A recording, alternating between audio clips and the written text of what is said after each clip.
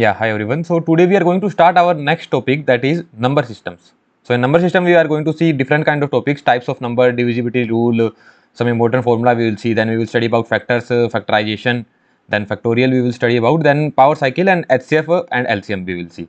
So one by one we will see. And number system is one of the finest topic of aptitude. Like people say that we have studied these kind of topics in our elementary class as well. In 7th 8th class we have studied. Why do we need to study? But once watch the lecture, you can watch it on 2x, you can watch it by skipping some part, whatever that you know you can skip that part, but watch this lecture because you will get to learn a lot of new things and a lot of new perspective as well. So start watching, watch from the beginning, you can cover it up very quickly. Okay, so first we will start with the types of number. From very basics we are starting. What type of numbers are there? So I hope you must have seen these kind of numbers: natural number, whole number. So there is a term, this term is known as news kursi. Okay, you can remember is this as news kursi. News kursi. Kursi means chair. So there is a guy who is reading the news sitting on the chair. So you can remember this term news kursi. So n stands for natural number.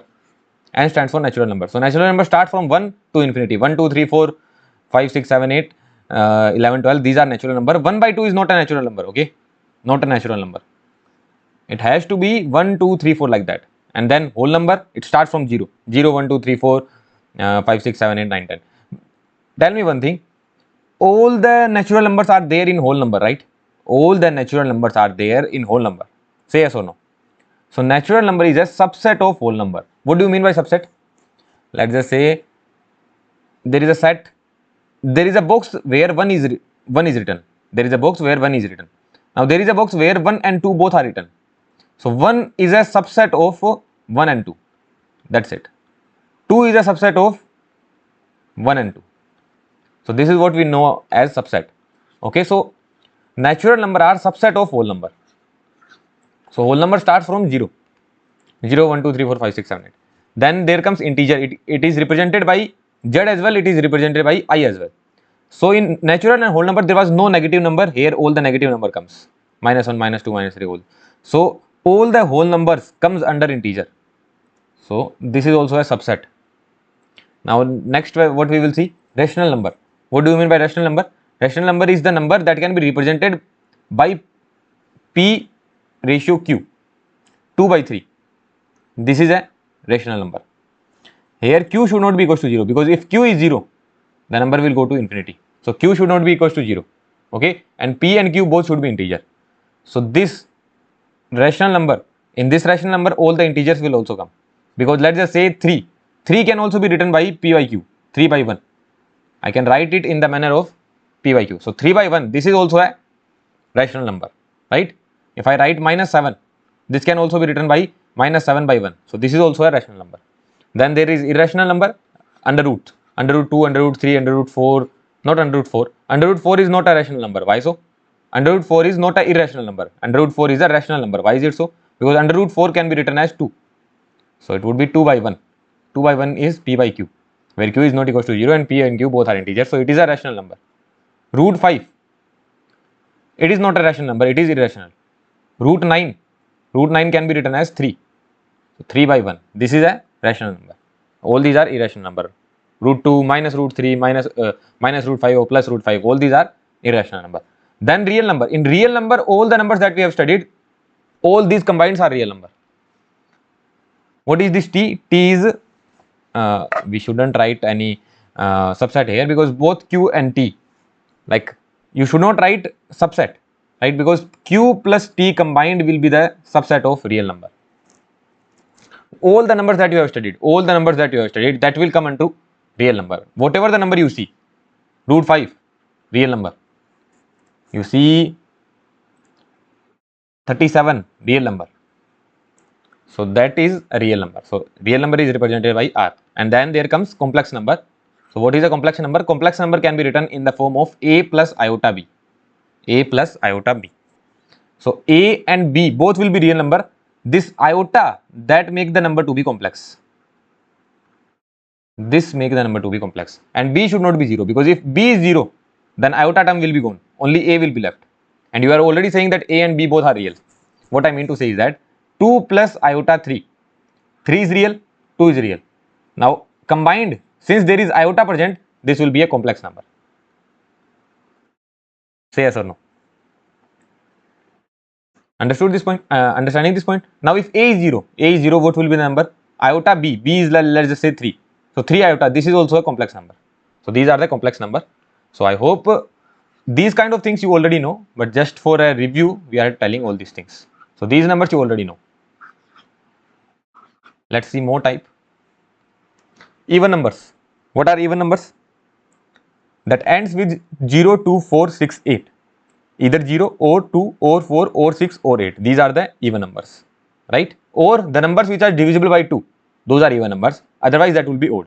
1 is odd number, 2 is even, 3 is odd, 4 is even, 5 is odd, 6 is even, 7 is odd, 8 is even, 9 is odd, 10 is even, 11 is odd, 12 is even. So numbers which are divisible by 2, those are even. Otherwise the rest of the number will be odd, right? It can be negative as well. -5, -7, it can be negative as well. It can, there also minus sign can come. So these are even and odd number. Now this is the important part. Look, many people will say that, sir, we do not need to remember it, that even plus even is even. We can take example and check it. Like even plus even will be even. Let's just say 2 is even, 4 is even. 2 plus 4 is equals to 6, that is even. Right? Even plus odd will be odd. What is even? Even is 2. Odd is 3. 2 plus 3, 5, that is odd. You can check all these things. Even minus even. Even is 4. 2 is also even. So that will be equals to 2. Even minus even is even.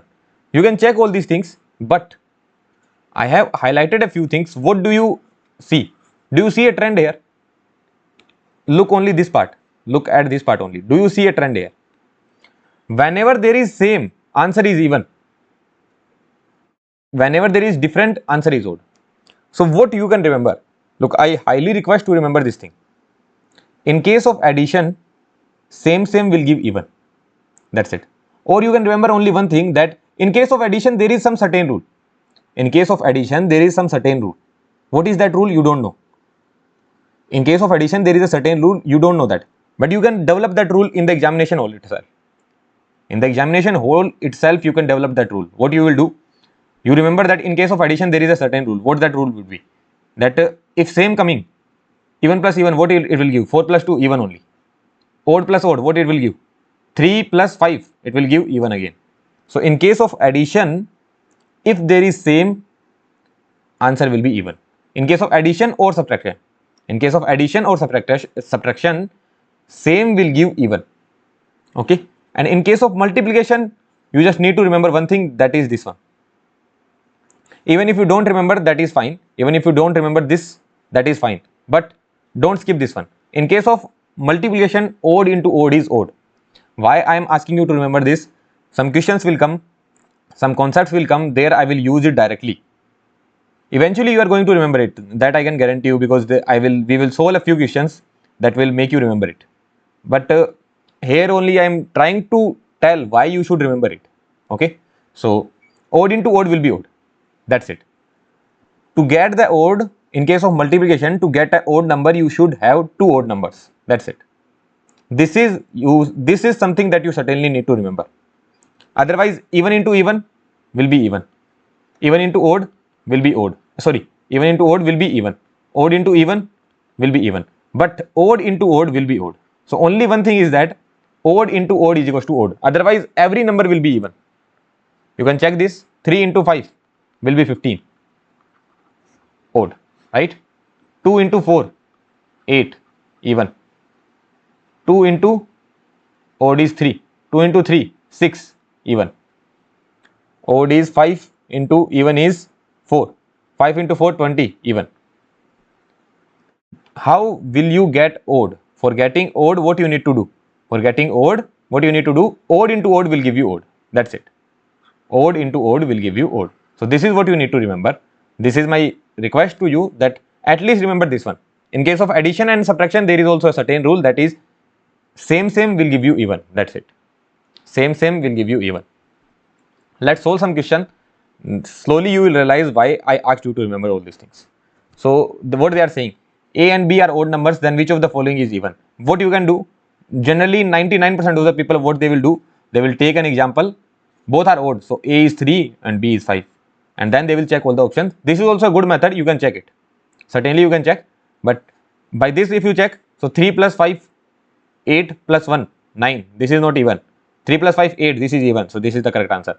3 into 5, 15. This is not a correct answer. 3 into 5, 15 plus 2. This is also not a correct answer because you are finding even. What you are finding even. Also, how I would have solved it? A and B both are odd. So A plus B, odd plus odd will give me even. Even plus 1 will be odd. Why even plus 1 will be odd? Because let's just say 2 is even plus 1 odd. Because what you start from 1, 2, 3, 4, 5, 6 like that. So first number is odd, then even, then again odd, then again even, then again odd, then again even, odd, even. So odd, even are alternative, right? So if you add 1, you will get odd, and if you add 2, you will get even. If you add 1, you will get odd. If you get 2, you will get even. So in odd number, if you add 1, you will get even. In odd number, if you add 1, you will get even. In odd number, if you add 2, you will get odd only. Plus 1, plus 2. Plus 1, plus 2. Very simple concept. Even plus 1 is odd. Even plus 2 is even. Odd plus 1 is even. Odd plus 2 is odd. Very simple. Now, A and B both are odd. So odd plus odd, what that will be? In case of addition, same will give me even. Odd plus odd is even. That's it. Odd into odd is odd. A, B. A and B both are odd. So odd into odd is equals to odd. What about this? Odd into odd will be odd, plus 2 will be equals to odd. Right? This you need to remember. Odd into odd is odd. And this power as well. Like, let's just say there is an even number. Any power of even number will be even only. And any power of odd number will be odd only. 27. So this also you need to remember. Power of even will be even, power of odd will be odd. Basically it is even into even into even into even and so on. So even into even will give you even. Then even into even, again it will give you even. So eventually you are going to get even only. Any power of even will be even, any power of odd will be odd. Well and good. Let's see the next question now. Let me give you a conclusion what you need to remember. One thing only you need to remember, odd into odd is odd. This is the most important thing. Very important thing. I will say very important. Even if you don't remember this, it is fine. You can derive it in the examination. But I don't want you to think in that manner. Odd into odd will be what? Odd into even will be what? Odd into odd is odd. That's it. Otherwise, all will be even. And any power of even will be even. Any power of odd will be odd. In case of addition and subtraction, there is a certain rule. What is that rule? Even if you forget, that is fine. But what is that rule? In case of addition and subtraction, same will give you even. That's it. 3 minus 2 will be odd because they are different. Same will give you even. 3 minus 1 is equals to 2. That is even. So same will give you even. Now see this question. A and B both are integers. This is odd. They are saying this is odd. Then these are the options. Okay. Now if these kind of questions come in the examination, what you will do? You will take the values. It will take a lot of time. And you might miss some case. You might end up missing some cases. Because they are saying this is odd. So how many examples you will take? Let's just say you are taking A equals to 1 and B equals to 2. B equals to 2. You take A equals to 1 and B equals to 2. This is odd, right? This is odd. A is 1 and B is equals to 2. B 2 to the power 3 will be 8. 8 into 1 and 9. Yeah. So this is what you are getting. A is odd and B is even. Luckily this answer is correct. But what if I had taken A is equals to 2? Okay. A is equals to 2. 4. And then I need to make it odd, no? So if even, then I need to make it odd. 4 into, I need to make it odd. So even into what will give me odd? Nothing. So that is not even possible. If you take A equals to 2, there can be no value of B which will make this one odd. Let's understand this. Let's understand this question without taking an example. You can take, certainly you can take example, but without taking example, what you will do? What they are saying, A plus A square B cube is odd, right? This is odd, what they are saying. How you can get odd? Tell me one thing, how you can get odd?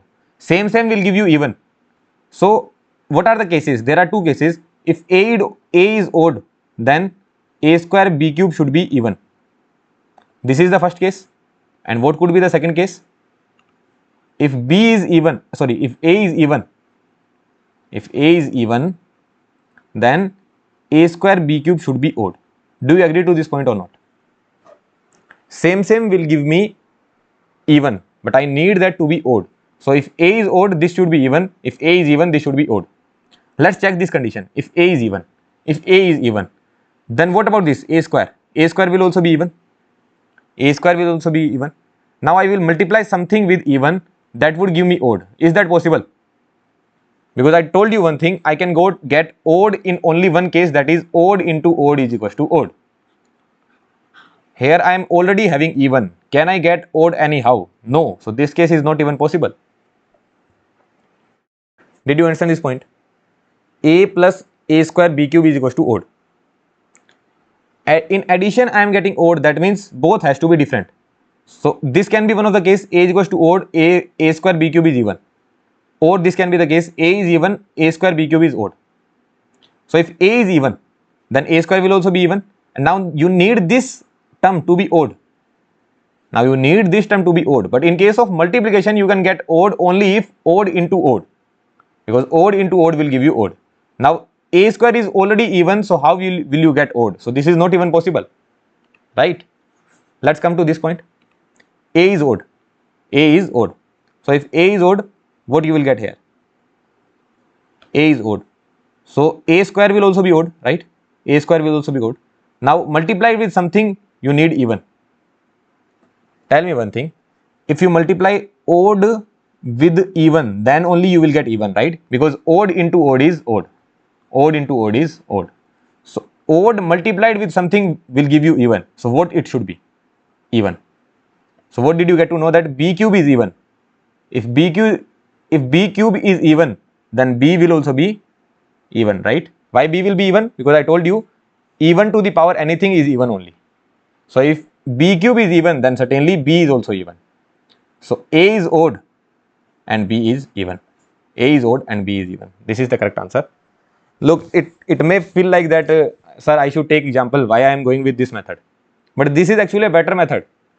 Only you need to remember two things. In case of addition and subtraction, same will give you even. Even if you forget this rule, you can derive it in the examination. And in case of multiplication, odd into odd is odd. This is what you need to remember. Odd into odd is odd. That's it. This is the very important thing. Odd into odd is odd. I will again write it here. Odd into odd is equals to odd. That's it. Okay. So this is what you need to remember. So here we can solve this problem that if A is odd, I need this number to be even. So if you need this number to be even, A square will certainly be odd. If you need it to be even, you cannot do odd into odd, because odd into odd will give you odd. So it has to be even. So B cube is even. So B has to be even only. Well and good. Let's solve this problem. If A and B both are integers, A minus B is even, then which of the following must be even? Now these are good questions. You can take example and try solving it. You may mess it up. Somewhere you may mess it up. So that's why I tell you to go with the conventional approach that I have shown. That is that A minus B is even. What are the possible cases? Same will give you even. In case of addition and subtraction, same will give you even. Let's try solving it with an example. Okay, let's try solving it with an example. Let's take A equals to 4 and B equals to 2. Which of the following must always be even? Always. Okay. So I am taking 4 into 2. What I am getting? 8. This is an even. Shall I tick on this? It's not necessary this is the correct answer. Okay. You should have a patience. You should have some patience. Why is it so? This is not the correct answer. We will check it. Okay. What you will get here? 4 square is 16. 2 square is 4, 21. This you can eradicate. What you will get here? 4 square is 16 plus 2, 18 plus 1, 19. This also you can eradicate. What you will get here? 4 into 2, 8 minus 2, 6. This is also even. So two options you are getting, A and D. Will you click on both? If it is a MSQ, will you click on both? No, both are not correct. Why is it so? Because if A minus B is even, then there can be two cases, because same will give you even. There can be two cases. What are those cases? That A is even and B is even, and the next case would be A is odd and B is odd. Two cases are possible. Are you getting this point? So if I take this case, A is even, B is even. So even into even will give me even, right? Even into even will give me even, and I am getting even here. Even into even will give me even. Even minus even will give me even. So as per this case, I am getting two answers, that is option A and option D. But as per this case, what you are getting? If A is odd and B is odd, what you will get? Odd. Say yes or no. If A is odd and B is odd, odd into odd will give you odd. So this will give you odd. If A is odd and B is odd, this will give you odd. These are already eradicated, or you can check as well. Odd square will be odd. Odd plus 1 will be even. Sorry. Odd square will be odd. Odd plus odd. Odd plus odd. Same will give you even. Plus 1 will give you odd. What about this? Odd square will be odd. Plus B is also odd plus 1. Odd plus odd will give you, same will give you even. Even plus 1 will be odd. So these are odd only. What about this one? Odd into odd. Odd minus B. B is what? B is also odd. Odd minus odd. Same will give you even. That's it. Same will give you even. In case of addition and subtraction, same will give you even. And one thing I need to remember, that is odd into odd is odd. So here you will certainly get even. So in this case, only correct answer is D. So what is your correct answer? Correct answer is D. You don't know whether A is even or B is even. You know one thing, that is A minus B is even. You are not sure about A and B individually. You know one thing, that A minus B is even. Now A can be even and B can be even, or A can be odd and B can be odd. It cannot happen that A is even and B is odd. It cannot happen. Why is that so? Because even minus odd will give you odd. Different will give you odd. Even minus odd will give you odd. If A minus B is even, that means both has to be same. A and B both even, or A and B both odd. These are the cases, okay? A and B both odd. So if I take these conditions, I get to know that my A, B, C all are wrong, only D is correct. So taking examples sometimes can be risky, because you might not be taking all the possible cases. You need to take all the possible cases. For that, this is the best way, that we remember only two things, that is, in case of addition and subtraction, same will give me even. In case of addition and subtraction, even plus even will give me even, even minus even will give me even, odd minus odd will give me even, and odd plus odd will give me even. Same will give me even. And in case of multiplication, I remember only one thing, that is odd into odd is odd, and odd, any power of odd will be odd, any power of even will be even. That's it. These are the things I need to remember. With that, I will be able to proceed in the question very quickly. Right? Well and good. Okay then. So yeah, D is the correct answer. I can remove these things.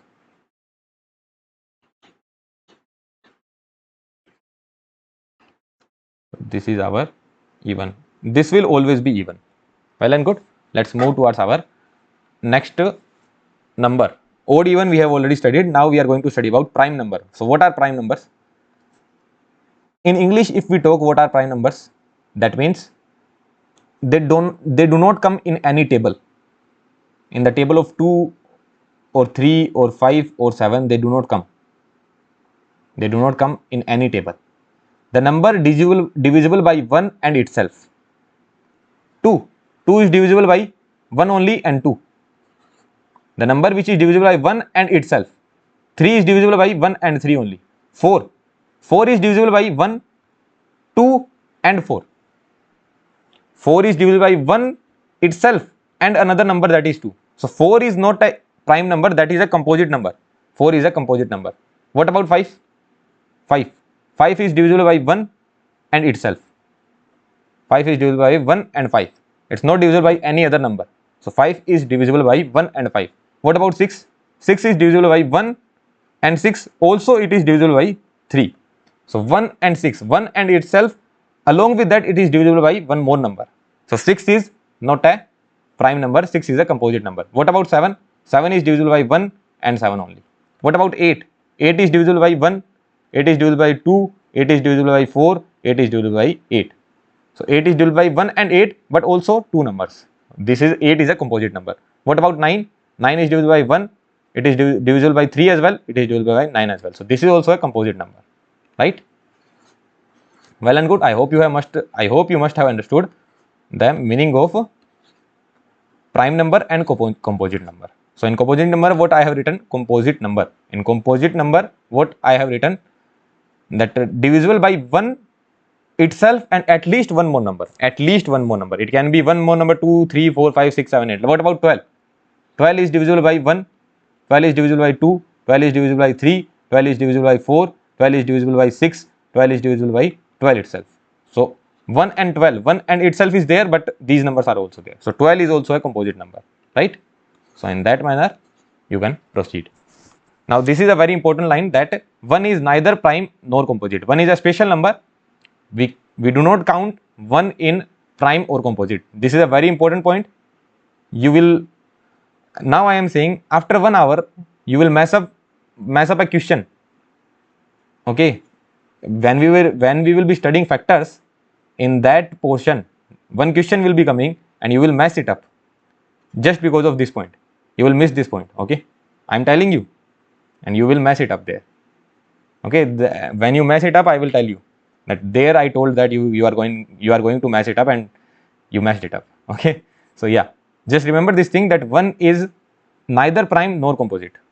Neither prime nor composite.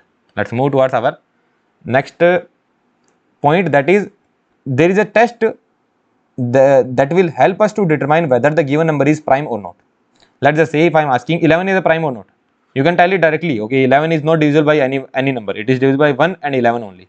So 11 is a prime number. What if the number is too large? 173. There might be any number which will divide 173, right? 319. 2 does not divide 319. 3 does not divide it. 4 also does not divide it. 5 also does not divide it. 6 also does not divide it. So you cannot keep on checking, right? There can be some number which will divide it. So you cannot keep on checking like that. It will take a lot of time. So how do we determine it? So we will read it later on. What we need to do?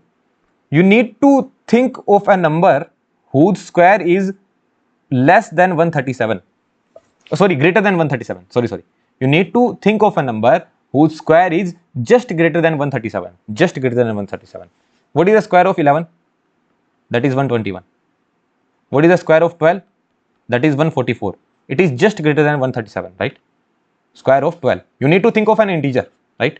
So what I am writing, this is the first one. The 12 square is greater than 137. Now the numbers which are lesser than 12, the prime numbers which are lesser than 12, prime number less than 12. What all are the prime number less than 12? 1 is a prime number. Sorry, 1 is not a prime number. 2 is a prime number. 3 is a prime number. 5 is a prime number. 7 is a prime number. 8, 9, 10, 11 is a prime number. That's it. Prime numbers which are lesser than 12. 2, 3, 5, 7, 11. Now you need to check if 137 is divided by 2. 137 is divided by 2. No. 137 is divided by 3. No. 137 is divided by 5. No. 137 is divided by 7. 7 ones are 7. No, it is not divided by by 7 as well. 137 is divided by 11. No. All no. What we need to do? First we need to check. First we need to take a number whose square is just greater than 137. So here we go to know that is 12. So lesser than 12, how many prime numbers are there? 1, 2, 3, 5, 7, 11. Then you need to divide 137 by all these numbers. 137 by 2, 137 by 3, 137 by 5, 137 by 7 and 137 by 11. None is divisible. None is divisible. Okay. Neither 2, neither 3, neither 5, neither 7, neither 11. Okay. So that means it is a prime number. That means it is a prime number. So 137 is a prime number. If 137 was divisible by any of these number, if 137 was divisible by any of these number 2, 3, 5, 7, 11, then we would have said that it is a composite number, but it is not divisible, that means it is a prime number. So this is the method to check. Okay, let's check with the second one. 173. 173. 173. Think of a number whose square is just greater than 173. What that number would be? 15 square is 225. 14 square is 13 square is 14. 14. That would be 14. 14 square is, what is 14 square? 196. So 14 square is 196. 14 square is 196. So prime numbers which are less than 14.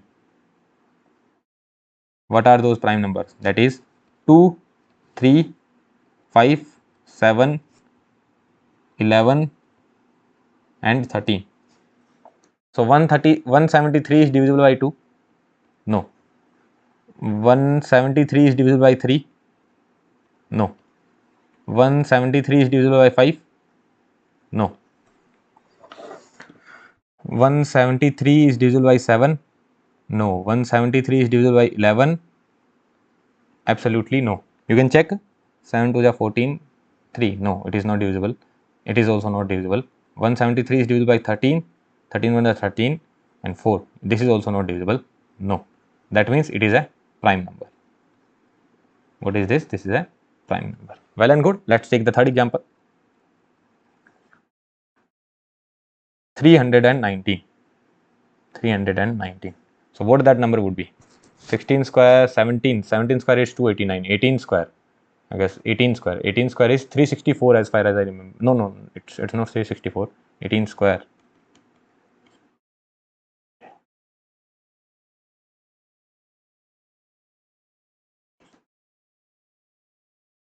Yeah, it is 364 only. Am I doing it correct? It is 324, sorry. 324. 18 square is 324. So 18 is just greater than, 18 square is just greater than 319. So prime number lesser than 18.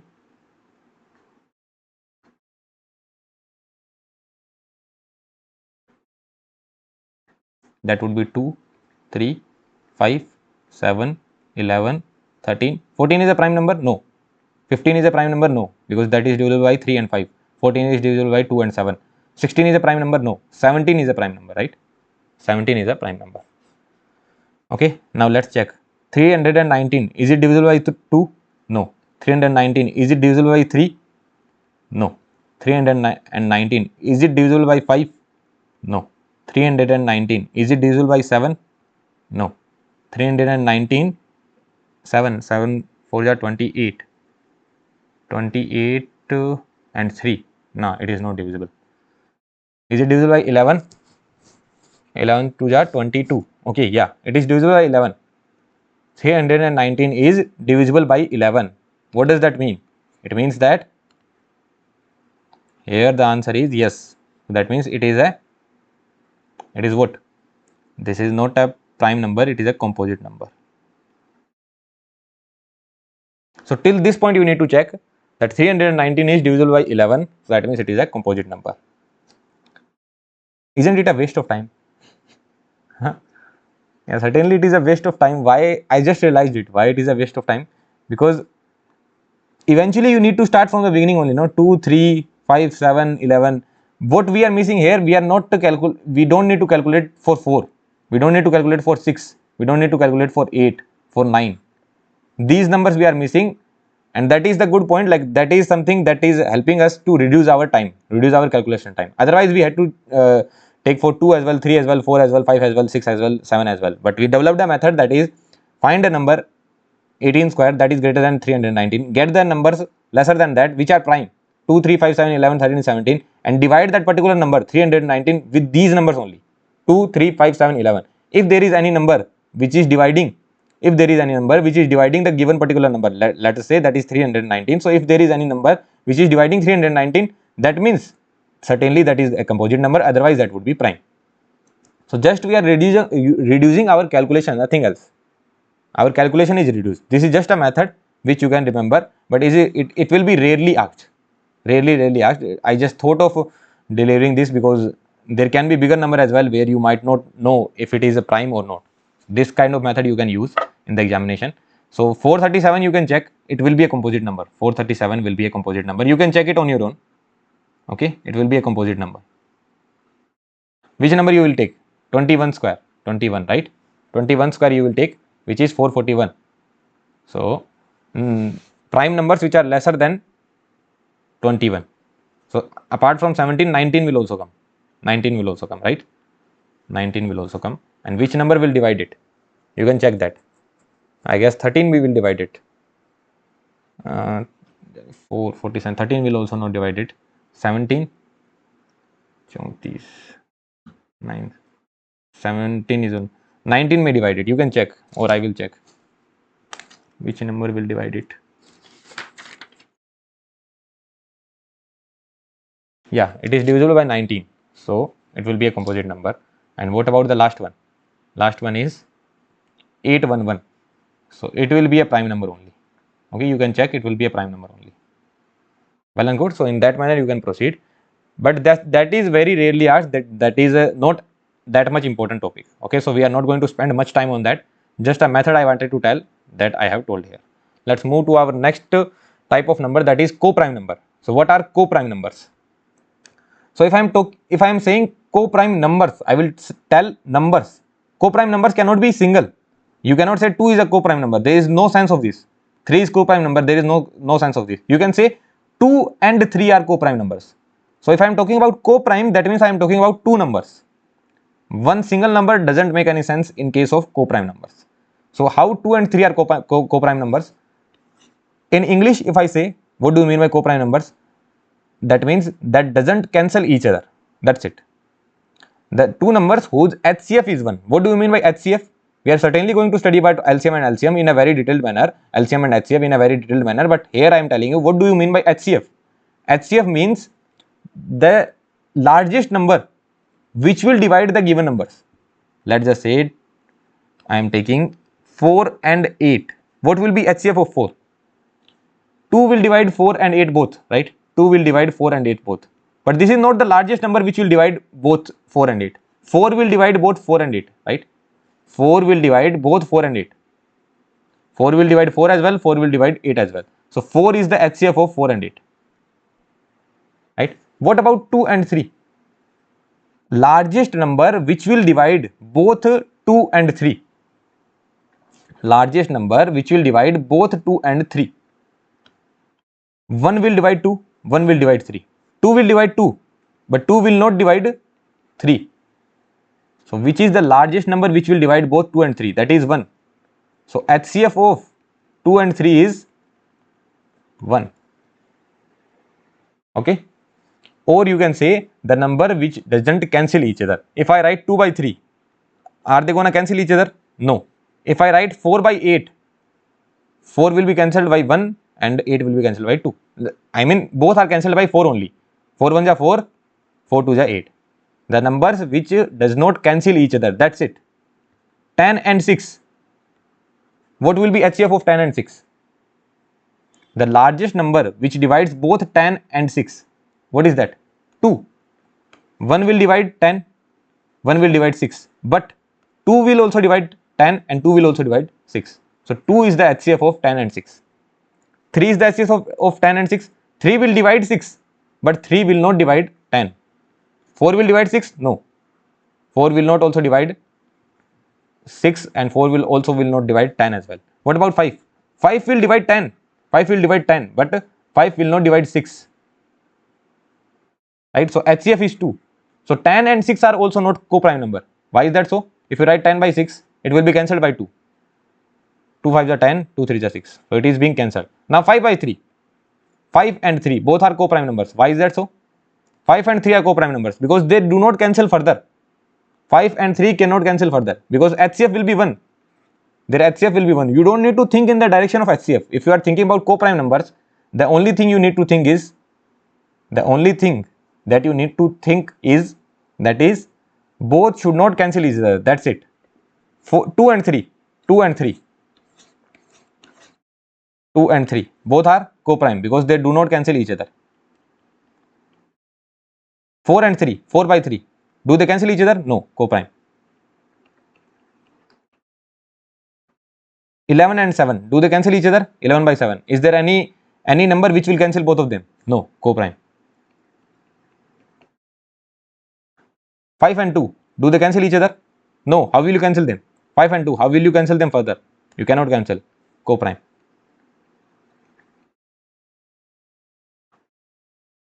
4 and 2. 2 and 2 by 4. It will be cancelled. 1 by 2. So they cancel each other. So it is not a co-prime number. Not a co-prime number. Not a co-prime number. 16 and 10. 16 and 10. 16 by 10. It will be cancelled. Cancelled by 5. No, sorry. Cancelled by 2 only. 8 by 5. Right? It will be cancelled by 2 only. 2 8 is 16, 2 5 is 10. So it is being cancelled. So not a co-prime number. Not co-prime numbers. So 16 and 10 are not co-prime numbers. Right? 1 and 2. Are they co-prime number? 1 and 2. Yeah, they are co-prime. 1 and 2 are co-prime because they do not cancel. 1 and 2. 1 and 2. Can you cancel them further? No, you cannot cancel them further. So these are co-prime numbers. Well and good. Understood? Let's move to our next point. We will see the application of these kind of numbers in the upcoming part. In the upcoming part of the number system. Okay. Let's see some important formulas which we have studied in 8th 9th class.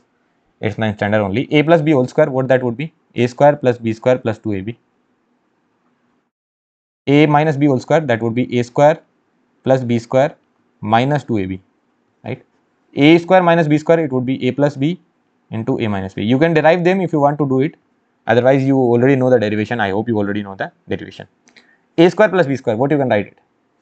Just subtract these two. Sorry. Just add these two. Add these two. Okay, I will connect the charger. Just a second. I will connect the charger. Yeah, so it is charging now. So what I was saying, a square plus b square. What you need to do? You just need to add these two. Just add them. A plus b whole square plus a minus b whole square. And then divide this number by 2. Divide this number by 2. Right?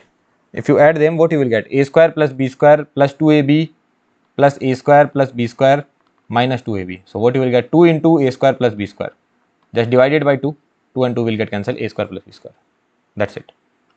A cube plus b cube. This is an important formula which you can remember.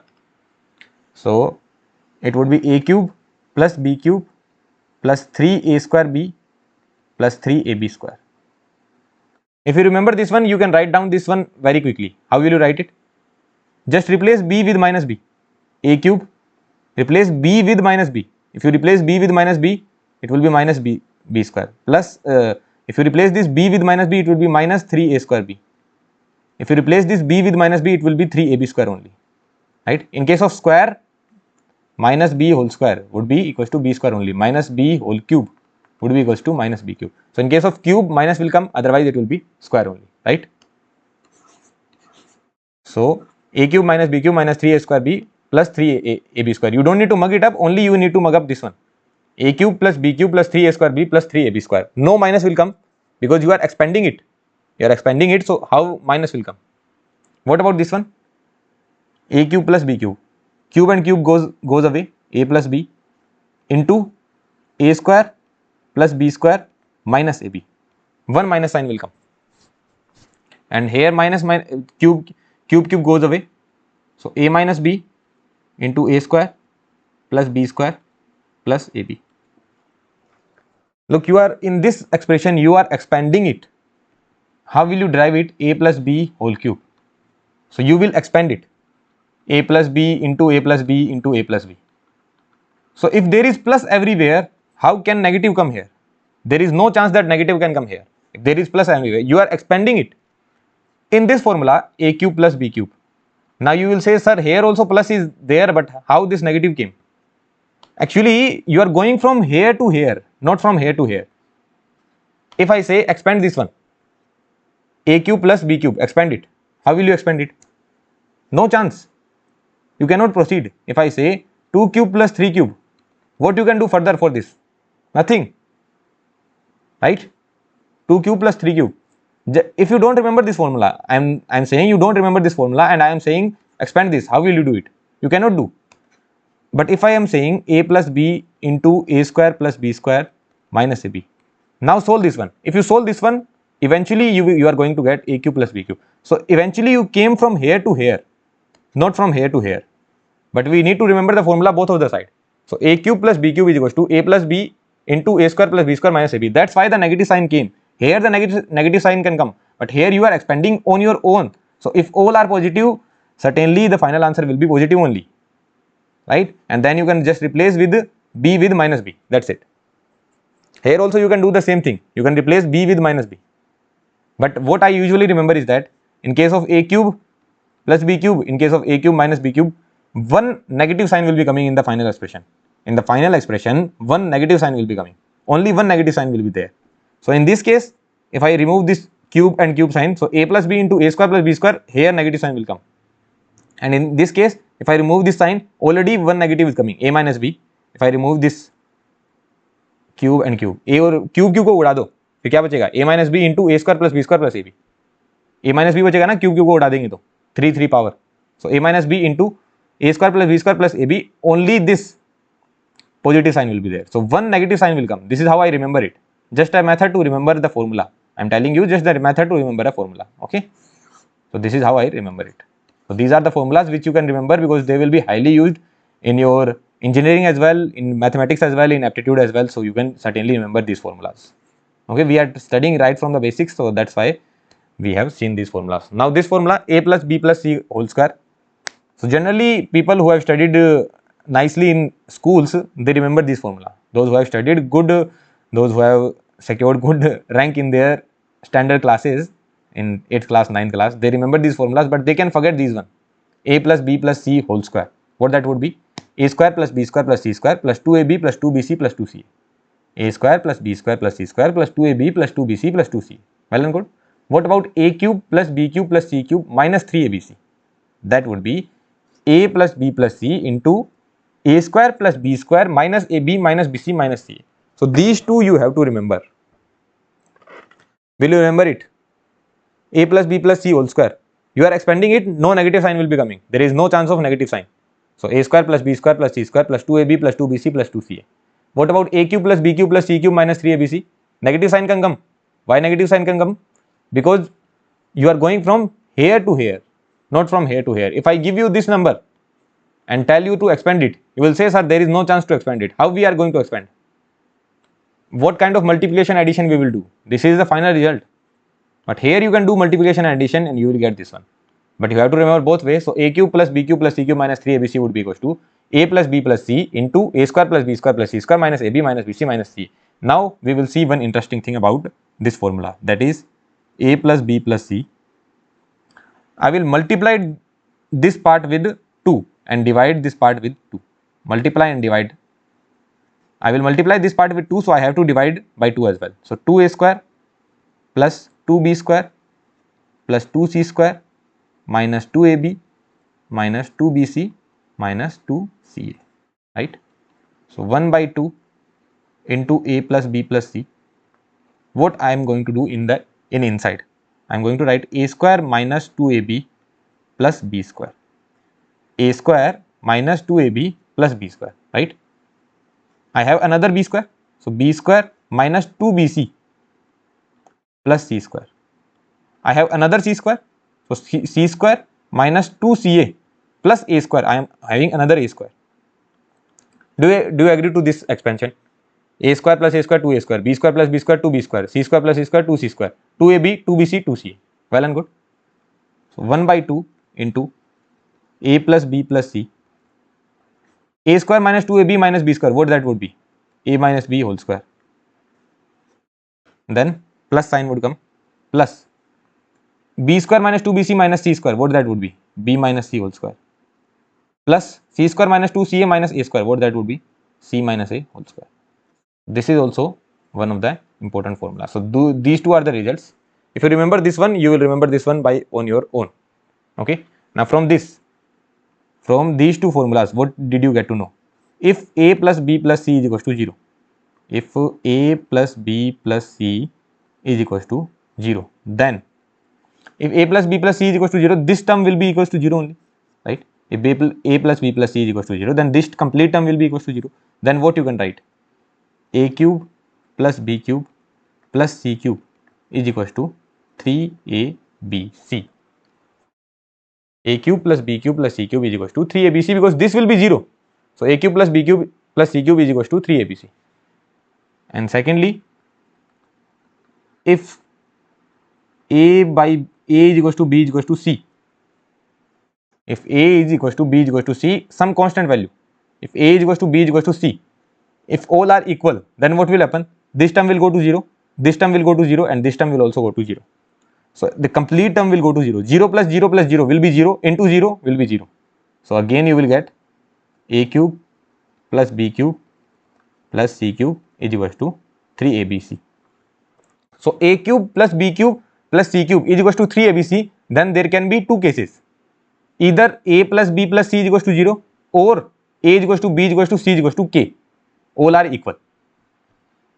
Are you getting this point? If a cube plus b cube plus c cube is equals to 3abc, then there can be 2 points. If a plus b is equals to a plus b plus c, a plus b plus c is 0, or a is equals to b is equals to c, that is equals to some constant value. So this is the conclusion which you need, which you can remember. Okay. So this was the important part. In this one, this was the important part. These two were the important formulas. These you already know. As far as I expect from you, I expect that you might already be knowing these formulas. So these are the new things that you have studied here. Okay. Let's see that divisibility test now.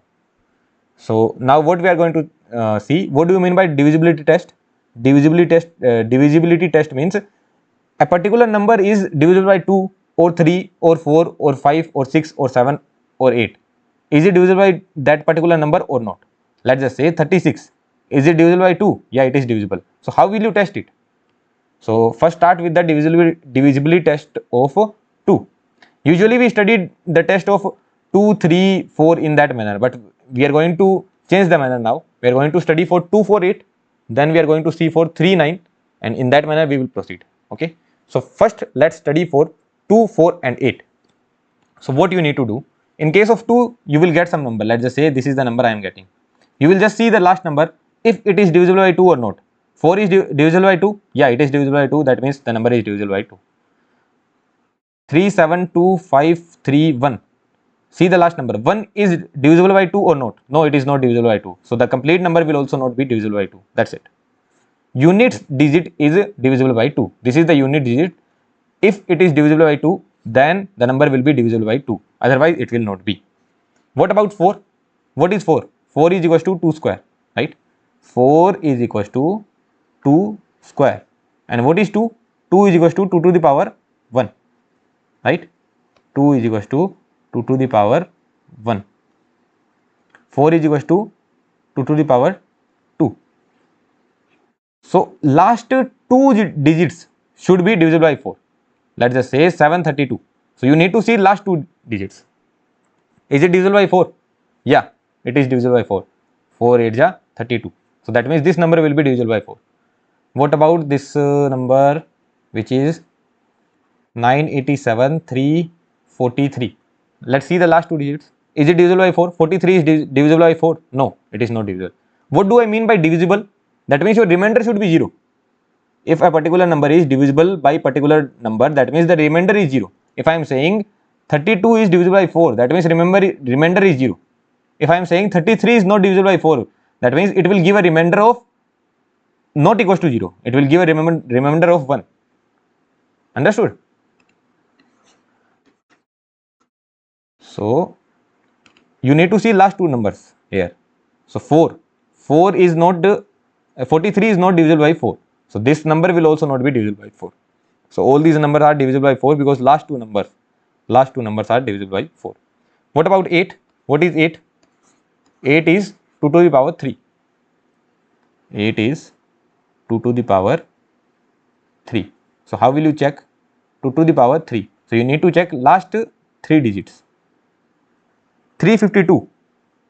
The number is 40, 74, 3, 8, any number can be there. You just need to take last three digits. 352, is it divisible by 8? 8 4 is 32, 8 4 is 32. Yeah, it is divisible by 8. That means this complete number is divisible by 8. What about this 22496? You just need to see last three digits, because 2 to the power 3. You just need to see last three digits. 496. Is it divisible by 8? 496 divided by 8. So 8 4 8 8 8 6 are 48. 8 2 are 16. So 62. So it is divisible by 8. So this complete number will be divisible by 8. What about this number? What about this number 473? 473. Is it divisible by 8? You need to see last three digits. Is it divisible by 8? 8 5 are 40. Then you are remaining with 73. So 8 9 are 72. Some point will come, some remainder will come. So it is not divisible by 8. Not divisible by 8. Right? So last three digits you need to see. Now if I say, let me know if a particular number is divisible by 16. So what you will do? Let me know if 732456. Over here you can write 32. I am asking if this number is divisible by 16. So what you will do? 16 is equals to 2 to the power 4.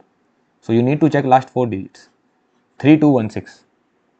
3216, you need to check last four digits, and you need to divide these last four digits with 16. If it is divisible, 32. Okay, and then 201. Yeah, it is divisible. That means this complete number is divisible by 16 as well. Say yes or no. Are you getting this point?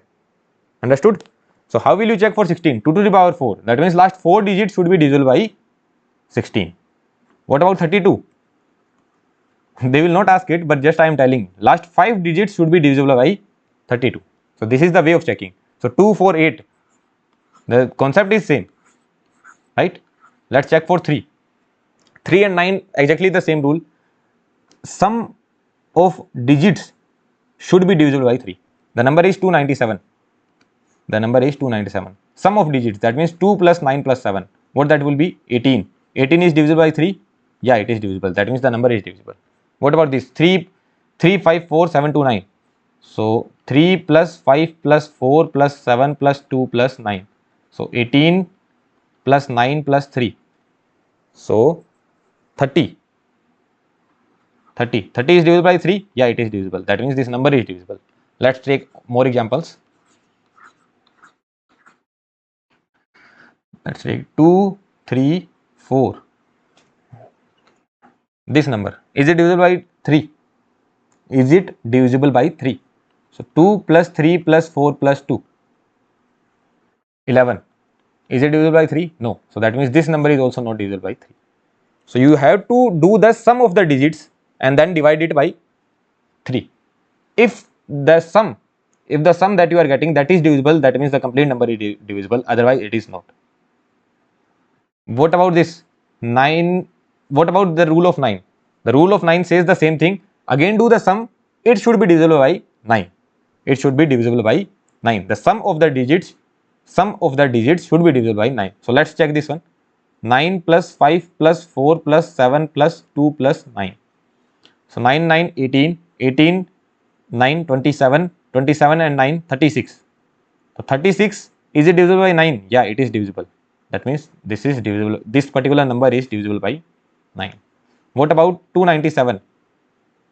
Add the numbers, what you will get? 18. Is it divisible by 9? Yeah, it is divisible. That means this particular number 297 will be divisible by 9. Are you getting this point? You have to sum that, you have to get the sum of the digits. Get the sum of the digits, divide that particular number by 9. If that is divisible, that means the complete number will be divisible. Let's take more example. Let's take this example only.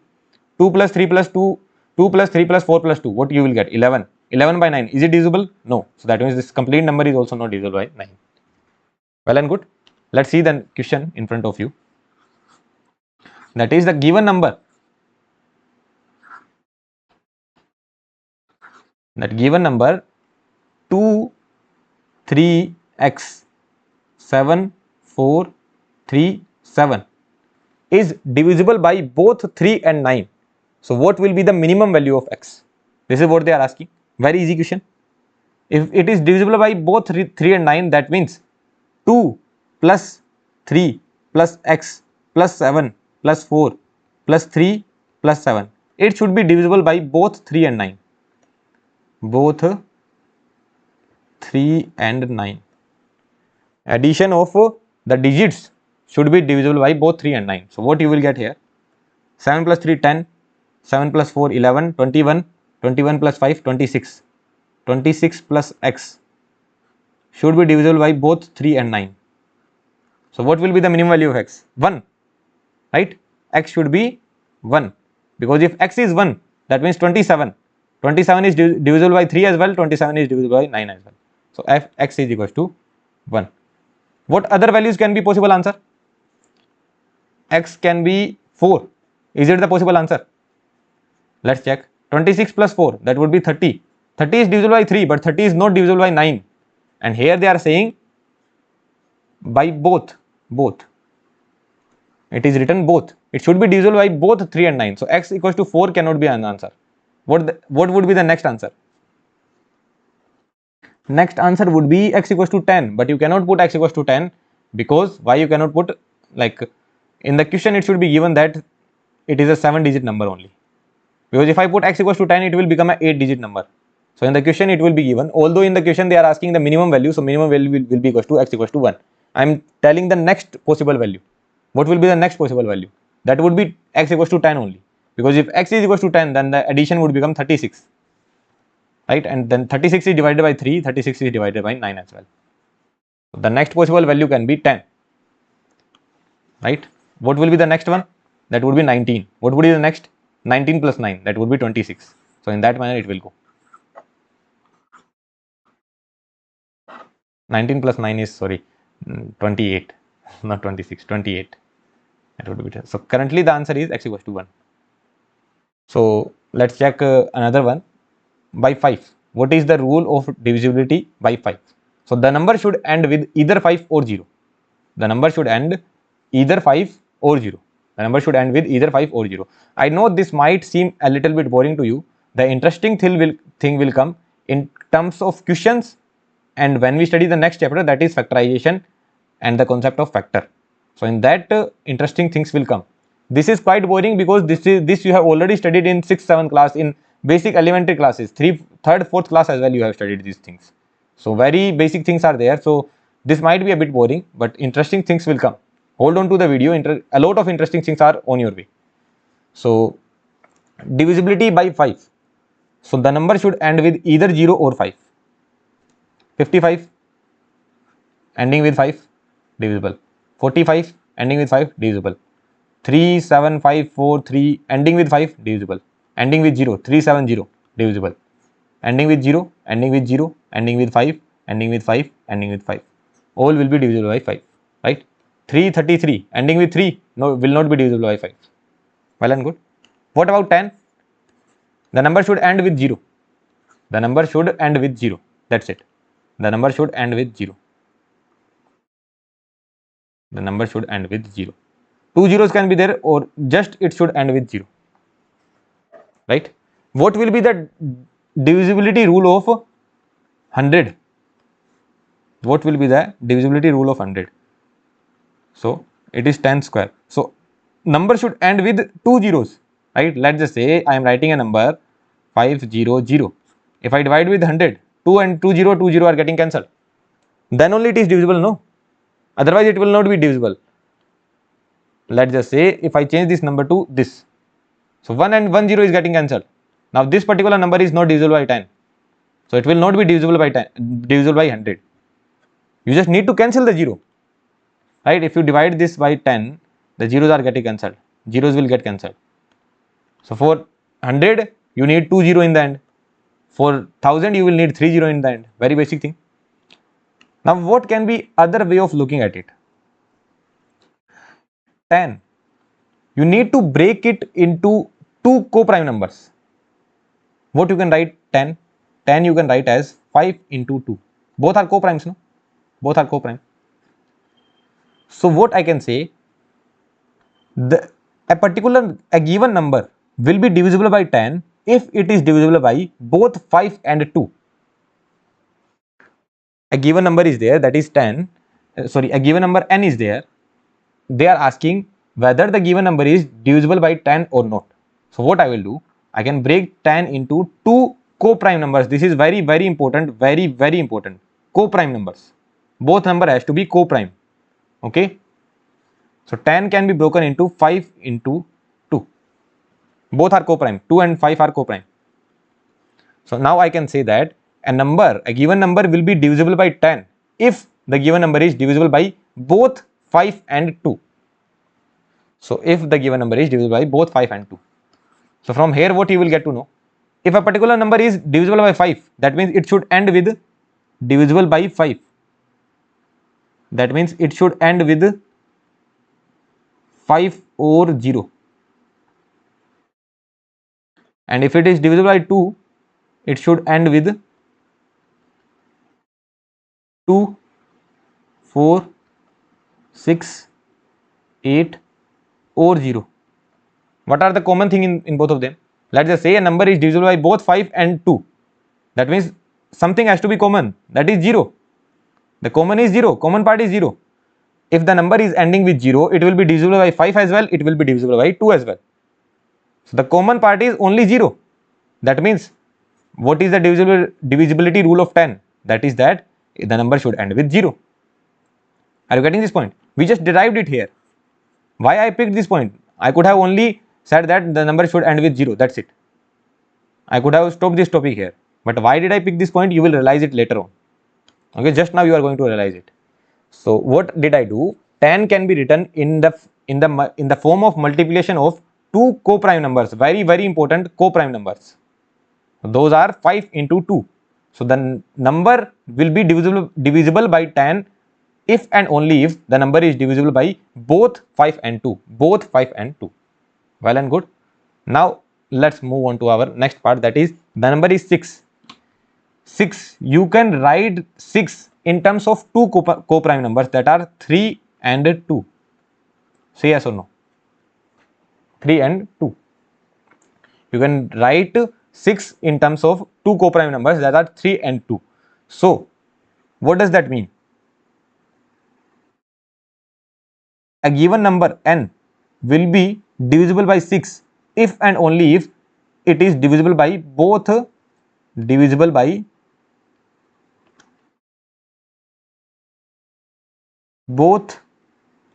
3 and 2. Okay. So if they are asking the given number is divisible by 6 or not, so what you will say? I will check whether the given number is divisible by 3 and 2 both. So the given example is 342. Is it divisible by 2? Yeah, it is divisible by 2. You can see it is divisible by 2. What about 3? Add these numbers. 3 plus 4, that will be 7 plus 2. 7 plus 2 will be 9. That means it is divisible by 3 as well. So it is divisible by both 3 and 2. So that is our desirable case. That means this complete number will be divisible by 6. What about the next number? That is 792, 432. Is it divisible by 2? Yeah, it is divisible by 2. What about 3? Is it divisible by 3? 7 plus 9 plus 2 plus 4 plus 3 plus 2. 9, 9, 9. 27. 27. Is it divisible by 3? Yeah, it is divisible by 3. That's it. 27 is divisible by 3. That means it is divisible by both 3 and 2. So this will be our desirable case. Let's check more example. 7, 8, 1. 3, 1. 3, 3, 2. Let's check this one. Is it divisible by 2? Yeah, it is divisible by 2. Is it divisible by 3? Let's check that out. 8 plus 8, 16. 16 plus 2, 18. 18 plus 3, 21. Oh, luckily it is divisible. Yeah, it is divisible. So let's change it to 2. Let's check this one. So is it divisible by 2? Yeah, it is divisible by 2. What about 3? 3 plus 2, 5. 5 plus 2, 7. 7 plus 7, 14. 14 plus 1, 15. 15 plus 8, 23. So 23 is divisible by 3? No. That means this number is divisible by 2, but it is not divisible by 3. That means the given number will not be divisible by 6. Say yes or no. Right? So this is how you need to check. For 6, it should be divisible by both 3 and 2. What about 15? 15. 15 can be written as 5 into 3. 5 into 3. Right? Both are co-prime. Both are co-prime. 5 and 3 both are co-prime. So divisible by both 5 and 3. The number should be divisible by both 5 and 3. Right? So this given number is divisible by 5. Certainly it is divisible by 5. You can check for 3 as well. Just add those number at 18. So it is divisible by 5 and 3. Both 5 and 3. So that is a good example. Okay. Let's move towards next one. 18. 18 can be written as 6 into 3. Can I say should be divisible by both 6 and 3? A given number is divisible by 18 if and only if then the given number is divisible by 6 as well and the given number is divisible by 3 as well. Is this statement correct? Wrong. Why is that so? Because I told you these two numbers has to be co-prime. 6 and 3 are co-prime. No, they cancel each other. 6 and 3 are not co-prime. So you have to find two co-prime numbers whose multiplication is 18. What can be those two co-prime numbers? You have to find two co-prime numbers whose multiplication is 18. Those will be 9 and 2. So this is wrong. 9 into 2. This is correct. Are you getting this point? So sometimes you can mess it up, that you will see a big number. Let's just say you see 24 and you will say, sir, 12 into 2. So number should be divisible by 2, number should be divisible by 12 and number should be divisible by 2. And that will be divisible by 24. Wrong. You have to write co-prime numbers. You should write 3 into 8. If a given number is divisible by 3 and divisible by 8, then certainly the given number will be divisible by 24. Let's check some example. Let's say take 36. 36 is divisible by 3, right? Or let's just say 36 is divisible by 6 and 36 is divisible by 4. So what you can say, what you will say, that 36 should be divisible by 6 into 4. That means 36 should be divisible by 24. But it is not. Why is that so? Why is that so? Because 6 and 4 are not co-prime numbers. Now let's take the example of co-prime number. If I say 36 is divisible by 9, that is correct. 36 is divisible by 2. That means certainly 36 will be divisible by 9 into 2. Why is that so? Because 9 and 2 are co-prime numbers. So 36 is divisible by 18. Yes, it is divisible, but this is not, because 6 and 4 are not co-prime numbers. So that's why I was focusing more on this point, that both numbers should be co-prime. So if I am writing the divisibility rule of 18, I can say that it should be 9 into 2, because 9 and 2 both are co-prime numbers. So if the given number is divisible by both 9 and 2, divisible by both 9 and 2,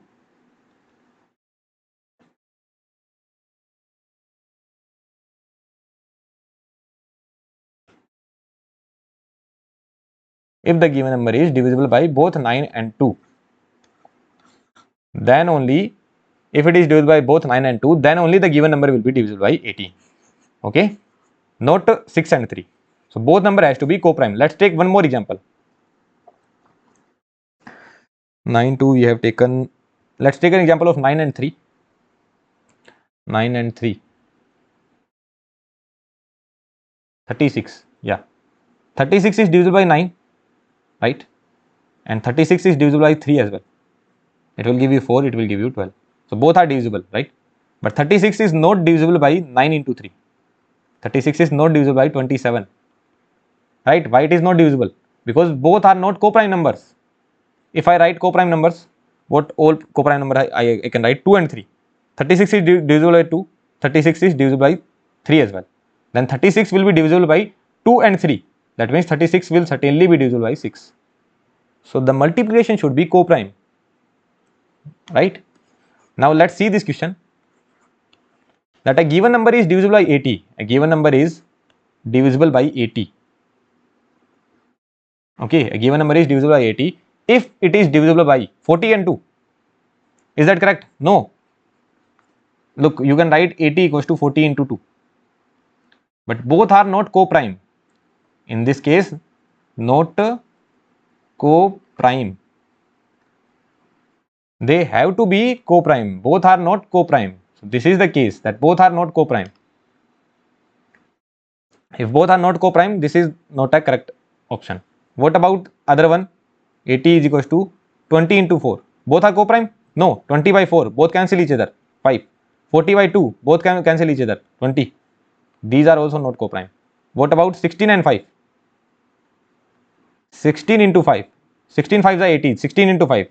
Both are co-prime, right? 16 and 5 does not cancel each other. From which table you will cancel it? 2. You cannot cancel 5. From 5 you cannot cancel 16. So they are not cancelling each other. If they are not cancelling each other, both 16 and 5 are co-prime numbers. So this is the correct option. These are wrong. Okay. You cannot say that if a number is given divisible by 20 and if a given number is divisible by 4, then certainly that number will be divisible by 80. You can take an example. Let's take an example of 40. 40 is divisible by 20. Yes. 40 is divisible by 4. Yes. 40 is divisible by 80. No. Right. Take another example. That could be 120. 120 is divisible by 40. Yes. 120 is divisible by 2. Yes. But 120 is divisible by 80. No. So these examples can be there. But you cannot find any example which will say that the particular number is divisible by 16, particular number is divisible by 5 and it is not divisible by 80. That example will not be there. Okay. So I hope you are understanding the point which I wanted to deliver here, that a number should be broken into two co-prime numbers, not in any number. Co-primes, both number has to be co-prime. Well and good. Let's solve a few questions now. Okay, divisibility rule of 11 you need to see, and divisibility rule of 7 and 13 you need to see. All these are not that important. I am telling you, these rules are not that important, because here you have to remember a lot of things. So these are not that important. So in 11, what you need to do, you can read the definition later on. What you need to do, you will start from here. You will add the numbers at odd places. You will add the numbers at odd places, and then you will add the numbers at even places. Add the numbers at even places, and then you will subtract them. So 7 plus 4, 7 plus 4 plus 3 plus 9 minus 1 plus 5 plus 4 plus 2. So what you will get, this will be 11 and this will be 11 and 11, 22. 22 minus 11 would be equals to 11. Now this particular number, is it divisible by 11? Yeah, it is divisible by 11. That means this given number is divisible by 11. That's it. Add, this you need to do. 2 plus 8, 10, 10 plus 6, 16, 16 plus 7, 16 plus 7, what that would be? 16 plus 7 will be 23. So 23 minus 3 plus 2, 5, 5 plus 4, 9, 9 and 5, 14. What you are getting? 9. 9 is divisible by 11? No. That means this number is not divisible by 11. Like, it's not necessary that first you will write the addition of odd, then you will write the addition of even. You can interchange. Okay. 14 minus 23 you could do. Minus 9. Just a minus sign is there. That doesn't matter. In case of division, the negative sign will not matter, right? In case of division, negative sign will not matter. You can interchange as well. Here I added odd first and then later even. Here I added even first, then later odd. So you can interchange as well. Let me check if the addition is correct or not. 10, 16, 16 plus 7, 23. Okay. And 5 plus 4, 9, 9 plus 5, 14. Okay, right. 9 by 11, not divisible by 11. So this is the divisibility rule of 11, which is not that famous. But if you can remember it, you can remember it. But there is very high chance that you are going to forget it after 10 to 15 days. So you can write it in your short notes or wherever you write. But these kind of things that we usually forget. Also that odd into odd is equals to odd.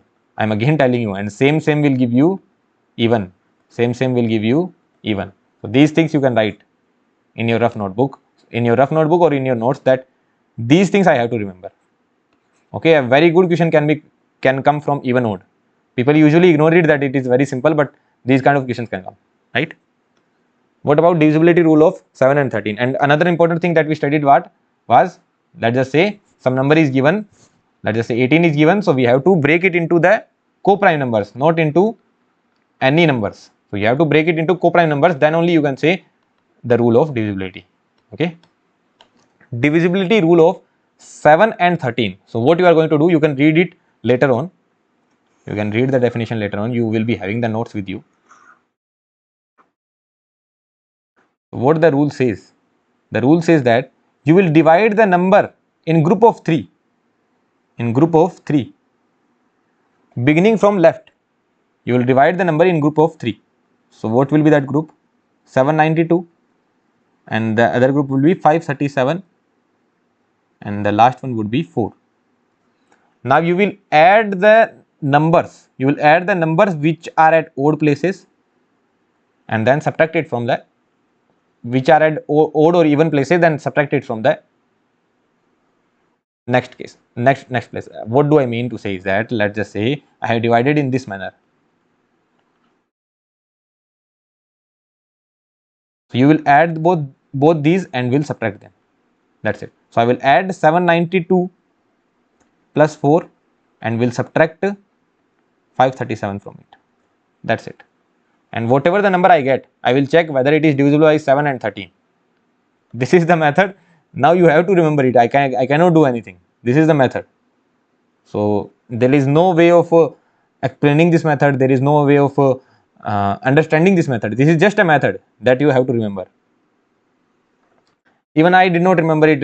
When I revised it, then only I remembered, okay, this was the method. So you cannot remember it for a longer time. But for now, if you are studying, you can remember it. 792 plus 4 minus 537. So this is the way that we need to do. And here what you would have done, what is this? 555, yeah.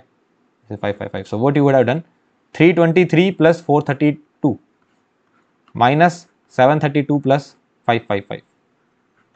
So even places addition, odd places addition, then subtraction.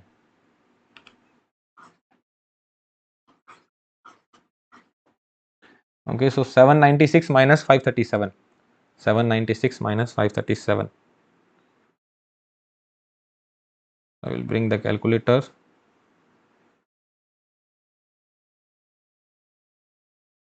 796 minus 537. So it will be 259. So 259, is it divisible by 7?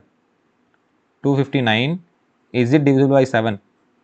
7 3 ja 21, 7 4 ja 7 7 ja 49. So it is divisible by 7. So and it is divisible by 13 or not? No, it is not divisible by 13, because 13 is 12. 129 is not divisible by 13. So it is not divisible by 13. So the given number, this given number is divisible by 7, but not divisible by 13. Both have the same rule. Both have the exactly same rule. Not divisible by 13. The same rule is there. So this number is divisible by 7 but not 13. What about this one? You will break it into the part of 2. So this will be one group, this will be one group. You have to start from the left. So two groups will be there, that would be 597 and 332. So simply subtract 597 minus 332, because this is at even place, this is at odd place. Or you can say, if you call this one as 1, this place as 2. This is one place, this is 2 place. So this is at even place, this is at odd place, right? So you just need to subtract them. So it will be 5 3 2, 235. So 235 is divisible by 7 or not? No, it is not divisible.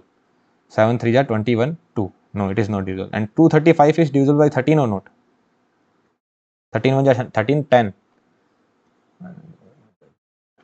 This is also not divisible. This is also not divisible. So the number is not divisible by both. Not divisible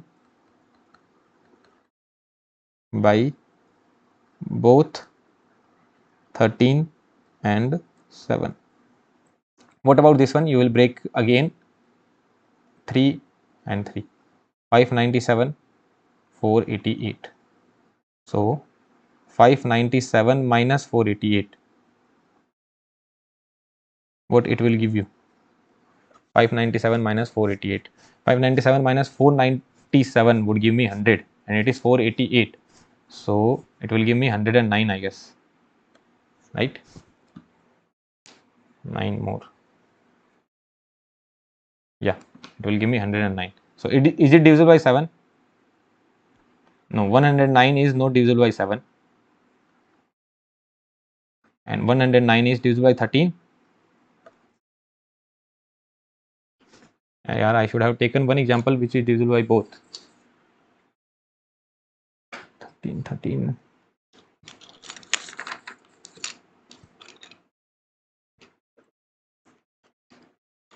So this is also again not divisible.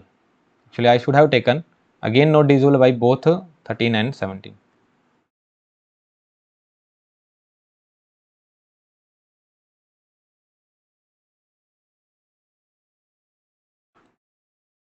I should have taken one example which is divisible by both. So let's take one more example. What we can do?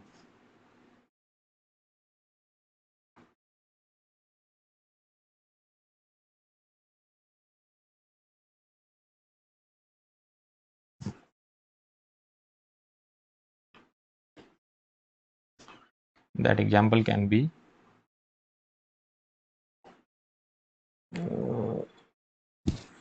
597, 488. 597, 488. So let's break it into two parts. That would be 597 and 488. So I can write 597 minus 488. What I will get? It is not 597. Again the same example I am taking. 579 is. Really sorry. 579. 579. 579 minus 488. It would be 91. 91 is divisible by 7 as well, and it is divisible by 13 as well. Right? It is divisible by 7 as well, it is divisible by 13 as well. So this number is divisible by both. Divisible by both 7 and 13. And if it is divisible by both 7 and 13, that means it is divisible by 91 as well. Right? Divisible by 91 as well. Why is that so? Because 91 is 7 into 13, and both are co-prime number as well. Both are co-prime. This is 91. Just one point I gave here, that it will be divisible by 91 as well. Well and good. Let's see few more questions. Let's see the next question. A 9 digit number, that is 985x3678y, is divisible by 72. This number is divisible by 72. This they are saying. Find the value of 4x minus 3y. This x you need to determine, this y you need to determine. 4x minus 3y. What you will do? The given number is 985 367 8y. 72. Do you remember the rule of 72? No, there is no rule of 72. So what you will do? You will break it into two co-prime numbers. So how will you break it? First, let's break it like in a crude manner. How can you break 72? What is coming into your mind? What is coming into my mind is 36 into 2. Let's just say this comes to my mind. 36 into 2. Both are co-prime numbers? Not at all. Sorry, both are co-prime numbers? Not at all. 36 and 2. Both are not co-prime numbers, right? Cancels each other. Then I will break it more. 18 into 4. Both are co-prime numbers? No, cancel each other. It will be cancelled by 2. It will also be cancelled by 2. 9 by 2. Again not co-prime. Then I will break it more. How will I break it? I will get 9 out of it, 9 into 8. What I am doing, I am just dividing by 2, 36 into 2, then divided this by 2, 18 into 4, then divided this by 2, 9 into 8. 9 into 8. Both are co-prime number, 9 by 8. Where will you cancel? You cannot cancel, right? So 9 and 8 both are co-prime numbers. Both are co-prime. Now if both are co-prime numbers, electricity went off. Okay, no problem. So if both are co-prime numbers, that means this number should be divisible by 9 and 8. The number should be divisible by 9 and 8. So should be divisible by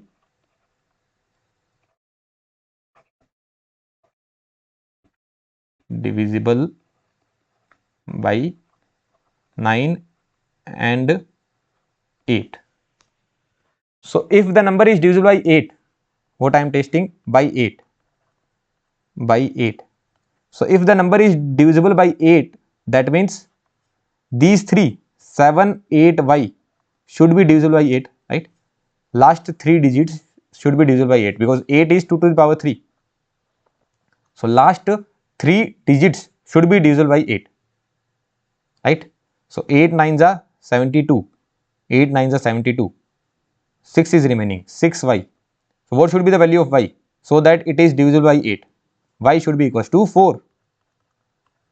Y should be equals to 4. Did you understand this point or not? If y is equals to 4, what will be the number? 784. And if you divide this with 8, so 8 nines are 72. What is remaining? 6. 6 into something y that we don't know. Then I read the table of 8. 8 1 is 8, 8 2 is 16.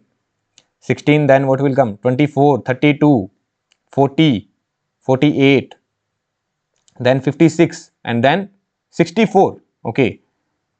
After 6, I need 4. So y has to be 4. That's it. If you divide 784 by 8, what you will get? 8 9s are 72, 8 8s are 64, 98 you will get. So last 3 digits should be divided by 8. And for that you need y to be equals to 4. For that you need y should be equals to 4. Right? So your answer of y is coming. Now, what is the next thing? By 9. So for by 9, what should happen? That sum of all the digits, 9 plus 8 plus 5 plus x plus 3 plus 6 plus 7 plus 8 plus 4. This should be divisible by 9. This should be divisible by 9. Let's add them up. 17 plus 5.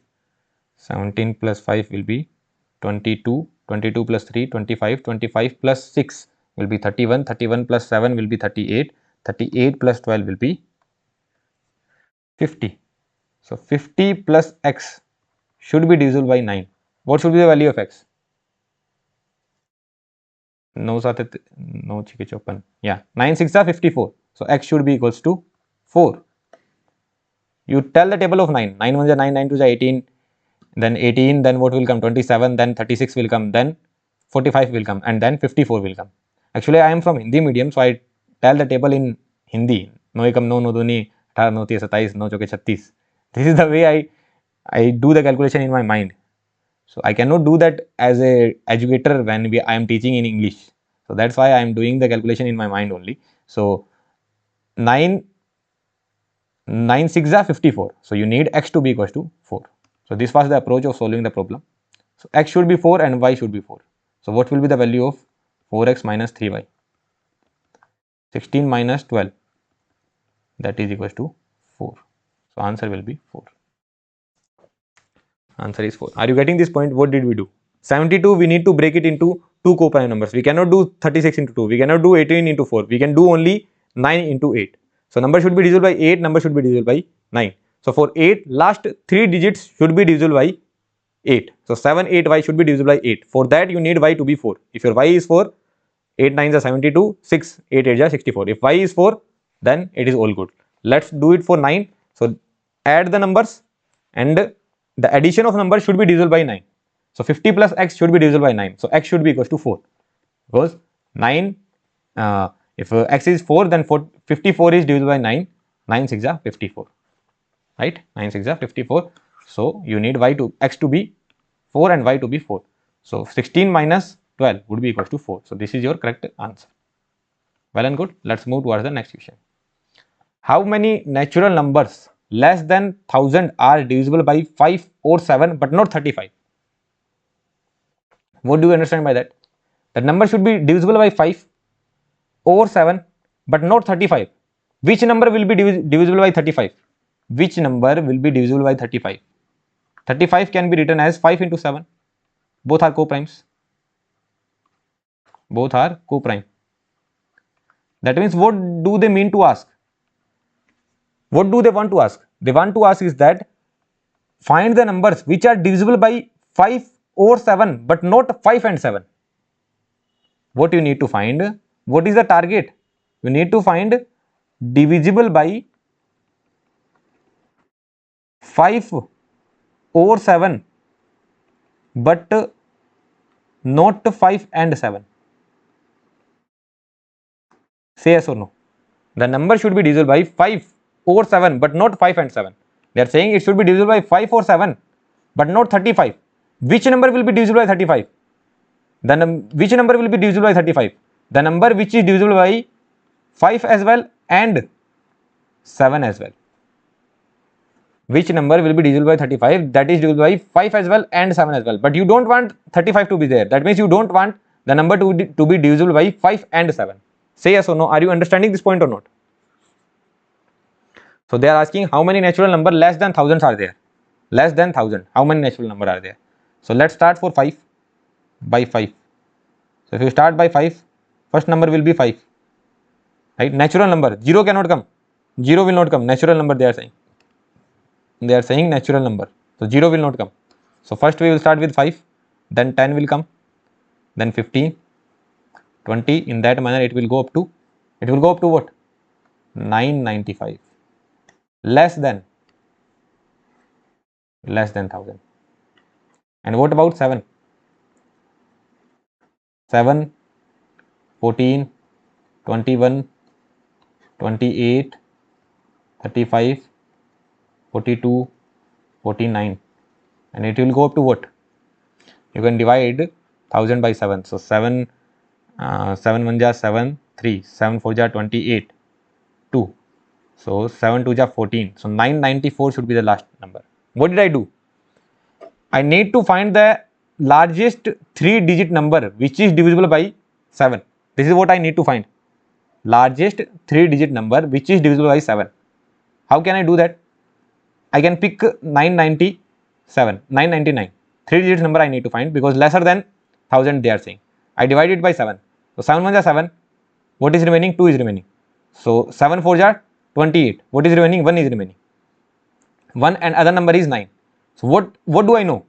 It will be divisible by 7 if this number is 4. Right? Because 7 2 ja 14. So this final number has to be 4. That's it. So 994. It will go up to 994. Well and good. 7 1 ja 7. Okay, wait a minute. 7 1 ja 7. Yeah. 7 4 ja 28. 1 is remaining. Yeah. 994. So it would be 994. And by 35, how many numbers will be there? By 35. By 35. It will be 35, 70, and then it will keep on going. Which will be the last number? Which is divisible by 35. What will be the last number? Wait a minute. Yeah, so which will be the last number? You can do it in this manner. You can take 999. Again, you can take 999 and then 35. Then you will get the last number, but that is not a matter of concern for us. We just need to find how many digits are there which is divisible by 5, 7 but not 35. So how many digits are there which is divisible by 5? You can apply sequence and series concept here. You can apply the AP concept here. You can apply the concept of AP here. But what we will do? I am asking from 0 to 10, how many numbers are there which is divisible by 2? From 0 to 10, how many numbers are there which is divisible by 2? These are 2, 4, 6, 8, 10. Right? Agree to my point? Or what I can do? 10 by 2, 5. So 5 numbers are there which is divisible by 10. So from 0 to 10, 5 numbers are there which is divisible by 2. Sorry, not divisible by 10, which is divisible by 2. From 0 to 10, there are 5 numbers which is divisible by 2. Similarly, from 0 to 10, how many numbers are there which is divisible by 5? So what I can do? 10 by 5, 2. So those two numbers will be 5 and 10. Say yes or no? Not from 0 to 10, I should say from 1 to 10. From 1 to 10. So those numbers will be 5 and 10. Similarly, from 1 to 995, from 1 to 995, I need to find how many numbers are divisible by 5. So what I will do? 999 by 5. Right? 199 numbers will be there. Say yes or no? Agree to my point? From 1 to 20, how many numbers are there? From 1 to 20, how many numbers are there which is divisible by 7? So what I will do? 20 by 7, 7 to the 14, some point will come. Forget about that point. So two numbers will be there which is divisible by 7. So those numbers will be, two numbers will be there. Those numbers will be 7 and 14. Say yes or no? From 1 to 30, how many numbers are there which is divisible by 7? So what I will do? 30 by 7. 7 4 is 28, into point something will come. That I don't care. So numbers will be 4. How can I say that? That number will be 7, 14, 21 and 28. Similarly, if they are asking till 1000, so 1000 by 35 I can do. Sorry, 1000 by 7 I can do. 1000 by 7 I can do. So what I will get? 7 1 is 7, 7 4 is 28 and 7 2 is 14. Point something will come, which I don't care. Point something will come which I don't care. So how many numbers will be there? 142. You do not need to find this final number. Are you getting this point? You don't need to find this final number.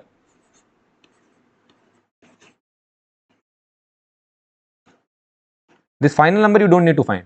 You could have already done that. From 1 to 1000 you need to find, no? So 1 to 1000. So 1000 by 7. So what you are getting? 142 point something. So 142. And for the same case you could have done 1000 by 5. So what you would have got? 200. But here you have included the 1000.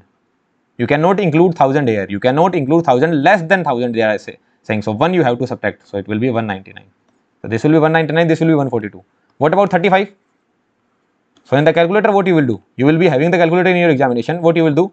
1000 by 35. So 1000 by 35, what you will get? You will get something in point. 1000 by 35. So 28.57 you will get. 28.57. So what you will do? 1000 by 35. So you will get 28.57. So 28 you can write, right? Because there will be 28 numbers which is divisible by 35. So 199 plus 142 minus 38. This is your final answer. No, not 38, sorry, 28. So 341 minus 28, 313. 313. So that's it. Correct option is B. So did you understand this question? What they were asking, how did you proceed in this problem? They asked divisible by 5 or 7 but not 35. These numbers are divisible by 5 and 7, but this 35 cannot come. This 35 cannot come because it is divisible by 35. 70 cannot come. 70 is divisible by 5 and 7. It is divisible by 5 as well. It is divisible by 7 as well. So common number cannot come. So 35, 70, these numbers cannot come. Now what is the new thing you understood? That if I need to determine from 1 to 1000, how many numbers are there which is divisible by 5? So I can directly divide it. 1000 by 5, I will get 200, but I cannot include 1000, so it will be 199. From 1 to 1000, how many numbers are there which is divisible by 7? So 1000 by 7 I can do. 1000 by 7 I can do. What I will get? 142 point something. That means 142 numbers will be there which is divisible by 7. Say yes or no. And from 1 to 1000 I need to determine how many numbers are there which is divisible by 35. So what I will do? 1000 by 35. What I will get? 28 point something. That means 28 numbers are there which is divisible by 35. So I need to get 199 plus 142, but I have to subtract these 28 numbers. I have to subtract these 28 numbers because I do not want that. And one thing I get to know that these 28 numbers will be common in these two. Are you getting this point? These 28 numbers, whatever that I am getting will be common in these two.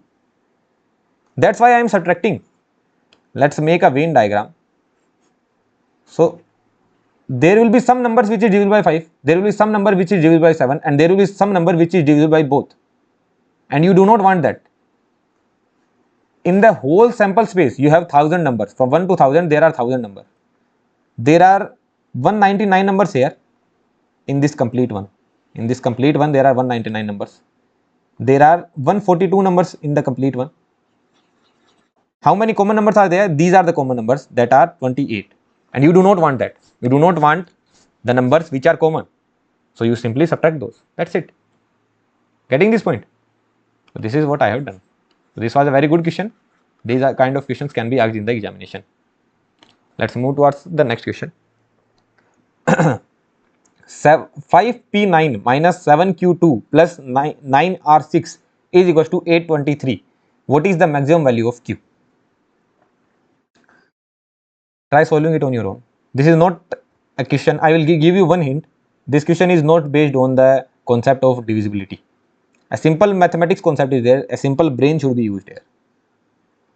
So how will you solve it? If you remember P and C, I told you one thing. I took a very basic thing, that is, let's just say if my number is 523, how I can write it?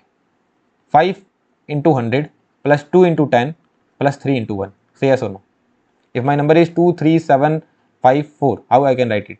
2 into 10 to the power 4 plus 3 into 10 to the power 3 plus 700 plus 50 plus 4. Say yes or no. Agree to my point? Right? No issue about that. Similarly, if I go 5p9, what I can write? 500 plus p into 10 plus 9, right?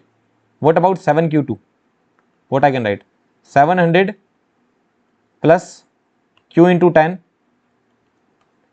q into 10, 700 plus q into 10 plus 2, 9r6, 900 plus r into 10 plus 6, right? This is the way we can write.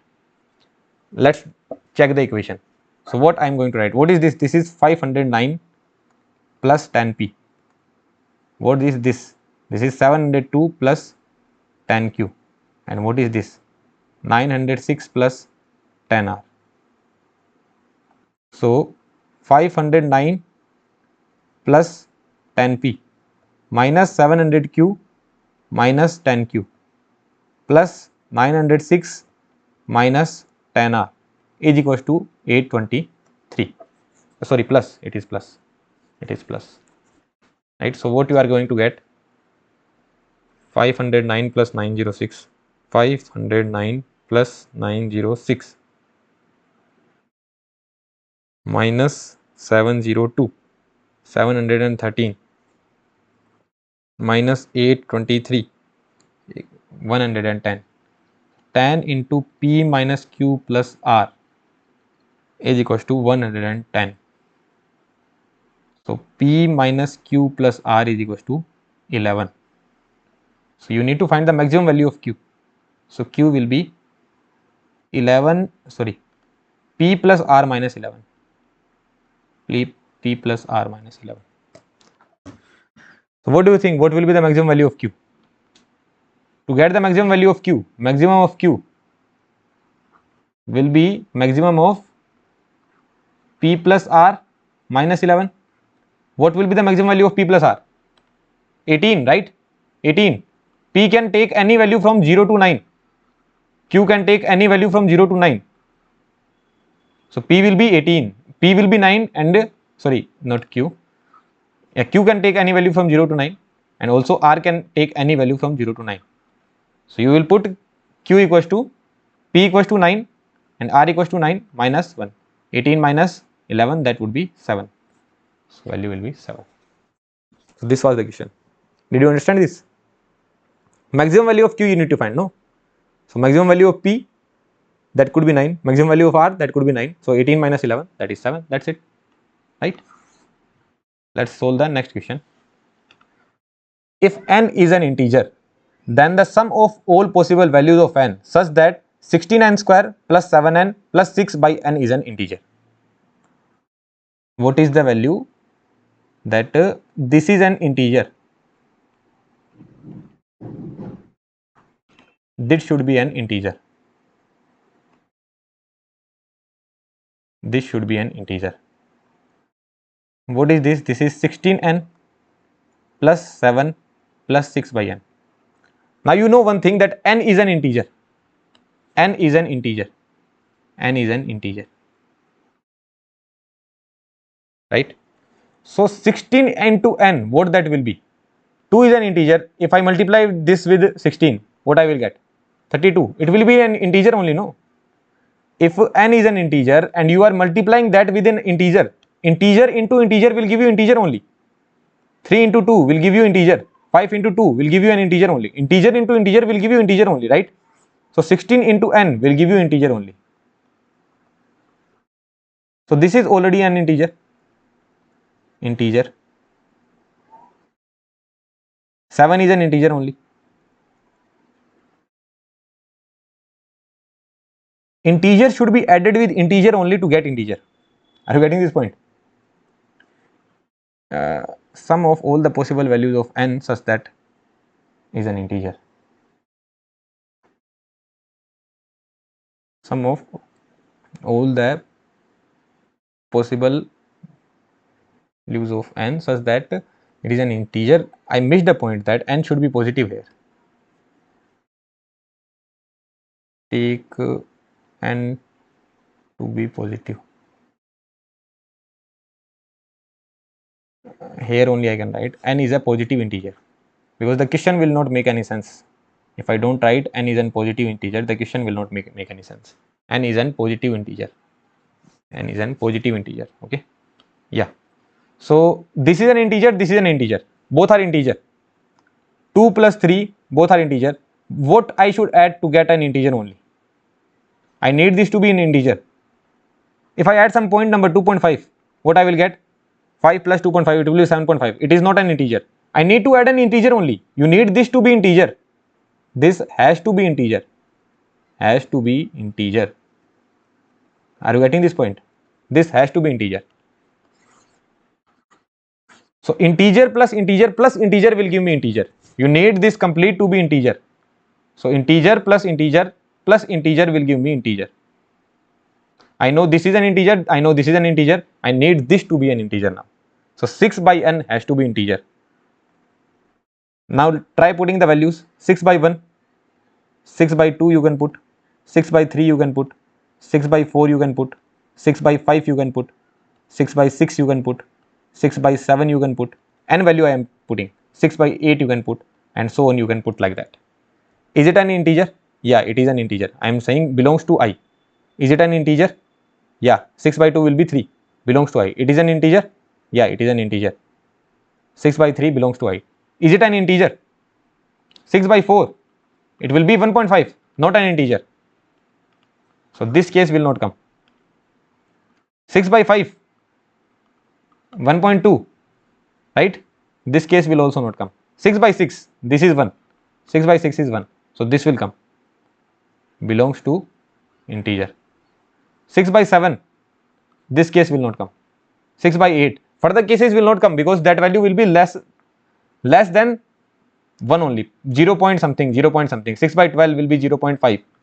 So 0 point something those values will be. 6 by 36, it will be 1 by 6. So it will be 0.17, roughly around 0.17.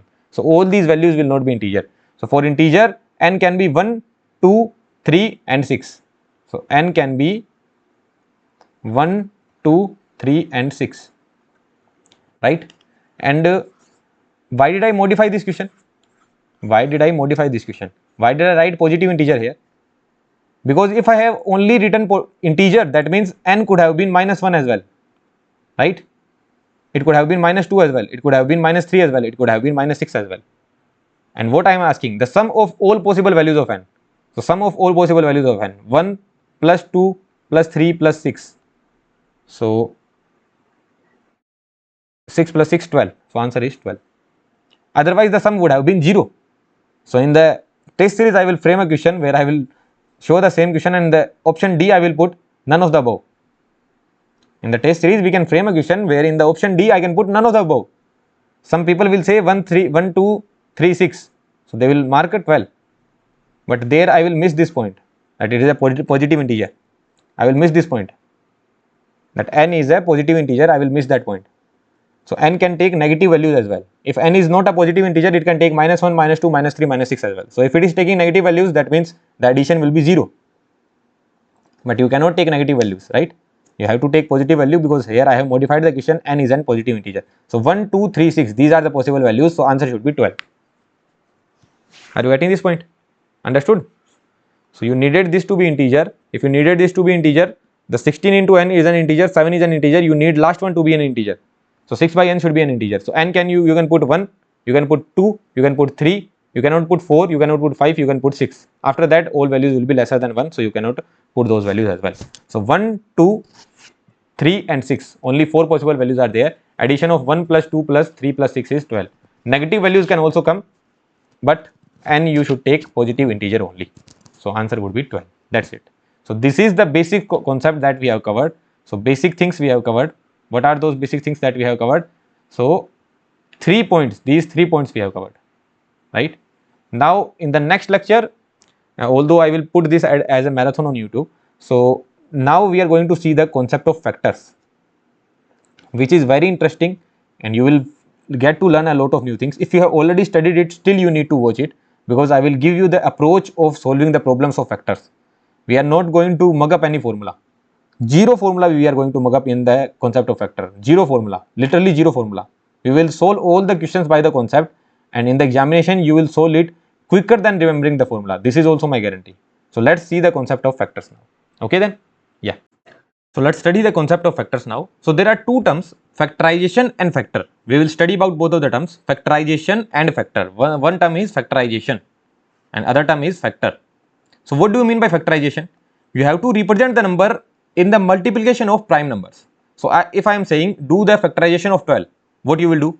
You can represent 12 as 4 into 3, but 4 is not a prime number. So you have to represent that as a prime number. So 4 can be written as 2 to the power 2. So 2 to the power 2 into 3. What about 84? 84 can be written as 12 into 7, right? 12 into 7 can be 84, but 12 is not a prime number. So 12 can be written as 2 to the power 2 into 3 into 7. So this will be 84. What about 150? 150 can be written as 15 into 10. 15 can be written as 3 into 5, and 10 can be written as 5 into 2. So basically you can write 2 into 5 to the power 2 2 into 3 into 5 to the power 2. So this is the factorization, representing the number in terms of the multiplication of prime numbers, 2 into 3 into 5 square, right? Now if I am asking you find the factors of 12, what do you mean by factors of 12? All the numbers which can divide 12 perfectly. All the numbers which can divide 12 perfectly. That means remainder should be 0. 1 can divide 12 perfectly, yes. 2 can divide 12 perfectly, yes. 2 6 are 12. 3 can divide, yeah. 3 4 are 12. 4 can divide, 4 3 are 12. 5 can divide, no. 12 by 5. You will get 2 and remainder will also be 2. This is the quotient, this is the remainder. So remainder you are getting 2. So 5 cannot divide 12. 6 can divide, yes. 12 by 6. It will be 2 only, no remainder. 12 by 7. You will get 1, but remainder will be 5. So 7 cannot divide, 8 cannot divide, 9 cannot divide, 10 cannot divide, and directly 12 will divide. So these are the factors of 12. These are the factors of 12. Factors of 12.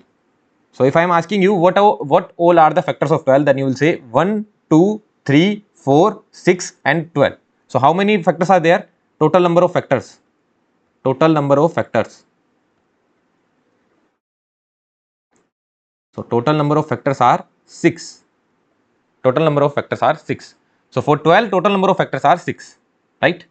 Let's see how we can find the number of factors. This number, how we can find. This was a small number, so we could calculate. But how we can find it with some intuitions that we will see. So given number is 12. 12 you can write as 2 to the power 2 into 3. This is the factorization. This is the factorization. So first I will do the factorization of 12.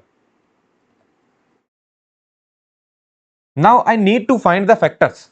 So what I will do, 2 to the power 2, I can write it as 2 to the power 0, 2 to the power 1 and 2 to the power 2. From 2 to the power 2, I can get 2 to the power 0, 2 to the power 1 and 2 to the power 2.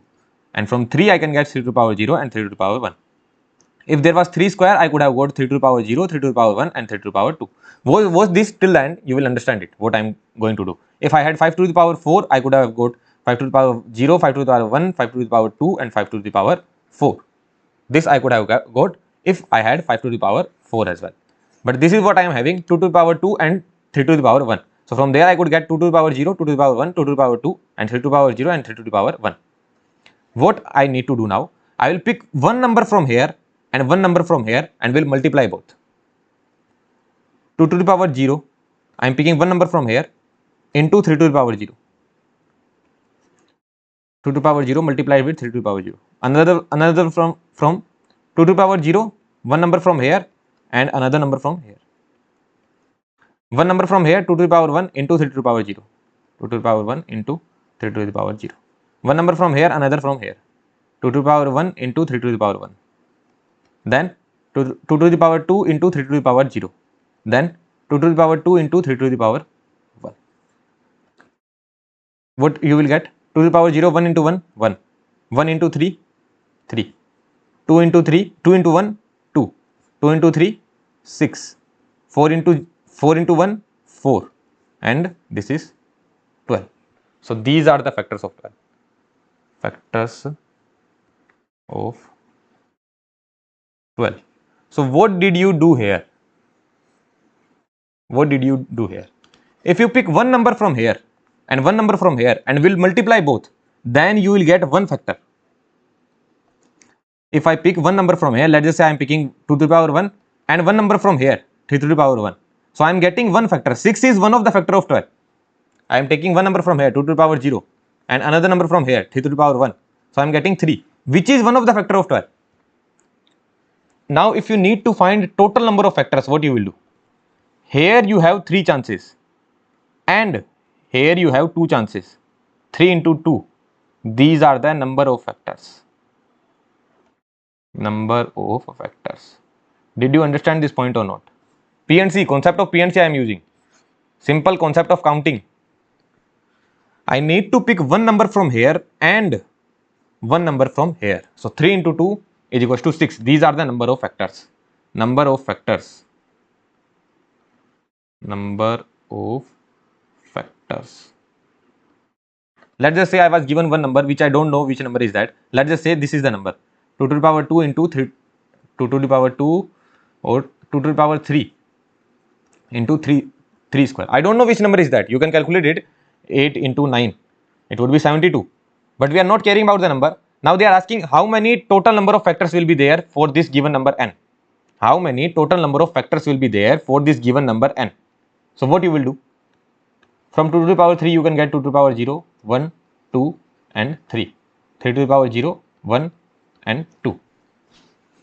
You need to pick one of the number from here. You have 4 chances here and you need to pick one of the number from here. You have 3 chances here. So total number of factors will be 12. For 72, total number of factors will be 12. You can check.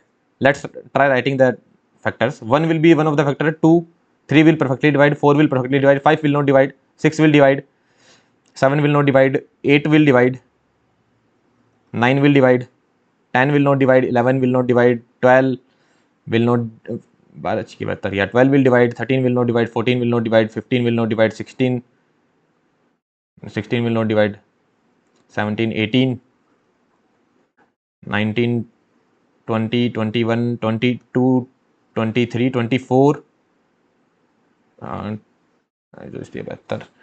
What else? 3, 6, 7, 8, 9, 10. One more number, 36 and then 72 itself. So these are the factors of 12 which I have written. Also from here you could get to know that these are 12 numbers. You can check 1, 2, 3, 4, 5, 6, 7, 8, 9, 10, 11, 12. So 12 numbers are there which are the factors of 12. But we are not going to do this method. We are going to check that we need to pick 4 numbers from here and 3 numbers from here. So basically there will be total number of 12 factors. Or how you can check? 2 to the power 0 into 3 to the power 0, 1. 2 to the power 0 into 3 to the power 1, 3. 2 to the power 0 into 3 to the power 2, 9. 2 to the power 1 into 3 to the power 0, 2. 2 to the power 1 into 3 to the power 1, 6. 2 to the power 1 into 3 to the power 2, 9 into 2, 18. 2 to the power 2 into 3 to the power 0, 4. 4 into 3, 12. 4 into 9, 36. 8 into 1, 8. 8 into 3, 24. And 8 into 9, 72. These are the numbers. It is the proof. The proof is in front of you. What you need to do, you need to get a number, divide them in this part, 2 to the power 0, 1, 2, 3, 3 to the power 0, 1, 2, and then see the total number of chances. Here you are having 4 chances, here you are having 3 chances. See one thing, if the power is 3 here, how many chances are there? 4. If power is 2 here, how many chances are there? 3. If power was x here, how many chances you would have? X plus 1, right? Because power 0 would come and 1, 2, 3 would come. If power was x here, if power was y here, how many chances you would have? Y plus 1, right? So, if a number is represented as 2 to the power x into 3 to the power y into 5 to the power z, then total number of factors will be x plus 1 into y plus 1 into z plus 1. You are not mugging up the formula here. You have understood why this formula came. If you just mug it up, there will be n number of formulas in this chapter. There will be a lot of formulas in this chapter. You will forget everything. But you are understanding the core concept why this is coming. Are you getting this point? Understood? Well and good. So, this is the core concept of factorization and factors, that how you get the total number of factors. 2 to the power 0, 1, 2, 3, 3 to the power 0, 1, 2. Total number of chances are 4, total number of chances is 3. So, total number of factors will be 12. Understood? Well and good. Everything is crystal clear. Let's remove these things.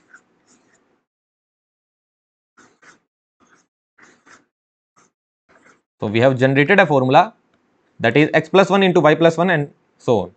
What is the, find the total number of factors of 1080. Do it on your own and then check the solution. Let me do the factorization. How I will do the factorization? I will write it as 108 into 10. 108 into 10. And 36 into 3 I can write. And 10 I can write as 5 into 2. 36. 36, 9 into 4. So 3 to the power 2 into 2 to the power 2 into 3 into 5 into 2. So this I can write 2 to the power 3 into 3 to the power 3 into 5. I will once check as well. I guess it will be 1080 only. So factorization of 1080 is 2 to the power 3 into 3 to the power 3 into 5. This is the factorization of 1080.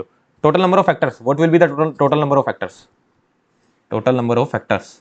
So that will be, from here you will get 4 chances, from here you will get 4 chances, and from here you will get 2 chances. 5 to the power 0, 5 to the power 1. Here what you will get? 3 to the power 0, 3 to the power 1, 3 to the power 2, 3 to the power 3. From here as well you will get 4 chances. So 16 into 2, 32. This is the final answer. Total number of factors of 1080 will be 32, which is not possible for me to write all the numbers. 1 will be one of the factor, 2 will be one of the factor, 3 will be one of the factor. You can check in that manner. The total number of factors will be 32. So I hope till now you are comfortable with factorization. What do you mean by factor? What is the total number of factors? These 3 points we have covered. Let's move to the next point now.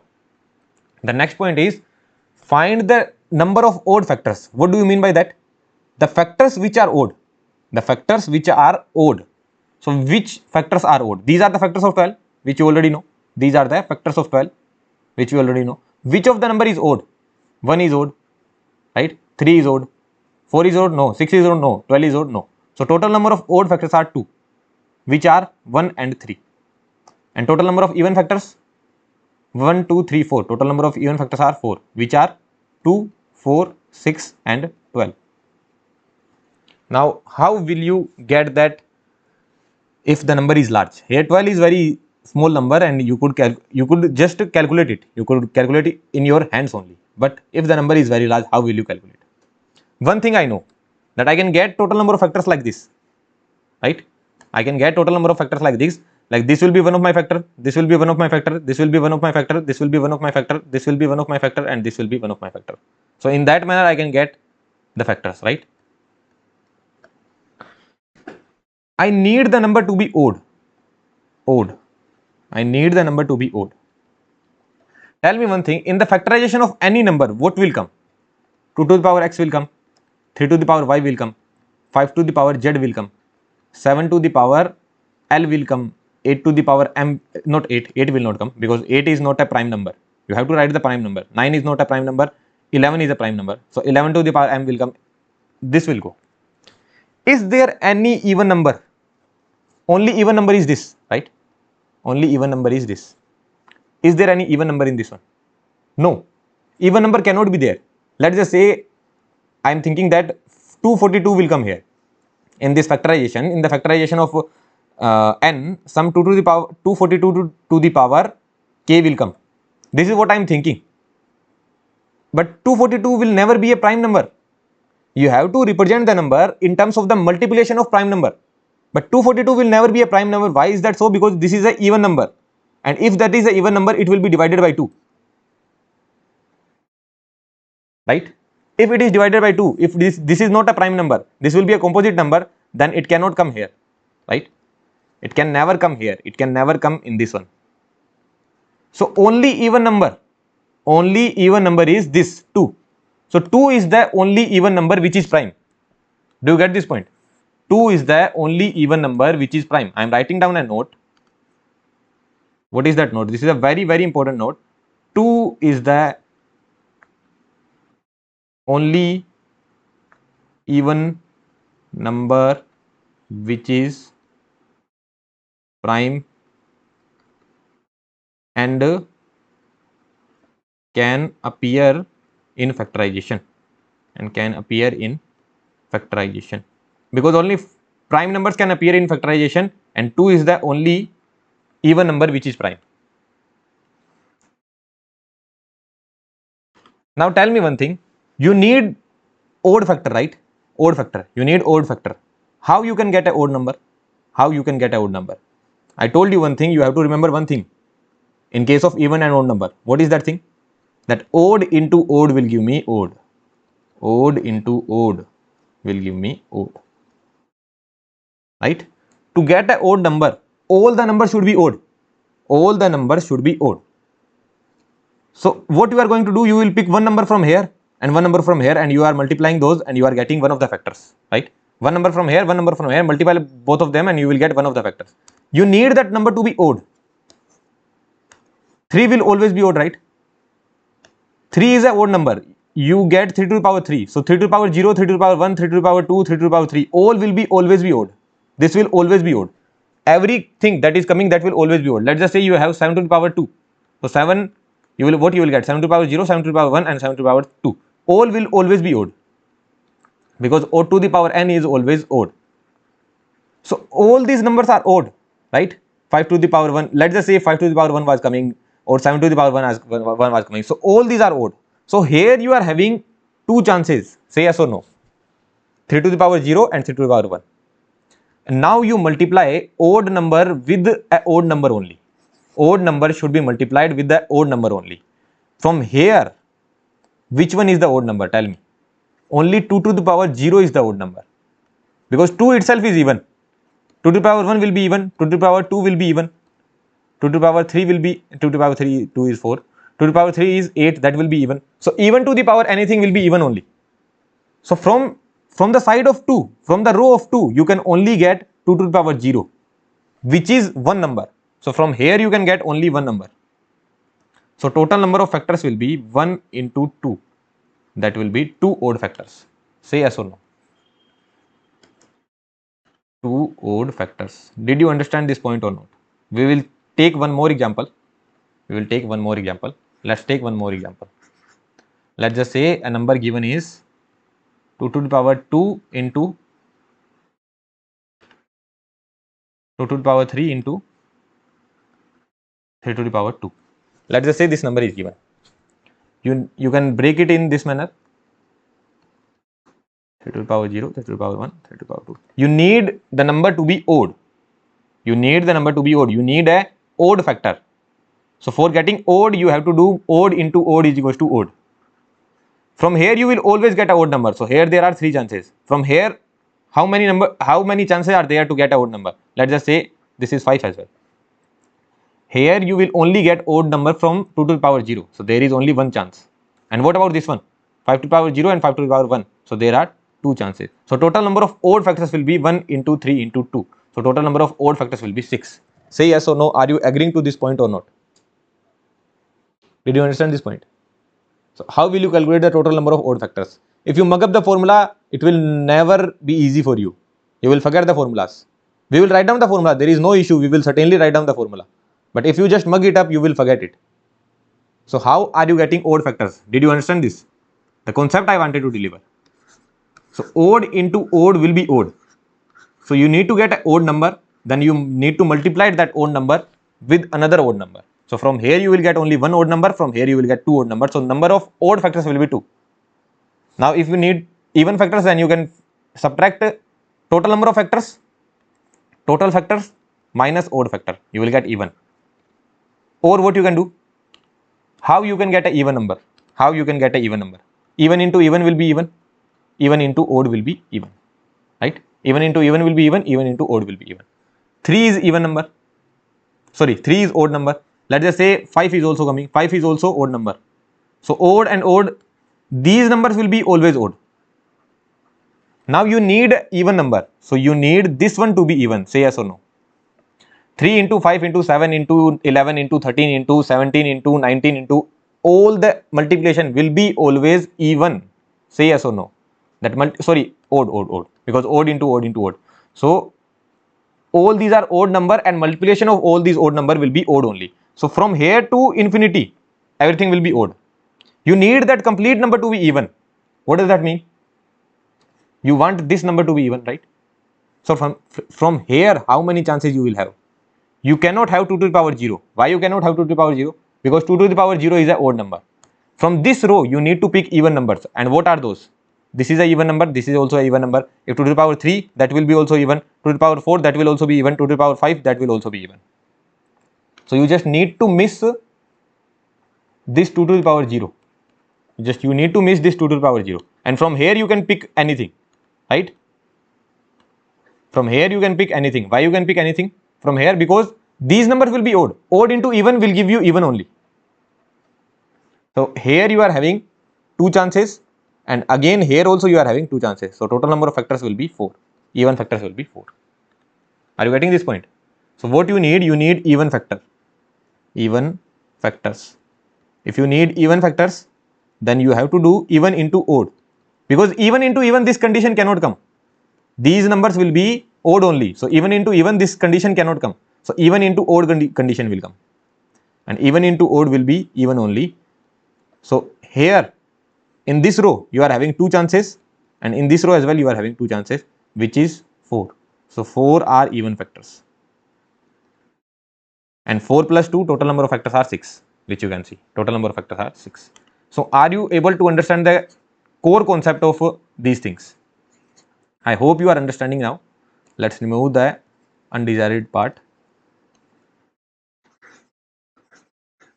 So let's revise it once again. What you needed? You needed odd factors. So for odd factors, what you need to do? Odd into odd will give you odd. So from this you will always get odd. From next one as well you will always get odd. But you need this number to be odd as well. So you have only one chance here. That is this. So 1 into 2. That's it.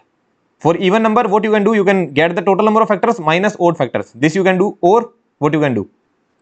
Here, these numbers will be odd only. So from 2 you need to get even. For that you have to skip 2 to the power 0. If you have to skip 2 to the power 0, that means you will be left with 2 chances. So 2 into 2 into 2 into 2, that will be 4. For 4 even factors will be there. Well and good. Are you able to understand this? If 2 to the power x was there, into 3 to the power y, into 5 to the power z, into 7 to the power l. Let's just say this was the number. If I am asking you, find the total of odd factors, what you will do? From 2 to the power x, what you can get? Only 2 to the power 0 I can get. So here only one chance is there. What about this one? 3 to the power y. How many chances are there? Y plus 1. Say yes or no? Because 3 to the power 0 can come, 3 to the power 1 can come, 3 to the power 2 can come, 3 can come, 4 can come, 5 can come. All these powers can come. So y plus 1 chances are there. Right? Here how many chances are there? Z plus 1. And here how many chances are there? L plus 1. So these will be the total number of L plus 1. Why I am writing multiplication? L plus 1. So these will be the total number of odd factors. What about even factors? From 2 to the power x, how many chances are there? Take your time and tell me. From 2 to the power x, how many chances are there? X chances. Why x chances? Why there are x chances? Because you cannot have 2 to the power 0. Rest all you can have. 2 to the power 1 you can have, 2 to the power 2 you can have, 2 to the power 3 you can have. So there are 3 chances, or you can say there are x chances. So whatever the number is written here, these many chances are there. From here how many chances are there? You need to do even into odd. So from 3 to the power y, from 3 to the power 3, how many odd numbers you can get? 3 to the power 0, 3 to the power 1, 3 to the power 2 and 3 to the power 3. All these numbers will be odd. 1, 3, 9, 27. All these numbers are odd. So here you have y plus 1 chance, here you have z plus 1 chance, and here you have l plus 1 chance. So this will keep on going like that. So these are the formulas which we usually mug up, but here even in the examination we are not going to mug up any formula. We will see the core concept, and by applying the core concept we will do the problem. Okay, because in the examination they are not going to ask you the formula, they will ask you the questions. So these are the formulas we have written. Number of odd factors of a number n, that is y into y plus 1 into z plus 1 into p plus 1 into q plus 1, and total number of even factors will be x into y plus 1 into z plus 1 into p plus 1 into q plus 1. So find the even and odd factors for 1080. So this number is coming, I will factorize it, I will get this one 2 to the power 3 into 3 to the power 3 into 5 to the power 1. This I will get, then I will think, okay, I need odd number of factors, odd factors. So if I need odd factors, that means I need odd into odd into odd. From here I need odd number, so I have only one chance. From these I need odd number, so I have 4 chances, and from these as well I need odd number, so I have 2 chances. So 4 into 2, 8 is the answer. If I need even factors, what I will do? I know one thing, I need to do even into odd into odd. So to get even number from here, I have 3 chances, 2 to the power 1, 2 to the power 2 and 2 to the power 3. So I have 3 chances. Rest I need odd only, so I have 4 chances here and I have 2 chances here. So that will be 12 into 24, and 24 plus 8 is 32, and total number of factors was 32 only. Here we could see total number of factors were 32 only. So till now what we have seen? Factorization, factors, total number of factors, even factor and odd factor. Till now in 25 minutes we have covered these things.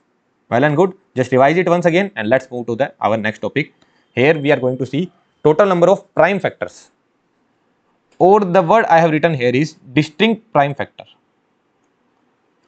Although in GATE they do not use this term, I will tell you why did I write this distinct meaning here. Distinct means different. Distinct means different. Okay, so you need to tell different prime factors. What are the factors of 12? 1, 2, 3, 4, 6, 12. What are which factors are prime? The number of factors which are prime. 1 is a prime number? No. I hope you remember, 1 is not a prime number. 1 is neither prime nor composite. 2 is a prime number, 3 is a prime number. So number of distinct prime factors are 2 only. Which are those? 2 and 3. 4 is not a prime number, 6 is not a prime number, 12 is not a prime number. So number of distinct prime factors are 2. But sometimes in some SSC JEE question paper, I have seen that in SSC JEE or SSC CGL question paper, when they are asking the aptitude, they write the term find the number of prime factors of 12. They did not write this term 12. Okay, sorry, they did not write this term distinct. They just write number of prime factors of 12. Number of prime factors of 12. So what they usually take, they say that the factorization of 12 is 2 into 2 into 3. So prime factors are 2, 2 and 3. They take 2 as twice because the factorization was 2 to the power 2 into 3, right? So 2 into 2 into 2.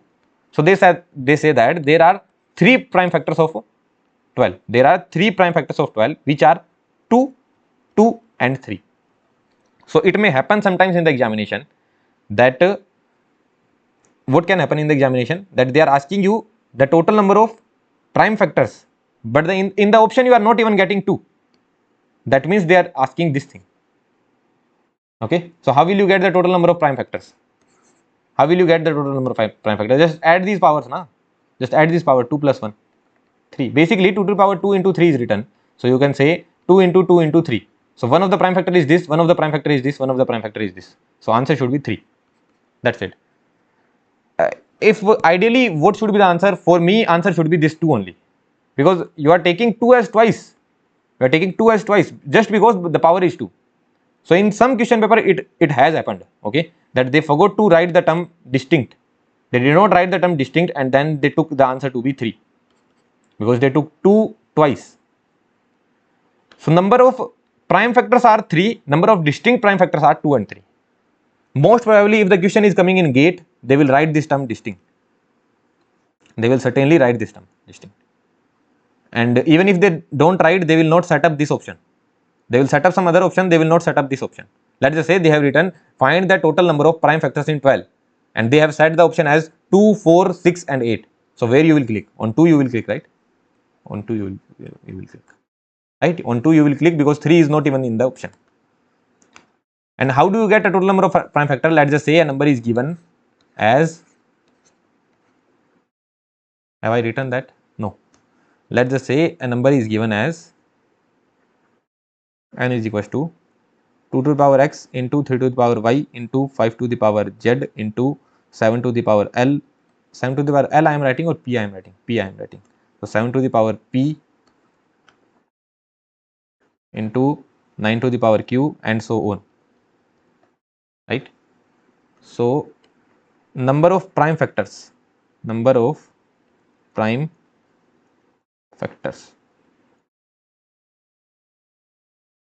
will be number of prime factor, not distinct. Number of prime factor will be x plus y plus z plus p plus q.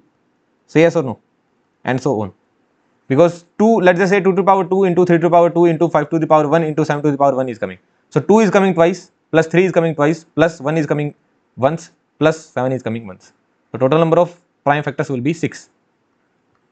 Total number of prime factors will be 6. But if they are asking total number of distinct prime factor, total number of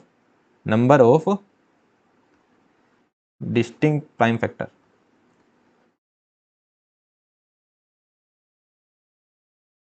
how will you calculate that? You will just see the number of prime numbers, right? Let's just say your n is 2 to the power 2 into 3 to the power 2 into 5 to the power 3 into 7 to the power 4 into 9 to the power, no, not 9, 9 will not come, into 11 to the power 2. So how many prime factors are there? So which those factors will be? 2, 3, 5, 7 and 11. How is that so? Let's just say this was your number, right?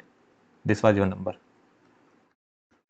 From here what you can get? 2 to the power 0, 2 to the power 1, 2 to the power 2, 3 to the power 0, 3 to the power 1, 3 to the power 2 and so on, like that, right? You need that number to be prime. You need that particular number to be prime.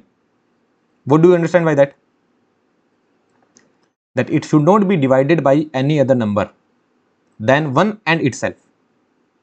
It should not be divided by any other number than 1 and itself. Let's take a smaller example. 2 to the power 2 into 3 to the power 2 into 5. This is the example. So I can write 2 to the power 0, 1 and 2, 3 to the power 0, 1 and 2 and 5 to the power 0 and 1 and 2. If I multiply, take 1 from here, take 1 from here, take 1 from here, then I will get one of the factor, right? How to get one of the factor, that you know. This is the example we are taking. I need that particular number to be prime. That means it should not be divided by 1, it should be divided by 1 and itself only. So let's just say if I pick 2 to the power 0 from here, 3 to the power 1 from here and 5 to the power 1 from here. What I am picking? 2 to the power 0 from here, 3 to the power 1 from here and 5 to the power 1 from here. Now this number will be divided by 3, 5, 1 and itself. So this is not a prime number. You need that number to be prime. What you can do? You have to pick 2 to the power 0 from here, 3 to the power 1 from here and 5 to the power 0 from here. So what this number will be? 3, and this number is divided by 1 and 3 only. Are you getting this point?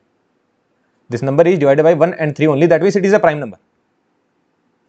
Or what I could have done? 2 to the power 1 from here, 2 to the power 1 from here and then 3 to the power 0 from here and 5 to the power 0 from here. Or what I could have done? 2 to the power 0 from here, 3 to the power 0 from here and from the last one I could have picked 5 to the power 1. So these are the only prime numbers I can get. Are you getting this point? These are the only prime numbers which I can get. If I take any other power than 0 here, then what will happen? That number will be divided by some other number as well.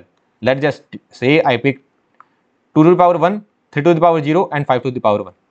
Then what will happen? This number will become 10 and 10 is divided by 1, 5, 2 and 10. So this is not a prime number. So to get a prime number, you need 2 of the power to be 0 and 1 of the power to be 1. That's it. 2 of the power to be 0 and 1 of the power to be 1. So how many total chances are there? The total number of 2, 3 and 5. Say yes or no. Are you getting this point? How you will calculate this? If you have one chance from here, you will have one chance from here and one chance from here. Then one PNC, you should not apply PNC. Here the core concept you have already understood. Without applying the concept of PNC, we can understand that 2 to the power 0, 3 to the power 0 and 5 to the power 1. Now 3 to the power 1, 5 to the power 0 and 2 to the power 0. Then 2 to the power 1, 3 to the power 0, 5 to the power 0. That's it. So this is how you will calculate. Right? So what I should write? This I will remove.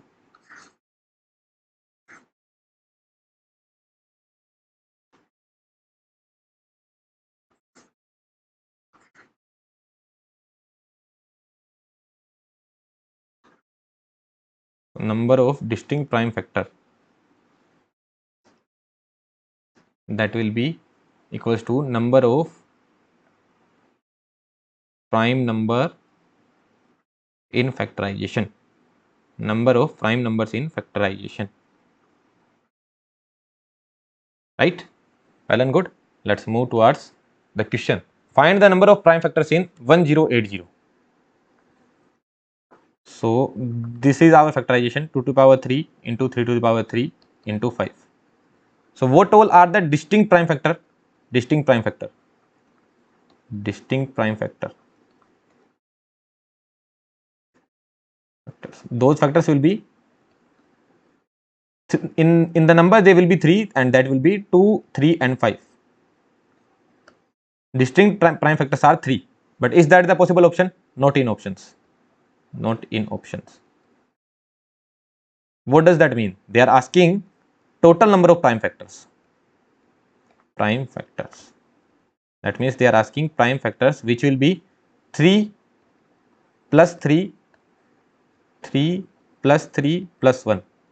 That means 7 is the correct answer. So answer is 7. Why is that so? Because they are taking 1080 as 2 into 2 into 3 into 3 into 3 into 5. Sometimes in some of the question of SSC CGL, I have seen that they are taking 7 as a answer. But as per me, answer should be 3. You cannot say that 2 is a prime factor 3 times. It should not happen, right? But they are taking that answer, and who knows, in gate this can also happen. So we will play it safe. If they are asking prime factors, so we will calculate this as well and this as well, then we will check which is the possible option given.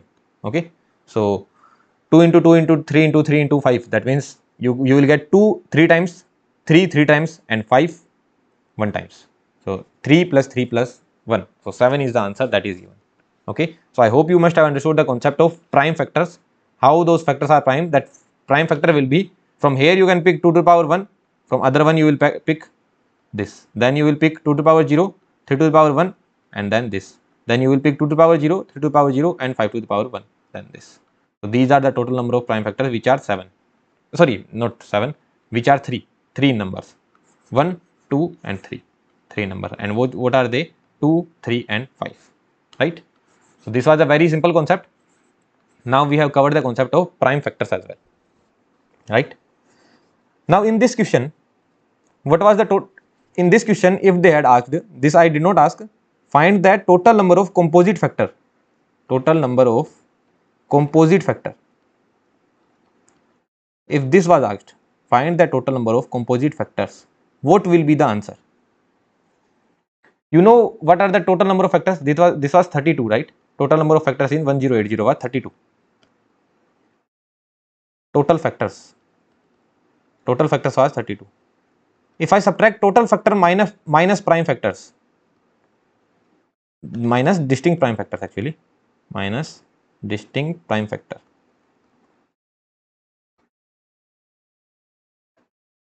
will that be my answer? Will that be my correct answer? No. Why is that so? Let's take an example. 12 is our example. What are the factors? 1, 2, 3, 4, 6 and 12. What are the prime factors? Prime factors 2 and 3, right? Prime factors are 2 and 3. Which all are the composite factors? 4, 6 and 12. 3 only. 1 is neither composite neither prime. Neither composite nor prime. So 1 will not come. So you have to subtract 1 as well. That 2 and 3 are prime, rest are composite, and 1 is neither prime nor composite.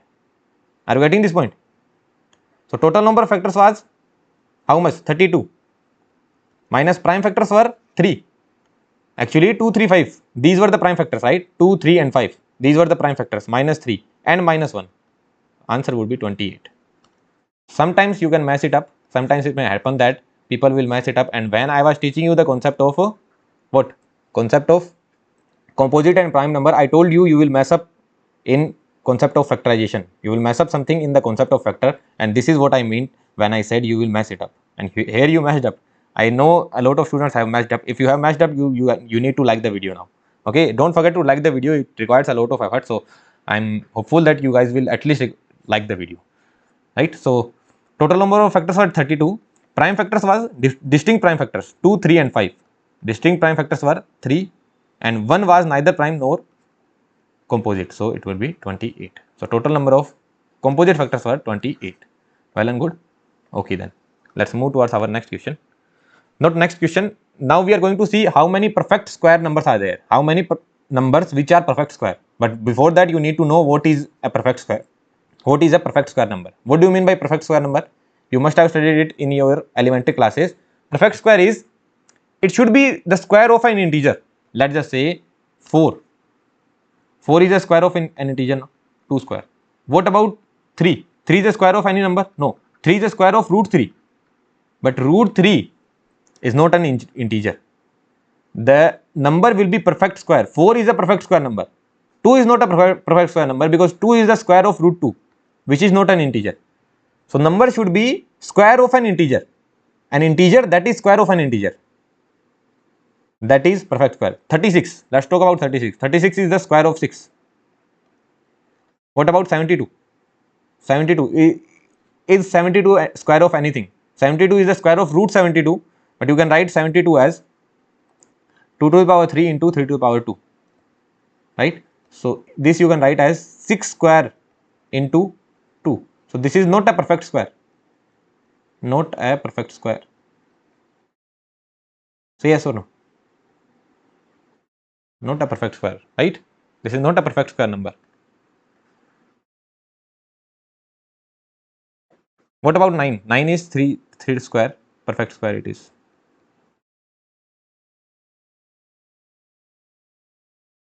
This is also perfect square.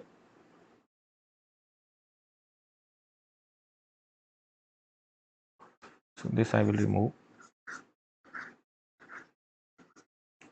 What about 1296? 1296 is the square of 36, I guess. Let me check.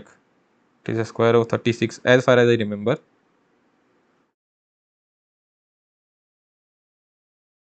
Yeah, 36. 36 square. Or you can write 6 to the power 2 to the power 2. Or you can write 6 to the power 4. So this is also a perfect square. Here only you can see under root this will give you 36. So this is a perfect square. Right? Perfect square. And what about 1? 1 is also a perfect square, right? Because 1 can be written as 1 to the power 2. Perfect square. So what did you understand? You see all these examples. In all these examples, one thing is common. What is that? This is a perfect square. This is a perfect square. This is a perfect square. And this is a perfect square. A perfect square can be written as some number to the power 2 to the power n. Sorry, some number to the power 2n. Some number to the power 2n. That means 1296 was written as 6 to the power 4. If you take the under root, it will become 6 square. So this power should be multiple of 2. For a perfect square number, the number can be written as sum to the power 2n. That means this should be multiple of 2. This number should be multiple of 2. What do you mean by multiple? Multiple means the number which comes in the table of a particular number. Let's just say I am saying what is the multiple of 2. So multiple of 2 are 2, 4, 6, 8 and 10 and 12. This is what we mean by multiple. When we study LCM-HCF, I will tell you this thing. Basically, the power should be in the table of 2, right? Then only it will be perfect square. Let's just say 2 to the power 3, 8. Is it a perfect square? No, it is not a perfect square because this number is not in the table of 2. Also, you can check what is the under root of 8. Under root of 8 is not a under root of 8 is not a integer. It is not an integer. Under root of 8 is not an integer. So if under root of 8 is not an integer, that means it is not a perfect square. You need a perfect square number. What does that mean? If you need a perfect square number, that means it should be, the power should be some multiple of 2, right? It should be multiple of 2. So let's just see what we wanted to check here. So what we wanted to check here, let's check that out. So factors of 12 are this much. Find the number of factors which are perfect square. 1 is a perfect square number, right? 4 is a perfect square number.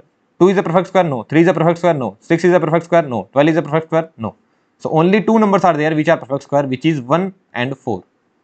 How will you actually calculate it? So 12 can be written as 2 to the power 2 into 3. So from here you can get 2 to the power 0, 2 to the power 1 and 2 to the power 2. And from here you can get 3 to the power 0 and 3 to the power 1. You need that particular number to be perfect square, right? You need that number to be perfect square. That means I can afford 2 to the power 0 and 2 to the power 2. And from here I can afford 3 to the power 0, or I could have afford 3 to the power 2. Because if you multiply this with this, what you will get? 2 to the power 0 into 3 to the power 2. You can get under root, you will get 3. If you multiply this with this, what you will get? 2 to the power 0 into 3 to the power 0. So what you will get? Under root 1. This is also perfect square, right? What about this? You can get 2 to the power 2 from here and 3 to the power 0. You have the power 2. You have the power 0. Both comes in the table of 2. From here what you will get? 2 to the power 2 into 3 to the power 2. You have power 2, you have power 2. You will take under root, you will get 2 into 3. So you can afford only these terms. This term you can afford, this term you can afford, and from here you can afford this term. So from here you have 2 chances, and from here you have 1 chances. So total number of chances are 2. Are you getting this point or not? I hope you must have understood. Let's take one more example. If they had asked this particular question, that find the total number of perfect square and perfect cube factors of 1080. Find the total number of factors which are perfect square and perfect cube. So here I have asked the perfect cube as well. What do you mean by perfect cube? If you know perfect square, that means what do you mean by perfect cube? That 2 to the power 3, 8. 8 is a perfect cube number, because if you take the cube root of 8, you will get 2. If you take the cube root of 81, what you will get? 3. So 81 is a perfect cube number. Similarly, perfect square, what we did, we just took the square. Sorry, we just took the under root. What do I mean to say? Let's just say 4 is a perfect square number. So if I take the under root of 4, I will get 2. If I am saying 81 is a perfect cube number, 81 is a perfect cube number, that means if I take the cube root of 81, I will get an integer, right? Sorry, 81, sorry, 81 is 3 to the power 4, sorry, it should be 27, really sorry, it should be 27,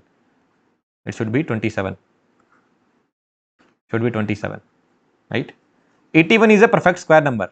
Why so? Because under root of 81 will give you 9. 81 is a perfect square number. So here they are asking perfect cube and perfect square, right? So what you will do? This you can write as 2 to the power 0, 2 to the power 1, 2 to the power 2 and 2 to the power 3. This you can write as 3 to the power 0, 3 to the power 1, 3 to the power 2 and 3 to the power 3. And this you can write as 5 to the power 0, 5 to the power 1 and 5 to the power 2. For perfect square. For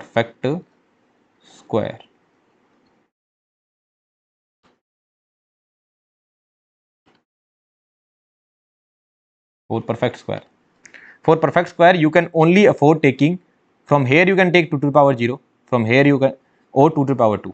You need to take the power which are the multiple of 2. From here you can afford taking 3 to the power 0, 3 to the power 2, and from here you can afford taking 5 to the power 0, and 5 to the power 2 is not even there, 5 to the power 0. So here you are having 2 chances, here you are having 2 chances, and here you are having 1 chance. If you know the concept very well, you will be able to solve it very quickly. What about perfect cube? Perfect cube. For perfect cube, what I can afford? I can only afford 2 to the power 0 and 2 to the power 3. 1 is also a perfect cube number, right? 1 is also a perfect cube number. You will get 1 only. 2 to the power 0 and 2 to the power 3 I can afford. In this one I can afford 3 to the power 0 and 3 to the power 3. And here I can afford only 5 to the power 0. So 2 chances here, 2 chances here and 1 chance here. So answer will again be 4. Right? So this is the way we solve the problem. What you can afford? For perfect square you can only take 2 to the power 0 and 2 to the power 2. Otherwise you will not get a perfect square number. Your power should be the multiple of 2. This is the concept. Let's take another example. Okay, if I guess I am not having more examples. Okay, yeah, I'm not having more examples, so let's take another one. Let's take any random number which is this 2 to the power 7 into 3 to the power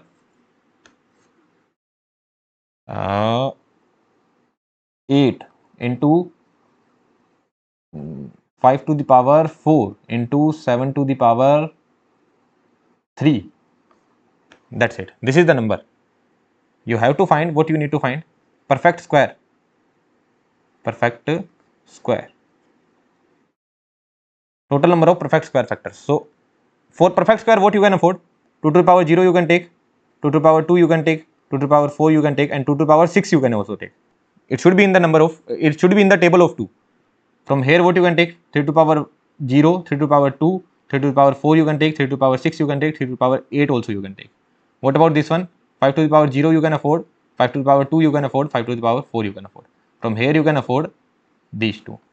So, what are those? 4 into 5 into 3 into 2. So, these many numbers you can afford. 20 into 6, 120. This is the answer. Did you get this point? The power should be multiple of 2. That's it. And perfect cube, 4 perfect cube. 4 perfect cube. For perfect cube, you can afford 2 to the power 0, 2 to the power 3 and 2 to the power 6. Power should be multiple of 3. From here, you can afford 3 to the power 1, 3 to the power 3, 3 to the power 6.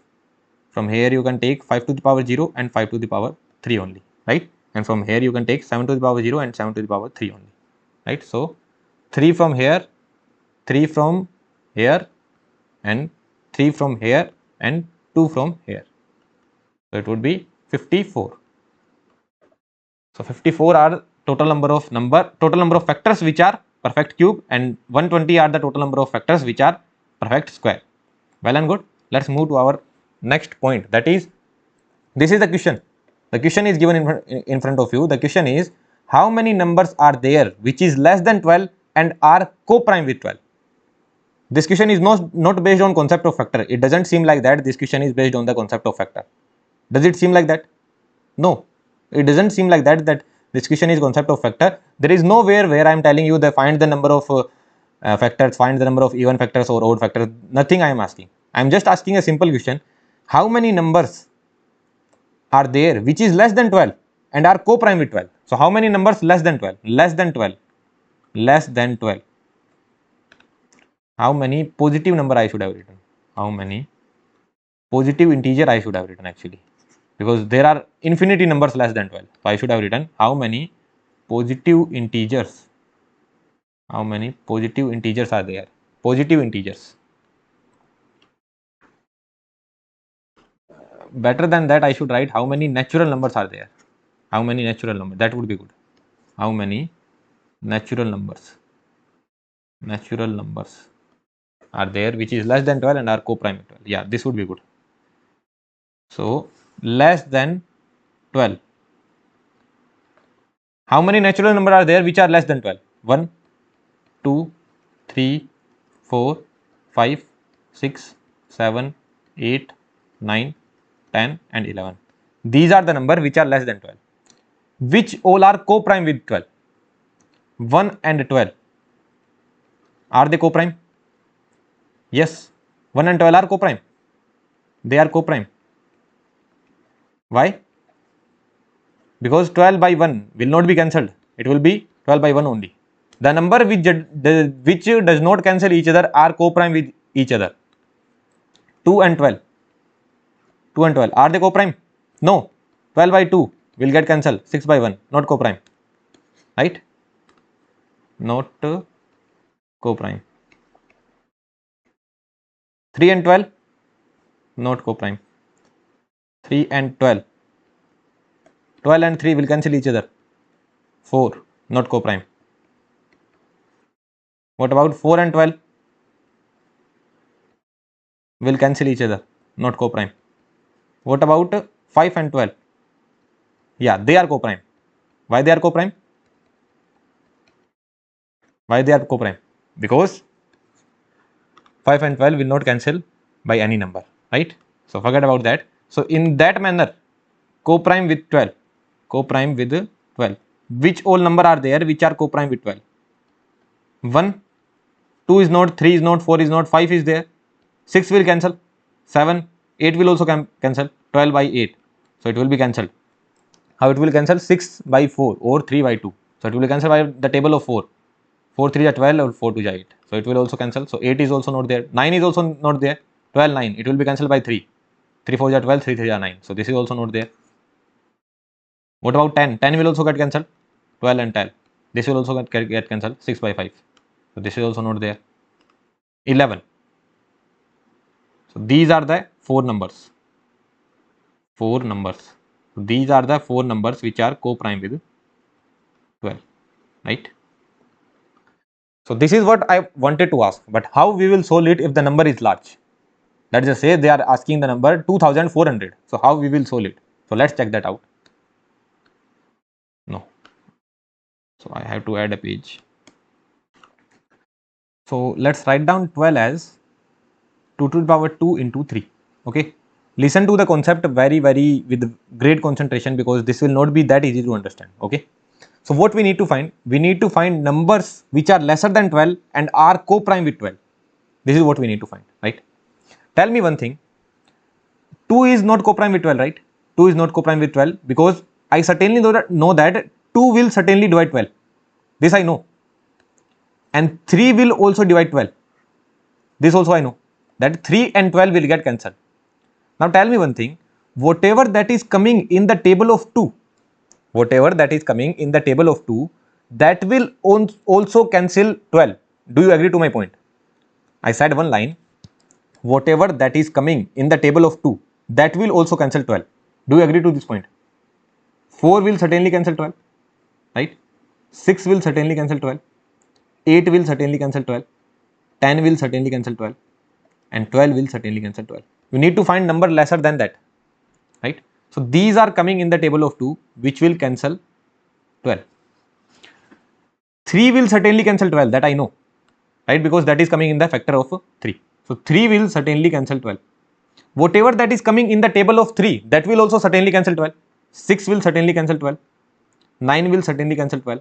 And 12 will certainly cancel 12. We are not going to 15 and 18. They will also cancel 12, but we were asked to find number lesser than 12. 12 or lesser than 12.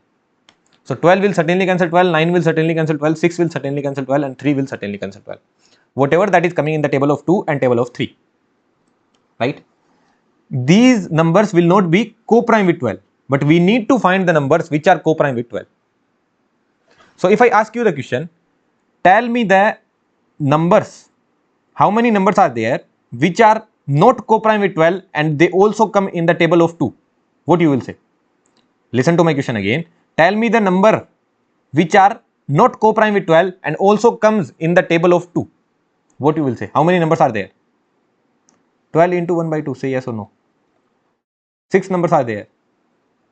Because I need to read the table of 2 6 times. Then I will get 2, 4, 6, 8 and 12. Are you getting this point or not? Tell me the numbers which are not co-prime with 12 and comes in the table of 3. How many numbers are there which are not co-prime with 12 and also comes in the table of 3? Listen to the problem, think about it and then tell. How many numbers are there which are not co-prime with 12 and comes in the table of 3? So what you will do? 12 by 3, right? 12 into 1 by 3, that will give you 4. So there are 4 numbers are there which comes in the table of 3 and are not co-prime with 12. What we need to find? We need to find which are co-prime with 12. The numbers which are co-prime with 12, not in the table of anything, nothing like that. So how many numbers will be there? So those numbers will be 12 into 1 minus 1 by 2 into 1 minus 1 by 3. Why is that so? 12 into 1 minus 1 by 2, because 12 into 1 by 2 are the numbers which will not be co-prime. So which one will be prime? 1 minus 1 by 2, and they should also not come in the table of 3. So into 1 minus 1 by 3. So this is the formula. No one will tell you the proof of this. Okay. This I thought by my own only. Also, I referred to some resources as well. Then after referring to the resources, I got to know that this is how the formula comes. But people generally remember this formula, and you can also remember what you need to do. This is the number 12. 12 into what is coming? 2 is coming and 3 is coming. So 1 minus 1 by 2 into 1 minus 1 by 3. From where this concept came? Are you able to understand from where this concept came? The concept is that 2 will certainly cancel 12, and whatever that is coming in the table of 12, whatever that is coming in the table of 2, that will also cancel 12. So those numbers will not be co-prime with 12. Same goes with 3. 3 will certainly cancel 12, but whatever that is coming in the table of 3, that will also cancel 12. So those will not be co-prime with 12. We need to find the numbers which are co-prime with 12. So what those numbers will be? 12 into whatever that is coming in the table of 12, 12 into 1 by 2, so that will not come. 12 into 1 minus 1 by 2 into whatever that is coming in the table of 3, that will also not come, into 1 minus 1 by 3. So this is how we got the formula. Okay, it is not possible to write it, but I hope you must have understood the concept behind it. Even if you did not understand, you can simply remember the formula. Let's just say a number n is there, you will factorize it. If they are asking numbers which are less than n and are co-prime with n, those number will be n into 1 minus 1 by 2 into 1 minus 1. We have nothing to do with the power. We have nothing to do with the power. The power is not useful here. N into 1 minus 1 by 2 into 1 minus 1 by 3. There is nothing to do with the power. Okay. So the same question is asked for 1080. So 2 to the power 3 into 3 to the power 3 into 5. Nothing to do with the power. 1080.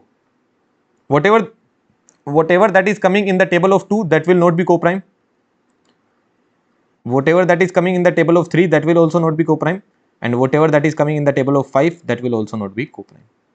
So this is the answer which we will get. 1080 into 1 by 2 into 2 by 3 into 4 by 5. So what we will get? 4 by 15. 1080 into 4 by 15. 288. So total 288 numbers are there which will not be co-prime. Here also you can check for 12 as well. For 12 what we will get? 12 into 1 minus 1 by 2 into 1 minus 1 by 3. So 12 into 1 by 2 into 2 by 3. So 4. So there will be 4 numbers which will be co-prime with 12. So these are the 4 numbers 1, 5, 7, 11. We need to find which will be co-prime. So whatever that is coming in the table of 2, that will not be co-prime. So 1 minus 1 by 2. Whatever that is coming in the table of 3, that will not be co-prime. So 1 minus 1 by 5. Whatever that is coming in the table of 5, that will also not be co-prime. So 1 into 1 minus. So into 1 minus 1 by 5.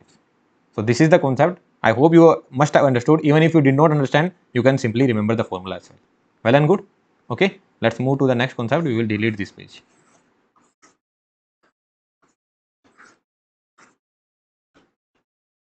So find the numbers of composite factor. This we have already solved, right? You need to find the composite factors. So how many prime factors are there? Prime factors.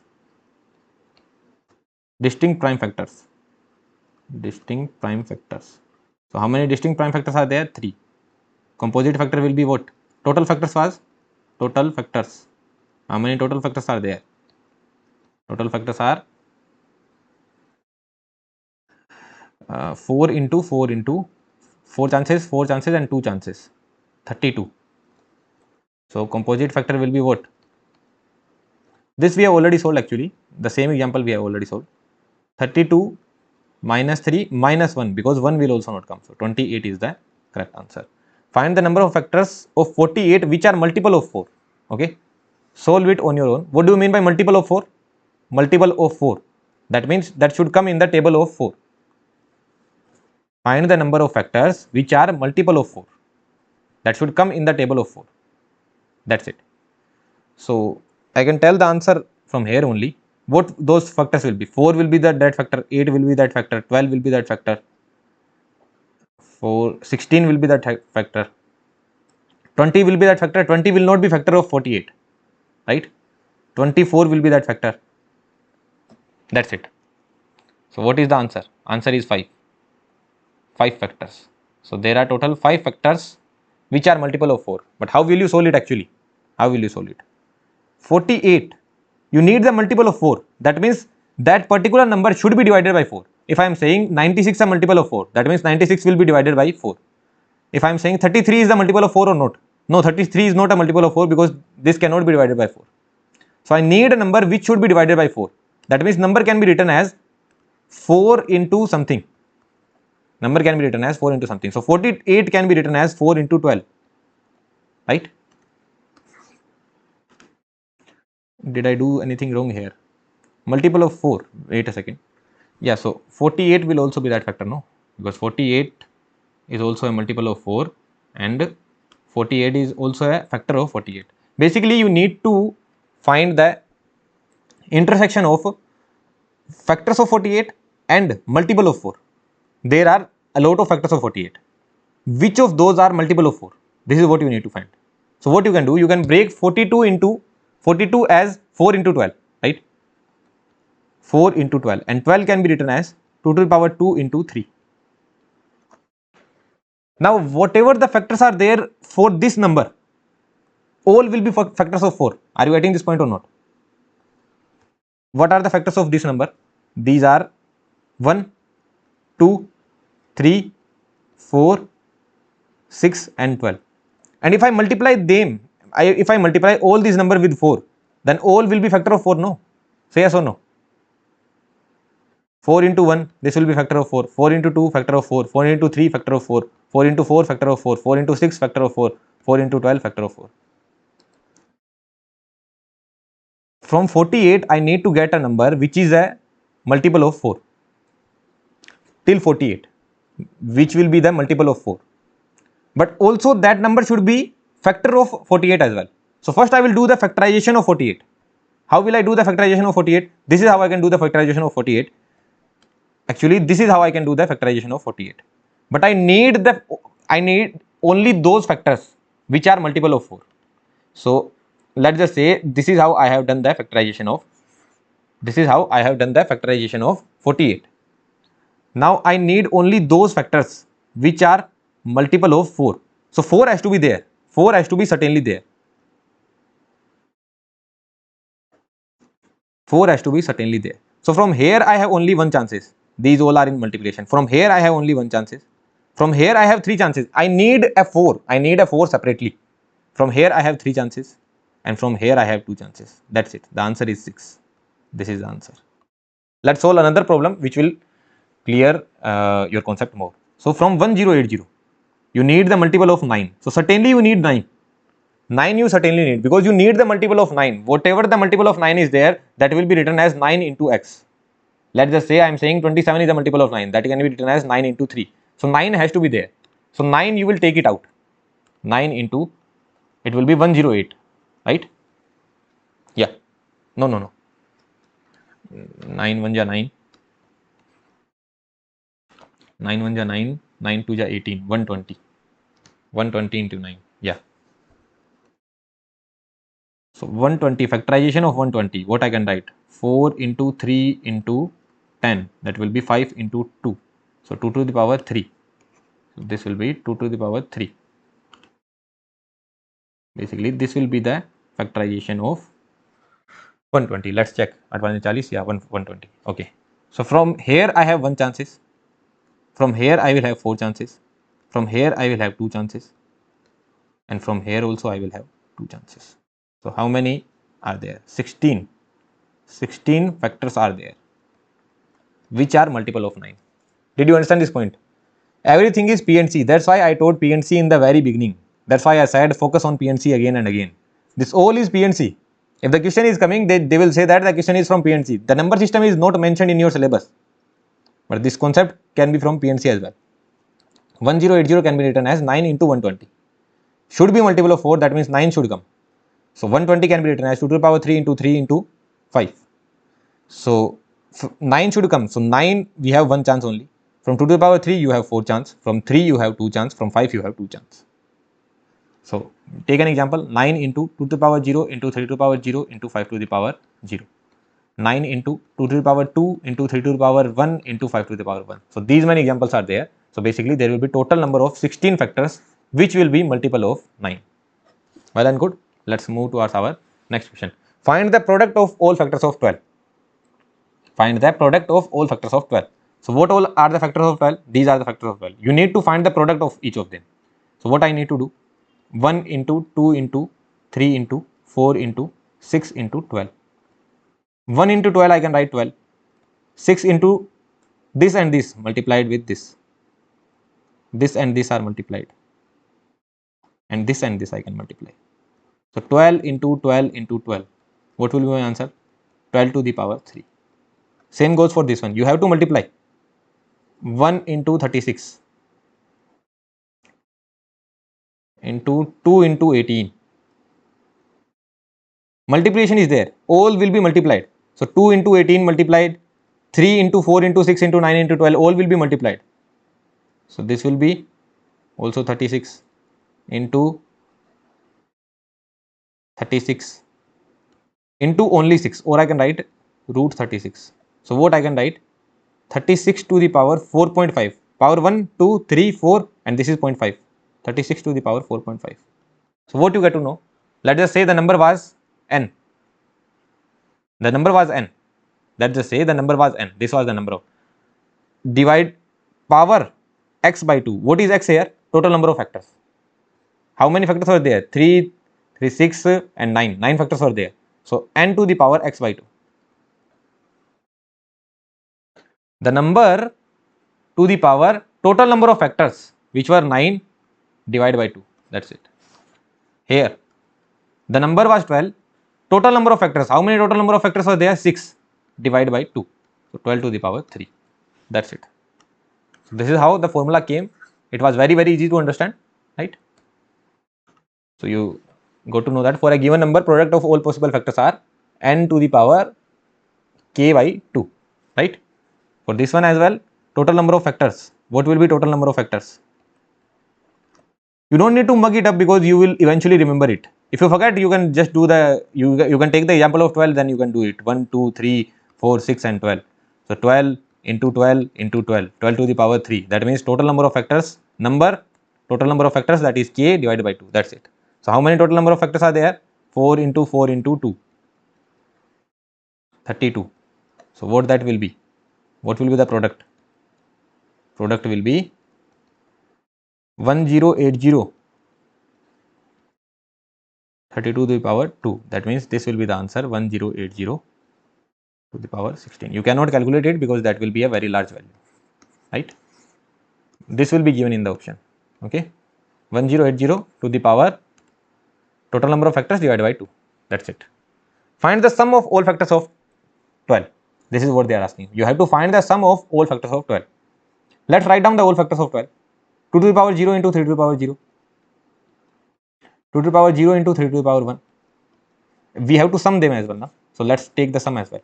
Plus, this is one of the factor, which will be another factor. The another factor will be 2 to the power 0 into 3 to the power 1, which will be another factor, 2 to the power 1 into 3 to the power 0, which will be another factor, 2 to the power 1 into 3 to the power 1, which will be another factor, 2 to the power 2 into 3 to the power 0, which will be another factor, 2 to the power 2 into 3 to the power 1. So these are the factors, right? These are the factors. Now listen to me carefully. How I can write it? Can I write it in this manner? 2 to the power 0 plus 2 to the power 1 plus 2 to the power 2 into 3 to the power 0 plus 3 to the power 1. Can I write it in this manner? Yes, you can write. Check. 2 to the power 0 into 3 to the power 0. 2 to the power 0 into 3 to the power 1. Can you solve this equation? You can solve this equation, no? 2 to the power 0 into 3 to the power 0. 2 to the power 0 into 3 to the power 1. Now 2 to the power 1 into 3 to the power 0. 2 to the power 1 into 3 to the power 1. 2 to the power 2 into 3 to the power 0. 2 to the power 2 into 3 to the power 1. So this is how I can write. What is this? Addition of a GP. This is a GP. This is what? This is a GP with the first term being 1.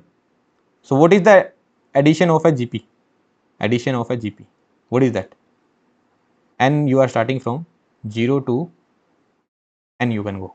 And you are starting from 0 to a particular N, or capital N I should write. From 0 to capital N I should write. So what that will be? This will be a to the power 0 plus a to the power 1 plus a to the power 2 and a to the power n. How many terms are there? N plus 1 terms are there. These are n plus 1 terms, right? These are n terms and this is one of the terms. So n plus 1 terms. These are n plus 1 terms. What will be the addition? First term into common factor. What is the common factor? A to the power number of terms minus 1 upon a minus 1. Actually, the formula is a r to the power n plus 1 minus 1 upon a r to the power n minus 1 upon r minus 1. This is the formula. In simple APGP, this is the formula. Even if you don't know this, you can Google it. This is a very basic thing which we study in 10th class. So I hope you already know it. I hope you haven't forget it. This is the addition of a GP. Addition of a GP. A into r to the power n minus 1 upon r minus 1. So what is A? 1 into r. R is A only. Total number of terms m plus 1 upon 1 upon a minus 1. That's it. Similarly, if you add these up, what you will get? If you add these up, first term is 1. 1 into r to the power, total number of term is 3 upon first term is 1. 3 to the power, total number of terms is 2 minus 1 upon 3 minus 1. Whatever you do that, you will get the formula. You will get the answer 7 into 8 by 2. 7 into 8 by 2. 28, right? Into 8 by 2. Yeah, 28. Or you can check here as well. 1 plus 2 plus 3 plus 4 plus 6 plus 12. What you will get? 4 10 12 24 for 28. So you are getting. Okay. So from here you can get a. Oh, sorry. This I should not remove. From here you get a formula. What is that? So whatever the power was there, x power was there, here power got increased. Here 1 power was there, here power got increased by 1. So let's check another example, then we will proceed. So how you will write it? 2 to the power 0 plus 2 to the power 1 plus 2 to the power 2 into, you need to find the sum. So this is how you can write it. This is how you can write it, right? 2 to the power 2 into 3 to the power 2 is there. So 2 to the power 0 into 3 to the power 0 plus 2 to the power 0 into 3 to the power 1 plus 2 to the power 0 into 3 to the power 2 plus 2 to the power 1 into 3 to the power 0 plus 2 to the power 1 into 3 to the power 1 plus 2 to the power 1 into 3 to the power 2. In that manner we will go. So what you will get? A r to the power n plus 1 upon r minus 1 into a power r to the power n plus 1. This power will be increased because number of terms is 3 upon r minus 1. So this will be 7 into 26 by 2. So 13 into 7, 91. That's it. This is the answer. Similarly, this is the formula we have got. 2 to the power x into 3 to the power y into 5 to the power z into 7 to the power p into 11 to the power p. So what we will do? One number will increase. 2 to the power x plus 1 minus 1 upon 2 minus 1. 3 to the power y plus 1 minus 1 into 3 minus 1. 5 to the power z plus 1 into z plus 1 minus 1 divided by y, 5 minus 1. In that manner we will go. Let's check this for 1080. So what will be the sum? 2 to the power 4 minus 1 upon 2 minus 1. We are not mugging up any formula. We have understood the differentiation of all the formulas here, right? And in the complete things, even in the technical part, I rarely ask you to remember any formula because we are engineers. We don't mug up things. We derive the things. And we are not deriving the things like we will take 2 hours to derive. If we have good enough aptitude, if we have good brain with us, if we have studied from a good resource, we will get to know from where all the formulas came. And if you know the resource of the formula, you will be able to solve the problem quicker than remembering the formula. Because if you let's just say if you remember the formula for this one, then you will write the formula, okay, 2 to the power q plus 1 minus 1 upon 2 minus 1. Then you will think here q minus 1 will come or 2 minus 1 will come. Then you will mess it up. But if you remember the concept that, okay, how did we derive the formula? 2 to the power 0 plus 1 plus 2 to the power 2 plus 2 to the power 3. Okay, it becomes a GP. Then you just writing the addition of GP. That's it. 3 to the power 4 minus 1 upon 3 minus 1 into 5 to the power 2 minus 1 upon 5 minus 1. That's it. So it will be 15 into this will be 80 by 2, or you can write 40 only. Right? 3 to the power 4 is 80. And this is 24 by 4, which you can write 6. 25 minus 1, 24 by 4. 24 by 4 will be 6. So 15 into 40 into 6, 3600. This is the sum of all the factors of 1080. So these kind of questions can be asked. Now this is the question. You don't know, this question was coming in front of you in the examination. You don't know from where this question came. Whether it is a question of PNC or the concept of factors, you don't know anything. How you will solve it? Say, let's see what the question says. What the question is asking: in how many ways 480 mobiles can be distributed equally to the students of class? In class, how many students are there? Do you know? No, you don't know. So there can be any number of students in the class. Let's just say in the class, if there was only one student, then if there was only one student, then how you would divide the mobile? 480 mobiles you will give to one student. Then you can say that, sir, in the class only one student was there, I gave all the mobiles to that student. Now I can say that I equally divided the mobile if there was only one student. Let's just say if there was two students in the class, how will you divide the mobiles? 240 and 240. So what you will say, sir, there were two students in the class, I divided the mobile 240 and 214, so I equally divided the mobile. If there were three students, how you would have divided? 3. 160, 160 and 160. You will say, sir, there were three students in the class, I gave 160 mobiles to each, so I divided the mobiles equally. Let's just say if there were 4 students, then how would you divide? 120, 120, 120 and 120. If there were 5, then how would you divide?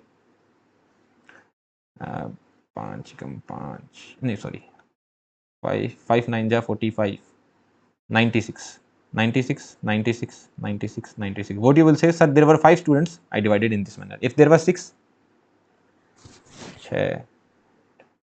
80, 80, you will give 80 mobiles to each. If there were 7,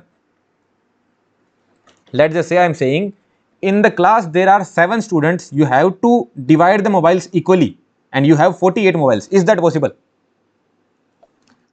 I am saying, okay, let's take a smaller example. You have 13 mobiles. In the class there are 7 students. You have 13 mobiles. In the class there are 7 students and I am asking you to divide the mobiles equally. Is that possible?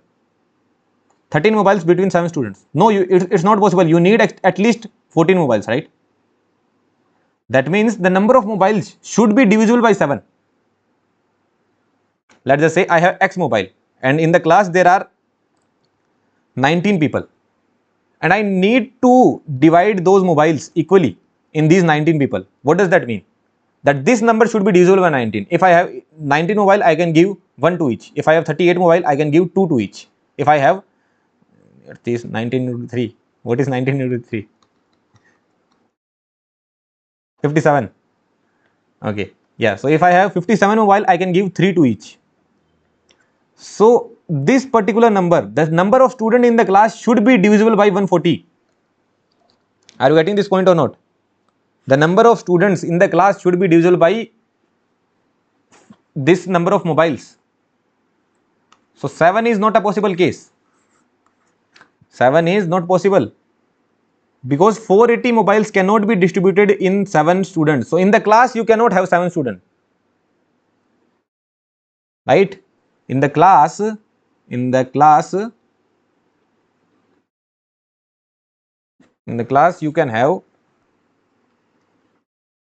can have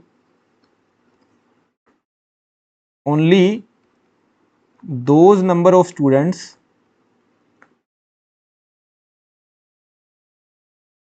which can divide 480.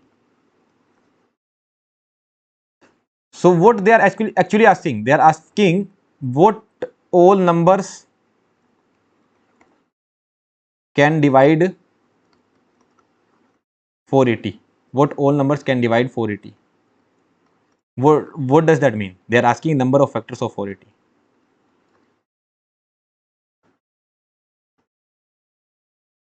Did you understand what they were asking? So this is how they can frame the question. You have 480 mobiles, you have to equally distribute in the student of class. You don't know how many students are there. There can be 2 students as well, there can be 3 students as well, there can be 1 student as well, there can be 4 students as well, there can be 5 students as well, there can be 6 as well, there cannot be 7, there can be 8 as well, there can be 9 is divided by that or not? No, 9 cannot be there, 10 can be there. If 10 are there, you will give 48 to each. So basically you need to know how many numbers can divide 480. So what they are asking you the number of factors of 480. So what you will do? What is the fact? How will you find the number of factors of 480? So 480 can be written as 10 will be there, 8 8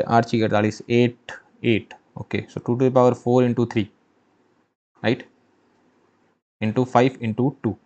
So this will be the factorization of 480. So this will be the factorization of 480, right? So total number of factors will be 6. Here you are having 6 chances into 2 chances into 2 chances. So 24. So there is total number of 24 ways by which you can divide 480 mobiles in the student of class. You don't know how many students are there. Think of the question again. You don't know how many students are there. There can be any number of students, right? There can be any number of students. There can be one student as well. There can be two students as well. If one student is there, you can divide it. If two students is there, you can divide it. 3 is there, you can divide it. 4 is there, you can divide it. 5 is there, you can divide it. 6 is there, you can divide it. 7 is there, you cannot divide. 8 is there, you can divide it. 9 is there, you cannot divide it. 10 is there, you can divide it. 11 is there, you cannot divide. 12 is there, you can divide. 13 is there, you cannot divide. 14 is there. You can check 14 can divide that or not. You can check. So 14 in, well, you can check 14 is there, you can divide it or not. So in that manner you can check. So actually they are asking how many numbers can divide 480, and how many numbers can divide 480? The total number of factors only. So they are asking the total number of factors of 480. So you got to know the total number of factors of 480 are 24. So answer is 24. That's it. Okay. Let's see this question as well. When 732 is divided by x, the remainder is 12. How many possible values of x are there? If I divide a number, let's just say there is a number n. If I divide the number by 4, my remainder is 0. What that number can be? 4, this number, this particular number can be 4, 8, this n I am talking about. This can be 4, 8, 12, 16, right? Now if I am saying I am dividing a particular number by 4 and my remainder is 2, what this number can be? Just add this 6, this number can be 10, 14, 18. Because if you divide 6 by 4, you will get 2 as a remainder. If you divide 10 by 4, you will get 2 as a remainder. 14 by 4, 2 as a remainder. 18 by 4, 2 as a remainder. Right? So similarly, you are dividing 732 by x and you are getting remainder as 12. You are getting remainder as 12. If you are dividing 732 by x, you get remainder as 12. What does that mean? That means that 732 minus 12 by x perfectly divides. That means x perfectly divides 720.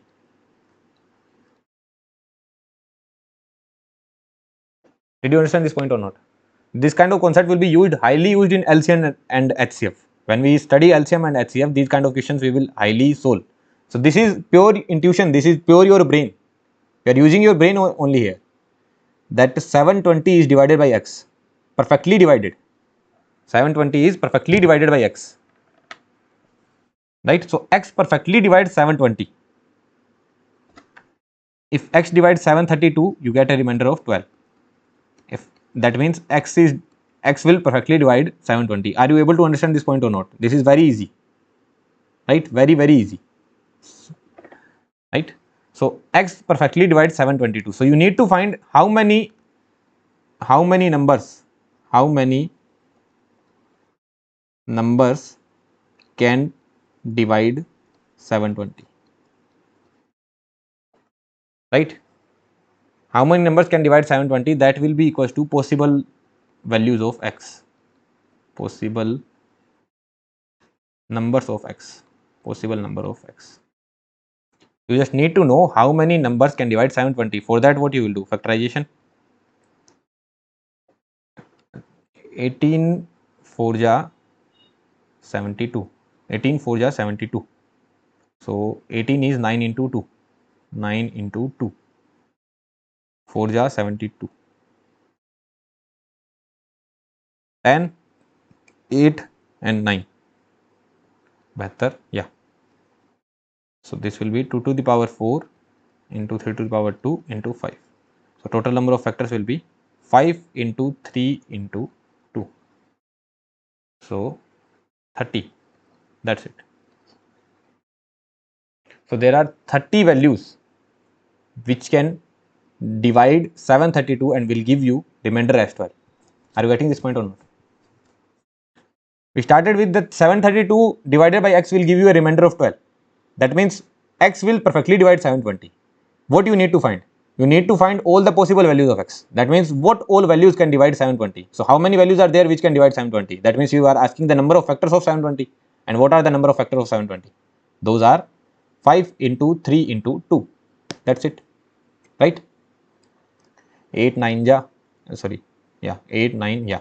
So total number of factors will be 30. 5 into 3 into 2. So that's it. This is the complete concept of number of factors. There cannot be a single problem which you cannot solve if the question is coming from the number of factors of factorization. Whatever that we are covering every single thing that can be asked. 100% of things we are covering. Now what we are going to study? We are going to study LCM and HCF. After that we are going to study factorials, and after that we will see the concept of remainder, also the power cycle concept, and then one or two topics are remaining there, then we will see those topics. So with that we will be able to cover our number system. So let's move to our next topic, that is LCM and HCF. And if you are watching it on YouTube, don't forget to like the video. Okay then, thank you. So let's start our next chapter, that is LCM and HCF. So what is the full form of LCM? Least common multiple. And what is the full form of HCF? Highest common factor. Okay, these are the full forms. So before going to the depth of LCM and HCF, we need to understand what is a multiple and what is a factor. So we have already seen in the previous part of the videos. So what is a multiple? Multiple is the number that comes under the table of a particular number. That's it. That means what is the multiple of 6? Multiple of 6 is 6, 12, 18, 24, 36, 48. All these numbers are 36, 48, 42, 60. All these are multiple of 6. That means these numbers are divided by 6. Divided by 6. Okay. So this is what we mean multiple. So 12 is a multiple of 6, 18 is a multiple of 6, 6 itself is a multiple of 6. And what do you mean by factor? Factor means 12 is a factor of, 6 is a factor of 12. 4 is a factor of 12. So whatever the number, what all numbers divides a particular number. So factor of 12 means what all number divides 12. I hope you have already seen my previous video of factorization. There I have told you what do you mean by factor. Factor of 12 means what all number divides 12. Factor of 48 means what all number divides 48. Factor of 60 means what all number divides 60. So this is what we mean factor. Very easy concept. Elementary classes in 6th, 7th class we have studied what do you mean by factor, what do you mean by multiple. Let's go to the concept of LCM. LCM means least common multiple. Least common multiple. So what do you mean by least common multiple? The least integer which is divisible by all the given number.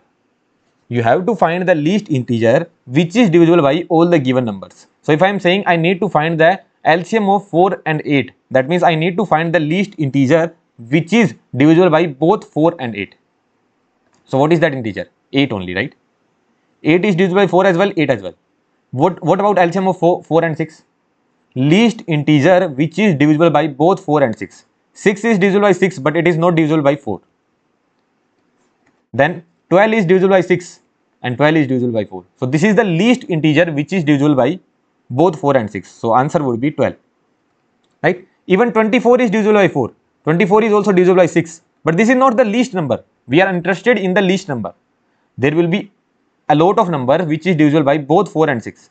12 is one of that number. 24 that will be. Then 36 that will be. 36 is also divisible by 4 and 6. Then other number will also be there. But we are interested in the least number.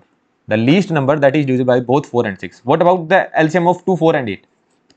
The number which is divisible by 2, 4 and 8. You need to find the number which is, you need to find the least number which is divisible by 2, 4 and 8. What is that? 8 only. Right? 8 is divisible by 2. 8 is divisible by 4. 8 is divisible by 8.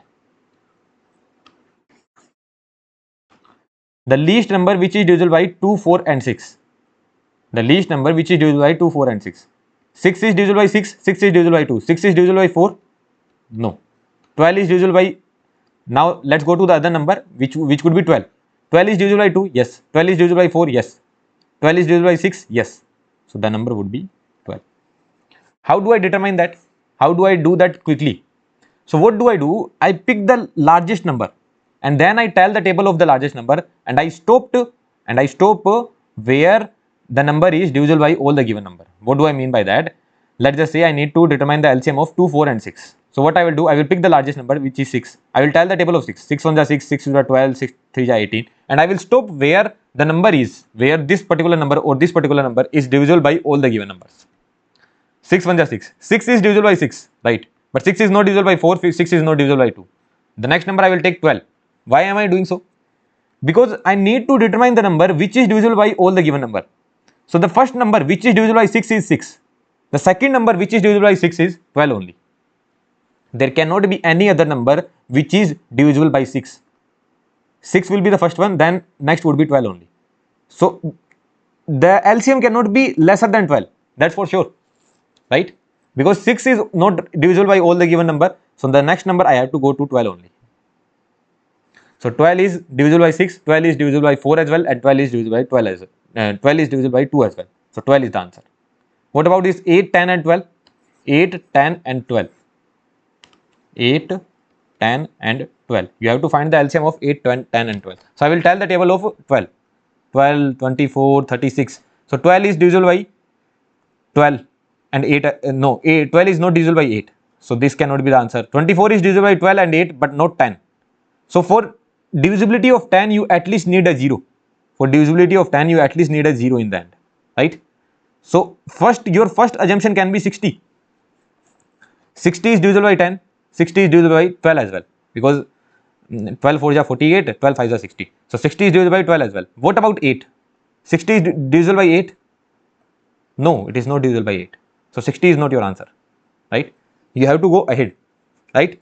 60, then 72. 72 will not be divisible by 10, right? Then whatever it will come, 84 will come, then 96 will come, then 108 will come, then 120 will come. So 120 is divisible by 10, right? 120 is divisible by 12 as well, surely, and 120 is divisible by 8 as well. 8 1 is 8, 8 5 is 40. So 120 is divisible by 8 as well. So this is the answer. This is not the conventional way. We are not going to do in this manner. I will tell you mathematical way as well how to determine the LCM. This is just your intuition, that even at least for small number you can determine intuitively. You don't need to write the equations. Now we will see how to do it mathematically. But this is the concept. The concept is you need to find the least. You have to find the least integer which is divisible by all the given numbers. Say yes or no. Well and good. Let's see the method. So how will you determine it? So you have to determine the LCM of 8, 10 and 12. So first you will do the factorization. This is the factorization, right? Factorization of 8 is 2 to the power 3, 10 is 2 into 5 and 12 is 2 to the power 2 into 3. And now you have to find the LCM. So what all prime numbers are there? 2 is there, 3 is there and 5 is there, right? So what is the maximum power of all the prime numbers? What is the maximum power of 2 here? You get the power of 2 as 2 as well, you get the power of 2 as 1 as well, you get the power of 2 as 3 as well. So this is the maximum power, no? 2 to the power 3. What is the maximum power of 2? 3. What is the maximum power of 3 here? 1. What is the maximum power of 5 here? 1. Right? 40, what you will get? 120. And this was the answer, right? 8, 10 and 12. 8, 10 and 12, 20. Now let's just say this big number comes. 36, 84 and 60. Now if this number comes in your examination and they are asking you the LCM, then it will take you time if you do it intuitively. So better do it with mathematics. It will be very easy, right? What will be the LCM? First do the factorization. You can do the factorization very quickly. It will be 9 into 4. So 3 square into 2 square. It will be 12 into 7. So 12 can be written as 2 square into 3 into 7. And 60 what you can write? 15 into 4, right? 5 into 3 you can write 5 into 3 and 4 2 to the power 2. So this is how you will do the factorization, and then you need to tell the LCM. So how will you tell the LCM? 36, 60 and 84. What will be the LCM? What all prime numbers you can see? 2 I can see, 3 I can see, 5 I can see and 7 I can see. What is the maximum power of 2? Maximum power of 2 is 2 only. In all the numbers, maximum power of 2 is, like, you need to find the maximum power of 2. In this complete one, you need to find the maximum power of 2. All are having the same only. So 2 to the power 2 only. What is the maximum power of 3? Here you are having 1, here you are having 1, but here you are having 2. What is the maximum power of 5? 1. What is the maximum power of 7? 1. So this is the LCM, which will be 420, 20 into 9, 20 into 9, 180, 180 into 7, 180 into 7. This is the LCM.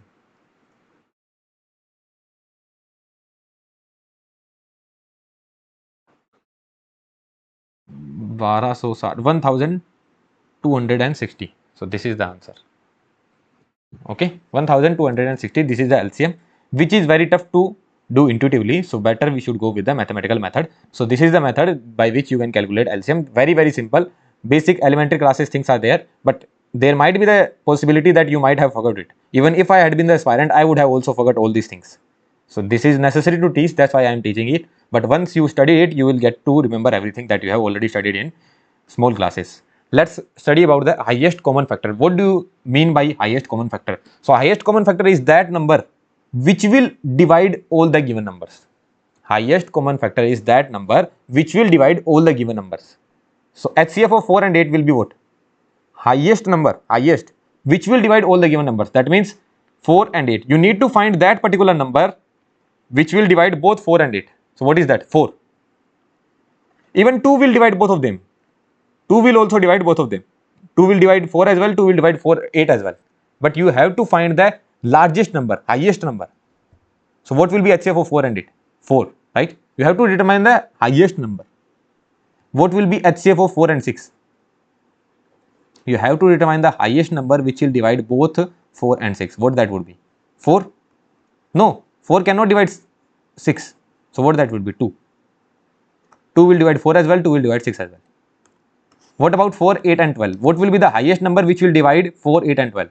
Highest number which will divide 4, 8 and 12. Highest common factor 4, 8 and 12. 4 only, right? Which will be the highest number which will divide both 4, 6 and, sorry, not both, which will divide 4, 6 and 12. What will be the highest number which will divide 4, 6 and 12? 2, right? 4 cannot divide 6, so 2 will be the HCF. What will be the highest number which will divide 2 and 9? 1. 2 cannot divide 9. 1 it should be. It should be 1. Right? And what about this? It should also be 1. 2 and 9 both are co-prime numbers. 3 and 5 both are co-prime numbers. So HCF of co-prime number is always 1. So this is the note. Because HCF co-prime number doesn't cancel out. They are not divided by a particular number. That means they are divided by 1 only. They are not divided by any particular number together. 2 and 9 together cannot be divided by a particular number. They do not cancel. That means HCF of co-prime number will be 1. So when I told the definition of a co-prime number, what did I write there? That HCF of co-prime number is 1. So I hope now this concept is clear to you. Why did I say that HCF of co-prime number is 1? Well and good. Right? Okay, understood this concept? Now let's check the mathematical method of finding the HCF. This was the intuition. Let's check the mathematical method. Okay, now before going to the mathematical method, let's talk about a very simple thing. Very simple thing. Why we are not interested in LCF? That means why we are not interested in least common factor? Because least common factor will be 1 only, right? Let's just say if I ask you to find the LCF of 4 and 8. So you need to find the least number which will divide both 4 and 8. What that would be? 1. And why we are not interested in HCM, highest common multiple? Why we are calculating least common multiple? Because if I ask you what is the highest common multiple of 2 and 4, that means you need to find the number which is divided by both 2 and 4. You have to find the number, you have to find the highest number which is divided by both 2 and 4. Someone will say 40, sir. 40 is divided by 2 and 4. I will say 80. 80 is both 80 is divided by 2 and 4. You have to find the highest number, that will be infinity. Right? Least common factor and highest common factor. That's why we are interested in HCF and LCM, not HCM and LCF. Okay? So that's why they are defined as HCF and LCM. Why we are interested in HCF and LCM? This is also I wanted to tell, because least common factor will always be 1 and highest common multiple will be infinity. Right? So that's why we are not interested in those things. This was very simple intuition, just I wanted to give. Let's understand the mathematical calculation of HCF. So how we will do it mathematically? So again you will do the factorization, right?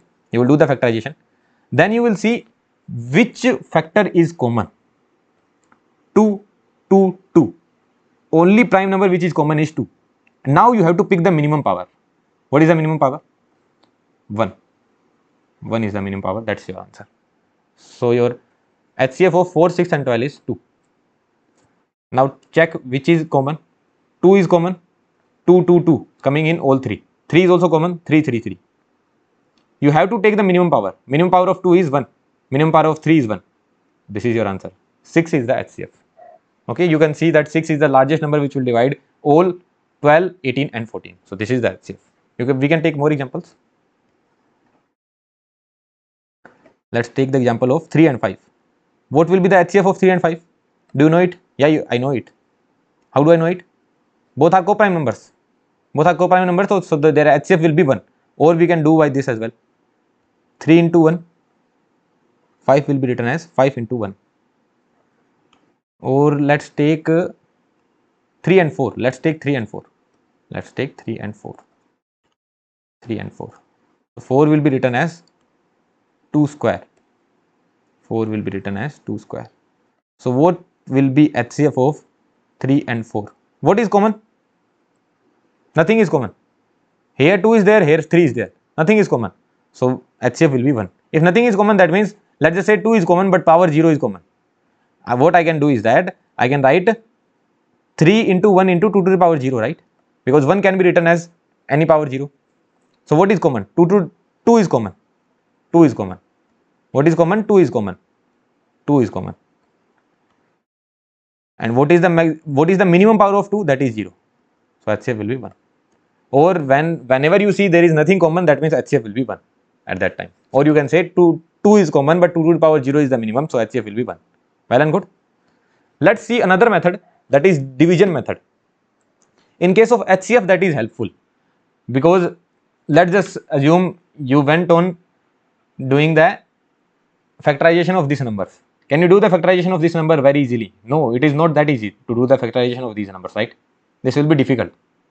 So better we should learn another method, that is division method. This will be used in these larger numbers, okay?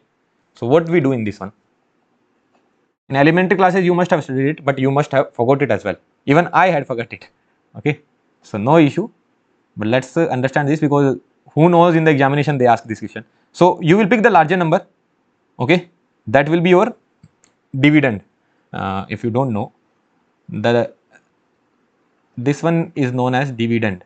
This one is known as divisor. This is known as quotient, and whatever you get, that is remainder, okay? When we study the concept of remainder, there I will also tell what is dividend, divisor, quotient, remainder, okay? So your dividend would be the larger number and divisor will be the smaller number. Now 2193 into 1 will be 2193 only, 2923, sorry, because it is 3293 is divided by 2923 only by 1 only, no? So 1. Although this doesn't matter, this is of no use. 1 is of no use.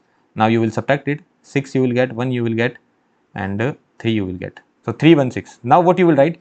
You will write this dividend. Okay. You will write this divisor as dividend.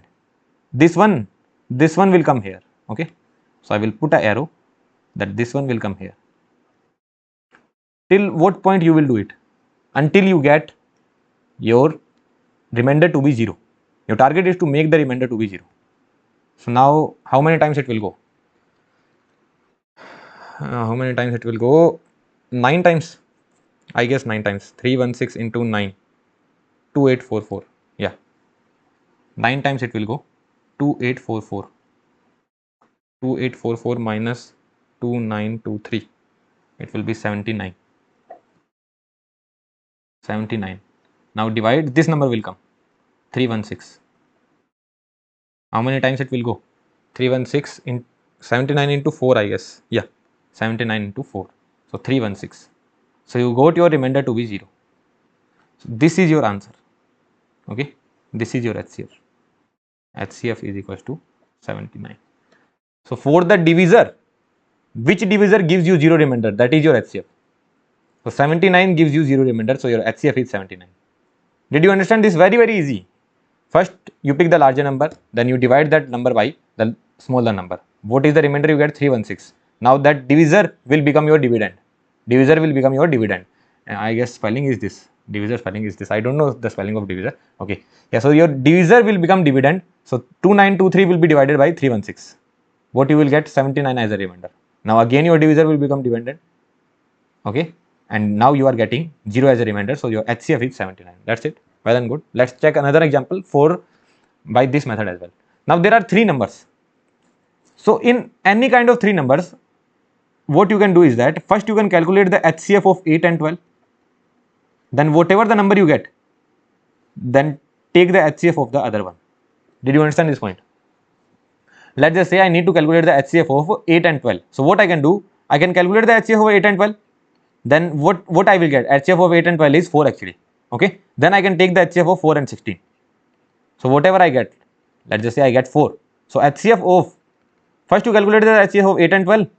Then HCF of 8, 12 and 16 is same as this HCF. So this is what I have written. First take the HCF of these two. Then whatever the answer you get, take the HCF of that answer with 16. You will get the HCF of all 3. So this is the scene. This is what we are going to do now. So first let's take the HCF of 8 and 12. HCF of 8 and 12 with the divisor method we are doing, right? With the divisor method. So this is 12, this is 8. So 8 1 ja 8, 4. Now this 8 will come here. So 8 2 ja 8 only. But this is of no use, only this is of use. So this is your HCF. So HCF is 4. So HCF of 4 and 16. HCF of 4 and 16. So what will be HCF of 4 and 16? So 16 is divisible by 4 directly. So here only you are getting remainder 0. So this is the HCF. So this is the final HCF. So your final HCF is 4. Final HCF is 4. Let's talk about the HCF of 3 and 5. So 5 will come as a dividend and 3 will be divisor. So what you will get? 3 1 ja 3. You will get remainder as 2. Now this 3 will come here. 3 will come here. 2 1 ja 2. What you will get? Remainder as 1. You need remainder to be 0. Now what will happen? This 2 will come here. 1 2 ja 2 and remainder is 0. So by which number you got remainder to be 0? This is the number by which you got remainder to be 0. This is the HCF. HCF of 3 and 5 is 1. And this is the HCF of this particular number, that is 4. So this is the method, divisor method. Sometimes in the examination it may be helpful for you if the numbers are big enough like this, because here you cannot do the factorization. Doing the factorization will be very tough task, but in smaller number you can do the factorization. So that's why I taught this method of division method. For larger number it will be useful. Well and good. Let's talk about some important points. So tell me the LCM of 4, 8 and 12. What is LCM? Least number which is divisible by all 4, 8 and 12. The least number which is divisible by 4, 8 and 12. What is that? 12. Tell me the LCM of 40, 80 and 120. The least number which is divisible by 40, 80 and 120. What is that? The least number which is divisible by 40, 80 and 20. What is that? 120 only, right? What did you understand there? LCM of 40. 40 I can write as 4 into 10. 80 I can write as 8 into 10. And 120 I can write as 12 into 10. 10 is common in all. So I can take 10 outside. So 10 into LCM of 4, 8 and 12. 10 into LCM of 4, 8 and 12. What is that? 12. So what is the answer? 120. So what did you understand here? If there is some common number, in case of LCM, if there is some common number, you can take it outside. K is the common factor. So K into LCM of A, B and C. Now some people will say, sir, from here you can take 40 as a common. Yeah, you can take 40 as a common. So 40 into LCM of 1, 2 and 3. You can take 40 as well. From this one, I can do this thing as well. You can take 40 as common. So 40 into 40 into LCM of 1, 2 and 3. What will be the LCM of 1, 2 and 3? What is the smallest number? Not 3, sorry.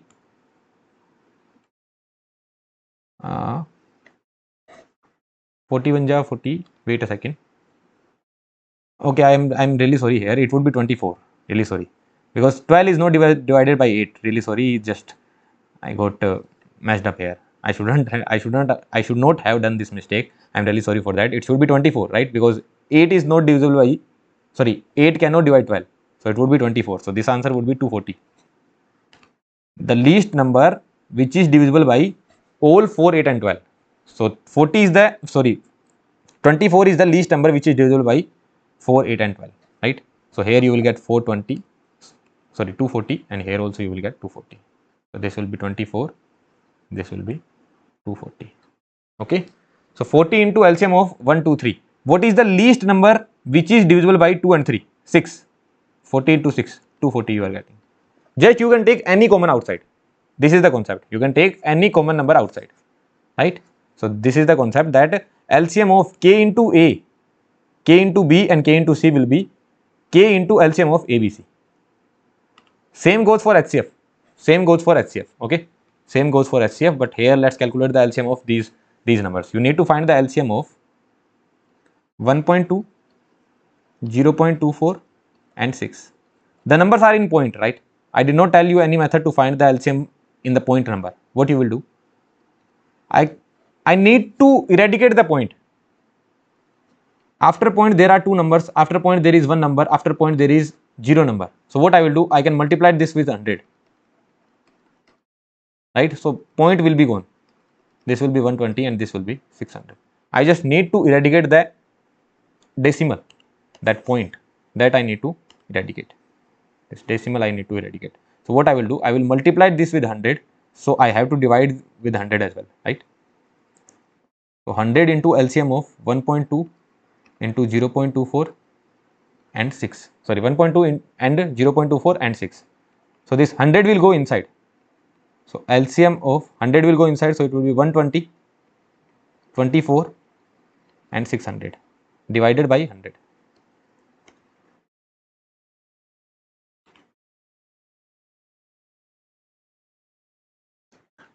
Right? So what do you think? What will be the LCM of 120, 24 and 600? What will be the LCM? LCM will be 600 only, because 600 is divisible by 24 as well. Is it? Yeah. 600 is divisible by 24 as well, and 600 is certainly divisible by 120 as well. So LCM will be 600 only and divided by 100. So answer will be 6. So LCM of 1.2, 0.24 and 6 is 6. Now you can check 6 is divisible by 6 as well, 6 is divisible by 1.5 as well, right? 6 divided by 1.5, what you will get? 5. 6 divided by 6, what you will get? 1. 6 divided by 0.4, 0.24. So basically it will be 600 by 24. So 600 by 24, 25, you will get 25. So 6 is divisible by all the numbers. So what is the method I used? I just multiplied and divided it with 100. If I multiply it with 100, what I will get? If I multiply, I have to divide as well. And if I am multiplying, that can go inside. This particular number can go inside and will be multiplied with all the numbers. So 120, 24 and 600. This property I used. If k is outside, this can go inside. Both ways I have to remember. This way and this way. Both ways I have to remember. Okay.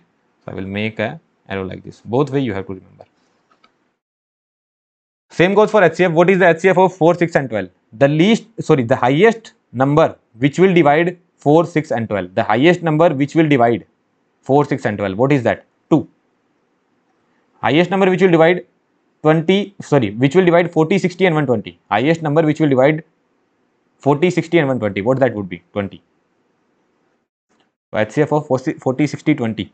So it is 2 into 10. Basically it can be written as 10 into 2, or it can be written as 10 into HCF of 4, 6 and 12. So the same thing is there. Here also you can take k outside.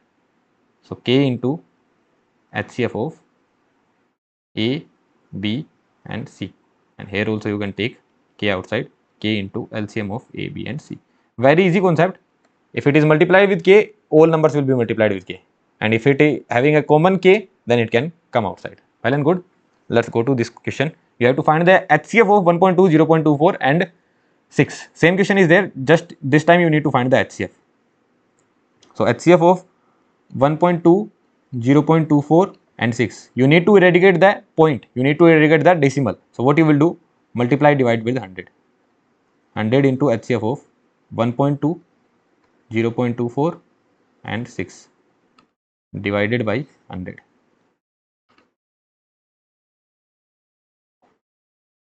HCF of 120, 24 and 600. Which is the least divided by 100? Which is the least number? Which is the least number which will divide 120, 24 and 600? Which is the least number which will divide 120, 24 and 600? 24 will divide 120, right? 24 will divide 24 as well, and 24 will divide 600 as well, right? So the least number is 24 only. So 24 by 100, that means 0.24. So your HCF of 1.2, 0.24 and 6 is 0.24 only. Well and good. So yeah, that's it. So this is the concept of HCF. We will see more problems, we will see more concepts. So let's see another concept, LCM and HCF of fraction. So LCM and HCF of fraction is given by, let's just say you need to find the LCM of n1 by d1, n2 by d2 and 3 by d3. So what that would be? LCM of n1, n2, n3 divided by HCF of d1, d2, d3. d1, d2, d3. And if you need to do the same thing for HCF, so what you will do? HCF of n1, n2, n3, the HCF of numerator divided by LCM of denominator. You need to calculate HCF, then HCF of numerator and LCM of divided by LCM of denominator. I will give you an intuition why this is happening. Certainly I will give you the intuition, and but first you need to remember. How will you remember? You need to calculate the LCM. So LCM of this one and HCF of this one. That's it. Did I take an example? No, I forgot to take an example. So first discuss the example here. Then we will see the intuition why this came, why this formula came. We will see the intuition behind it. Okay. But so let's see these examples. These two examples I will deal for this LCM and HCF of fractions. Okay. So first we need to calculate the LCM of 2 by 3, 4 by 9 and 6 by 15. So what you will do? You will calculate the LCM of 2, 4 and 6 divided by LCM of 3, 9 and divided by HCF of 3, 9 and 15. 3, 9 and 15. What is the LCM of 2, 4 and 6? The least number which is divisible by 2, 4 and 6. 6 is divisible by 6, 6 is divisible by 2 as well, but 6 is not divisible by 4. So answer will be 12. The next number will be 12. So 12 is divisible by 6, 4 and 2. What about HCF? The highest number which will divide all 3, 9 and 15. So which is the highest number? 3 will divide 9 as well, 3 will divide 15 as well, and 3 will divide 3 as well. So answer is 4. Answer is 4. Now what is the concept of LCM? LCM of these number will be that particular number which is divided by 2 by 3, 4 by 9 and 6 by 15. 4 should be completely divisible by 2 by 3. Right? Is it divisible? Yeah, it is divisible. You will get 6. Right? 4 should be completely divisible by 4 by 9. What you will get? 9. And 4 should be completely divisible by 6 by 15. So what you will get? 10. So 4, that particular number, it is divisible by all the given numbers. That means it is LCM. Do you remember the concept of LCM and HCF? LCM is the least number which is divisible by all the given numbers, and HCF is the HCF is the highest number which will divide all the given numbers. That's it. This is what you need to remember. Let's do the second one. HCF, that means HCF of 3, 9 and 27 divided by LCM of 2, 8 and 10. What is the HCF of 3, 9 and 27? HCF of 3, 9 and 27. The highest number which will divide all 3, 9 and 27. What is that? 3. What will be LCM of 2, 8 and 10? The least number which will be divided by 2, 8 and 10. What is that? Least number which will be divided by 2, 8 and 10. 10 cannot be divided by 8, 20 cannot be divided by 8, 30 cannot be divided by 8, 40 can be divided by 8, right? And 40 can be divided by 2 as well. And 40 is certainly divided by 10 as well. So 3 by 40. This is the HCF. Now what is the meaning of HCF? That HCF should divide all the given numbers. HCF, this number should divide all the given numbers. That means 3 by 2 should be perfectly divided by 3 by 40. So if you solve it, you will get 20.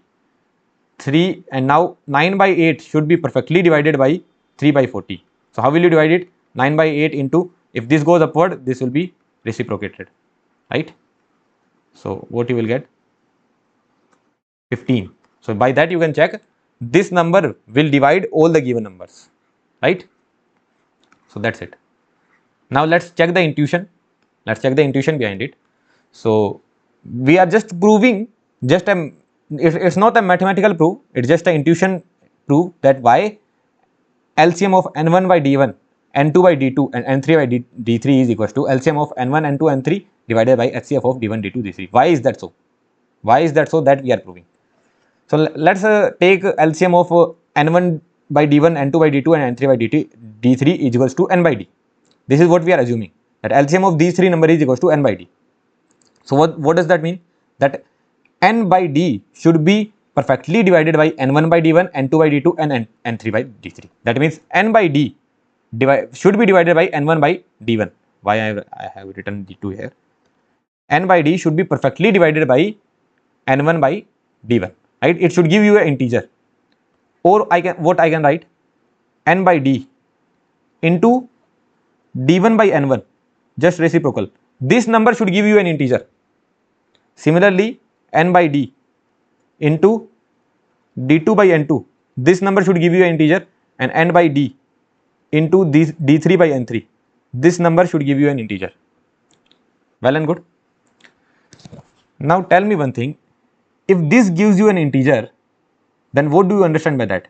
That n1 should perfectly divide n should be perfectly divided by n1, n should be perfectly divided by n2, and n should be perfectly divided by n3. Because if this and this get cancelled, then you will get an integer. What is your target? Your target should be this should belongs to integer. This should be integer. Then only you will say no, perfectly divided. That means 10 by 5, I get 2. It is an integer. Then only I say that it is perfectly divided by 5. So your target is to get an integer. If you want an integer, that means n1 should perfectly divide n, n2 should perfectly divide n, and n3 should perfectly divide n. What do you understand by that? What you are calculating? That means n should be perfectly divided by, what is the conclusion? Conclusion is n should be perfectly divided by n1, n2 and n3. That means what you are calculating? You are calculating the LCM of n1, n2 and n3. Say yes or no. LCM of n1, n2 and n3 is equals to n. What does that mean? If your n is perfectly divided by n1, n2 and n3, the number which is perfectly divided by the given numbers, that is known as LCM. LCM of 2, 4 and 6, what was that? 12, because 12 is perfectly divided by 2, 4 and 6. So that means this n is coming out to be LCM of n1, n2 and n3. LCM of n1, n2 and n3. This n is this. We proved it here. This is not a mathematical proof. This is not mathematical, but an intuition is there, right? Now let's talk about the lower one. I hope you are able to think it now. D should perfectly divide D1, D should perfectly divide D2, and D should perfectly divide D3, right? D should perfectly divide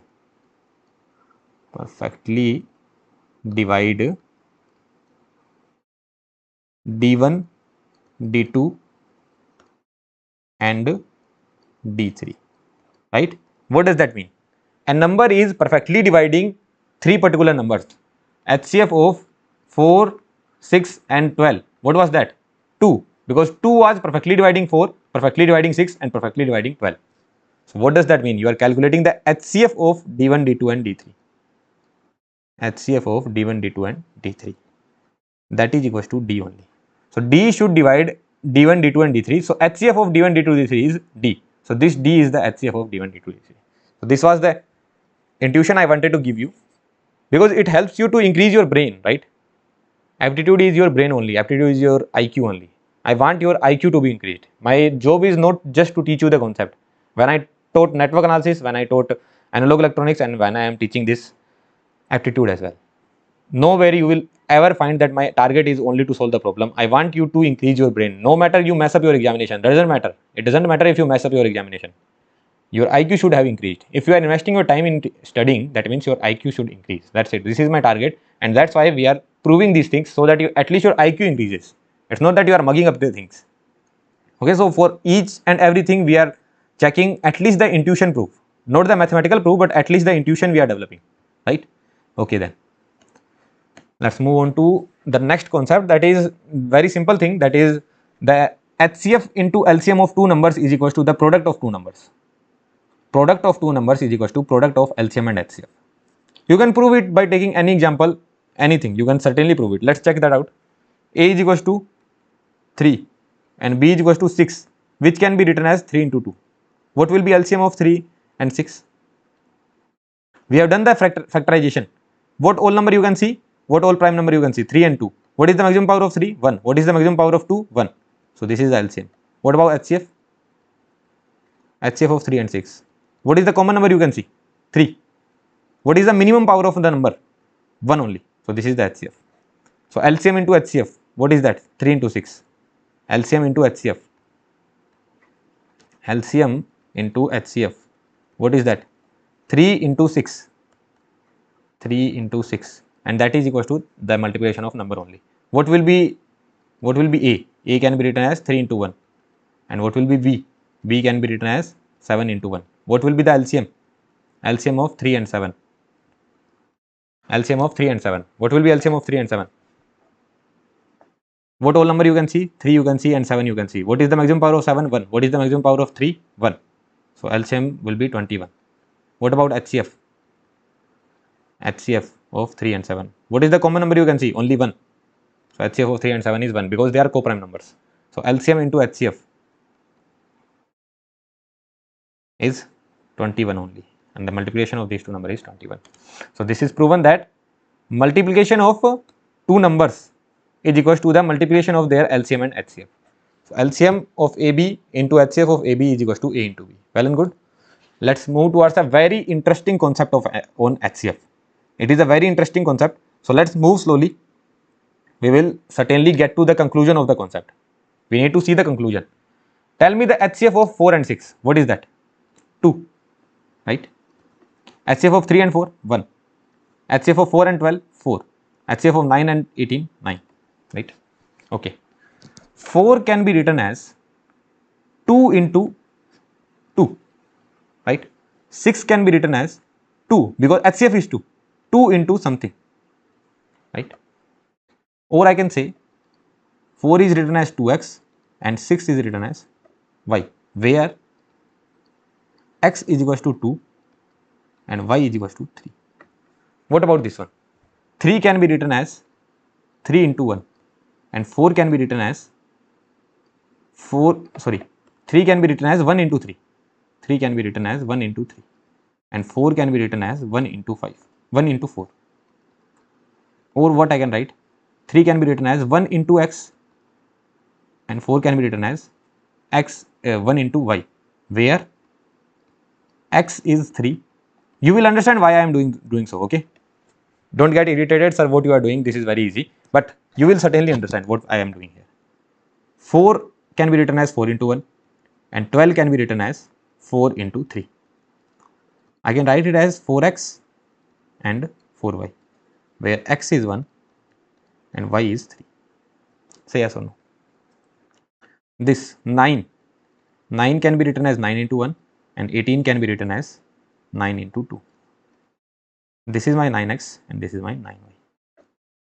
If the HCF of two number is k. HCF of two number is k. So I can write A as kx and B as ky, where k is the HCF and x and y are co-prime numbers. This is the conclusion. If HCF of A and B is k, then I can write A and B as kx and ky respectively, where x and y are co-prime numbers and k is the HCF. It is very straightforward, right? Here x was 1 and y was 2. You can see 2 and 3 co-primes, 3 and 4 co-prime, 1 and 3 co-prime, 1 and 2 co-prime. Why that is happening? Because what is HCF? HCF is the largest number which will divide the given numbers. 2 is the largest number which will divide 4. If you write 4 by 6, so this will get cancelled by 2 only. After that it will not get cancelled. HCF is the number which helps you cancelling the numbers. 3 and 4. 3 and 4 will be cancelled by 1 only. 4 and 12.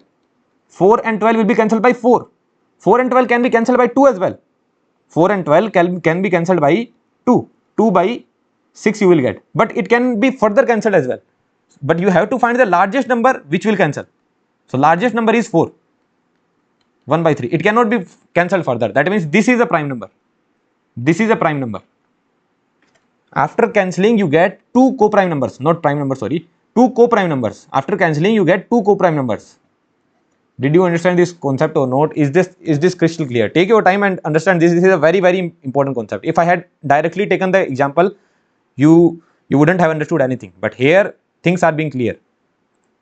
That is, if HCF of two numbers are HCF of two number A and B is k, then I can write down A and B as kx and ky, where x and y are co-prime numbers. That is crystal clear to you, right? So this I have written in the next page. That if the HCF of two numbers is k, then the two numbers can be written as kx and ky, where x and y are co-prime number. So basically HCF of A and B is k, then A is equals to kx and B is equals to ky, where x and y are co-prime numbers.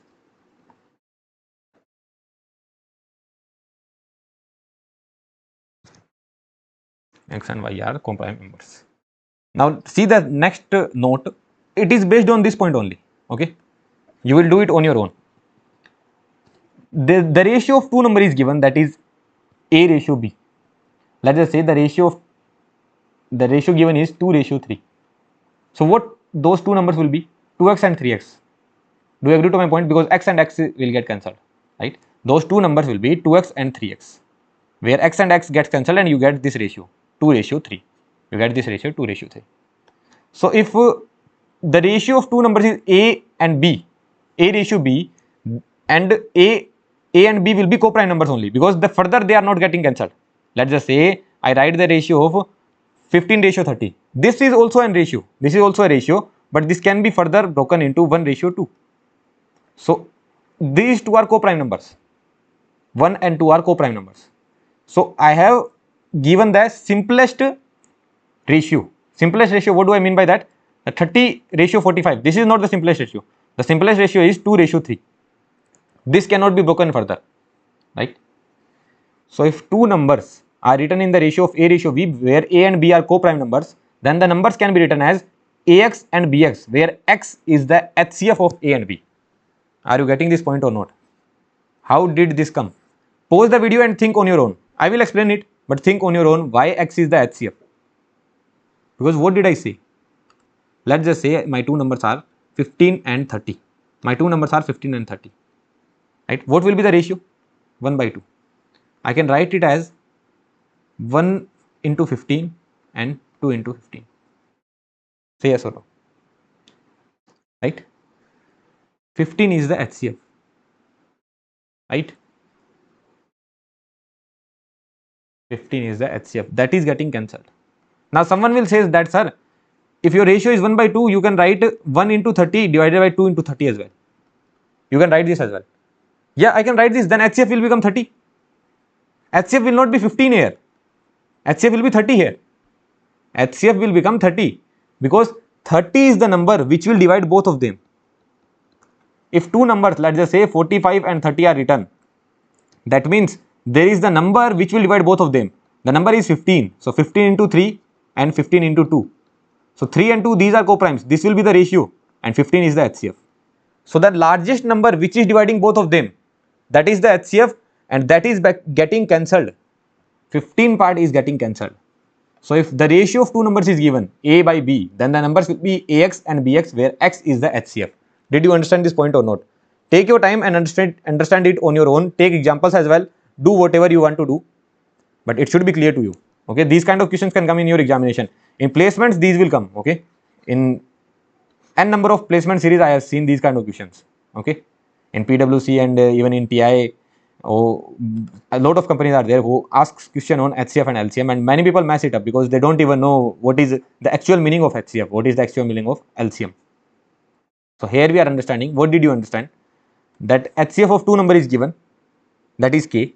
Then the numbers can be written as Kx and Ky, where X and Y are co-prime, right? And here what they are saying, the number is Kx and Ky only, but K got cancelled, so my ratio is X ratio Y. So I can write the number as Kx and Ky, where K is my HCF. That's it. Okay. So let's solve the problems now. We will solve a lot of problems based on LCM and HCF. So this is the first problem. Now with the help of problem, your concept will become much clearer. Okay. So let's start with the first one. Two numbers are given in the ratio of 15:11.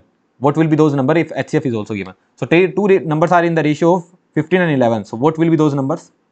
Numbers will be 15x and 11x. Where? What is x? X is the HCF, right? We proved it. Where x is the HCF. Here we proved it. Where x is the HCF. यार ये टेढ़ा क्यों जा रहा है?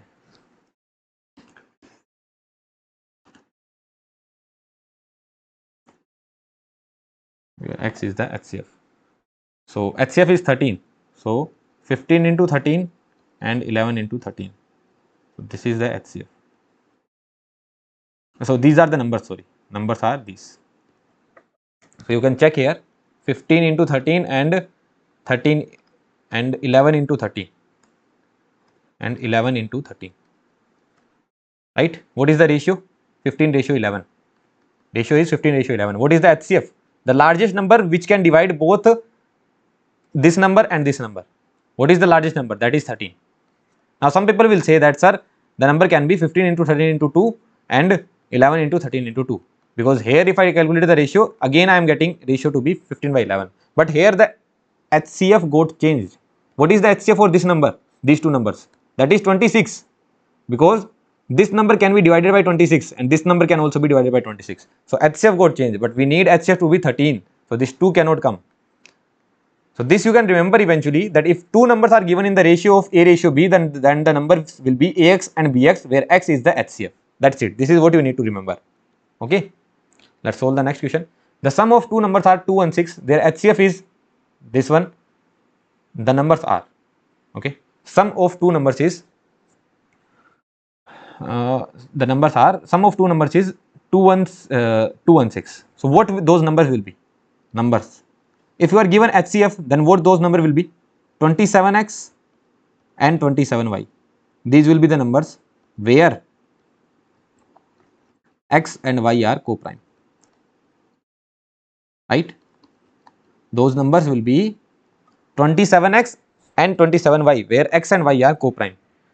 ये जा रहा है बहुत टेढ़ा. Let's check the handwriting on the previous pages. That is fine. Yeah. Okay. So where x and y are co-prime. The addition is 2 and 6. So 27x plus 27y is equals to 216. So x plus y will be what? 216 by 27.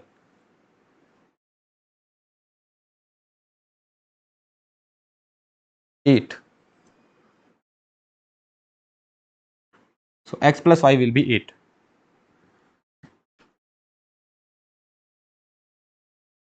X and y are co-prime numbers. X and y are co-prime numbers. This is a MSQ question. Okay. Here it is not visible. This is an MSQ question. This question is MSQ.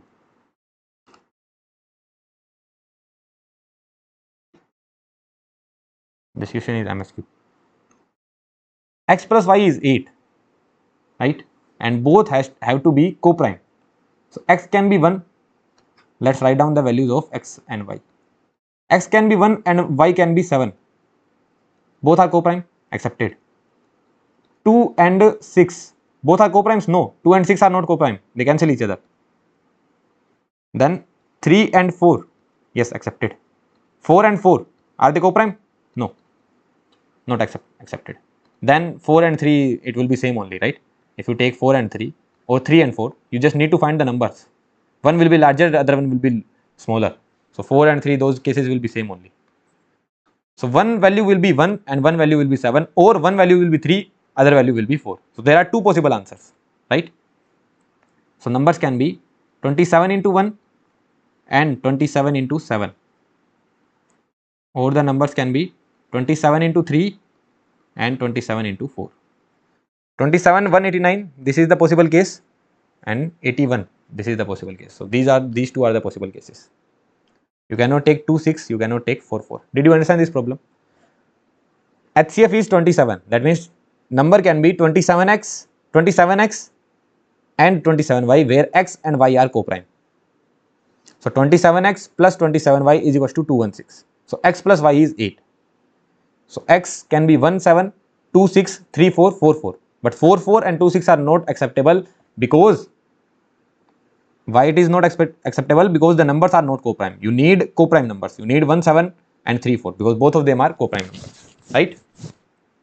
So these are the possible answers. Well and good. Let's move towards the next question. The HCF of two number is 21. Their LCM is 2 to 1 times of HCF. Okay, let's write down whatever that is given. HCF is given as 21. So what will be the numbers? Numbers will be 21x and 21y, where x and y are what? Co-prime. And what also is given, that is LCM is given. LCM is 2 to 1 times of 21. If one of the number lies between 200 and 300, one of the number lies between 200 and 300, then the sum of the digits of the other number is, we need to find the other digit. One of the digit is lying between 200 and 300. Okay, so you have the LCM and HCF, you have the numbers as well. So LCM into HCF is equals to product of numbers, right?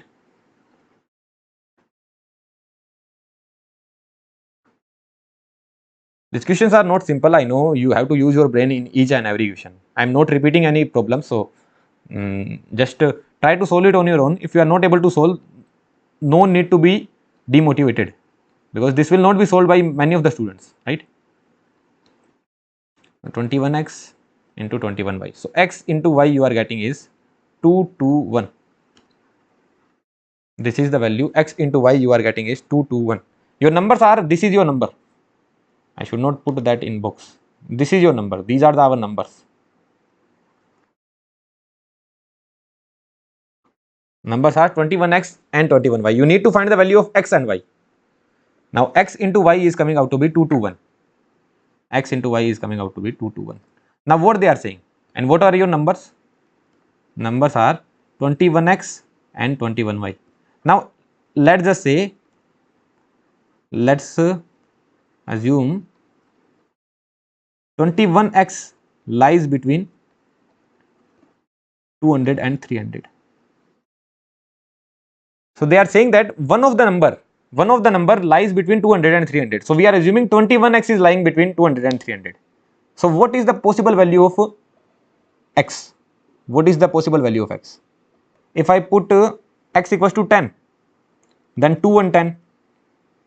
If I put x equals to 10, if x equals to 10, if x is equals to 10, then one of the number will be 2 and 10. That lies between 200 to 300. I can put x equals to 11 as well. If I put x equals to 11, so 21 into 11, 21 into 11, 231. That also lies under 200 and 300. I can put x equals to 12 as well, right? So 21 into 12, 252.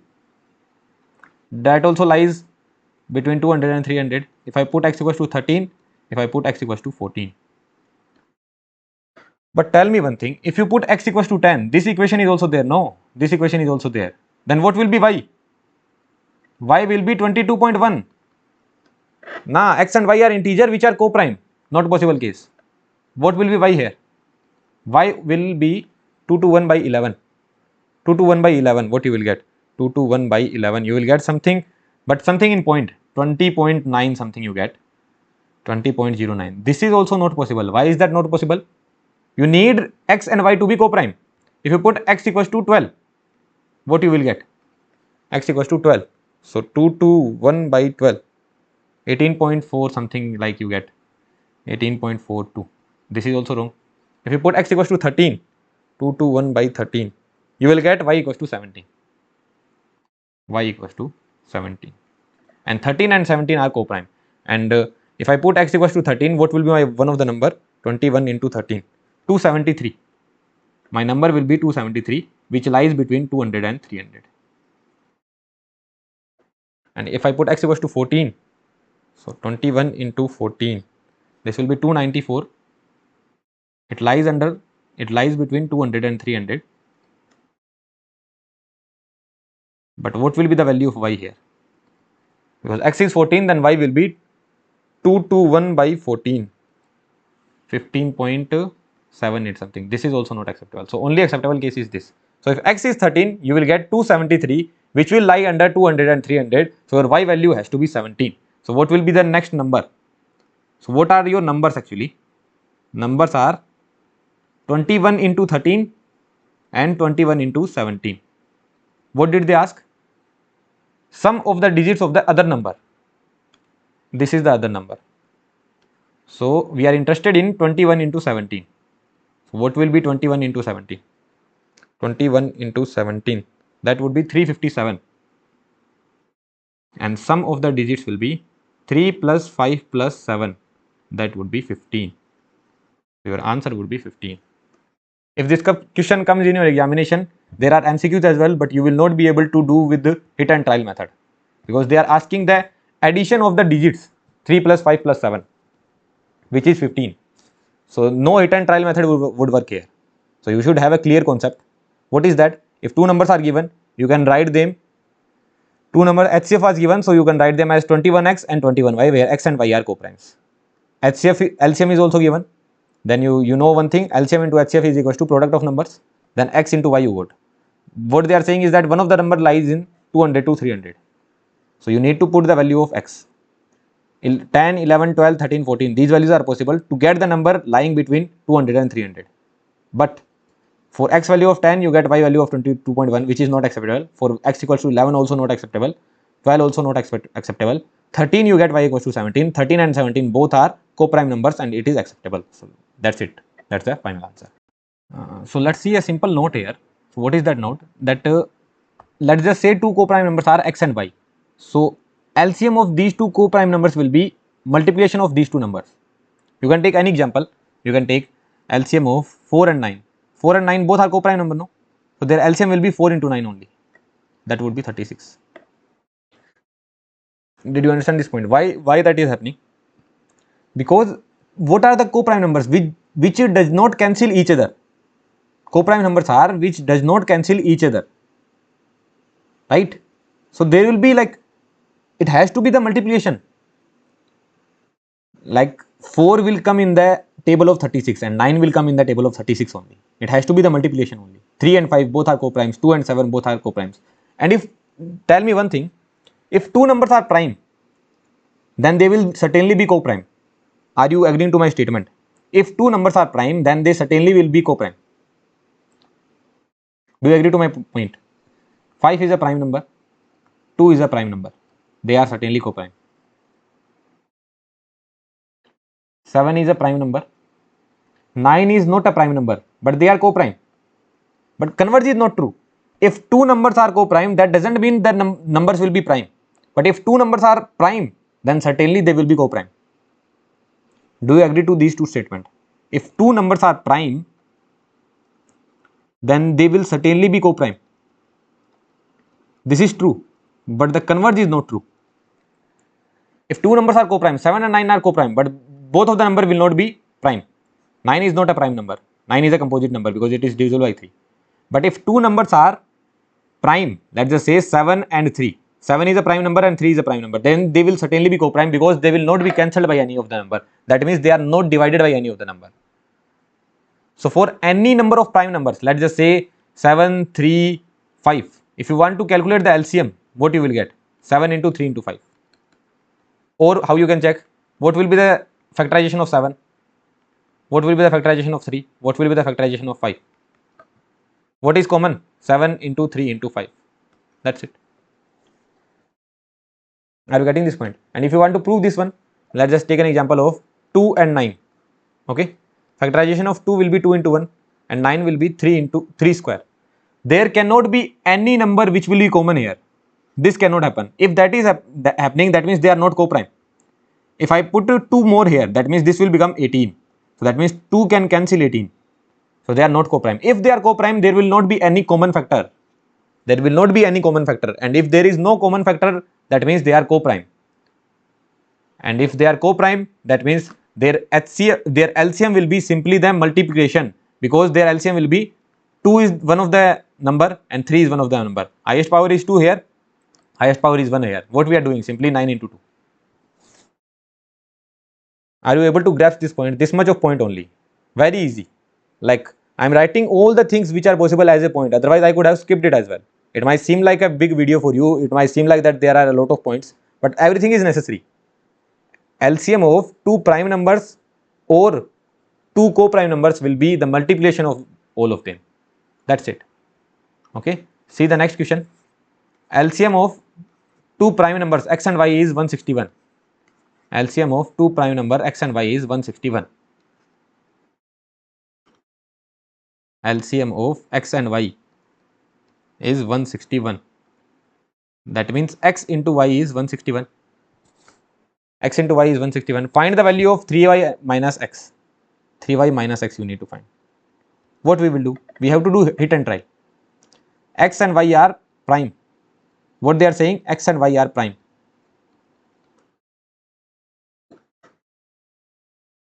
Right? 161 cannot be a prime number.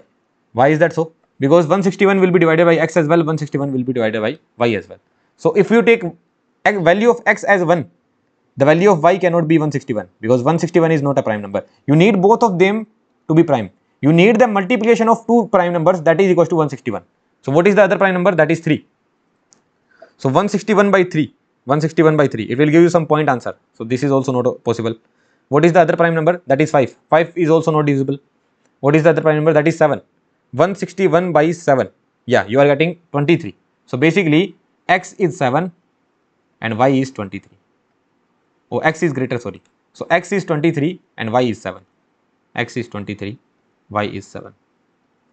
Both of the numbers are prime and multiplication of both of the number is equals to 161. You can calculate 23 into 7 is equals to 161. So both of the numbers are prime. 23 and 7, both the numbers are prime and the multiplication is equals to 161. How did I calculate? I started from 1, then I went to 3, then I went to 5, then I went to 7. 7, it's satisfied. So what they are asking? 3y minus x. So 21 minus 23, answer is minus 2. So in this slide, what did we understand? The LCM of any prime numbers will be the multiplication of these numbers, and LCM of two co-prime numbers will be x into y. That's it. The multiplication of these two co-prime numbers. Well and good. Let's move towards the next pattern. So this is the most important part. This is the part from where most of the questions are asked. Find the greatest number which on dividing 6, 8 and 12 leaves a remainder of 0 in each case. You have to find the greatest number which on dividing 6, 8 and 12 leaves a remainder of 0. So number should divide 6 perfectly, number should divide 8 perfectly, number should divide 12 perfectly. What they are asking? They are asking the HCF. The greatest number which divides 6, 8 and 12 perfectly. They are asking the HCF, right? HCF. 6, 8 and 12. What will be the HCF of 6 and 8 and 12? 2, right? 6 cannot divide 4, 5, 4, 4 cannot divide 3, cannot divide 2. So 2 can divide 6, 2 can divide 8, 2 can divide 12. So this is the HCF. HCF of 6, 8 and 12 is 2. So the greatest number is 2, which on dividing 6, 8 and 12 leaves a remainder of 0. 6 by 2, remainder is 0. 8 by 2, remainder is 0. 12 by 2, remainder is 0. Right? Find the greatest number which on dividing 7, 9 and 13 leaves a remainder of 1 in each case. I divide 11 by 5. I divide 11 from 5. 11 is divided by 5. What I will get? 2 as the quotient, 1 as a remainder. Right? If I subtract 1 from 11, that means I get 10. So 10 is perfectly divided by 5. Are you agreeing to this point? 10 is perfectly divided by 5. What is my remainder? Remainder was 1. If I subtract that particular remainder from the given number, that means that will be divided by 5. If I divide 13 by 2, what I will get? 1 as a remainder. Remainder will be 1. If I subtract 1 from this, what I will get? 2, 12. So 12 is perfectly divided by 2. Are you getting this point? That means here what they are asking, they are saying that you have to find the greatest number which on dividing leaves a remainder of 1 in each case. What they are asking? They are asking me the HCF of 7 minus 1, 9 minus 1 and 13 minus 1. Why so? Because if I find the greatest number which divides 6, 8 and 12 perfectly, I find the greatest number which divides 6, 8 and 12 perfectly, that means it will give a remainder of 1 if I divide them by 7, 9 and 13. Are you agreeing to this point or not? What is the HCF of 6, 8 and 12? That is 2. So 2 perfectly divides 6, but if 2 will divide 7, then it will give a remainder of 1. If 9 is divided by 2, then it will give a remainder of 1. But 9 perfectly divides 8. And if 13 is divided by 2, it will give a remainder of 1. So this is the approach. Okay. So you are not going to mug up whether we will add the remainder or subtract the remainder. A pure concept should be there. Core concept should be there, right? Okay. Let's solve another more problems. Find the greatest number which on dividing 61, 72 and 83 and this is and 83 leaves a remainder of 1, 2 and 3 respectively. So if I divide 61 by x, I should get a remainder of 1. If I divide 72 by x, I should get a remainder of 2.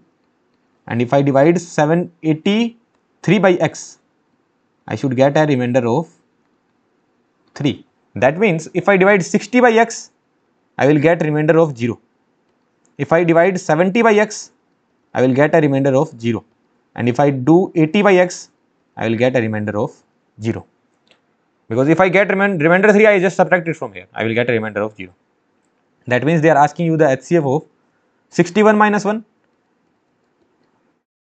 72 minus 2 and 83 minus 3.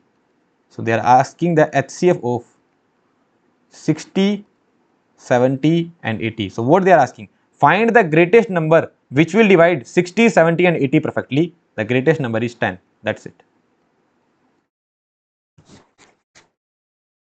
Do you agree to my point? Well and good. So this is the answer. You can check as well. 1 remainder, 2 remainder and 3 remainder. Okay. Let's move towards the next pattern.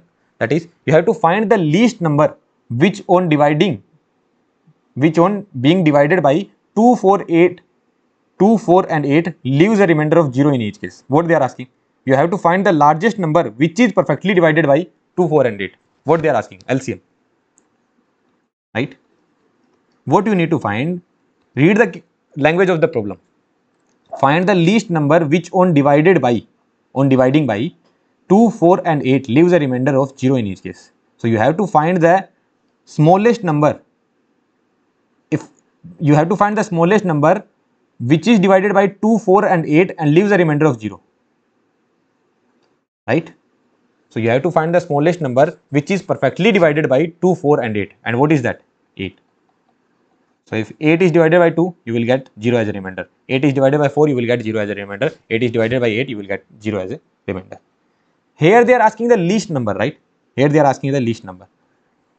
I could have written it as 8k, where k can vary from 0, k can vary from anywhere to, so not 0, 1, 2, 3 and so on. But they are asking the least number. That means I will put k equals to 1. Why I am doing so? Let us say 8 into 2. Tell me one thing, if 8 is perfectly divided by a number, then 8 into any number will be perfectly divided by 2. Say yes or no? I am saying 12 is perfectly divided by 4. So 12 into any number, let's just say I am putting 16 here, will be perfectly divided by 4? Yes, because 4 3 is 12, you will get 48. 0 remainder. Are you getting this point? If 8 is perfectly divided by 2, then certainly 8k will also be perfectly divided by 2, because you will get 4k and remainder is 0. Are you getting this point? 15 is perfectly divided by 5. If I do 15 into 27, that will be certainly perfectly divided by 5, because 5 3 is 15. So, and 27 into 3, 81 you will get. Remainder 0. That's the concept. So, k value can vary from anywhere to anywhere. Right? For least number,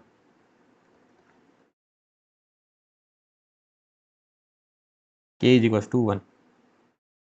That means LCM of 2, 4, 8 is 8.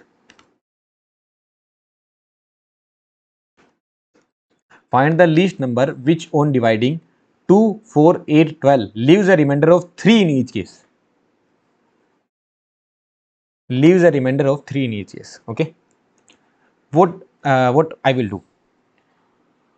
If 8 is divided by 2, it will be perfectly divided. I am saying that 8 is perfectly divided by 2. Now I need a remainder of 1. So what I will do? I will add 1 in this one, right? And I will get 9. So if I divide 9 by 2, I will get a remainder of 1. If I say that 16 is perfectly divided by 4 and I need a remainder of 3, what I will do? I will add 3 in the 16. So 19 by 4, I will get a remainder of 3. I need a remainder of 3. So you need to find the least number. If that is divided by 2, 4, 8 and 12, it should give a remainder of 3. What if I find the number which is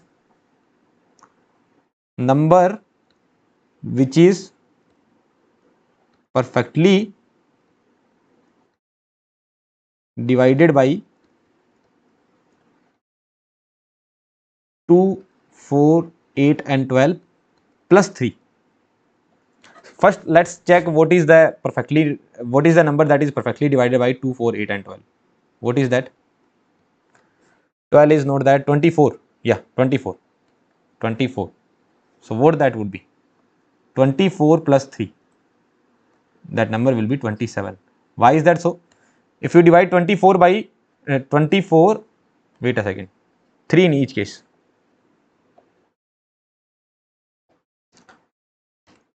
Two should not be there, because if you divide any number by 2, you cannot get a remainder of 3.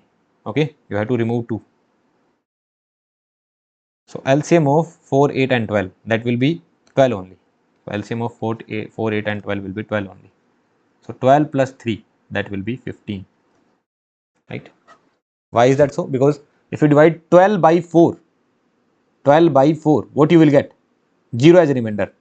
Oh, 4, 8 and 12, really sorry, 4, 8 and 12, it will be 24 only. Really sorry. It will be 24 only. It will be 27. If you divide 27 by 4, you will get a remainder of 3. 27 by 4, you will get a remainder of 3.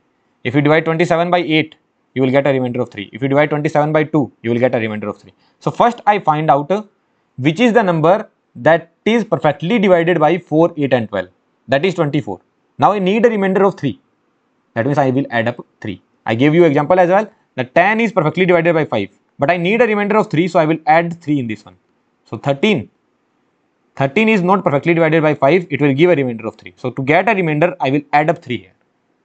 So basically some people mug it up that in case of LCM problems, we will add the remainder, and in case of HCF problem we will subtract the remainder, but we will not mug up. We have understood the concept that first find the number, then add the remainder. Why we are adding the remainder? Because if we add the remainder, we will get that as a remainder only, right? Let's solve other problems. It will give you better intuitions. Okay, so let's solve this problem.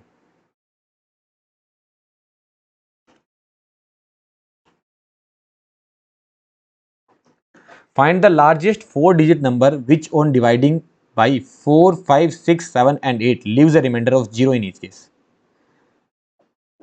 You need to find the number which is perfectly divided by 4, 5, 6 and 7, but it has to be largest 4 digits number. Now some people will see the word largest and then they will say that this question is based on HCF. Is it based on HCF? No, this is LCM only. If you read the language of the question, what they are saying, find the largest number which on dividing by 4, 5, 6, 7 and 8 leaves a remainder of 0. That means you need to find the number which is perfectly divided by 4, 5, 6, 7 and 8. So let's find the LCM of 4, 5, 6, 7 and 8. Actually 4 can be written as 2 to the power 2, 5 can be written as 5, 6 will be 2 into 3, 7 will be 7 and 8 will be 2 to the power 3. So what will be the LCM? LCM will be maximum power of 2 is 2 to the power 3. 3 is 3, 5 is 5 and it is 7. So 8 into 3 into 5 into 7, that will be the LCM.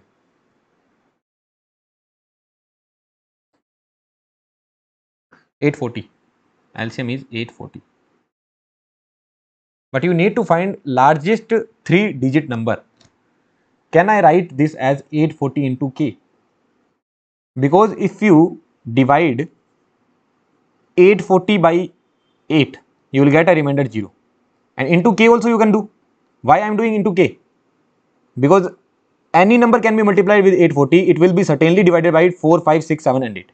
So 84 into k. So the number is 84 into k. You need it to be 4-digit number, largest 4-digit number. What is largest 4-digit number? That is 9,999. 9,999. So 9,999, what you will get? Divided by 840. What you will get? You are getting 11.9. So basically if I multiply this with 11, 840 into 11. If I multiply this with 11, 840 into 11, what I will get? 9240. So this is the largest 4-digit number. Why did I do this calculation? Because I wanted to get the largest 4-digit number which is perfectly divided by 4, 5, 6, 7 and 8. So the smallest number is, the least number is 840. Now everything that is coming in the table of 840, that will be divided by 4, 5, 6, 7 and 8, leaving the remainder of 0. Now 840, then 840 into 2, 840 into 3, 840 into 4. Basically k is equals to 1, 2, 3 and so on. So 840 into 3, 840 into 4, 840 into 5, all will be divided by 4, 5, 6, 7 and 8. But you needed to find the largest number. So you have to multiply this with the factor. What is that factor? That factor is 11. You have to multiply that with 11. And how did you get to know that is 11? Because I found that the largest 4-digit number is 9,999. So if I divide that by 840, that means I need at least 11 to get here. And if I do 840 into 12, 840 into 12.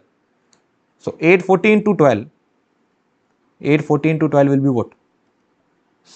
10080. This number is also divided by 4, 5, 6, 7 and 8. But this will not be answer because what they are asking, largest 4-digit number. So this is the answer. This is the answer. Because they are asking largest 4-digit number. Well and good. Okay. Let's move towards the next question. Find the largest 4-digit number which on dividing by 4, 5, 6, 7. Okay. Which on dividing by 4, 5, 6, 7 and 8 leaves a remainder of 2 in each case. Can you do it on your own? Largest 4-digit number you have to determine. So again I will take the LCM only. What that number would be? LCM of 4, 5, 6, 7, 8 into k plus 2, because 840 into k is perfectly divided by 4, 5, 6, 7 and 8. You need a remainder of 2. What you need? You need a remainder of 2. 840 is perfectly divided by all the numbers. You need a remainder of 2. Let's just say 840 into 2. What that would be? 1680. This is perfectly divided by 8. If I need a remainder of 2, what I will do? I will add 2. This is what I am doing. 840 into k is perfectly divided. I need a remainder of 2. And you need largest 4-digit number. What that would be? That would be 840 into 11 plus 2. So whatever the answer you got previously, 9240 plus 2. That's it. This is the answer. Right? This is the LCM 4, 5, 6, 7, 8. Yeah. So if you divide this with 8 or 4, 5, 6, basically what you will have, you will get a remainder of 2, because this is perfectly divided. This is perfectly divided. If that is perfectly divided, that means just add 2 to get a remainder of 2. I just added 2 to get a remainder of 2. So this is the way I will approach the problems. See this problem again, see all these problems again, and you will be able to understand it very, very quickly. There is no issue about that. Okay, let's move towards the next pattern, or before that, let's solve a problem. What is the smallest number which, when is subtracted from 1936 and the resulting number is divided by any of 9, 10 and 15, leaves a remainder of 7? Forget about the initial thing. What they are saying, resulting number is divided by any of resulting number divided by any of 9, 10 and 15 leaves a remainder of 7. So first we will find the number which is perfectly divided by 9, 10 and 15.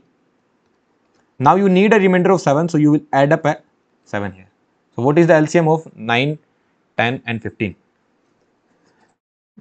So let's check that out. 3 square, 5 into 2 and 5 into 3. So it would be 5 into 2 into 3 square. So 90. LCM will be 90.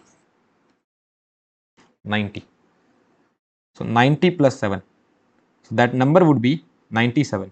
If you divide 97 by 9, you will get a remainder of 7. If you divide 97 by 10, you will get a remainder of 7. If you divide 97 by 15, you will get a remainder of 7.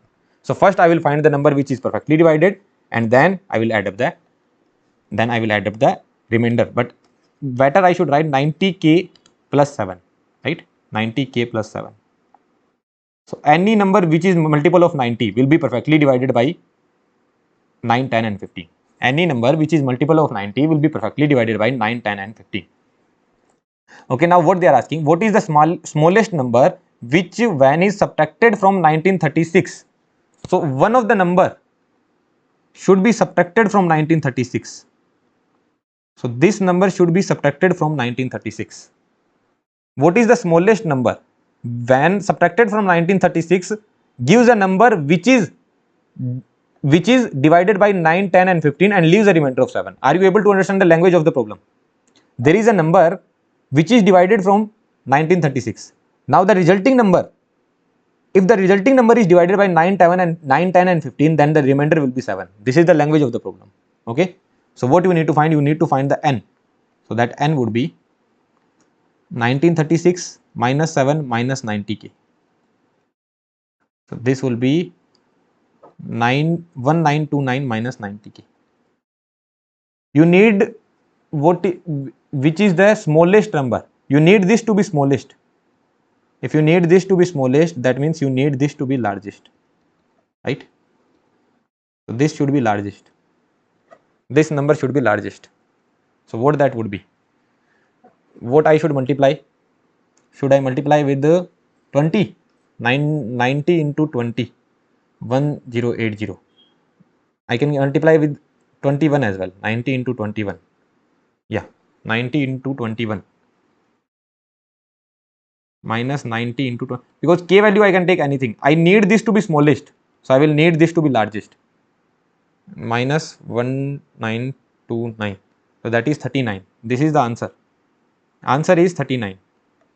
Why the answer is 39? What do you mean by answer is 39? So if you subtract 39 from 1936, what you will get? What is the smallest number which, when is subtracted from 1936. This is the smallest number 39 which is subtracted from 1936. What you will get? 1897. Now this number, if this number is divided by 9, 10 and 15, you will get a remainder of 7 in each case. Are you agreeing to this point? And if you can do it as well, you will get a remainder of 7 in each case. So this is what they were asking. So first you need to know what you need to determine. You need to determine a number which will give you a remainder of 7 in each case. The least number first you can determine. So 90 into k plus 7. Right? 90 into k plus 7, that is the number which will give you a remainder of 7. If that is divided by 9, 10 and 15. Then you read the problem. That number should be subtracted from 1936 and that n you need to be smallest. So 90k has to be largest. That's it. Okay, so this is how you solve the problems. These are very good problems and I can guarantee you no one in GATE is going to teach you in this manner. Okay, just everyone mugs up the formula and in the examination there will be a lot of formulas that you will be getting confused. There will be some techie formulas as well and non-tech formulas will also be there. You will be getting confused. So here this much content, whatever that is required to build up your intuitions. My target is to make you a better student, not a ranker or anything like that. I don't believe in that. Okay, even 500 rank will give you ESE in ISC Bangalore. So don't run behind rank, run behind improving your brain and that will eventually help you. Okay. And I also don't say that run behind the concepts and everything. Rank is also important, but there should be an equilibrium and that we will keep, certainly we will keep. Let's move towards the next pattern. So this is very interesting one. Okay, there is something certain you will notice here. Okay, so first I will tell you the method how to solve these kind of problems. This is the only problem where I will tell you the method first and then I will give you the intuition. Okay, first I will tell you the method. Here I have told the method first. Sorry, here I gave you the intuition first and then I told the method. But here I will tell you the method first and then I will give you the intuition. Okay, so what they are saying, what is the smallest number which when divided by 6, 9 and 12 leaves a remainder of 2, 5 and 8 respectively. So if the number is divided by 6, you get a remainder of 2. If the number is divided by 9, you get a remainder of 5. And if the number is divided by 12, you get a remainder of 8. Do you notice something here? What is the difference between these two? 4. 6 and 2. 4. What is the difference here? 4. What is the difference here? 4. You need to find the smallest number which is, first find the smallest number which is perfectly divided by 6, 9 and 12. First find the smallest number which is perfectly divided by 6, 9 and 12. What that number will be? What will be the LCM? 3 into 2, 3 square and 3 into 4. So 3 square into 3 into 4, okay. 12. No. 3 square, 9 into 4, 36. Yeah, 36. So that LCM will be 36. That means 36 is perfectly divided by 6, 9 and 12. But what you need? You need that number. You need that number which is divided by 6 will give you a remainder of 2. If it is divided by 9, it will give you a remainder of 5. And if it is divided by 12, it will give you a remainder of 8. If this number was constant, let's just say if this number was 3, what you would have done? 36 plus 3. Because 36 is perfectly divided. 36 is perfectly divided by all the numbers and then 3 will be the remainder. This is what you could have done. If this gap was same, if this remainder was same, but now the remainder is not same, right? Now remainder is different. So what you will subtract or add here? You will subtract this common difference. Okay. So you will subtract this common difference. We will see why this is happening. You will subtract this common difference. What is that common difference? That is 4. What was the LCM? 36 minus 4. That would be 32. So if you divide 32 by 6, you will get a remainder of 2. 32 by 9, 5. You will get a remainder of 5. 32 by 12, remainder of 8. 36 by 6. It was perfectly divided, right? Tell the table of 6. So 6 will perfectly divide 30. 6 will perfectly divide 36. if you need a remainder of 4, sorry, if you need a remainder of 2, you need to get 2 ahead of this, 2 ahead of this, and get 4 back of this, right? Let's go with the 36 divided by 9. 36 divided by 9. Let's tell the table of 9. So 27 and 36. If you need a, what do you need? If you need a remainder of 5, that means you need to get ahead 5 from here or get back 4 from here. Say yes or no. Are you getting this point? And then let's talk about 12, right? Yeah, 12. So 36 is perfectly divided by 12. Let's tell the table of 12. 24 and 36. If you need a remainder of 8, then you can either go 8 ahead or come back how much? Come back by 4, right? This gap is 12. You need this gap is 12. You need a remainder of 8 now. So you can get ahead 4 or come back 4. From here you can come back 4 or you can get ahead 8. Are you getting this point or not? So in all the things, what is common? Come back 4. So this is what we did. We find the LCM and then came back 4. You can remember it. What you will remember? That you will find the difference. What is the remainder? 4. What is the remainder? 3. What is the remainder? 2.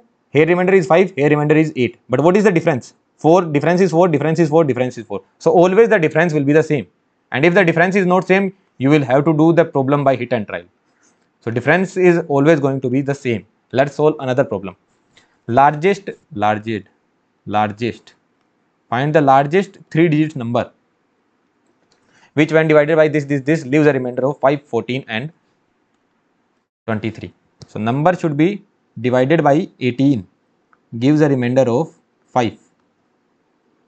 Number should be divided by 27, gives a remainder of 14. And number should be divided by 36, gives a remainder of 23. What is the gap? Gap is 13. What is the gap? Gap is 13. What is the gap? Gap is 13. What that number will be? LCM of 18, 27 and 36 minus 13. But don't forget to multiply k. Why is that so? Because if a particular number is divisible, let's just say, let's find the LCM first. So it would be 9 into 2, 9 into 3 and 9 into 4. So 9 into 4 into 3, that will be the LCM. So 12 into 9, 108. So LCM will be 108. 108k minus 13. Because 108 is perfectly divided by 18, 27 and 36. Then certainly 108 into 2 will be perfectly divided by 18, 27 and 36.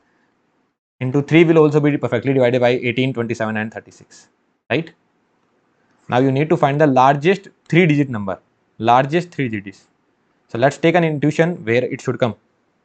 999 by 8. Sorry, 108. It is 108. Sorry. 999 divided by 108. So approximately I will multiply it with 9. So 108 into 9.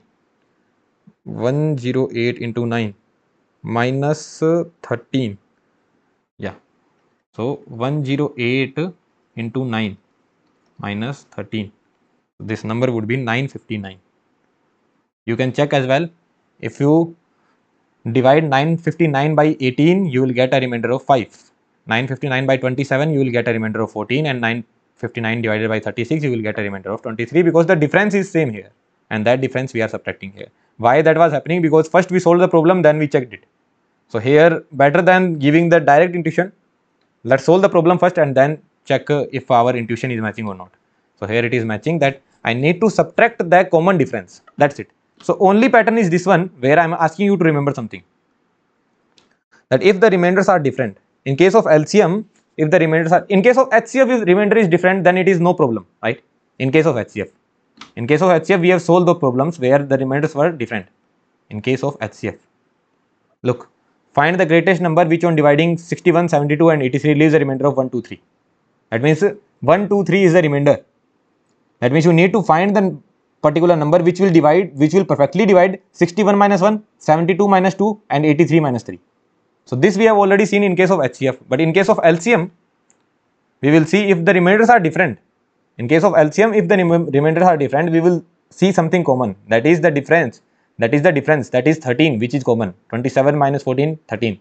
So that we will subtract from the LCM that we get. And they are asking the largest three digit number. So 108 into K minus 13. So 108 into 9 minus 13. So 9, whatever we get, it will be 959. So this is the answer. Okay. Let's solve more problems. Miscellaneous problem we will solve now. Let's see this one. The least perfect square which is divisible by 3, 4, 5, 6, 3, 4, 5, 6 and 8. Least perfect square. The number should be perfect square. So first let's find the LCM of 3, 4, 5, 6, 7. First find the number which is perfectly divided. So into K. K into some particular number that will be perfectly divided by 3, 4, 5, 6 and 8. What that would be? 3, 4, 5, 6 and 8. 3, 2 square, 5, 2 into 3, 2 cube. So 2 cube into 3 into 5. So 8 into 40, 120. It would be 120. So 120 is the number. 120K. 120K.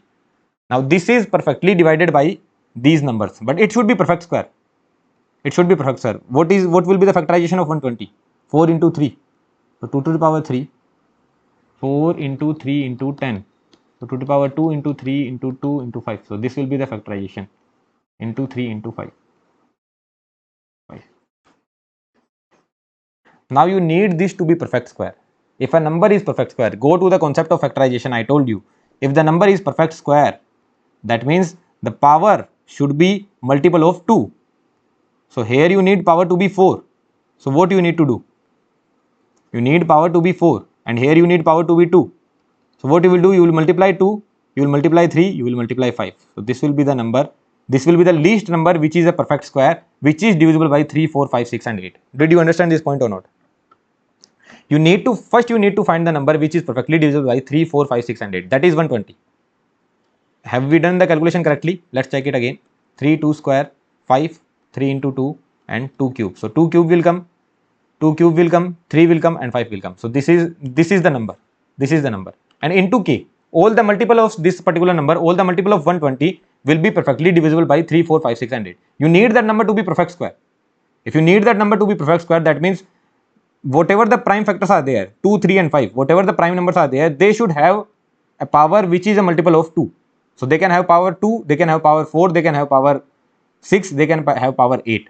So 2 to the power 4 has to be there, 3 to the power 2 has to be there and 5 to the power 2 has to be there. So K should be 2 into 3 into 5, right? So what we will get? So this will be 2 to the power 4 into 3 square into 5 square. So this will be 16 into 25 into 9. So this will be 3600.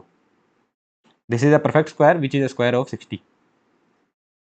So this is a perfect square, this is the answer, which is perfectly divided by 3, 4, 5, 6 and 8. Let's go to the next problem. 3 bell rings at intervals of 18 minutes, 12 minutes and 15 minutes. They start ringing simultaneously at 9 am. At what time they will ring again? This is a very simple problem. It should be solved by you. First they ring at 9 am. When they will ring back together? So first bell rings after 18 minutes. Then other bell rings after 12 minutes and the other one rings after 15 minutes. Right? When they will ring simultaneously again? This will ring after 24 minutes. This will ring after 30 minutes. This will ring after 36 minutes. This will ring after 54 minutes. This will ring after 36 minutes and this will ring after 45 minutes. These numbers should be same, right? These numbers should be same.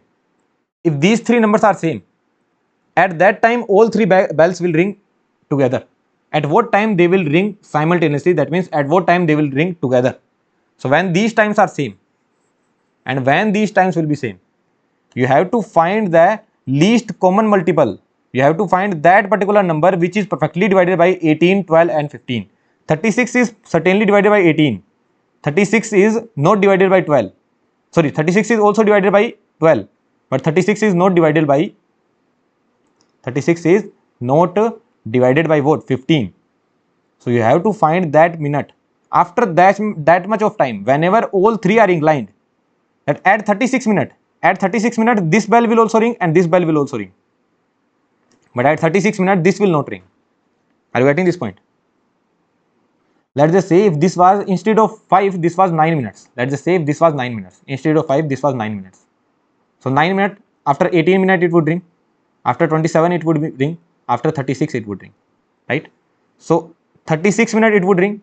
This would also ring at 36. This would also ring at 36. So answer would be 36 minutes. After 36 minutes, at 9:36 AM, all three bells would have rung together. Why this is the answer? Because this is the LCM. Because 36 is the value which is perfectly divided by 9, 12 and 18. So basically you need to find the LCM. So LCM of what? LCM of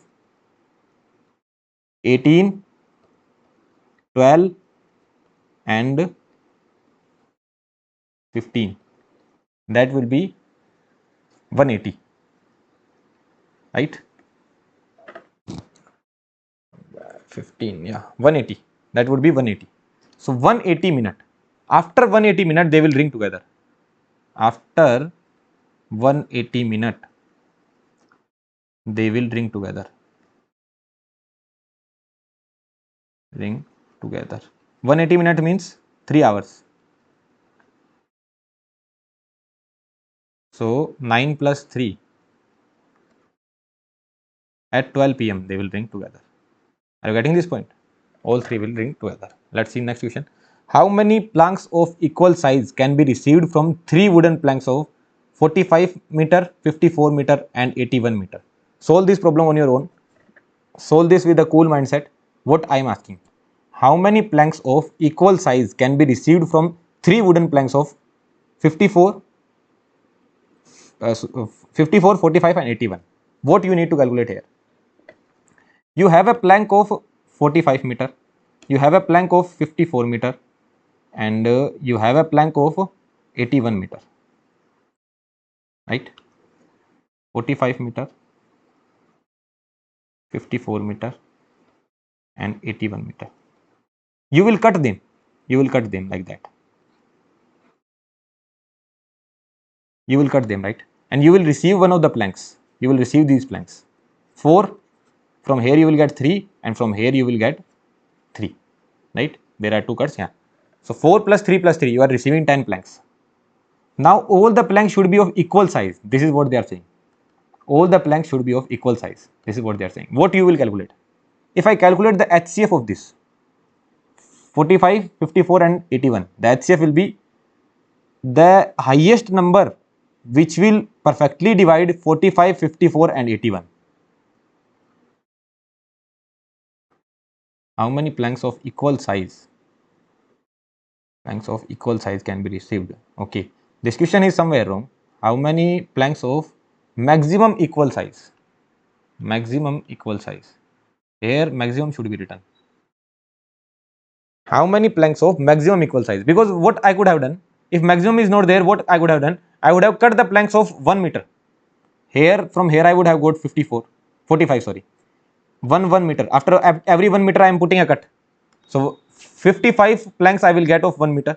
From here I will get 54 and from here I will get 81. So 81 plus 54 plus 45. This would be my answer.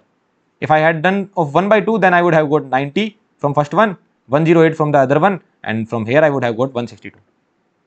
And 1 by 4, then double of this. 1 by 8, double of this. But they are asking the maximum size. What should be the plank size should be maximum as well. Let's read the question again. How many planks of maximum equal size can be received from 3 wooden planks of 45 meter, 54 meter and 81 meter? So you have to cut them in equal sizes, maximum equal sizes. Okay. So what I will do? I will calculate the HCF. Why I am calculating the HCF?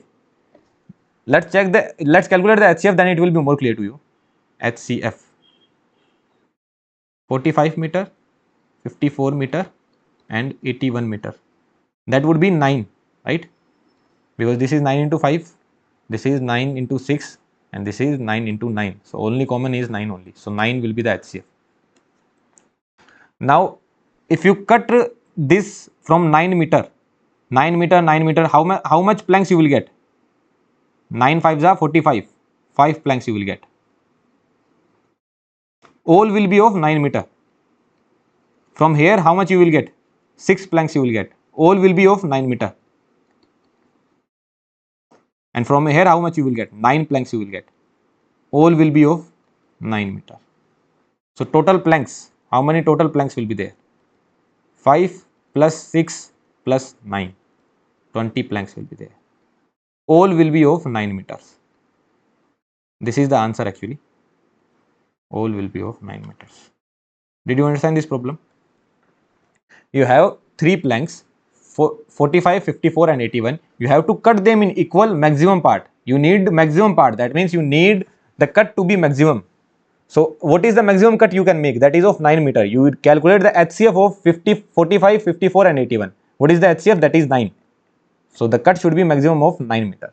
Okay, well and good. Let's move towards the next question. Red light flashes 3 times in 2 minutes. Green light flashes 5 times in 1 minute. How many times they will flash together in an hour? So red 3 times in 2 minutes. That means in 1 minute, sorry, it flashes 3 times in 2 minutes. What does that mean? 1 time, it flashes 1 time in 2 by 3 minutes, right? 1 time in 2 by 3 minutes. And what about the green one? Flashes 5 times in 3 minutes. That means it flashes 1 time in 3 by 5 minutes. So after every 2 by 3 minutes, it will flash. Red will flash. And after every 3 by 5 minutes, green will flash. When they will flash together? LCM.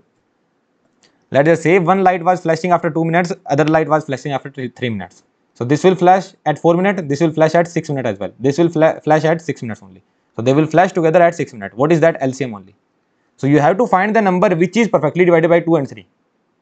You have to, here you need to find the number which is perfectly divided by 2 by 3 and 3 by 5. So you need to calculate the LCM of when they will flash together.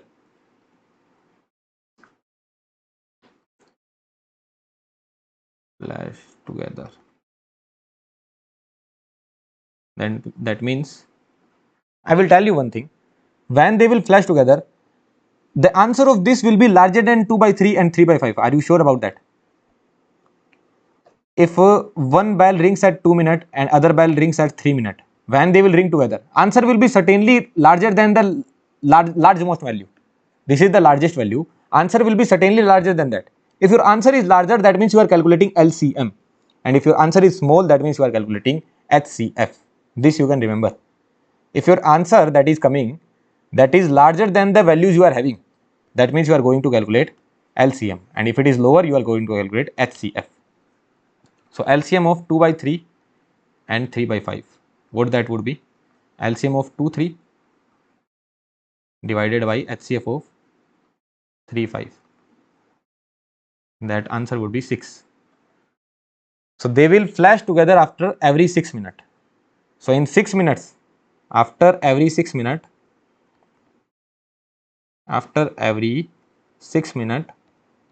they flash together.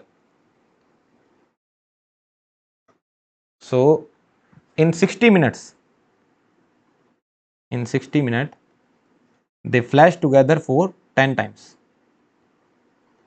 After every 6 minutes, right?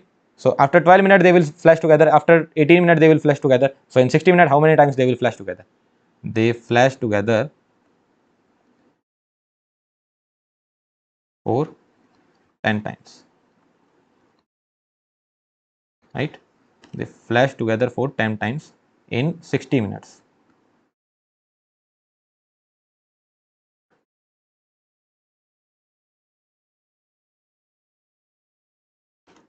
Well and good. let's move towards the next question. LCM of three numbers of ratio 3, 5 and 7 is 2400. What is the HCF? What can be that number? LCM of three numbers is, what will be the numbers? Numbers will be 3x, 5x and 7x, right? The LCM is 2400. Numbers are 3x, 5x and 7x, where x is HCF, where x is HCF. Can you do this thing? LCM, what is the LCM? LCM is 2400. What is the LCM? LCM is 2400. And what is the HCF? You don't know. And equals to product of number. Can you do this?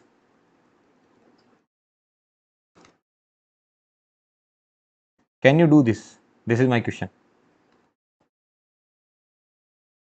LCM into HCF is equals to product of number. Wrong. Why? Because it is valid only for two numbers. Valid only for two numbers. Right? Not for three numbers. So you cannot do that. So what is given? The numbers will be 3x, 5x and 7x, where x is the HCF, that is for sure. Because the ratio is given. So numbers can be 3x, 5x and 7x. And whatever that is getting cancelled, that has been the HCF, because this x only divides these numbers perfectly. X divides 3x, 5x and 7x perfectly. So x is the HCF, there is no doubt about that.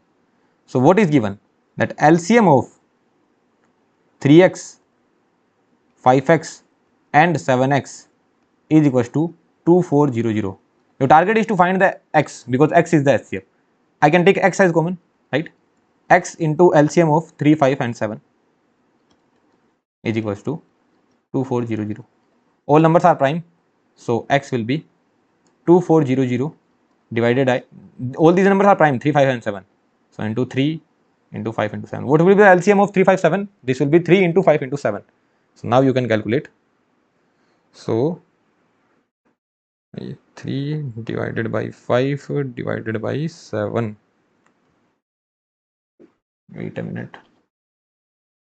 I'm getting HCF in points. Let me check. Yeah, actually this should be 3:4:5. Okay, 3:4:5.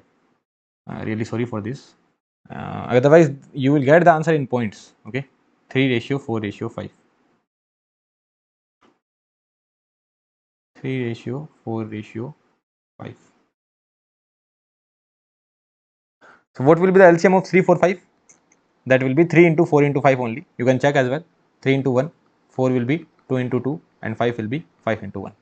And all these are co-prime to each other, right? 3, 4, 5 all are co-prime. 3, 4, 5. Now no one cancels anyone, right? So 3 into 4 into 5. 60. It will be 60. So 40 will get your answer. You will get x as 40, right? Let me check as well. Yeah, x as 40 we are getting. Okay, let's solve this problem. This is also a very good problem. If x minus k is the HCF of x square plus ax plus b and x square plus cx plus d, then the value of k is, x minus k is the HCF of this. Tell me one thing. If the HCF of 12 and 24 is 6, right? HCF of 12 and 24 is 6. What does that mean? That 12 will perfectly divide, it is actually 12, sorry. HCF of 12 and 24 is 12. So that means 12 will perfectly divide 12 and 24.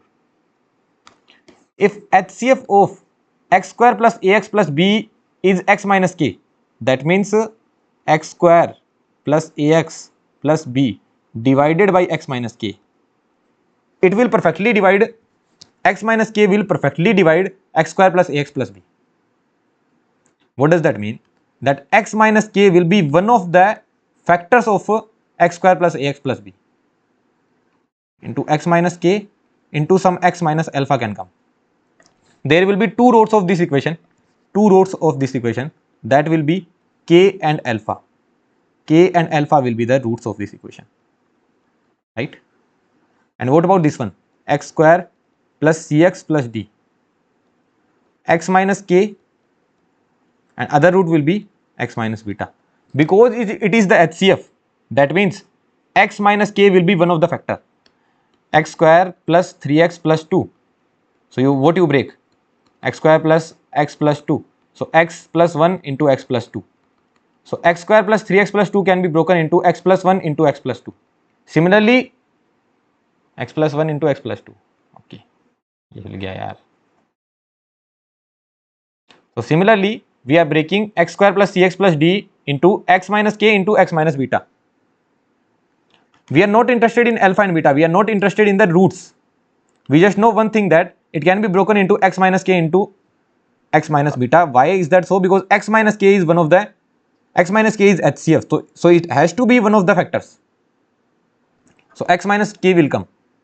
That means the roots are k and beta. These are the roots. And what does that show? This shows that k is the root of, okay, it started lagging, it will lag for 1 or 2 minutes only. So k is the root of both of the equation. K is the root of both equations. What did you understand? K is the root of both of the equations, right? There what did we say? X square plus 3x plus 2 can be written as x plus 2 into x plus 1, right? So minus 2 and minus 1 was the roots of this equation.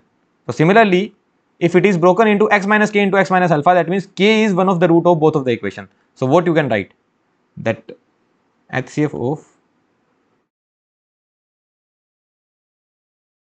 what you can write? Wait a second. Yeah, so k is root of the equation. That means we can write that k square plus ak plus b is equals to 0. This is still lagging. This is the final part of LCM and HCF. Then we will stop the video, so it will not lag further on. Okay, and if I put x equals to k here, so k square plus ck plus d will be equals to 0. X equals to k will satisfy the equation x square plus ax plus b is equals to 0. It will be satisfied by x equals to k. So that I have put here. And if I subtract both of the equations, what I will get? This will be negative, this will be negative. So a minus c into k plus b minus d is equals to 0. So the k value I will get is d minus b divided by a minus c. So this is the value of k which I am getting, right? So this is the answer. Very easy question, no issue about that. X minus k is HCF. That means x minus k will be certainly a factor of roots of this equation. I should put x equals to 0 here. I should put x equals to 0 here. K and alpha will be the roots of x square plus ax plus b, and k and beta will be roots of x square plus cx plus d. Okay, so x square plus cx plus d can be replaced at x minus k into x minus beta, and x square plus ax plus b can be replaced by x minus k into x minus alpha. So k is the root. That means k will satisfy both of the equations. So x square plus ak plus b and x square, so k square plus ck plus d. From there I can get the value of k. So this is the end of LCM and HCF.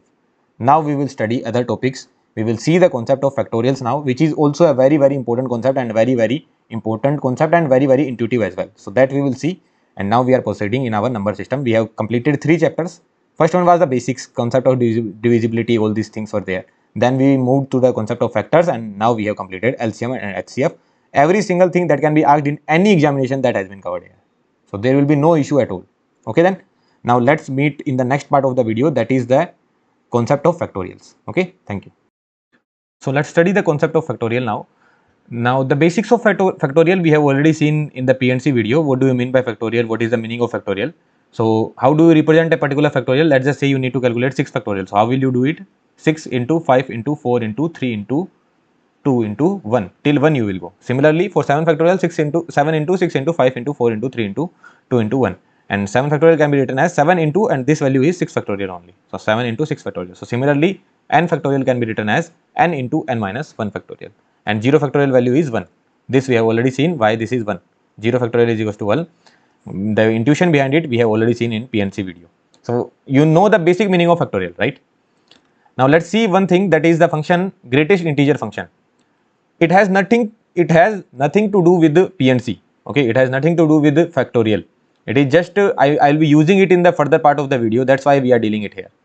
So greatest integer, in this function, in this bracket, if an integer is written, it will come as it is. Integer -6, it will come as it is. If some point value is written, then it will be replaced with the integer just smaller than this. What is the integer just smaller than 6.2? 6. What is the integer just smaller than 7.4? 7. What is the integer just lesser than 0.3? 0. What is the integer just lesser than -6.3?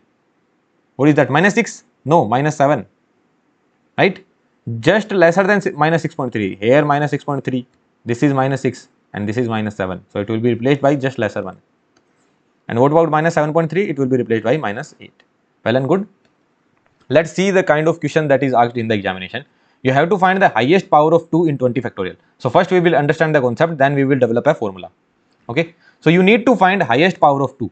What you need to find? You need 2 to the power, what you will get. This is what you need to find, right? Tell me one thing. From which values 20 factorial can be written as 29 into 19 into 18 into 17 into in that manner. So from which values you are going to get at least 1 power 2. At least 1 2 you are getting. From 2 you will get at least 1 2. From 4 you will get at least 1 2. From 4 also you will get at least 1 2, right? I know from 4 you will get 2 into 2, 2 to the power 2, but at least 1 2 will be there. No, my target is to find which one will give me at least 1 2. From 6 as well you will get at least 1 2, right? Because 6 is 2 into 3. So whatever that is coming in the table of 2, that will give me at least 1 2. Say yes or no. 2, 4, 6, 8, 10. What this will give me? 2 into 1. At least 1 2 is there. 2 into something is there which I don't care. 2 into something is there which I don't care. Because I need to see if it is giving me at least 1 2. Something will be there which I don't care. 2 into something will be there which I don't care. It is giving me at least 1 2. So whatever that is coming in the table of 2, that will give me at least 1 2. So 4, 6, 8, 12, 8, 10, 12, 14, 16, 18 and 20. So how many numbers are there? How will you calculate it? How many numbers are there till 20 which will come in the table of 2? How many numbers are there? 20 by 2. Say yes or no. If I am asking till 21, how many numbers are there which comes in the table of 2? That will be 10.5, and 10.5 is not possible. That means it will be 10 only. If I am asking how many numbers are there which is coming in the table of 2 till 22, so what will be your answer? 11. How many numbers are there which is coming in the table of 2 till 23? What will be your answer? 11 again, because you will tell the table of 2 till 11 times. 2 1 ja 2, 2 2 ja 4, 2 3 ja 6, 2 11 ja 22. 2 11 ja 22. So it will be till 22 only, because 23 will not come in the table of 2 and 24 will be larger value, right? So let's remove these. So how you can write it? 20 by 2. So 10 numbers are there which will give you at least 1 2. 10 numbers are there which will give you at least 1 2. What about 4? 4 will give you at least 2 2. And whatever that is coming in the table of 4, that will give you at least 2 2. That means 4 will give you at least 2 2. 8 will give you at least 2 2. 12 will give you at least 2 2. 16 will give you at least 2 2. And 20 will give you at least 2 2. Right? 20 will give you at least 2 2. 4 will give you 2 square. 8 will give you 2 to the power 3. 2 to the power 3 I don't care. 2 to the power 2 into something. 12. 2 to the power 2 into something. So from 4 we will get one more 2. From 4 we will getting one 2 that we have already counted. Now we need to count this one. Now we need to count this one. Like 2 into 2 into something, we need to count this one now. 2 into 2 into something, we need to count this one now, because this has been already counted. This has been already counted in this one. So now what we need to see? Whatever we get in the table of 2 to the power 2, whatever we are getting in the table of 2 to the power 2, that will give me at least one more 2. Say yes or no. So how many numbers are there? 1, 2, 3, 4 and 5. 2 to the power 5. We will develop the formula. For now we are doing the calculation. so that we can at least build up the formula, at least we can build up the concept why this is happening. Now what I will check, which can give me at least 3 2, because what I am doing, first I am checking it will give me 1 2, this is giving me 2 2, now this one will give me 3 2, whatever that is there in the table of 2, that we need to check, like 2 to the power 1, 2 to the power 2, 2 to the power 3. So now the thing we need to check is 2 to the power 3. So I need 2 to the power 3 now. So which numbers can give me 2 to the power 3? 8 can give me 2 to the power 3, right? And 16 can give me 2 to the power 3. 8 and 16. Say yes or no? 8 and 16. From 8 I will get 2 to the power 3 into something, that is 1 only. And from 16 also I will get 2 to the power 3 into something. From 24 also I will get 2 to the power 3 into something, right? But 24 will not come in 20 factorial. 24 will not come here. So this we are not caring about. We are caring about these two only. And we are getting at least one more 2. Or you can say we are getting at least 3 2. 2 we have already counted. Till 4 we have already counted. Now this 2 we need to count. This 2 we need to count. So this one more 2 we are counting. Plus 20 by 2 to the power 3. Right? Now there is one more number which can give you one more 2. Which is that? There is one more number which can give you one more 2. Which is that? 16. Which number is that? 16. Because 16 will give you 2 to the power 4 into 1. 32 will give you 2 to the power 4 into something. 32 will also give you, but that is not in 20 factorial. So this we are not counting. We have one more 2 here. So what I can write? 20 by 2 to the power 4. So I am getting one more here, one more 2 from 16. So till 20, how many numbers are there which will give you 4 2? Till 20, how many numbers are there which will give you 4 2? So what you will do? 4 2, you need 4 2. That means you need 2 to the power 4. That means you need to divide 20 by 16. So till 20, only one number is there which will give you 2 to the power 4. If the number was given 33, so what you would have done? 33 divided by 2 to the power 4. That means 33 divided by 16. So till 33, there are two numbers which will give you 2 to the power 4. There are two numbers which will give you 2 to the power 4. Are you getting this point? But here there is only one number, and that is 16 only. So this is how we can do it. That's why I taught you greatest integer function. So if you solve this, what you get? 10. 20 by 4 will be 5. This is 20 by 8. 20 by 8. 2 point something you will get. 2 point something. But you don't care about that. So it will be 2. Plus, what about this one? 20 by 16. You will get 1 point something. Because whatever 1 point something is there, you will always get this function to be 1. So these are the total power which is equals to 18. So 2 to the power 18 is there. Here also you can check. 2 to the power 18 you are getting. So what is the highest power of 2 in 20 factorial? That is 18. This is the answer. So from where this formula came? What is the formula? The formula is for finding highest power of a prime number. This is applicable only for prime number. Why it is applicable for prime number? We will see it in the next question only. So for any given prime number p, you have to find the highest power of that particular prime number p in n factorial. Then how you can calculate? N by p plus n by p square plus n by p cube plus and so on. You need to go until this value becomes or this value becomes 0. That's it. You need to go until these value becomes 0. That's it. Okay.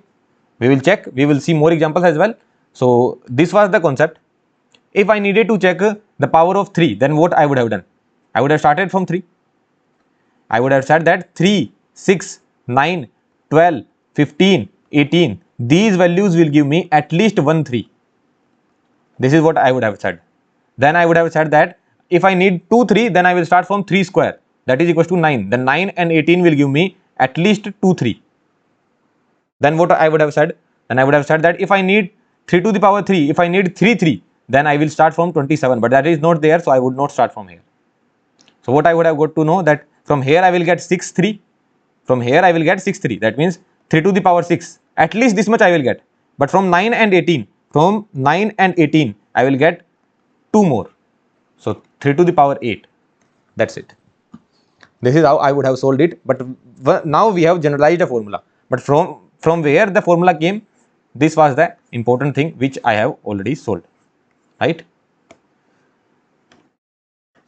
Yeah, and I will be using this term a lot of times, trailing zero. What do you mean by trailing zero? The zeros which are in the end. How many zeros are there in the end? Trailing zeros are 2. This is a very simple term.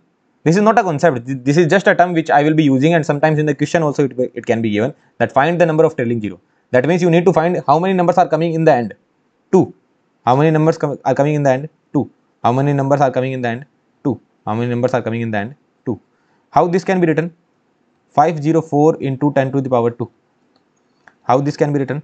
32 into 10 to the power 2. How this can be written? 27043 into 10 to the power, sorry, this is 3. 3 trailing zeros are there. 3 trailing zeros are there. 3 trailing, here 2 trailing zeros are there. So in the question, if they are asking you how many numbers of trailing zeros are there, how many trailing zeros are there, then what they are asking? They are asking you 10 to the power what? In the given number can be represented by some number into 10 to the power what? They are asking you the highest power of 10. If they are asking you the number of trailing zeros, that means they are asking you the highest power of 10. That's it, right? Because if I am saying 500 is having 2 trailing zeros, that means I can write it as 5 into 10 to the power 2. Highest power of 10, that is 2. So if they are asking you the number of trailing zeros, that means they are asking the highest power of 10, right? Let's see some questions. The concept will be more clear to you. You have to find the highest power of 2, 3, 4 and 5 in 50 factorial. So what you will do? The same thing I told you, 50 by 2 plus 50 by 2 square plus 50 by 2 cube plus 50 by 2 to the power 4 plus 50 by 2 to the power 5 plus 50 by 2 to the power 6 and so on. You can keep on calculating. But let's check what we are getting. 50 by 2, 25. 50 by 4, 12 point something you will get. But you don't care about that, right? Okay, let's write it completely. This is 25 you get. 50 by 4, 12 point something you will get. 50 by 8, 6 point something you will get. 50 by 16, 3 point something you will get. 50 by 32, 1 point something you will get. 50 by 64, 0 point something you will get. What will be next number? 50 by 128. It will also be 0 point something. And if you are taking greatest integer function, it will be 0 only. So next number we are not caring to write. Why we are not caring to write? Because those will be 0 only, no? 25 plus 12 plus 6 plus 3 plus 1 plus 0 and 0 0 0 will be there. So let's add them up. 18, 19, 20, 21, 22, 47. This we are getting as 47. What about this one? For 3, what we will do? 50 by 3 plus 50 by 3 square plus 50 by 3 cube plus 50 by 3 to the power 4. This will be 0 only, so we don't care about the further ones. So what this will give you? 3 1 ja 3, 3 6 ja 18. 16 point something it will give you, but we don't care about the point thing. It will be 16. What this will give you? 9 4 ja 9 5 ja 45. Right? 9 5 ja 45. And this will give you 1 and this will give you 0 and so on. So it will give you 16 plus 5. 17 plus 5 would be 22. So 3 to the power 22 is there. What about 4? What about 4? Let's do it in this manner. 50 by 4. Let me know if I am doing it correctly or not. 50 by 4 square, and what is 4 to the power 3? 64. So this number will be 0 only. So from here what I will get? 12. Because 12.5 into 4 is 50, so it will be 12 and it will be 3. So my answer is 15. Is this correct? No. Why so? Because 4 is a composite number and I told you this method is valid only for prime number. Why it is valid only for prime numbers? Why it is valid for prime numbers? What we are doing, let's just say what was our number? 50 factorial. So we are representing that number. This was our number, no? 50 factorial. 50 factorial. We are representing that number in 2 to the power something, which we got 47, into 3 to the power something, which we got 22. Then some 5 to the power will come. In factorization, only prime numbers come, no? In factorization, only prime numbers will be there. So 5 to the power something will come, which we will calculate. Then 7 to the power something can come. Then 11 to the power something can come, and so on. In this manner, it can go, right? So 4 to the power is not even coming here. We have to generate 4 from here. or from here, or from here, or from here. From somewhere we need to generate 4. How you can generate 4? 4 can be generated as 2 to the power 2. So I need 2 to the power 2. So if I replace this 2 to the power 47 by 2 to the power 2, how I can replace this? Can I replace it? Can I replace this in this manner? 2 to the power 47 is there. I need to replace it with 2 to the power 2 into something x that I don't know. What is that x? So what I will do? 47 by 2, that is giving me 23.5. So, but x has to be some good number. So this will be 23 into 2. So 2 to the power 46 into 2 to the power 1. So it will be 2 to the power 47. So this is how I can replace it. Are you getting this point? You have understood this step. I need to make 4 to the power something. For that I need to get 2 to the power 2 to the power something. So 2 to the power 2 to the power 23 into 2. 4 to the power 23 into 2. So this is how it can be replaced. And then some 3 to the power will be there, which we don't care. Because, why we don't care? Because we just need to find 4 to the power, that's it. So this will be 4 to the power 23. And this 2 is not giving me anything. And so what is the answer? Answer is 23. So maximum power of 4 is not 15, it is 23. Why it is not 15? Because that method is valid only for prime numbers. For composite number, we have to make that particular number. 5 is a prime number only. So here, this we got to know that 4 is a composite number. So we cannot apply that particular formula. We have to get other numbers and then we need to see which number will give me 4, right? 5. For 5, what you will do? 50 by 5 plus 50 by 25. Next will be 50 by 125.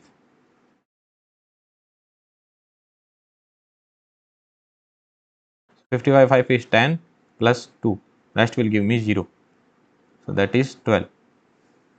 Right? So 12 is the answer for 5 power. Okay, we can check for 6 as well. Let's check for 6 as well. 6. 6 is a prime number or composite number? Composite number. So do it on your own in rough notebook and then check the solution. Composite number. 6 is what? 6 is a composite number. So can you apply that method? Can you apply this method? This one? No, you cannot. Then what you will do? How you can get 6? Do the factorization of 6. That is 3 into 2. So you need to make 3 into 2. That is your target.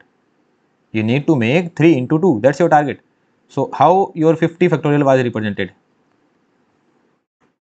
2 to the power 47 into 3 to the power 22 into 4 to the power, not 4, sorry, 5 to the power x. 5 to the power x also we got to know x is 12. X is 12 into something will come. You need 3 into 2. 3 to the power 22 you are having, 2 to the power 47 you are having. What you will do? 3 into 2 to the power 22, right? And how many powers are left from 2? That is 2 to the power 25. Look, 3 to the power 22 was there.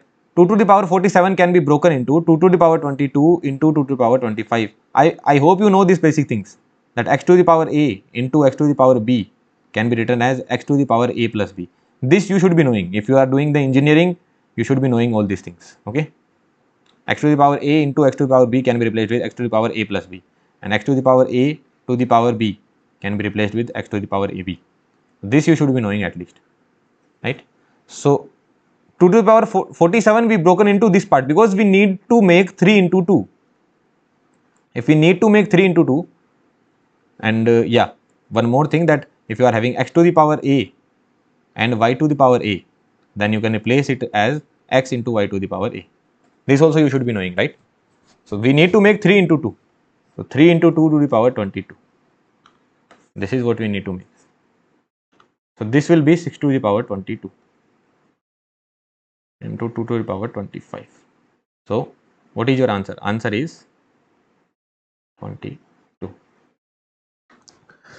Now see one thing, if I have written it here or not. So okay, I needed to give you one more conclusion that we will see later on. That conclusion we will see later on. I just wanted to ask, if they asked you, if they give you a number, okay, let's just say they are giving you 20 factorial and they are asking you what is the power of 6 in this number, what is the power of maximum power of 6 in this number. So for 6 you need to calculate 3 and 2, right? 3 and 2. So will you calculate the both of the powers? Will you calculate the power of 2 as well, and will you calculate the power of 3 as well? Think about it. Pause the video. What I am asking, you are given a number 20 factorial and I am asking you what is the maximum power of 6. Will you calculate the maximum power of 2 and 3 both? Because for telling the maximum power of 6 you need the power of 2 and 3. But will you calculate both? This is my question. No, you will calculate only 3. Why is it so? This is there in the case of factorial only. In case of factorial only. Why you will calculate only in case of 3? Why you will calculate only for the case of 3? Because let's just say 2 to the power x you get and 3 to the power y you will get. So certainly x will be greater than y. Why is that so? Because there will be some particular number given. How you will calculate 2 to the power 2? How you will calculate 2 to the power x? You will calculate in this manner, right? And in this manner. And how you will calculate 3 to the power y? In this manner, right? So this addition is certainly going to be lesser than this one. Are you getting this point? This will be always larger and this will be lower. So x will be always greater than y. Say yes or no. So you are not going to calculate the power of 2. You are going to calculate power of 3 only. Because let's just say x value is coming some 47. We don't know. And 3 value is coming some 20. So 6 power will be maximum 20 only. Because 2 to the power 27 will not be used. If you subtract 20 from here, you will get 2 to the power 27. That will not be used because only 2 to the power 20 will be used with 3 to the power 20. Because you need to make both powers equal. And rest of the power of 2 will not be used. So always we will calculate the power of larger number. If they are asking you the power of 10, what you will calculate? You will calculate the power of 5 only, not 2. This I have already written in the conclusion. In further slide I have already written it. But just this point came up here, so I thought of delivering the concept here only. So this I have already written, that always we will calculate the maximum power of the larger number, not the smaller number, because the smaller number will be having more power than the larger one. And we need both of the power to be equal. So just calculate the larger one and then just equate it. That's it. Right? Let's see the next question. A number n is given by, you need to find the maximum power of 6. How will you find the maximum power of 6? This question is not based on factorial. This is a general number which is given in front of you. You need to find the maximum power of 6. How will you calculate? So you need to make 3 into 2. So 2 to the power 4 into 3 to the power 4. Both powers are equal. 2 to the power 3 into 5 to the power 3 into 7 to the power 2. Right? So 6 to the power 4. 6 to the power 4 into 2 to the power 3. None will give you 6 now. Right? No one will give you 6 from here. This is the answer. This is the answer of the first one. What is the maximum power? Maximum power is 4. Maximum power of 20 in n. Maximum power of 20 in n. 2 to the power 7 into 3 to the power 4. 5 to the power 3 into 7 square. You need the maximum power of 20. 20. 20 how you can get? 5 into 4, right? Or you can say 5 into 2 square. Do the factorization of 20. That will be 5 into 2 square. So you need to make 2 square into 5. So 2 square. You need to make 2 square. So what I will write here? 3. 2 to the power 6. 1 2 is wasted. 1 2 will be of no use. Into 5 you need, right? Into 3 to the power 4. Into 5 to the power 3 you are having, into 7 square. So this number into this number to the power 3 I can write, right? Both powers are equal. Power 3 is equal. So 2 square into 5 to the power 3 I can write. Into 7 square into 3 to the power 4 into 2. 20 you will get from here only. 20 to the power 3 into 7 square into 3 to the power 4 into 2. This is your number n. So what is the maximum power of 20? Power of 20 is equals to 3. What is the third number? Third number is 10, I guess, right? 10. Number is given that this is the number given. How will you get 10? 10 you will get from 5 into 2. 10 you will get from 5 into 2. So the number is 2 to the power 3. Why I am doing 2 to the power 3 here? Why did I do that? Because I need to make 5 into 2. This is my target. So here I know that there is 3 power, right? Here I know that there is 3 power. So I need to make this as also 3 power. Because 5 is having lesser power. 5 is having lesser power. So I need to make this one as 3. So this I am making as 3. So 2 to the power 3 into 2 to the power 4. 3 to the power 4 into 5 to the power 3 into 7 square. This and this and this will give you combined 10 to the power 3. Then 2 to the power 4 is there as it is, 3 to the power 4 is there as it is, and 7 to the power 2 is there as it is. So only this number can give you 10 to the power, right? This number only can give you 10 power. So that answer is maximum power of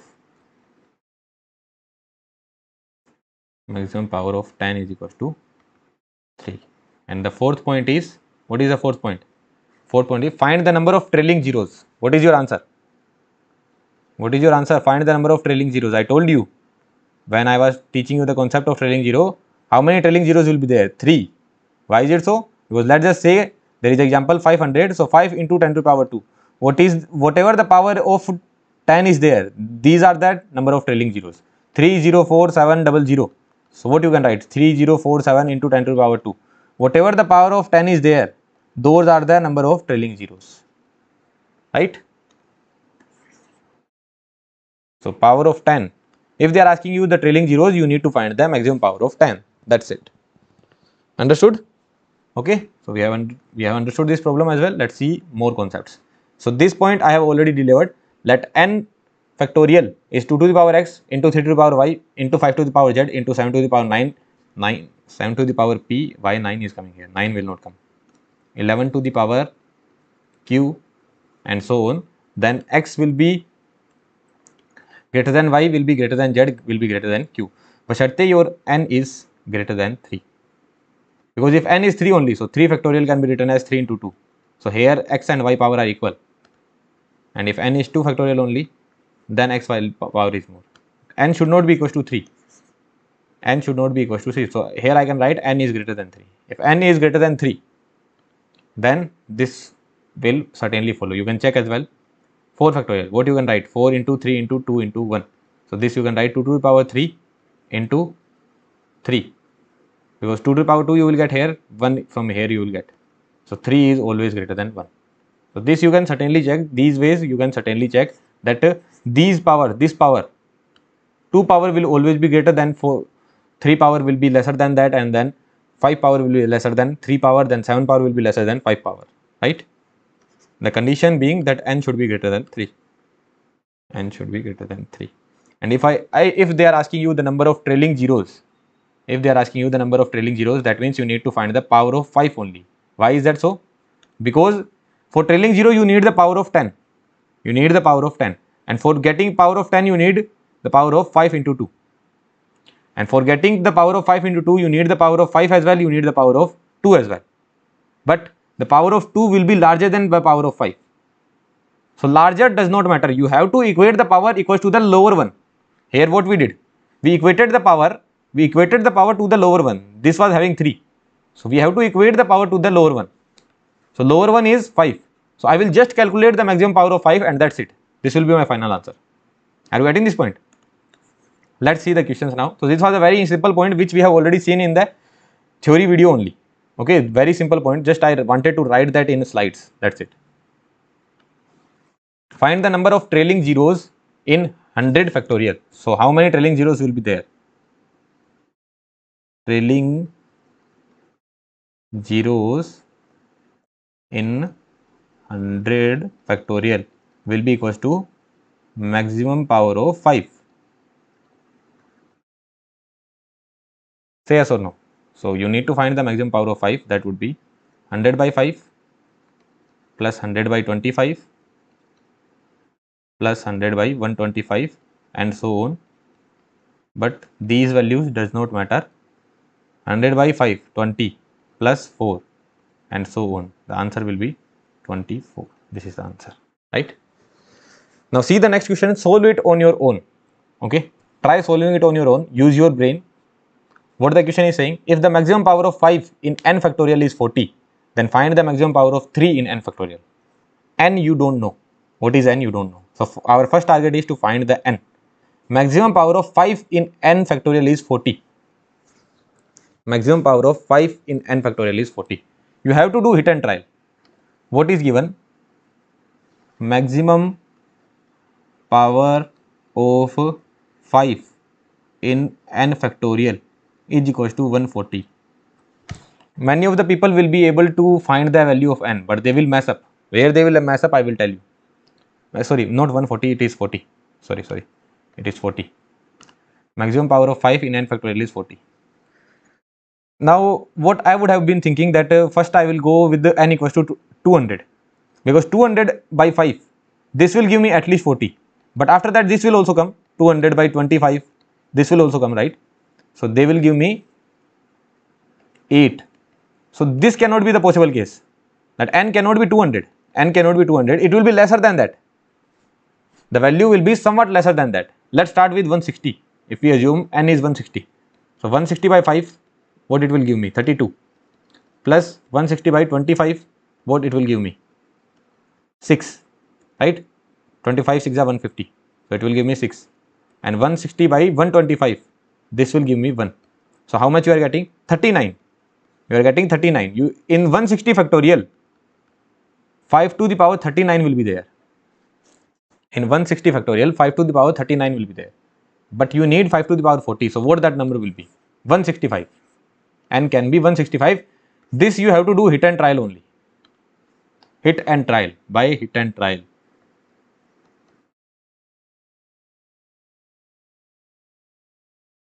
Take n equals to 165. But intelligently we got to know that it will be lesser than 200 for sure. So if you take n equals to 165, so 165 by 5 plus 165 by 25 plus 165 by 125, what it is giving you? 33 plus, so 6 plus 1, 40. So n is equals to 165. But now the interesting thing comes. Is this the only possible value of n? Is this the only possible value of n? The only possible value of n. Because what you need power of 5 to be 40. You need power of 5 to be 40. Even if your value is 166, 166 divided by 5 and then you do the greatest integer, it will give you 33 only, right? 5 3 ja 15, 5 3 ja 15, 33 point something you will get. But still, if you do the greatest integer, it will give you 33 only. What about the next? 166 by 25. Again, it will give you 6 only, and the last will give you 1 only. So n can be 166 as well. So there are a lot of possible values of n. Which all those values will be? N can be 165, n can be 166 as well, n can be 167 as well. Because what we need to care? We need to care about this number. This we should get 33. If we get this one 34, then this number will change. Are you getting this point or not?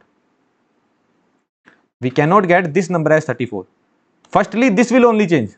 First of all, this will change. This will change to 34. Then only these can change, because this number is being divided by 25 and this number is being divided by 5 only. So when this will change, what do you think? For 168 it will change? No. For 169 it will change? No. For 170 it will change, because 170 by 5 will give you 34.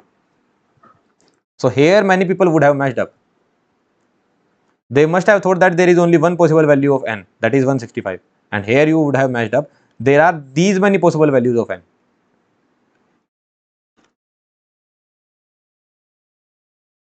So these are the all possible values of n. All will give you maximum power of 5 equals to 40. Maximum power of 5 is 40. In all these values 165, 166, 167, 168 and 169.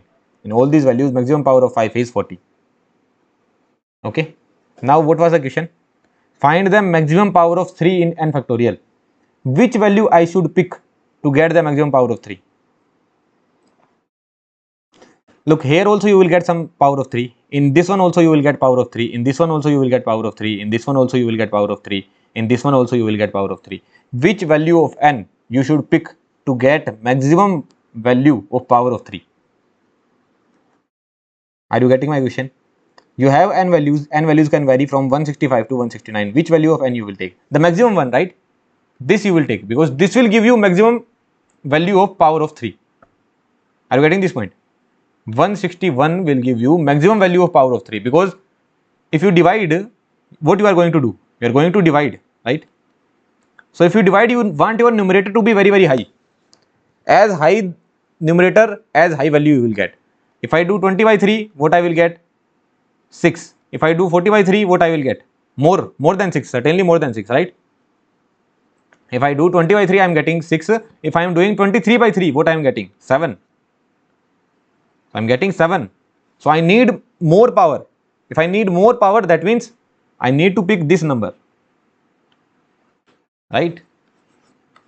So for getting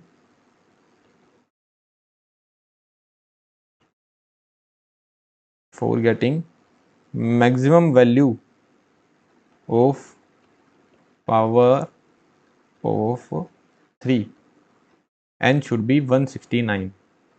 So what will be the answer? 169 by 3 plus 169 by 9 plus 169 by 27 plus 169 by 81 plus 169 by 243.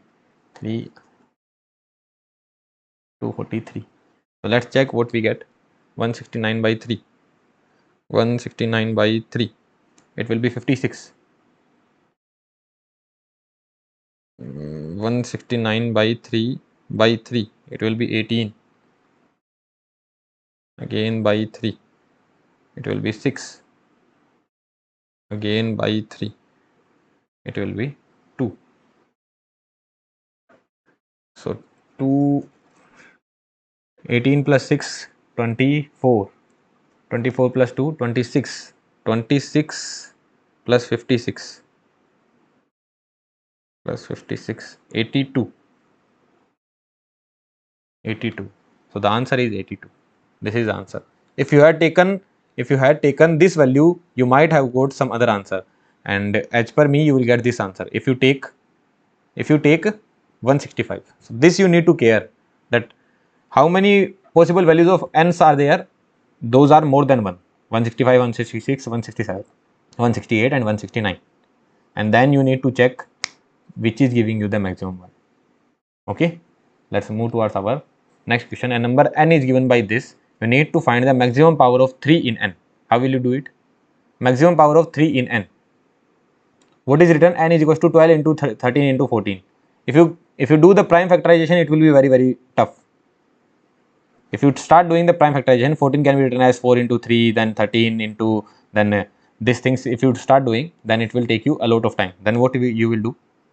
N can be replaced as 84 factorial divided by 11 factorial. Say yes or no. 84 factorial divided by 11 factorial because till 11 factorial numbers are gone. So 84 divided by 11 factorial. So in 84, whatever 3 to the power, let's just say x is there, into something will come. Divided by, here 3 to the power y is there, into something will come. So your answer will be 3 to the power x minus 5. So what is the task? The task is to find the power of 3 in 84. Power of 3 in 84. Okay, all these are good questions. I know you will not be able to solve this with the with our class only, but certainly I want to deal good question only so that you understand it well, and in the examination as well you don't find difficulties. So we are not going to solve standard questions. We will solve standard question only one, right? We need to see good questions. Standard question you will be able to solve in the examination. That's my sure guarantee. Choice 28. C. C. And 1.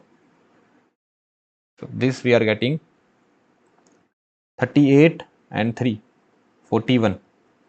Let's check the calculation once again.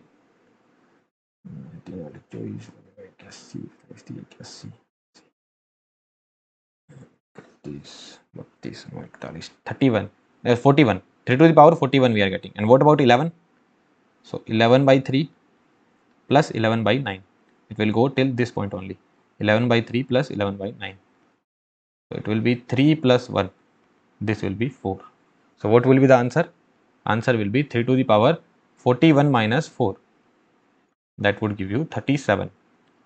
Answer is 37. Well and good. Very easy problem. Okay, just you need to use your brain. Find the number of trailing zeros in n. Trailing 0. If you find trailing 0, that means you need power of 5. Right? If you need trailing zeros, you need power of 5. Second, trailing zeros shows power of 5. Right? So what is written? N is given as 84 factorial divided by 11 factorial. So it will be replaced with 5 to the power x divided by 5 to the power y. Number of zeros here, number of zeros here. Those zeros will be cancelled. So 5 to the power x minus y. This you need to know. Well and good. So 84, how much they will have? 84 by 5 plus 84 by 25. That's it. Next number will be 125. That doesn't matter. And what about 11? 11 will have only 1, I guess. 11 by 5. Only 2, sorry. 2 zeros they will have. 11 will have 2. And what about them? 5 एकम 5, 5 के 30. 25 3 ja 75. So 19. So how many trailing zeros you will have? 19 minus 2, 17. So what is the answer? Answer is 17. Trailing zeros you will have, that is 17. Well and good. Let's move towards the next question. The number n is given. You need to find the number of trailing zeros. Try doing it on your own. Find the number of trailing zeros. What you will do? N is given as 10 into 20 into 30 into 40, and it will go till 1000. What you can write? 10 into 2 into 10 into 3 into 10 into 4 into 10 and so on into, this is 1000, right? So it will be 100 into 10. So 10, 10, 10, 10, 10. How many 10s are there? 100. Because this was 10 into 1, then 10 into 2, 10 into 3. Till 10 into 3 you had 3 10. What I mean to say, 10 into 1, 10 into 2, 10 into 3, and then it keeps on going till 10 into 100. So till 10 into 3 you had 310, 10 to the power 3. So till 10 into 100, how many 10s you are having? 100. Like whenever you get some gap, like from 1 to 3, how many numbers are there? So what you need to, always you should take a smaller gap. Like from 1 to 2 I am having 1. From 1 to 3 I am having 2. That means 3 minus 1 I am doing. So from 1 to 100, how much I am having? So 100 minus 1 I have to do. So this is the way I check. This is the way I generally check, that whenever I need to find the gap, this is how I find. Here also we did the same thing, that till 10 into 3 I am having 310. So till 10 into 100, how much 10 I will have? 100 10s. So 10 to the power 100 is there. Many people mess it up sometimes. Like it will be added, it will be plus 1 or minus 1. What will come? Nothing like that. Just think, just use your brain. That's it. 10 into 1, 10 into 2, 10 into 3. So 3 10s are there. So till 100, 100 times will be there. into 1 into 2 into 3 into 4 into, and it will keep on going till 100. 10 to the power 100 into 100 factorial. So this will give you 100 zeros. Say yes or no. How much zeros 10 to the power 2 give? 2 0.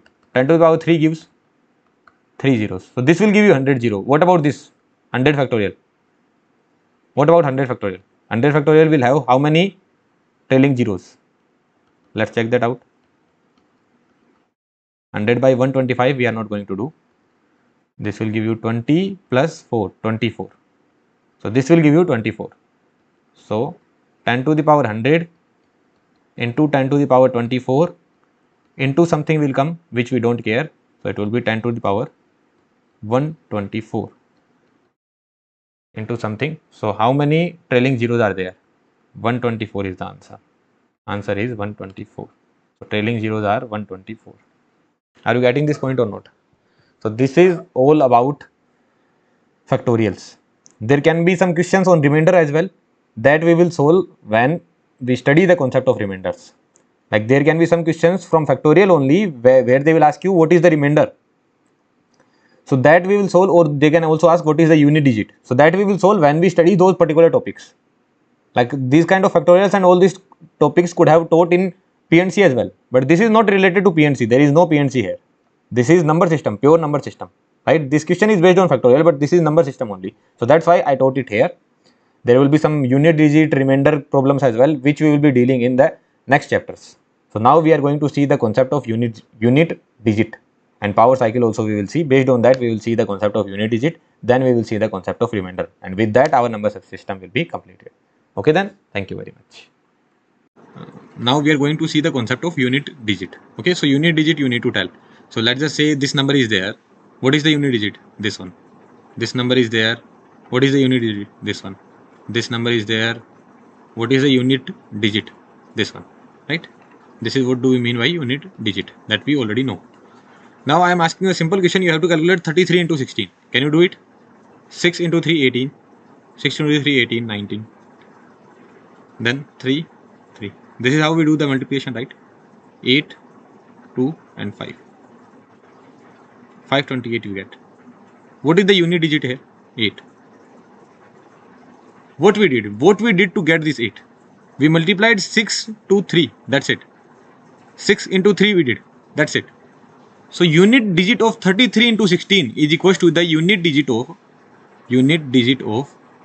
3 into 6. Say yes or no? And what is the unit digit of 3 into 6? 3 into 6 is 18. Unit digit of 18. What is that? 8. Isn't it the same? Calculate 17 into 13. 7 3 are 21. 5, 7, 1. 1, 2 and 2. 2 to 1 we are getting. So what we did to get this 1? What is the unit digit? 1. What we did to get the unit digit 1? Unit digit of last two numbers. Unit digit of 7 into 3. What is that? 1 only. 7 into 3 is 21. So unit digit of 21. That is 1 only. So unit digit it 1. Unit digit 8. Let's do more things. Calculate 237 plus 393. This we need to calculate. Okay. 237 plus 393. Or better do it 392. So how we will do it? 237 plus 392. 7 plus 2 is 9. Whatever that is coming we don't care, because we just care about unit digit. So what we did to get this 9? We just added the unit digit. So what we did? Added the unit digit of these two numbers, that is 7 plus 2. So that is 9. That's it. Or you can take more examples. 297 plus 546. Okay. So what we are going to do? 297 plus 546. This will be 3. This one will go here. 4 here. And 5 to 7, 8. 843 is the answer. How do we get this 3? We just added these two. So added the unit digit of these two. That is 7 plus 6. That is 13. Unit digit of 13 is 3. So unit digit of 13 is 3. That's it. This is the answer. So in case of multiplication and addition, what did we get to know? In case of multiplication and addition, what did we get to know? We got to know that you just need to do the multiplication of the unit digits, and while adding you just need to add the unit digits. Let's solve problems.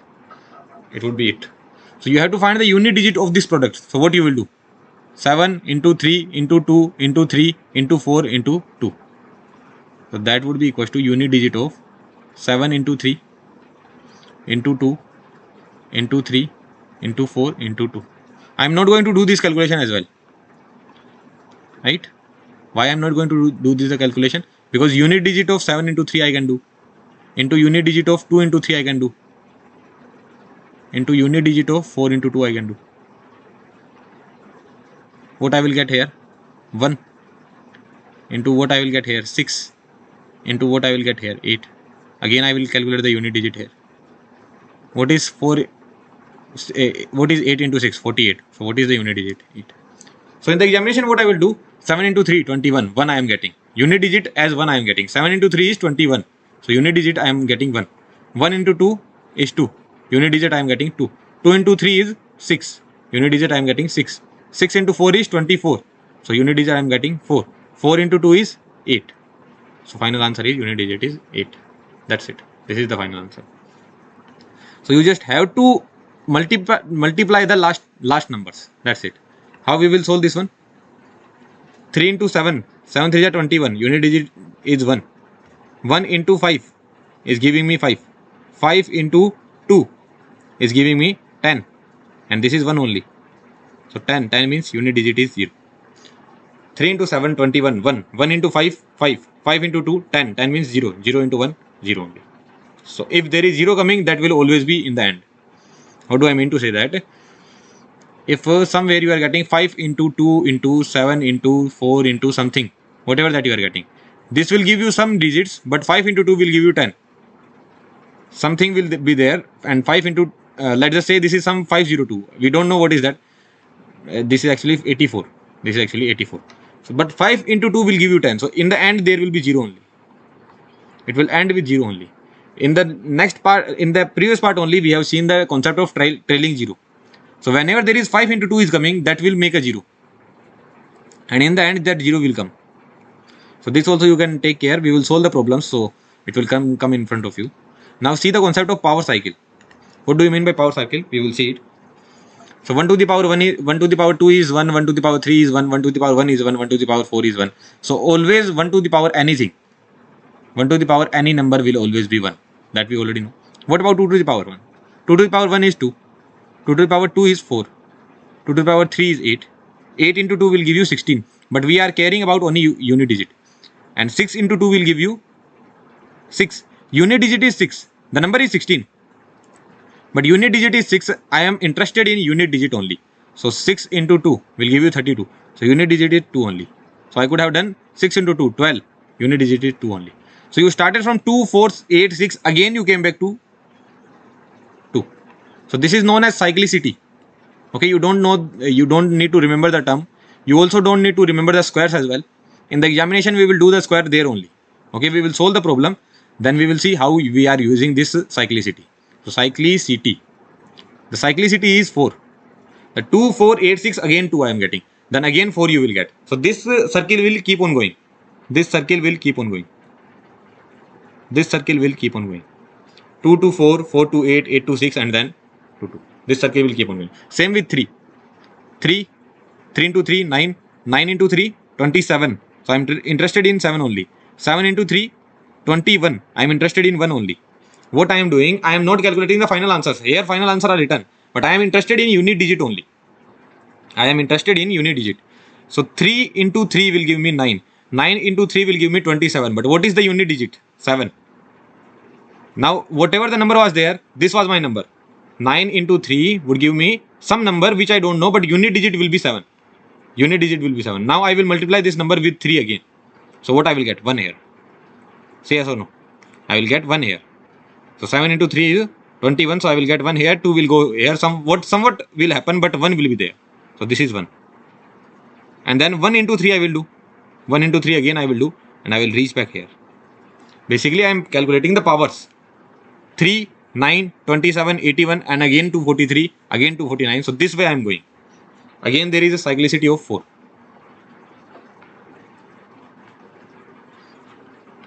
Cyclicity of 4. And same goes for 7. Why did I drop 4, 5 and 6? That we will see. I have dropped 4, 5 and 6. We will see that. Same goes for 7. This also has a cyclicity of 4 only. Because 7 into 7 will give you 9. 49. It will give you 9. 9 into 7. 9 7 ja 63. So I am interested in 3 only. 3 into 7. 21. I am interested in 1 only. 1 into 7. Again 7. So from 7 to 9.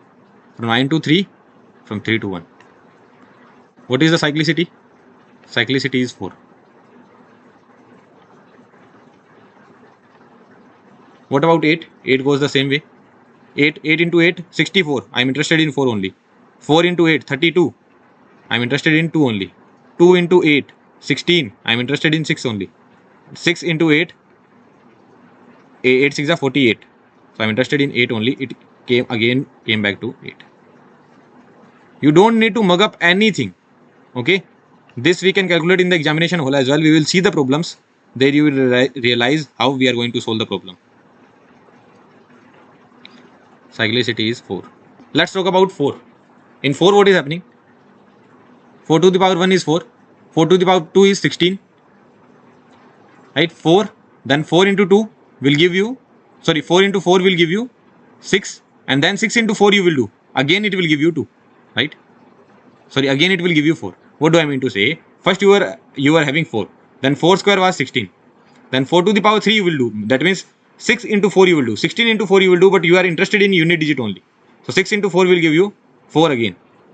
So you started from here, then went back here. So this was your 4 to the power 1. And this was your 4 to the power 2. Are you getting this point? So for 4 to the power even number, 4 to the power even number, your unit digit will be 6. And for 4 to the power odd number means 1. Your unit digit will be 4. Understood this concept? 4 to the power 3 will be some 4. 4 to the power 4 will again be 6. Because here you are getting 4. Then again multiply by 4 you will do. So 6 you will get here. So 4 to the power 4 unit digit will be 6.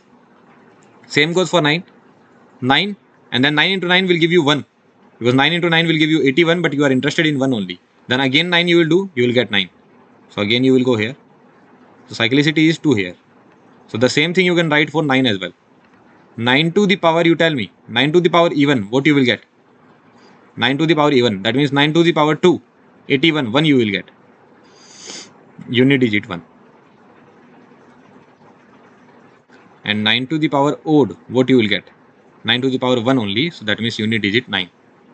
That's it. Okay. No need to mug up anything. I am just writing the things. Even I don't remember all these things. Okay. 5 to the power anything is always ending with 5.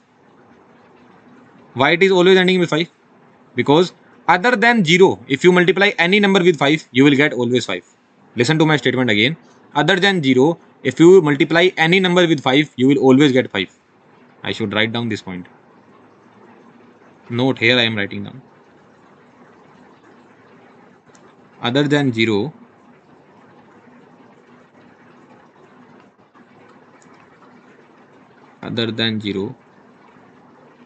if you multiply any number with 5,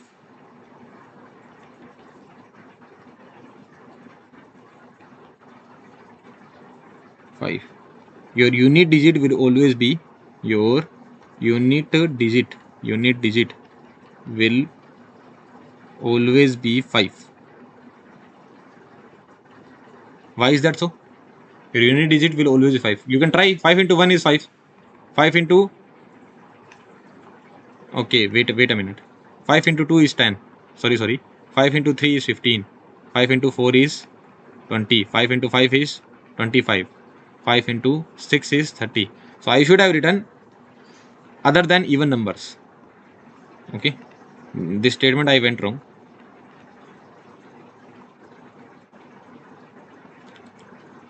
So if you multiply any odd number with 5, if you multiply any odd number with 5, if you multiply any odd number with 5, I will modify it. So yeah, this is the statement. I am really sorry I messed it up. So initially I said that other than 0, but no. If you multiply any odd number with 5, you will always get 5. 5 into 1, 5. 5 into 2, sorry, 5 into 3, 15 will be there, 5. 5 into 4, not 4, sorry. 5 into 5, 25, 5. 5 into 7, 35, 5. So if you multiply any odd number with 5, you will get unit digit as 5 only, right? And you can check 5 to the, now 5 into 5 you are doing 25. Then again you will multiply with 5, again 5, again you will multiply with 5, 5. So 5 to the power anything you will get 5 only. And same goes for 6. 5 to the power anything you will get 5 only. And can be even or odd. Same goes for 6. 6 to the power anything will be 6 only, where n can be even or odd. This you don't need to mug up. In the examination, if you need to think, you can think. If I am asking you what is the cyclicity of 3, what you will do? Okay, 3 to the power 1, 3 to the power 2 is 9, 9 into 3, 27, 7 into 3, 21, 7 into 3, 21, so I am interested in 1, and 1 into 3, again 3. Cyclicity of 3 is 4. 3 to the power 1 will give you 3, 3 to the power 2 will give you unit digit 9, 3 to the power 3 will give you unit digit 7, and 3 to the power 4 will give you unit digit 1. So this is how you can do in the examination as well, right? You don't need to mug up.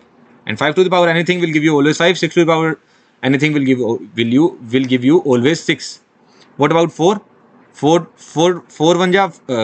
the power 1 is 4. 4 to the power 2 is 16, and then again 4 will come. And what about 9? 9 to the power 1 is 9. 9 to the power 2 is 81. Then again 9 will come. That's it, right? Let's calculate 22 square. We just need to calculate 22 square. 22 square will be 22 into 2. 22 into 22. If I need to find the unit digit, then I need to care about these things only, no? Better I should write 32 here. 32 square. Let's calculate 32 square. Otherwise you will be getting confused. Oh, let's calculate 34 square. I need to calculate 34 square. So what I will do? 34 into 34. If I am doing 34 into 34, and if I need to find unit digit only, I am interested in these numbers only, no? So unit digit will be equals to unit digit of 4 square. Unit digit of 34 square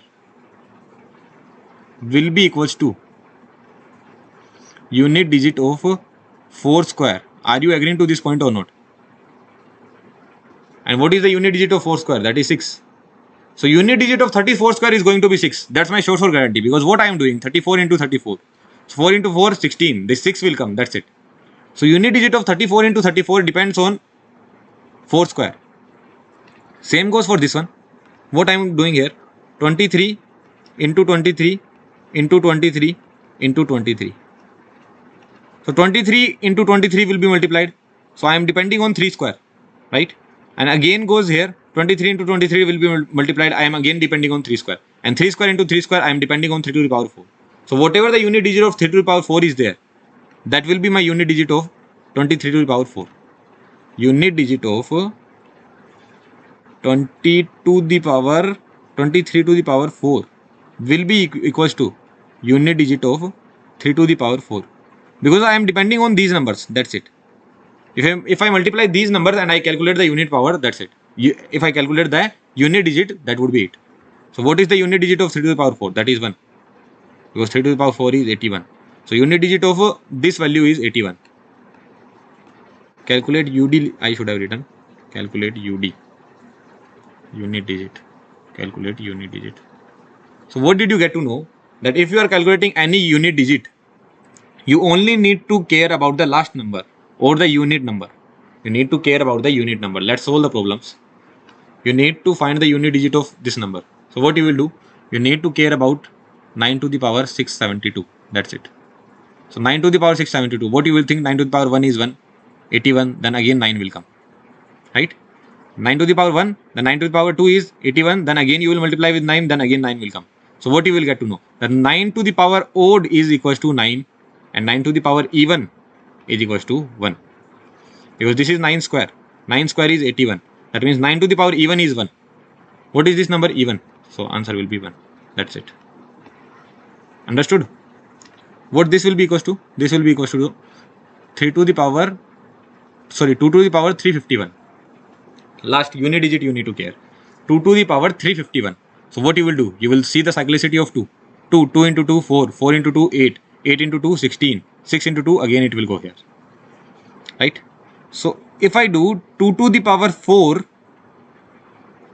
basically if I can get 2 to the power 4, what I need to get? I need to get 2 to the power 4. 2 to the power 4 will give me unit digit as 6. And 6 to the power anything will give me unit digit as 6 only. Are you getting this point? What I am going to do, I am going to replace this as 2 to the power 4. How much will come here? 351 by 4. 4 8 ja 32. 4 7 ja 28. So 3 is remaining. So 87 into 2 to the power 3. Can I replace this something like that? Are you agreeing to my point? 87 into 4. What do you get?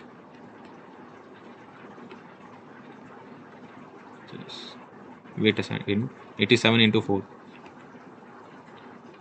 Yeah. 348. Yeah. This is what you get. So 2 to the power 4 to the power 87 into 2 to the power 3. So 2 to the power 4, what it will give me as unit digit? 2, 4, 8 and 8 to the 16. So 2 to the power 4 will give me 6. Now 6 to the power 87, what it will give me? 6 to the power 87. 6 to the power anything will always be 6. So it will give me 6 only. So this particular number will give me 6 only.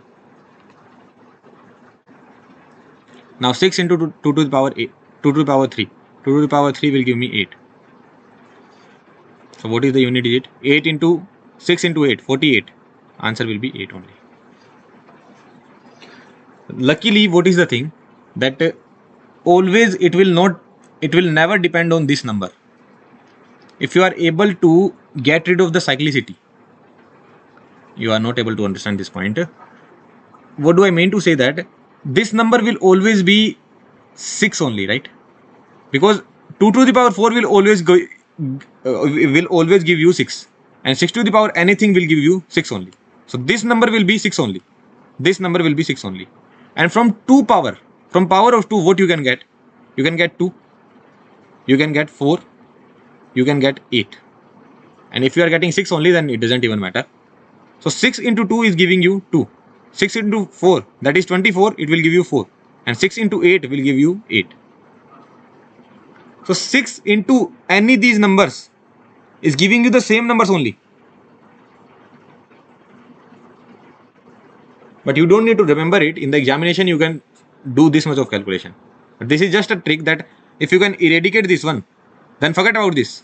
Your answer will be this only, 2 to the power 3. That's it. That is your answer. But why that answer came? This is the reason, because here in the end you are getting 6, and 6 into 2, 2. 6 into 4, 4. And 6 into 8, 8 only. But you don't need to remember it. In the examination, you can do this much of calculation. Your answer will be 8. And this thing goes for 7 as well. This thing goes for 3 as well. This thing goes for anything. That you just need to eradicate the cyclicity, and then whatever that is left, that will decide your final unit digit. Let's check that out in this problem. So 787 to the power 382. So I need to care about 7 to the power 382. That's it. This is what I need to care about. So 7 to the power 382. So 7 into 7 49, 9 into 7 63, and 7 into 3 1. This is the cyclicity of 7. Basically 7 into 7 49, 9. 9 into 7 63, 3. 3 into 7 21, 1. So this is the cyclicity of 7, right? So cyclicity is 4. So I will get 4 out of that. So 382 by 4. 4 5 20, 4 9 37, 95 into 7 to the power 2, right? So 95 into 4, what is that? 190, 380 and 382.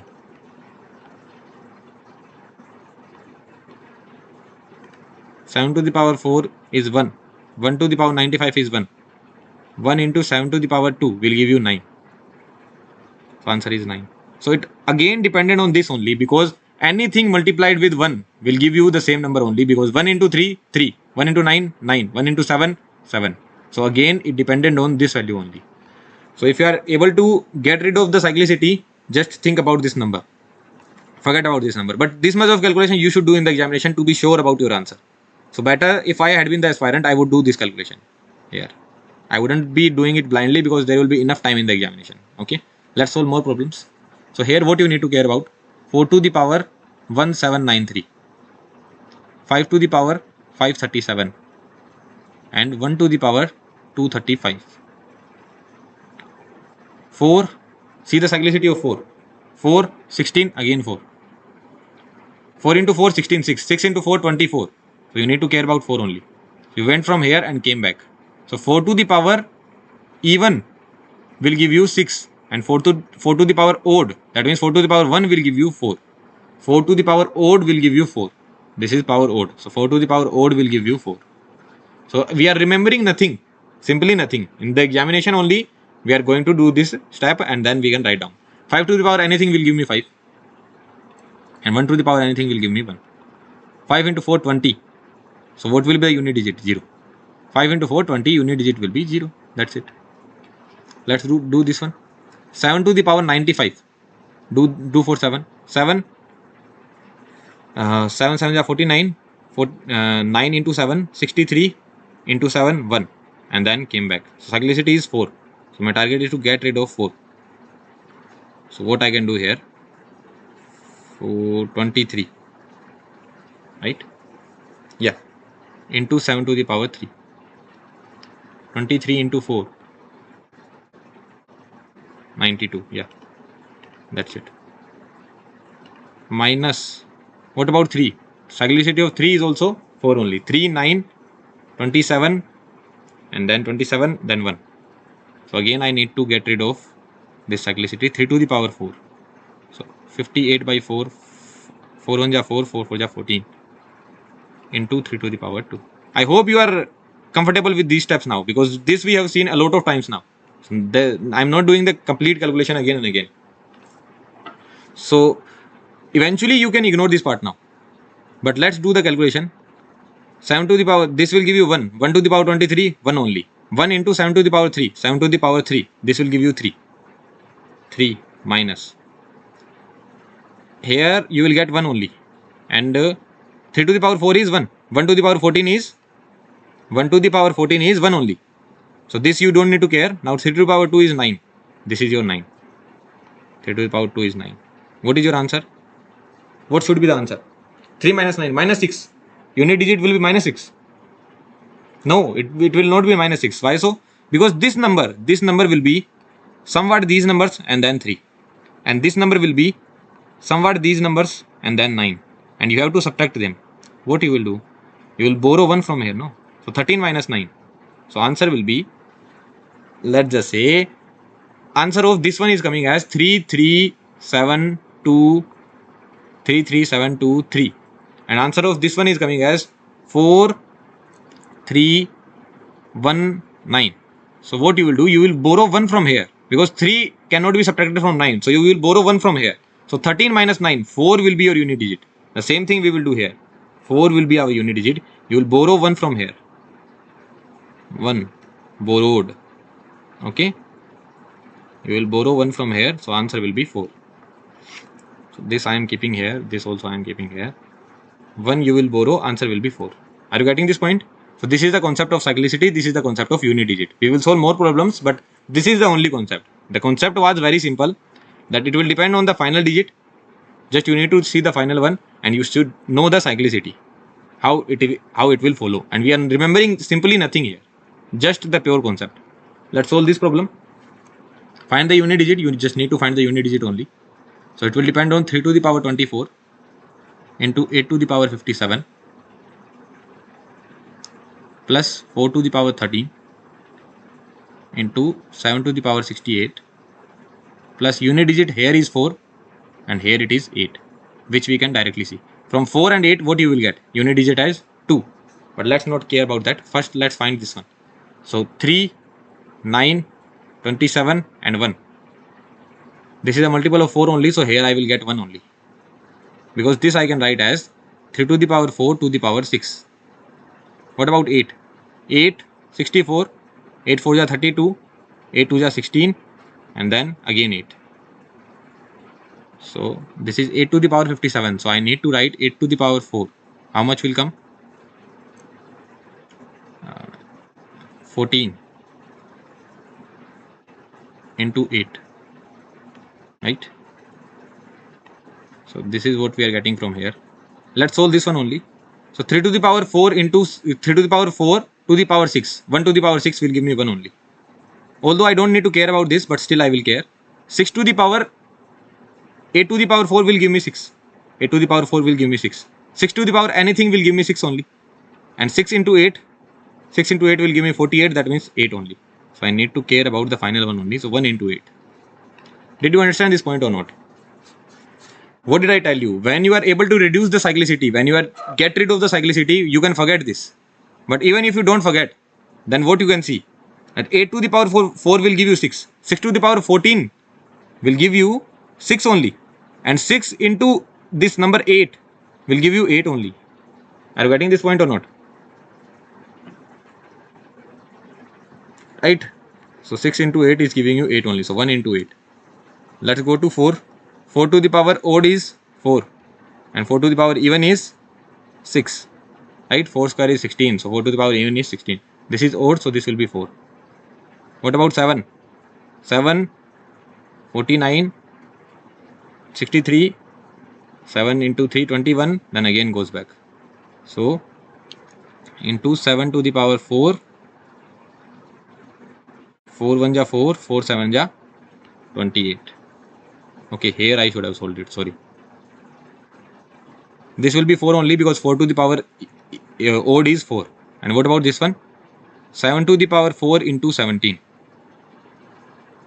And 8 plus 4 is 12.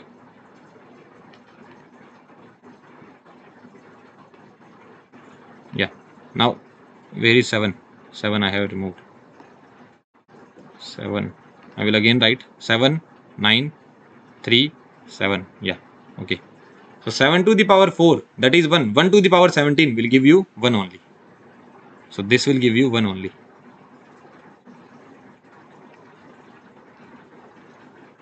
Plus 12 is there. So 8 plus 4, 24. So what is the unit digit? Unit digit is 4. That's it. This is the answer. So answer is A.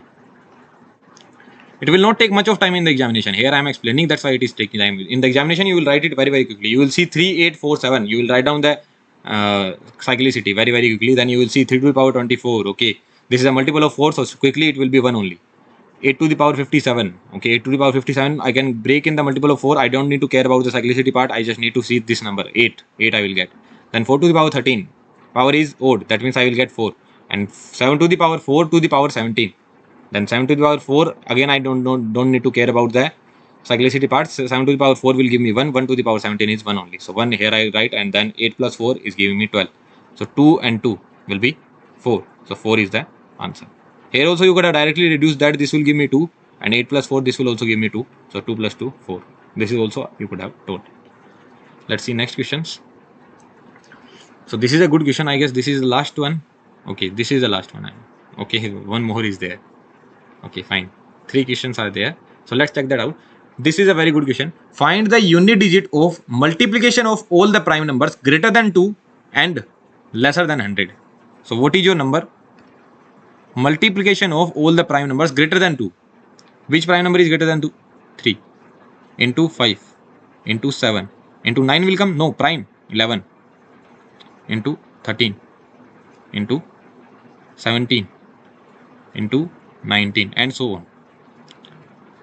What do you think? What will be the unit digit? This number is odd. This number is also odd. Sorry, this number is 5 actually. Forget about it. This number is also odd. This number is also odd. Right? All these numbers are odd. Can there be any even number which is prime? I told you 2 is the only even number which is prime. 2 is the only even number which is prime. Only number which is even plus prime. Otherwise, if there is any even number, let's just say 4, it will be divisible by 2. So how it can be prime? It will never be prime. It will be composite. So there will not be any even number. All these numbers will be odd. 5 into odd into odd into odd into odd into odd. Odd to the power n. What you will get? Odd. And 5 into odd. Unit digit will be always 5. Unit digit will always be 5. This is the answer. I told you, no? If 5 is multiplied with 1, 5. 5 into 3 is 5 only. 5 into 5 is 5 only. If 5 is multiplied with any odd number, it will always give you 5. Got this point? Okay. Now, this I can keep it here. Let's move to the next question now. This I am keeping here. 2 is the only number. Here they are saying greater than 2. Right? Find the unit digit of this expression. Unit digit of this expression. So what is this written? Can you check? 1 to the power 1 plus, whenever there is a question from factorial is coming, no, so never ever be afraid of that problem. The calculation is not going to be large. Somewhere some pattern you will see, somewhere some zeros you will see. You will always try finding zeros in factorial. Somewhere something you will get to know. Okay, so never be afraid of the factorial problems. 4 to the power 4 plus 3 factorial. What is that? 6. 6 to the power 6 plus next number will be 4. 24 to the power 24 plus 120 to the power 120. 5 factorial is 120. 120 to the power 120.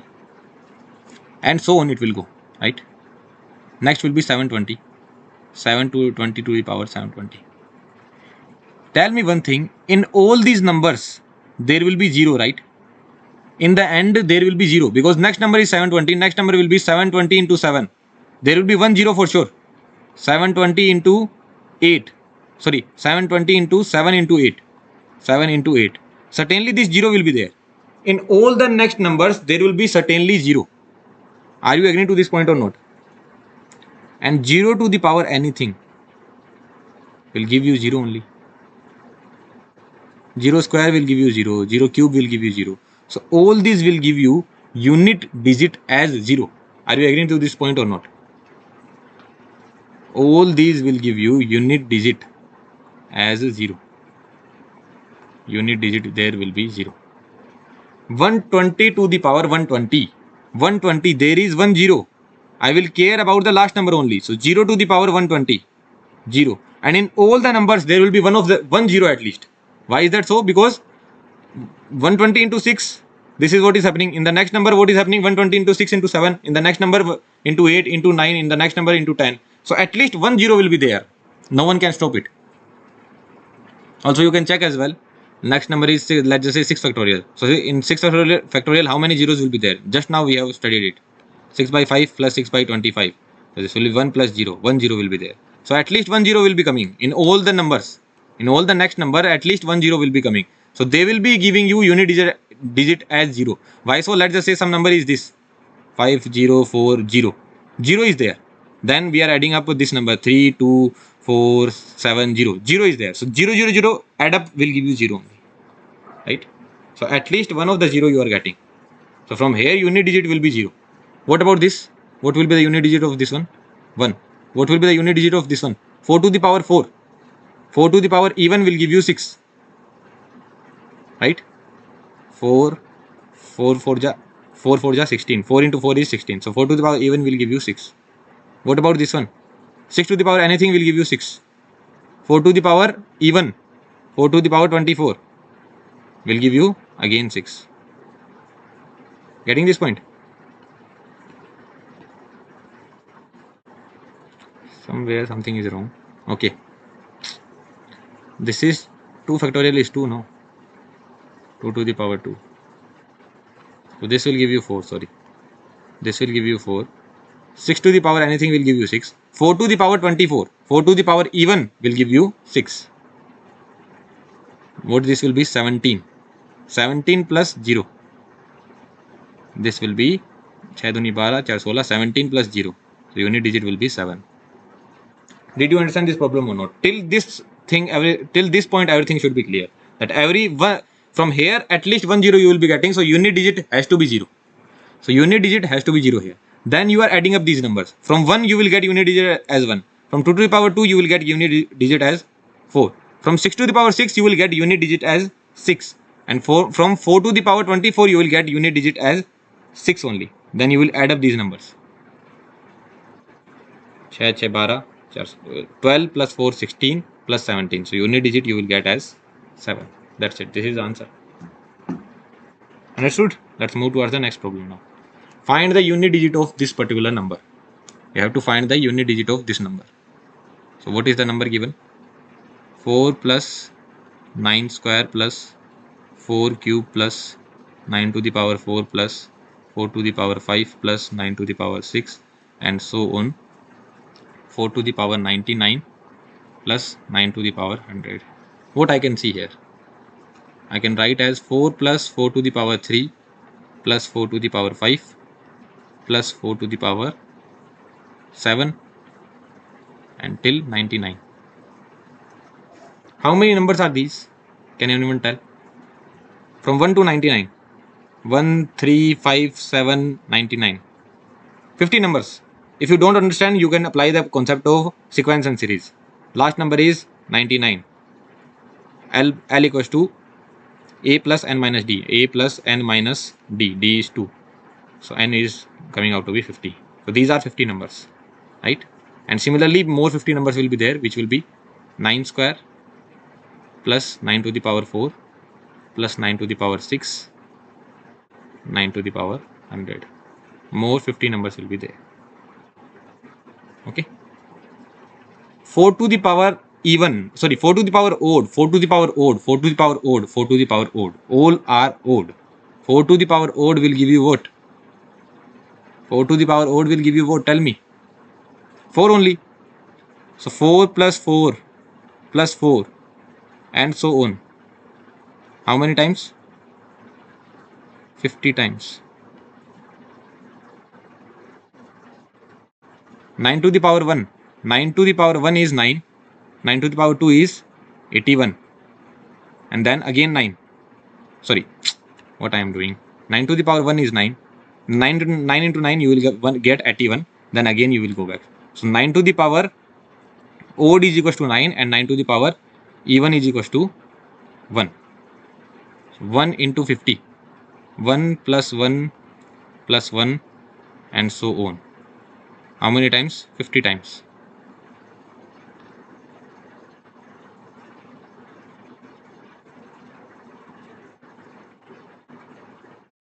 So 4 into 50, 200 plus 1 into 50, 50. Eventually you are getting 250. What is the unit digit? 0. What is the unit digit? 0. Did you understand this? 4 plus 4 to the power 3 plus 4 to the power 5 plus 4 to the power 7 plus 4 to the power 99 I did.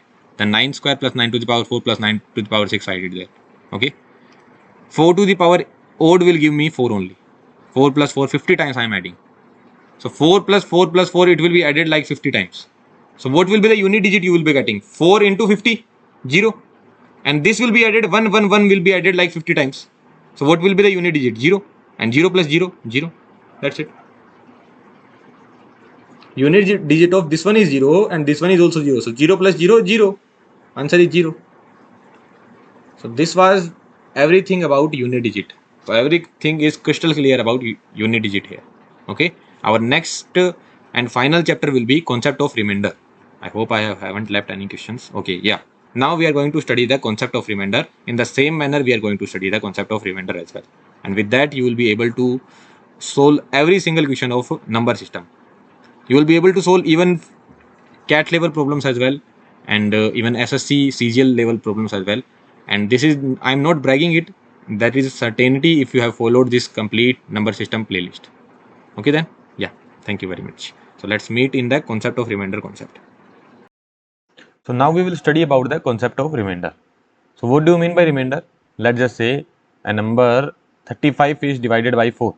So 4 8 ja 32. What is remainder? 3. So 3 is the remainder. This is what we mean by remainder. Very simple thing. So what is the remainder you get when you divide 36 by 8? What is the remainder you will get? You will get 8 into 4, that is 32, plus 4 as a remainder. This is your remainder, right? What was this? This was your divisor. And what is this? This is known as quotient. And this was your remainder, right? Let's show it in this manner. This was 36, we divided by 8, 4 was the quotient, and remainder was also 4. Well and good. Now 36 only you can write 36 as 21 plus 15 by 8. You can write 36 as 21 plus 15 by 8. So I am finding the remainder. I am doing nothing but finding the remainder. So what I can do? 21 by 8 plus 15 by 8. What is the remainder you will get if you do 21 by 8? What is the remainder you will get? 8 to the 16, remainder you will get is 5. What is the remainder you will get if you divide 15 by 8? If you divide 15 by 8, what is the remainder you will get? 7. What is the answer we are getting? 12. 12 cannot be remainder, right? 12 is number that is higher than 8. 12 is higher than 8. 12 can be divided by 8 as well. So what I will do? I will further divide it by 8. So if 8 is divided by 12, what is the remainder? Remainder is 4. So what did you understand here? What did you understand? That if you were doing 36 by 8, you are getting remainder equals to 4. Even if you are doing 21 plus 15 by 8, that means if you have broken the number in the addition, still you are getting the same remainder. What did you do? You just divided 21 by 8, you go to the remainder. 15 by 8, you go to the remainder. You added them, you got 12. 12 by 8, you go to the remainder 4. So this we will be using in the further questions. So that's why we are checking if that is applicable or not. Let's try for this one. 36 can be written as 9 into 4, right? What I can write? What I can do is that I am checking the remainder. So what I will do? First I will divide 9 by 8. First I will divide 9 by 8. This is R, that means I am checking the remainder. So first I will divide 9 by 8. Then I will divide 4 by 8. This 8, this will be divided by, 9 will be divided by 8 as well, and 4 will also be divided by 8 as well. If there were 3 numbers, all numbers would be divided by 8. Every one will be divided by 8. So if you divide 9 by 8, what is the remainder you get? 1. If you divide 4 by 8, what is the remainder you get? 4. So what is the remainder? 4. Remainder. So what did you understand here? If you are breaking the number in terms of addition or in terms of multiplication, what you can do? This is the formula. This is not a formula, you don't need to remember it. Just a way I have shown that if a plus b by x is there, that means you will divide a by x, you will divide b by x. You will see the remainder. Okay, let's just say remainder is coming 12 and your divisor was 8. So this can be further more divided, right? So from here you will get remainder equals to 4. So this is what you are going to do. A into b by x, you will divide a by x, you will divide b by x. Then you will see what is the multiplication you are getting. Then you will see whether you need to apply this formula again and again or not. So you are not going to remember the formula, you are just going to remember the process. So what is the process? You see a particular number, this 6 will divide 257. If you divide 257 by 6, what is the remainder you will get? 6 3 are 24, 6 2 ja 12. So the remainder you will get is 5. Then multiplication sign is there, multiplication. If you divide 37 by 6, what is the remainder you will get? 1. 1. Then what is the sign? Plus sign is there, plus you will apply. If you divide 537 by 6, what is the remainder you will get? So 6 8 ja 48, 5 remaining, and 6 9 ja 54. So 3 remainder you will get. So 3. 6 9 ja 54, 0 remainder you will get. Multiplication sign was there, multiplication I applied. 6 9 ja 54, 0 you will get. Plus, if you divide 763 by 6, what is the remainder you will get? 6 1 ja 6, 6 2 ja 12, 4, say 6 7 ja 42. One remainder you will get. If you divide 47 by 6, what is the remainder you will get? 5. 5 remainder you will get. Again divide by, you can put divide by 6 because until the number is lesser than 6, we will keep on following the process. So 5 into 1 will give me 5 plus 0 plus 5 into 1 will give me 5. 10 by 6.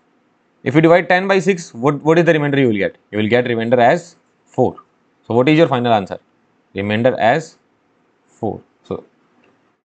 So this is the final remainder. This is the remainder.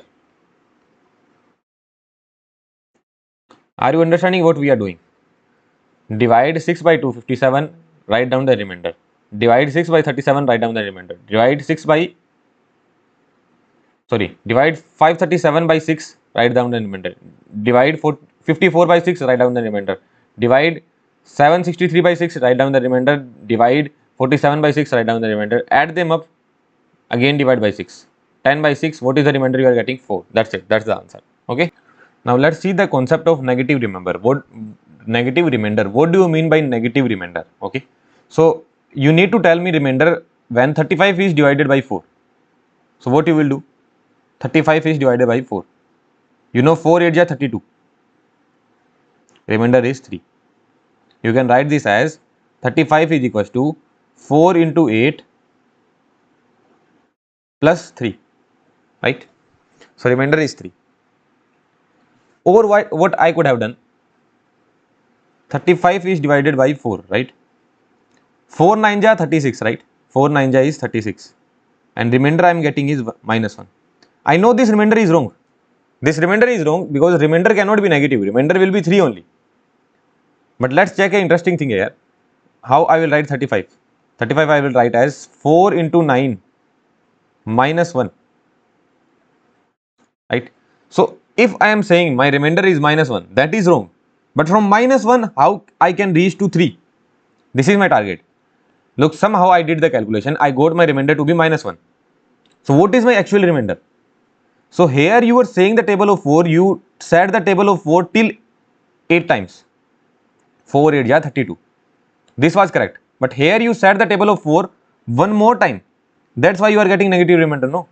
You said the table of 4 one more time than 8. 8 was the required. You said it for one more time. That's why you have to do 4 into 9. It should have been 4 into 8. 4 into 8. Then one more 4 is remaining there, right? 4 into 8. If I replace 4 into 9 by 4 into 8, then I will have to add a 4 here as well. Because 4 into 8 is 32. 32 plus 4 36. And 9 4 is 36.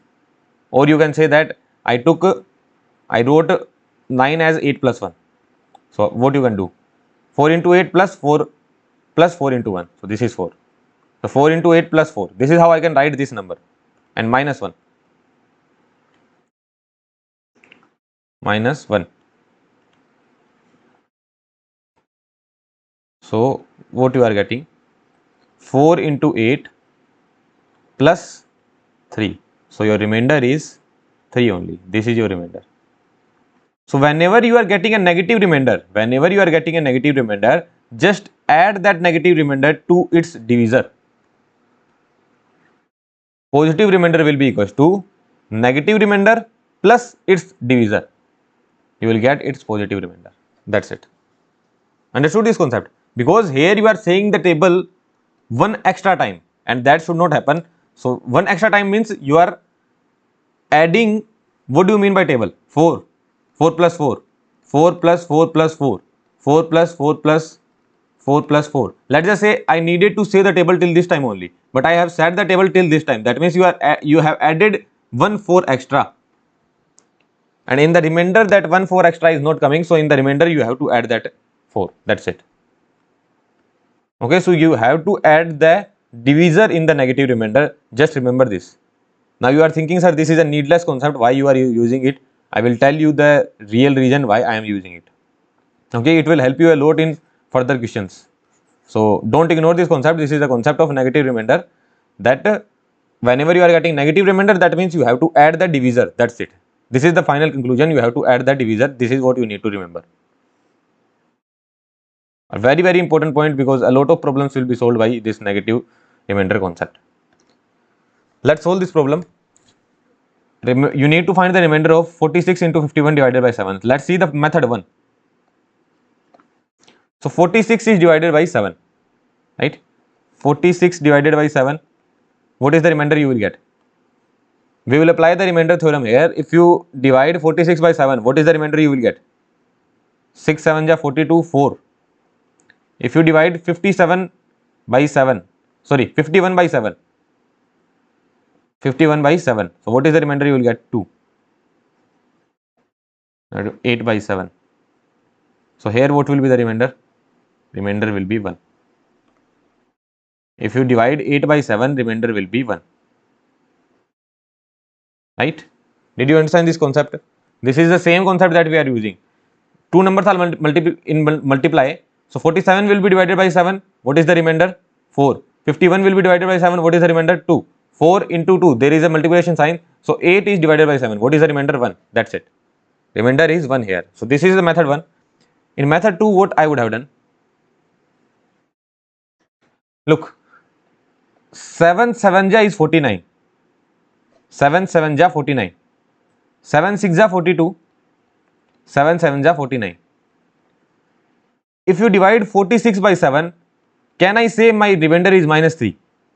Do you agree to this point? Can I say my remainder is minus 3? Yes, you can say that. Why you can say that? Because 7 7 ja is 49. And 46 minus 49 will be minus 3. You are saying the table one more time. So can I say my remainder is minus 3? Yes, you can say your remainder is minus 3. Because 7 7 ja 49. So 46 minus 49 will be minus 3. Into what will be my remainder here? Here I am writing positive remainder only. Then remainder I am writing is 2. So what I am getting? Minus 6 by 7.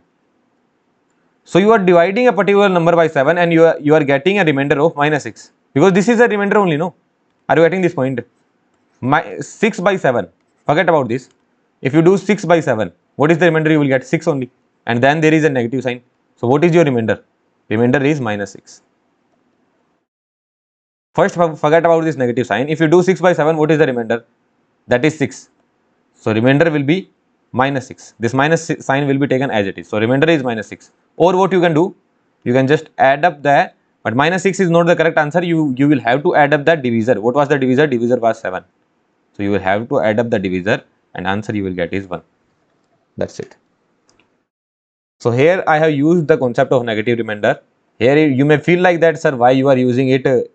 Instead we should solve this problem by this method. Yes, it is good. You should solve this problem without the concept of negative remainder. But in some problems, the concept of negative remainder will also be used. That's why you have to focus on this concept as well. What we are doing, 7 6 are 42. So remainder was 4. But instead what did I say? 7 7 are 49. So remainder will be minus 3. And here it will be 2 only. So minus 6 by 7. So now forget about this minus sign. If 6 is divided by 7, what is the remainder? You are getting 6. And then minus sign will be taken as it is. So remainder is minus 6, but that is not correct. You have to add up the divisor as well. So minus 6 plus 7, remainder you will get 1. Let's solve more examples. Let's find the remainder for this one. Let's do the method 1 where we will not use the concept of negative remainder. So 2850 is divided by 28. What is the remainder you will get? 2850 divided by 28, sorry. So this will be 1 and then 1 only. 50 divided by 28, 1 only will come. So for that, how much remainder you will get? 22. 22 plus. This is 5663 divided by 28. So this will be 2 and then 0 and then 28 to the 56. 56. 7 plus 1458 divided by 28. What I can see is that I can break this number as this. And this will be perfectly divided. So 58 is divided by 28. What is the remainder we will get? 2. Look smartly, what did I do here? Instead of writing the table of 28, what did I do? I could see that this will be perfectly divided. Because 28 5 are 1400. Right? This will be perfectly divided. But 58 by 28. 28 to the 56. So remainder you will get 2. how could I know this will be perfectly divided? Because 28 into 100 will be 2800. So half of it will be perfectly divided. No, 28 into 50 will give you 1400. So this is what I did here. So smartly you can do this kind of calculation. So remainder will be 2 divided by 28.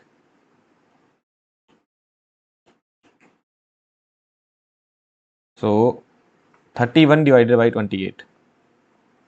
So 20, if 31 is divided by 28, what is the remainder you will get? Tell, what is the remainder you will get? Remainder is 3.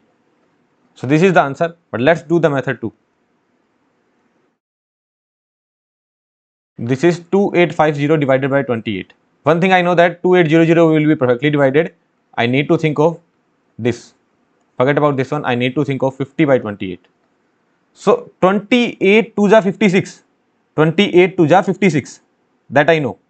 Remainder would be 22, or I can say the remainder will be minus 6. Say yes or no. Because 28 to the 56. 56. 28 to the 56. So 50 minus 56 will be minus 6. The second number is closer to 50. 28 and 28 to the 56. So this number 56 is more closer to 50 than this one. So I decided to take the concept of negative remainder and I will write here minus 6 plus 63 divided by 28. So this is more closer to 56. So I will simply write 7 plus, and in this one as well I will write 2. Here only I used the concept of negative remainder because this number was too big. So instead when I am solving it quickly, I will see, okay, 28 this will get cancelled. 28 to the 56, okay, minus 6 will come. Then here 28 to the 56, okay, 7 will come. Then here 28 to the 56, 2 will come. That's it. Divided by 28. So 9 minus 6, 3 by 28. So what is the remainder? If you divide 3 by 28, remainder is 3. So this is how you can use the concept of negative remainder. It will be used in further more questions as well. So do not forget the concept of negative remainder. It will be used. Certainly it will be used. Okay. Now let's see a very interesting thing, very important thing. Based on next 3 points, the whole chapter will go. Okay. Next 3 points are very, very important. So keep your full concentration. You have to find the remainder if x into a plus y by e, x into a plus y into b is divided by a. What is the remainder? So what I can write? Find the remainder when x into a is divided by a plus find the remainder when y into b is divided by a. X into a divided by a. What will be the remainder? X. If x into a is divided by a, what is the remainder? Tell me the answer. Is it x? Arey no, not at all. Remainder is 0.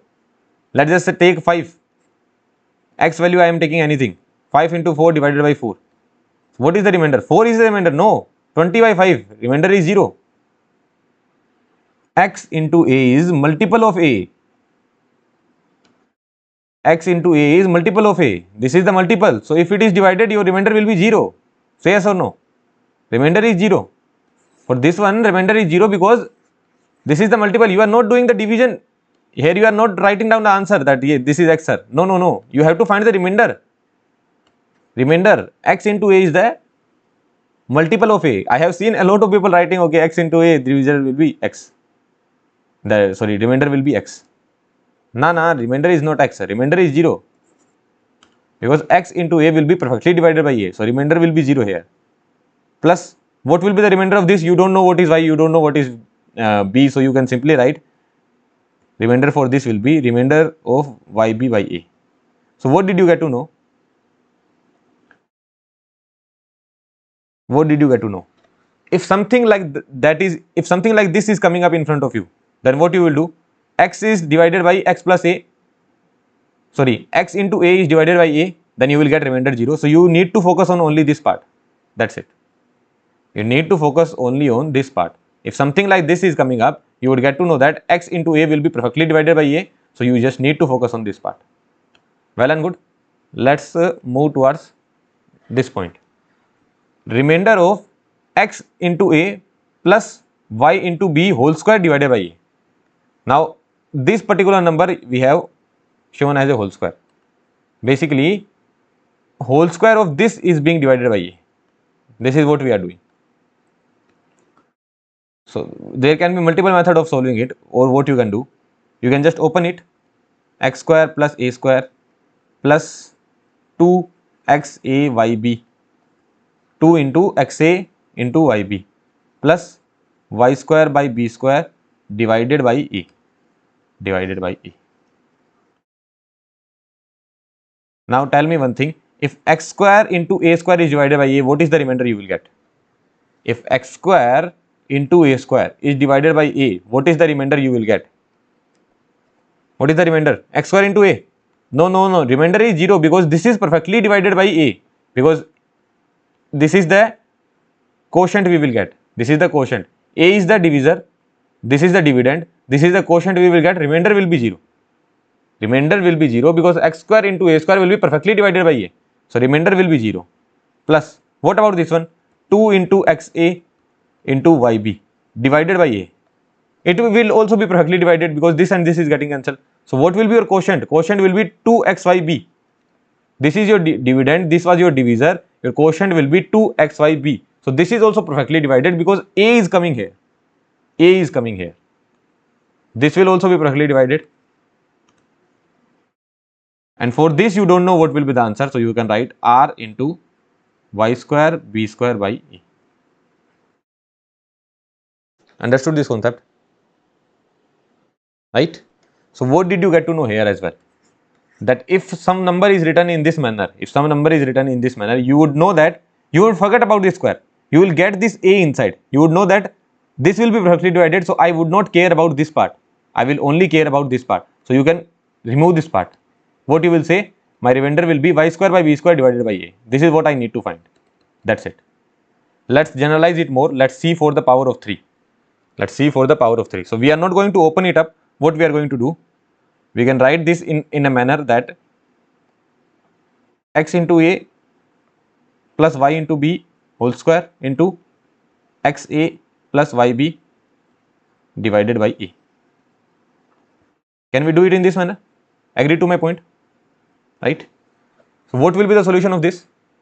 A can go and divide this one, and then a can go and divide this one. Then we can write down the remainders. This formula I am using only. I hope you are not getting confused. X will divide a, x will divide b. So similarly, here a will divide xa plus yb whole square, then a will divide xa plus yb. A will divide xa plus, a will divide xa plus yb whole square. What is the remainder it will get? Y square b square by a. This is the remainder it will get. Into, if x is dividing xa plus yb, I do not need to care about this part. What is the remainder it will get? Yb by a. What will be the remainder? What will be the total remainder? Y cube by b cube divided by a. Should I write a square here? No, no, no. You should not write a square. You are writing down the remainder. What we are doing? Look. If you solve this part, let me show it more clearly.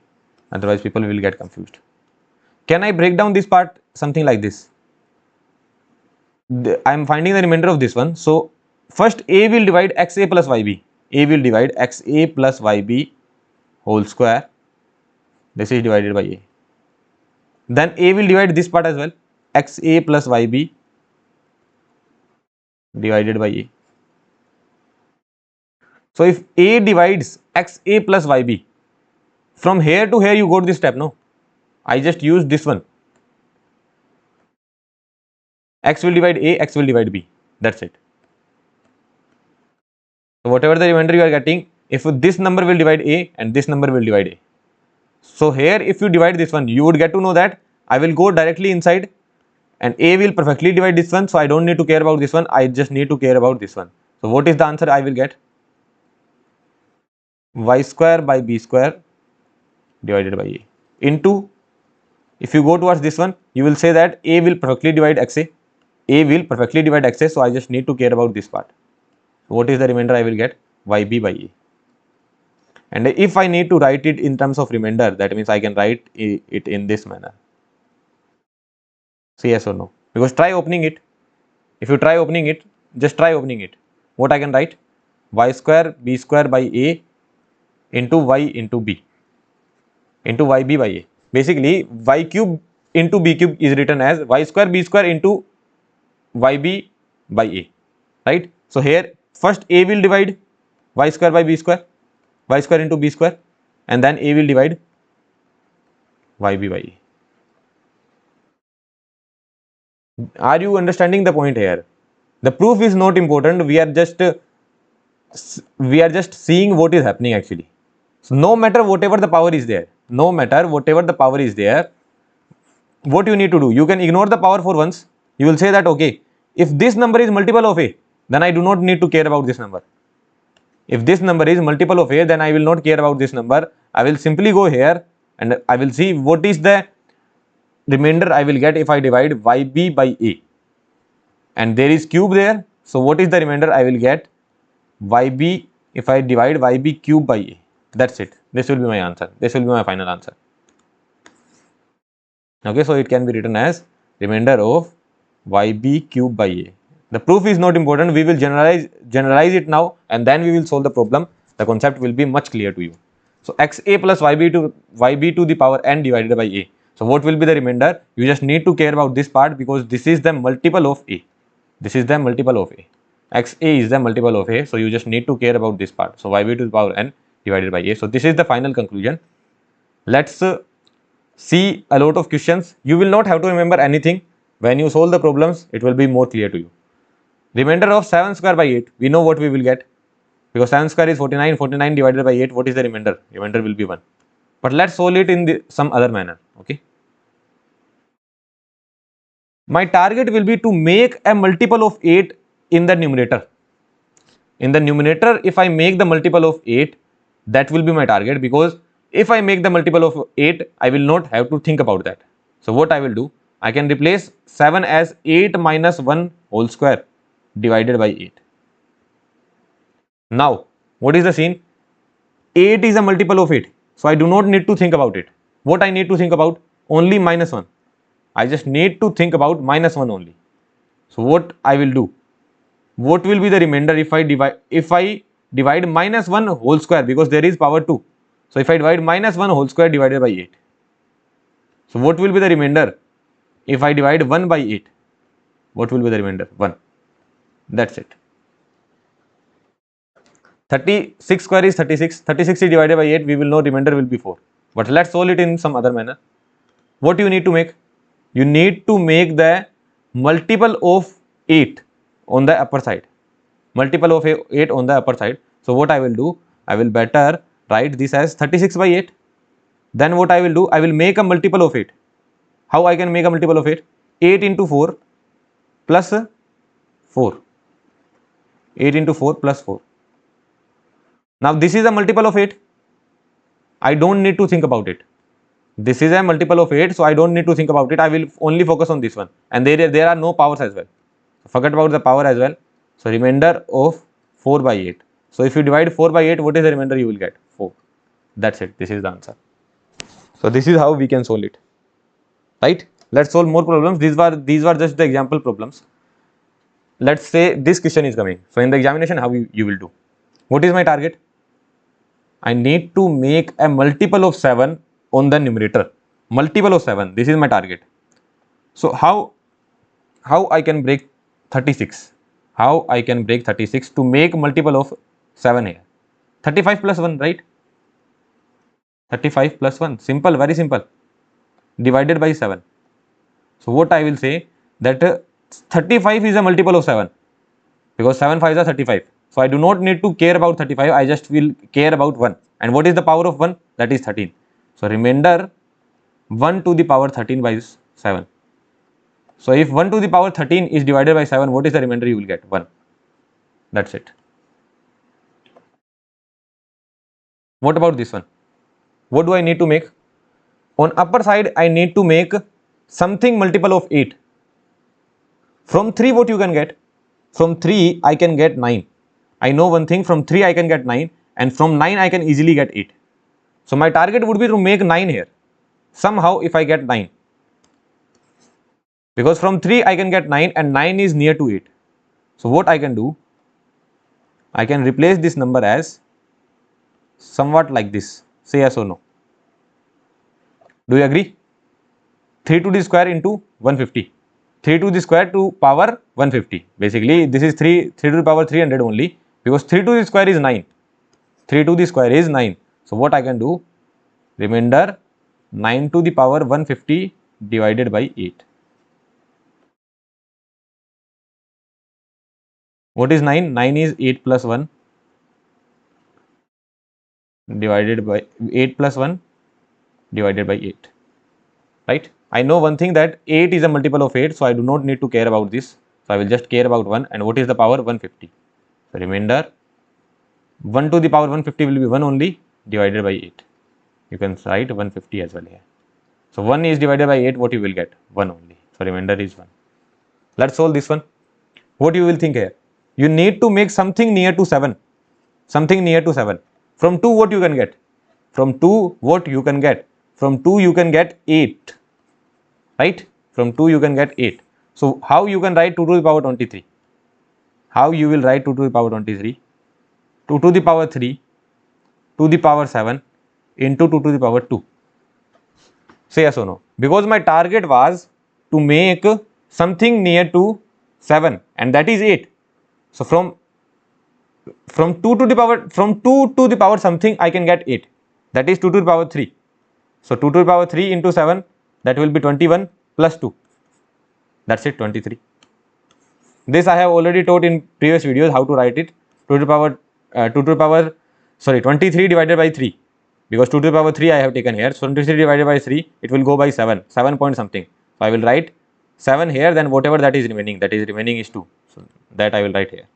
So this is how I will break it, divided by 7. So what I will get here, 8 to the power 7 into 2 to the power 2 is 4. 8 to the power 7, how I can write? In this manner.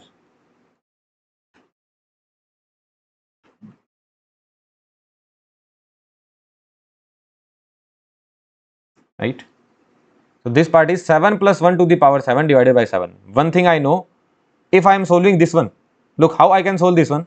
Both are in multiplication. So what I will do, first 7 will divide this part, and then 7 will divide this part. Or from here only I could say that first 7 will divide this part, and then 7 will divide this part. 7 will divide this part and see the remainder, 7 will divide this part and see the remainder. Similarly, 7 will divide this part and see the remainder, 7 will divide this part and see the remainder. So if 7 is dividing this part, then what will be the remainder? I do not need to care about 7, because that is a multiple of 7. I do not need to care about 7 because that is a multiple of 7. So I will just care about 1.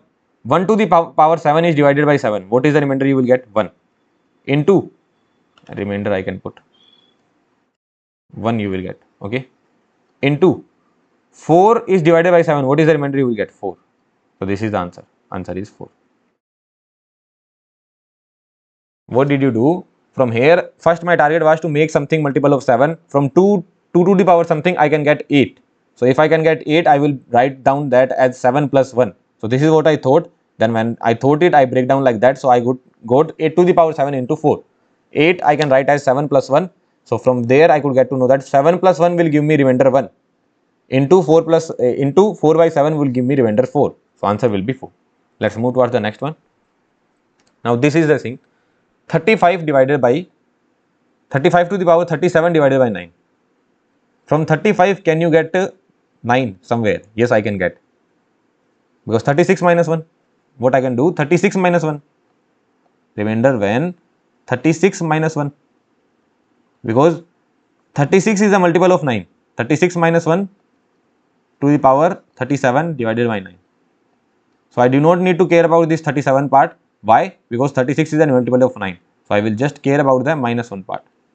Minus 1 to the power 37 divided by 9. So remainder when minus 1 is divided by 9. So remainder, forget about the minus sign. Forget about the minus sign. When 1 is divided by 9, what you will get? Minus 1. Sorry, when 1 is divided by 9, you will get remainder as 1. But there is a minus sign. You will not forget. minus 1 to the power 37 is minus 1, right? When you divide 1 by 9, you will get remainder as 1 and minus sign is there. But this is not the correct answer. You will have to add up 9 as well. You have to add up the divisor as well. So what is the remainder? You will get 8. Let's check that again. Till this point, everything was clear, right? Minus 1 to the power 37 divided by 9. Minus 1 to the power 37 divided by 9. That means, what does that mean?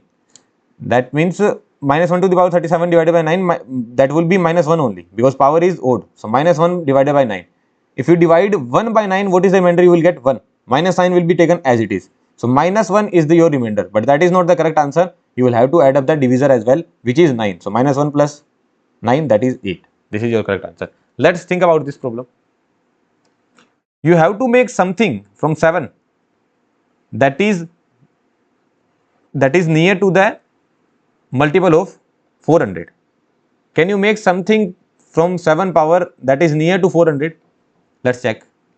7 to the power 1, 7. 7 to the power 2, 49, not near to 400. 7 to the power 3, 343, not near to 400. We generally don't remember it, but for this problem, we have to check in this manner only. Okay, let's try getting near to 400 or the multiple of 400. Let's try getting near to 400 or the multiple of 400. So 7 to the power 4 is 2401. 7 to the power 4 is 2401. And now 2401 will be a multiple of 400, because 2401 I can write in this manner. It will be the multiple of 400. This will be the multiple of 400, right? So sometimes in the question you should not give up till power 3 only. You can go to the next power as well, because who knows, something related to 400 may come up. Okay, so after this only, at 7 to the power 4 only, something related to 400 came up. So what I will do, I will write down remainder of 7 to the power 4 is my interesting area. So this is 7 to the power 4 into power 10 divided by 400. This I will get as 2401. So remainder when 2401, so I will write that in this manner.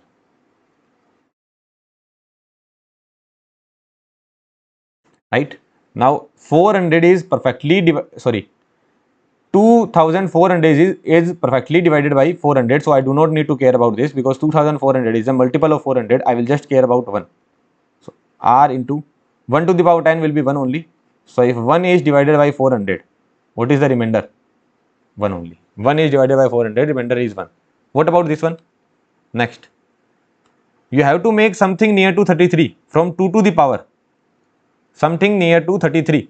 What you will do? 32, 2 to the power something, you can get 32. So 2 to the power 5. 2 to the power 5 is 32. So I will try to get 2 to the power 5 out of it. 2 to the power 5 out of it. So 8 5 is 40 into 2 to the power 2 divided by 33. Say yes or no, right? So r 2 to the power 5 is 32. So I will write it as 33 minus 1 to the power 8 divided by 33 into this is 4 only. So what I will do, first I will see this part, because what I will do, 33 divided by this part, what is the remainder? Sorry, 33 divides this part, what is the remainder? And then 33 divides this part, and what is the remainder? This part is divided by 33, what is the remainder? This part is divided by 33, what is the remainder? This I need to do.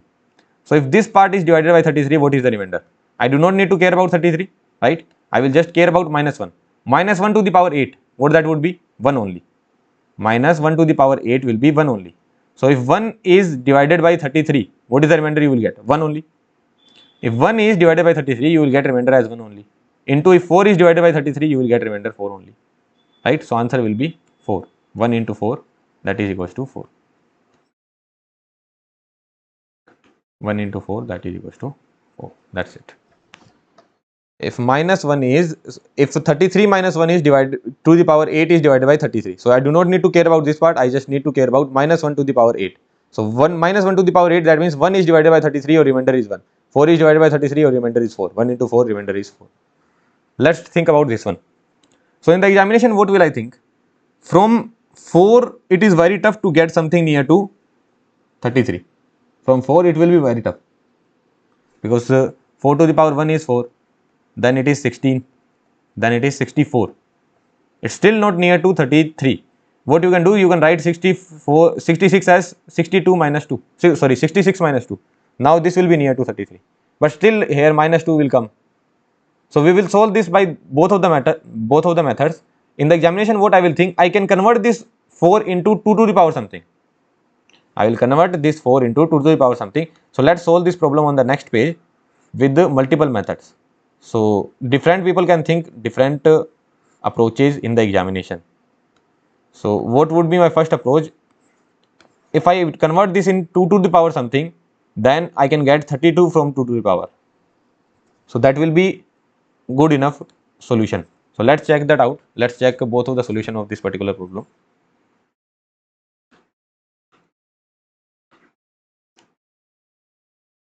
So in the method 1, what I would have done is that I would convert 4 to the power 19 into 2 to the power something. So 2 to the power 2, 4 will be replaced with 2 to the power 2. So basically I can replace this as 2 to the power 38 divided by 33. 2 to the power 38 divided by 33. 2 to the power 5 is 32, right? So 5 7 ja 35 into 2 to the power 3. 2 to the power 5 is 2 to the power 5 is 32. So this will be 7 into 5, 35 plus 3, 38 divided by 33. 2 to the power 5 is 32, remainder is going here. So 2 to the power 5 is 32, that means 33 minus 1 to the power 7 into 2 to the power 3 divided by 33. That will be equals to, I do not need to care about this 33, I will just care about this minus 1. So minus 1 to the power 7, what you will get? Minus 1. Say yes or no. And 2 to the power 3, what you will get? 8. You cannot stop at minus, right? Minus 1 to the power 7, what you will get? Minus 1. 2 to the power 3, you will get 8. So what is the remainder when you divide minus 8 by 33? So minus sign as it is. If you divide 8 by 33, what is the remainder you will get? 8. But this is not the correct answer. You will have to add up 33 there as well. Because you have to add the divisor, because negative remainder is not possible. Have you got this point? I don't need to care about 33. Minus 1 to the power 7 I will care about. Minus 1 to the power 7 is minus 1. So minus 1 into 8, minus 8 divided by 33. So if 8 is divided by 33, I will get a remainder of 8. So minus sign is there, minus sign. Minus 8 plus 33, 25. This is the correct answer, 25. Or how I could have done it? I know that 4 to the power 3 is 64, which is somewhat near to 33. Somewhat near to the multiple of 33. So I could have done 4 to the power 3, that is 64. Into 6 I would have write, and into 4 I would have done here.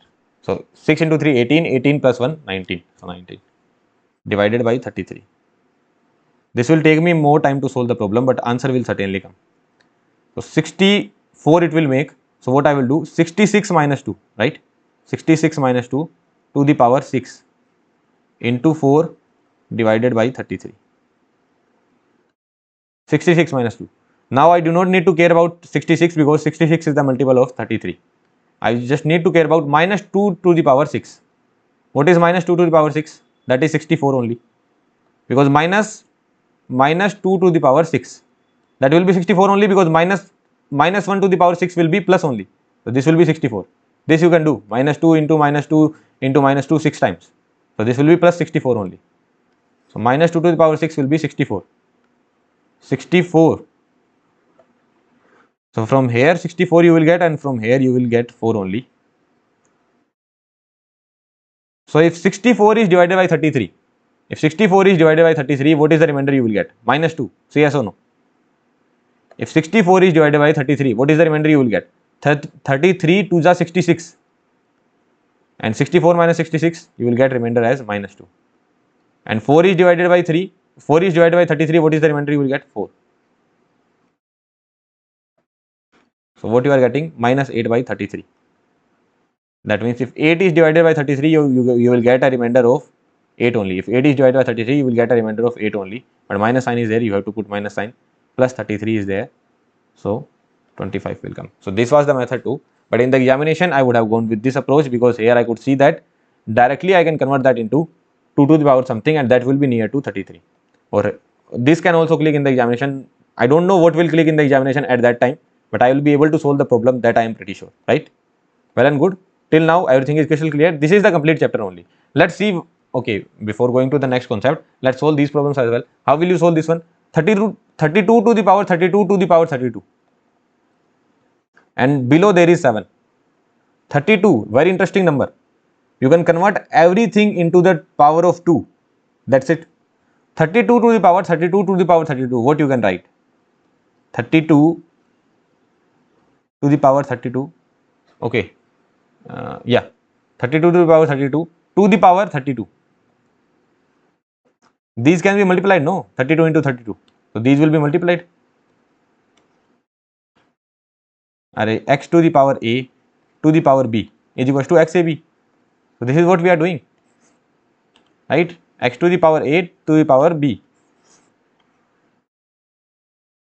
So here I will write x to the power a to the power b will be xab.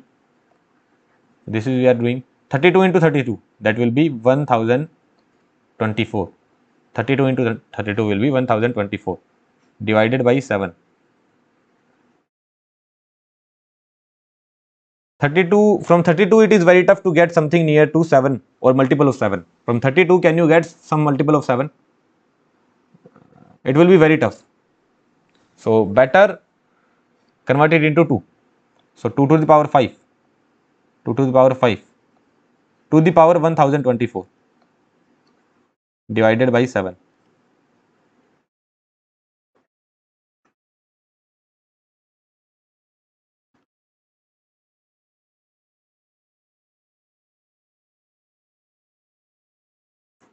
So remainder 2 to the power this will be 5120 because 24 into 5 is 120 and 5 will come here. So this will be the same divided by 7. Now I need to make something near to 7. How I can get? From 2 to the power 3, right? From 2 to the power 3 I can get, because 2 to the power 3 is 8. So how much will come here? 5120 divided by 3. 5120 divided by 3. 3 1 जा 3, 3 1 जा 3, बच गए 2, 3 7 21, 3 6 18 and 2 is the remaining one. So 1706 into 2 to the power 2, right, divided by 7. Let's check the calculation as well. Whenever you break this down, you can check the further calculation as well. Is 5 plus 2, so 5120. Yeah, the broken thing is correct.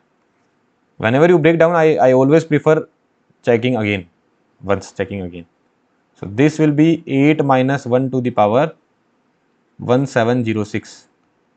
2 to the power 2 is 4 divided by 7.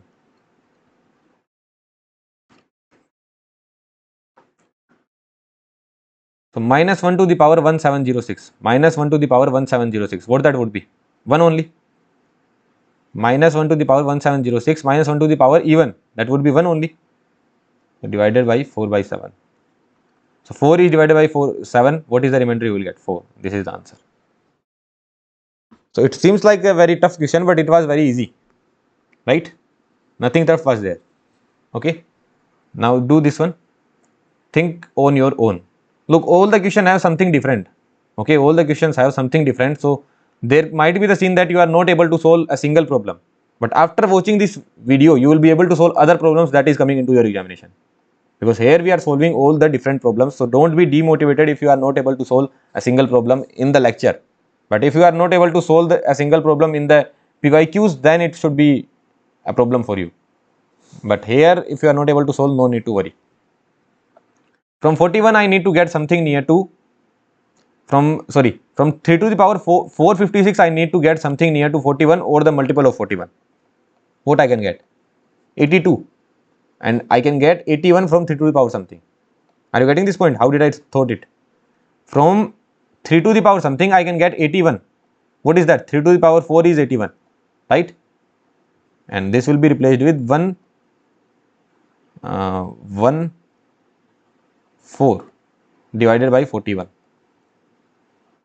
3 to the power 4 is 81, and 81 I can write as 82 minus 1, right?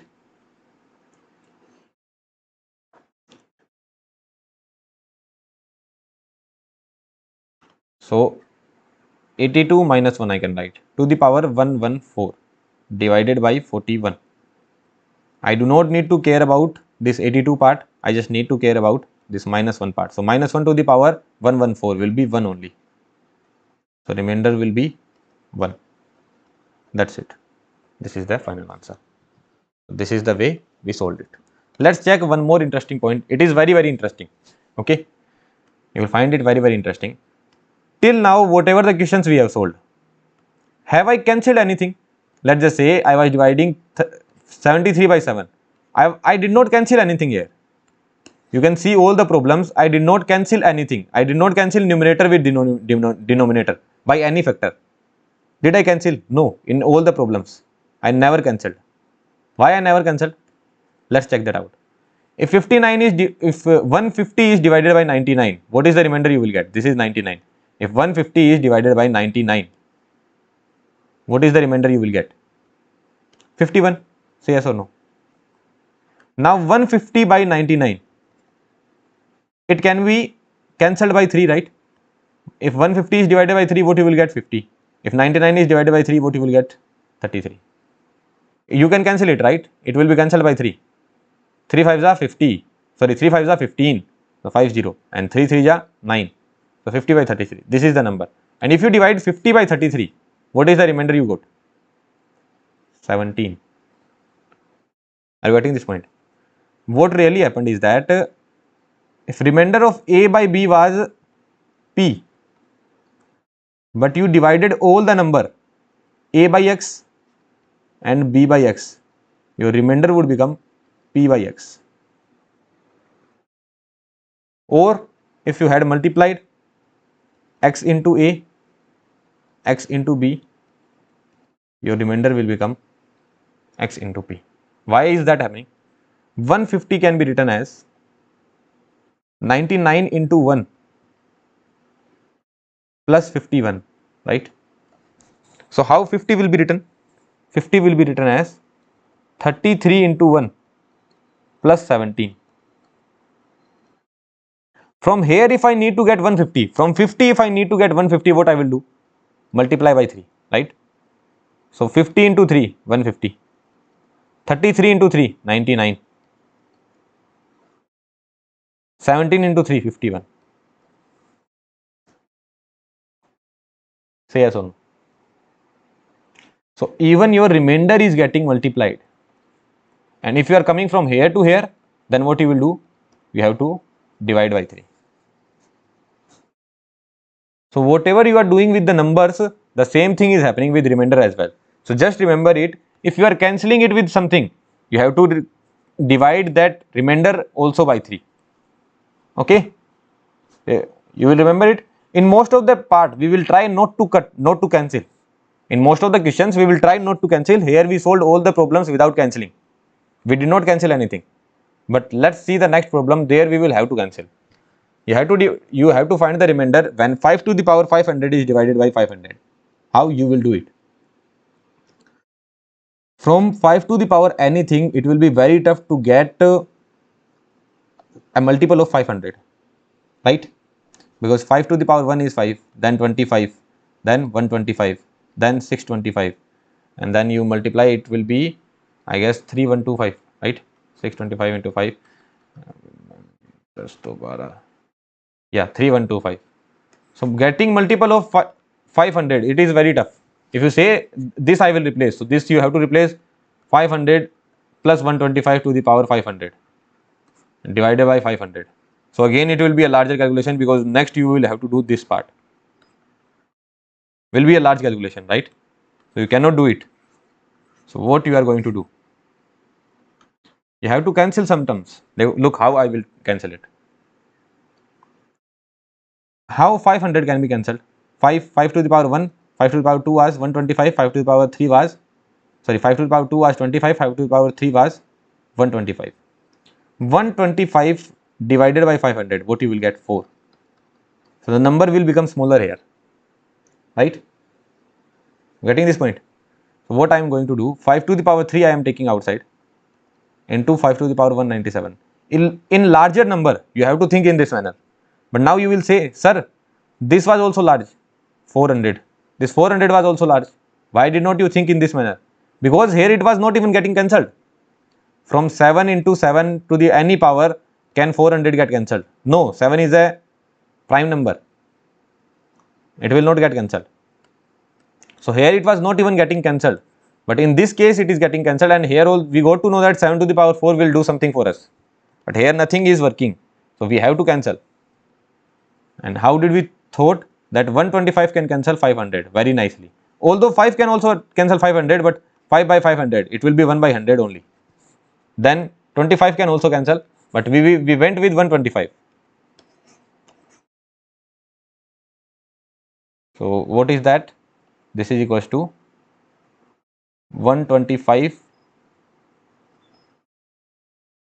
divided by 500. So remainder. Now if this get cancelled, so we are dividing all the parts by 4. We are dividing numerator by 4. Sorry, we are dividing numerator by 125 and denominator by 125. Are you getting this point? This was the number 125 into 5 to the power 197 divided by 125. If I am saying that this is being cancelled by 125, what does that mean? That I am dividing this by 125 and I am dividing this by 125. If you divide this by 125, what you will get? 5 to the power 197. If you divide this by 125, what you get? 4. 5 to the power 197 by 4. So you are dividing all these by 125. So remember, if you have divided this by 125, you will, here it has been divided, right? Yeah, so what I was saying, here it has been divided by 125, so you will have to divide the remainder as well by 125.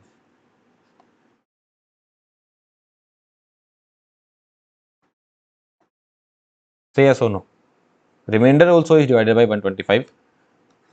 So this was the most important step here. You find this answer, but eventually you have to divide by 125. Are you getting this point? Sorry, it will not be divided, it will be multiplied. I am really sorry. It will be multiplied. Why is that so? Look, we need to find the answer of this one. We need to find the answer of this one, right? We need to find the answer of this one. Let's just say the answer is x. What will be the answer of this?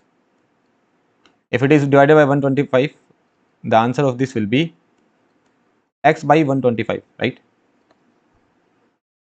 Sorry, this I replace with 4. Because numerator and denominator are divided by 4, so numerator and denominator are divided by 125, so answer will also be divided by 125. So by solving this, what we will get? X by 125. But we needed x, because we need to solve this one. We needed x, so we have to multiply 125. So if it is confusing, you can do it in the rough manner that if I am dividing this by 125, my answer is x by 125. I needed x, so I have to multiply by 125. Are you getting this point? Understood? Okay.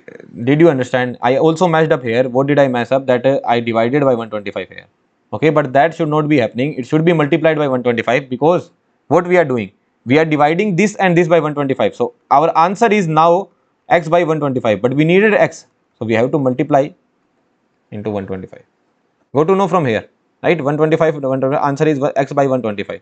So I needed x, so I have to multiply by 125. So what will be the remainder? 5. 5 can be replaced with 4 plus 1 to the power 197 divided by 4. Now the complete answer will be multiplied by 125. This is not into remainder, okay? This 125 is not into remainder. This is that you will find the remainder of this and then you will multiply the remainder by 125. Here you can see, first you find the remainder of this 50 by 33, that is 17, and then you multiply the remainder by 3. Okay, first you find the remainder of this one, the lower one, which you get after cancelling. Then whatever the remainder you get, you multiply that remainder into 3. You multiply the remainder by 3. So similarly, what is the remainder you get here? Multiply that remainder with 125. So what is the remainder you will get here? You can simply see it. The remainder will be 1, because why is that so? Because I do not need to care about this 4. 1 to the power 197 will be 1 only. So remainder will be 1. 1 into 125 will give me the remainder of 125. So this is the final remainder. This is the answer. So one interesting thing I studied here, what was that? That if you are cancelling your numerator and denominator, your remainder will also get cancelled. We were cancelling numerator and denominator. This is the final thing that we got, but this is a remainder that we required divided by 125. So we required x, so we have to multiply with 125 as well. Then we multiplied with 125, so this is the answer we are getting. Well and good. Let's move to the next question. Or before that, let's see something very interesting, some very interesting properties. So these four properties are there, which you will be able to remember with good intuition. You will not have to mug it up. Okay, I will tell you how do you remember.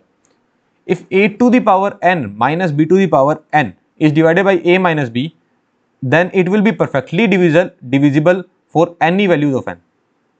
For any values of n. For any positive value of n, sorry, for any positive integer of n, for any positive integer of n, How will you remember it? A to the power n is divided by a to the power n minus b to the power n is divided by a minus b. If you put n equals to 1, a minus b is divided by a minus b, perfectly divisible. If you put n equals to 2, a square minus b square is divided by a minus b. So what a square minus b square can be written as? A plus b into a minus b divided by a minus b. Yes, again perfectly divisible, because this is getting cancelled, so it is also perfectly divisible. So for 1 also it is being perfectly divisible, for 2 also it is being perfectly divisible. That means for odd also it can be divided, for even also it can be divided. For both even and odd it is being divided. So a to the power n minus b to the power n is perfectly divisible by a minus b for any odd or even value of n. So here I am writing odd or even, for any value of n, odd or even. Tell for this one, check again, okay, we have to check again. How you will check? It is perfectly divisible for odd values of n, or even values of n, or for all the values of n. Tell me. If I put odd value of n, that means if I put n equals to 1, so a minus b is divisible by a plus b. Can you comment here? A minus b is divisible by a plus b. Can you comment? No, you cannot comment, right? But if I do this thing, if I put n equals to 2, a square minus b square divided by a plus b. So what is a square minus b square? A minus b into a plus b divided by a plus b. So it is getting cancelled, so that means it is perfectly divisible for even values of n. For even values of n, right? Or what you can do, you can put a to the power 4 minus b to the power 4 as well, divided by a plus b. So what it will be? This I am doing, a square minus b square into a square plus b square. Forget about this a square plus b square. Let's solve this one, a square minus b square. That will be a minus b into a plus b into a square plus b square divided by a plus b. So this is being perfectly cancelled. So it is also divisible. So perfectly divisible for even values of n, right? And here I have written positive integer. It need not to be positive. It can be negative as well. Okay, because even or odd number can be negative as well. No. Let's just say if I put a to the power minus 1 minus b to the power minus 1 is divided by a minus b. Is it divisible? Yes, it is divisible. Divided by a minus b.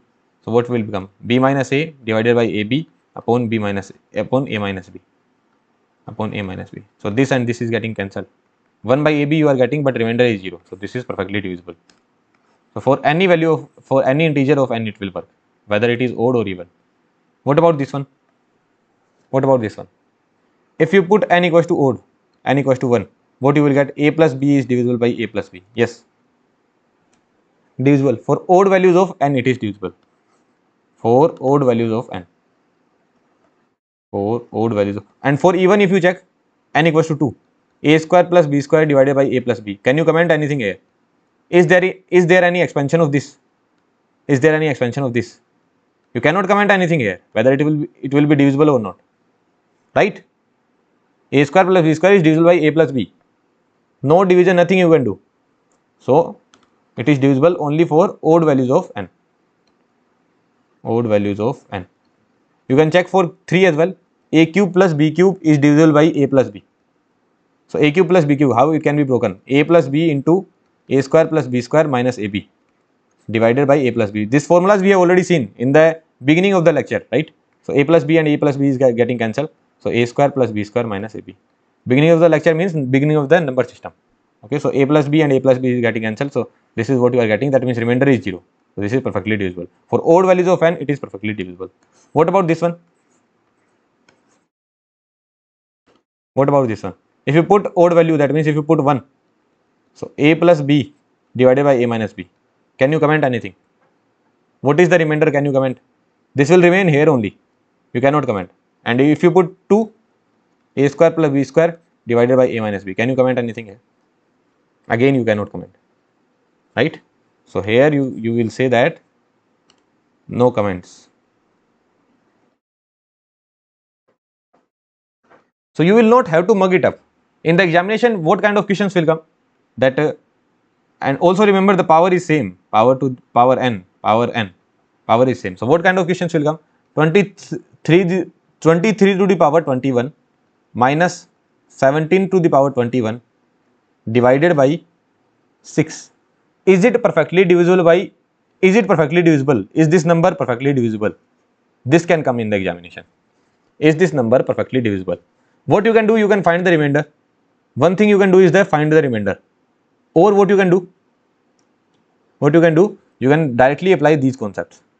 What is this? A to the power n minus b to the power n divided by a minus b.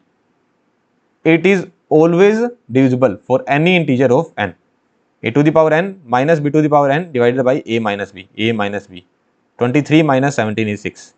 So it will be perfectly divisible. So you will write in this manner only. A to the power n minus b to the power n divided by a minus b. Okay, yeah, this is perfectly divisible, right? Now tell me one more thing. If 24 is divisible by 8, let's just say I am saying 24 is divisible by 8. That means 24 is divisible by 4 as well. 24 is divisible by 2 as well. 24 is divisible by 1 as well, right? So if a particular number is divisible by another number, then it will be divisible by all its factor. Factor of 8 is 4, factor of 8 is 2 as well, factor of 8 is 1 as well. What are the factors of 8? What are the factors of 8? 1, 2, 4 and 8. So if a particular number is divisible by a number x, then the particular number will be divisible by all the factors of x. Do you agree to this point? Because what are the factors? What do you mean by factor? Factor means this number will perfectly divide this number will perfectly divide this, and this number will perfectly divide this. And if this is dividing this perfectly, then certainly they will divide this number perfectly as well, right? So this concept will be used in one of the videos, in one of the questions. So you can write down that what you can write down. You can write down a note that here also I will write down. What is the note? If a number x perfectly divides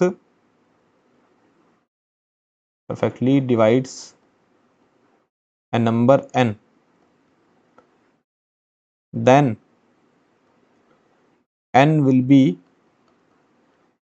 perfectly divided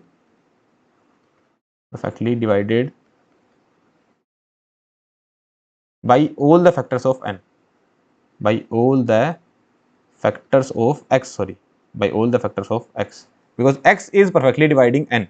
So by all the factors of x, and n will be divided by all the factors of x. Okay, let's okay, I have written it here. Okay, if n is perfectly divisible by p, then n will be also divisible by all the factors of p. This I have already written, I just wasted my time here. Okay, so yeah, this I have already written in the next slide. I did not remember it. So there only it is written, right?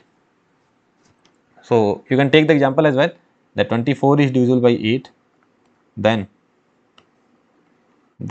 24 is perfectly divisible by 4 as well, 24 is perfectly divisible by 2 as well, and 24 is perfectly divisible by 1 as well, right? Well and good. Let's move to this question. Check which of the following will not give a remainder 0. Will not give a remainder of 0. Okay, so this is what you need to check. You will see the power is same. Okay, the power is same. The power is same, then there is high chance that a to the power n plus b to the power n can work here.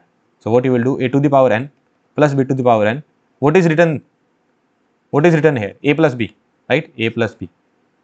What is written here? A plus b. So a to the power n plus b to the power n is perfectly divisible by a plus b for odd values of n, right? Because for even values it will not work. It will not work. So for odd values of n, then you will check what is the power. What is the power? Odd. Okay, this will give you remainder 0. That's it. Let's talk about this one. Power is same. So there is high chances that a to the power n minus b to the power n can work. Power is same. Power is same. So a to the power n minus b to the power n can work. So a to the power n minus b to the power n is divisible by. Is it what this is? 28. Is it a plus b or a minus b? What is a plus b? A plus b is 68 plus 12.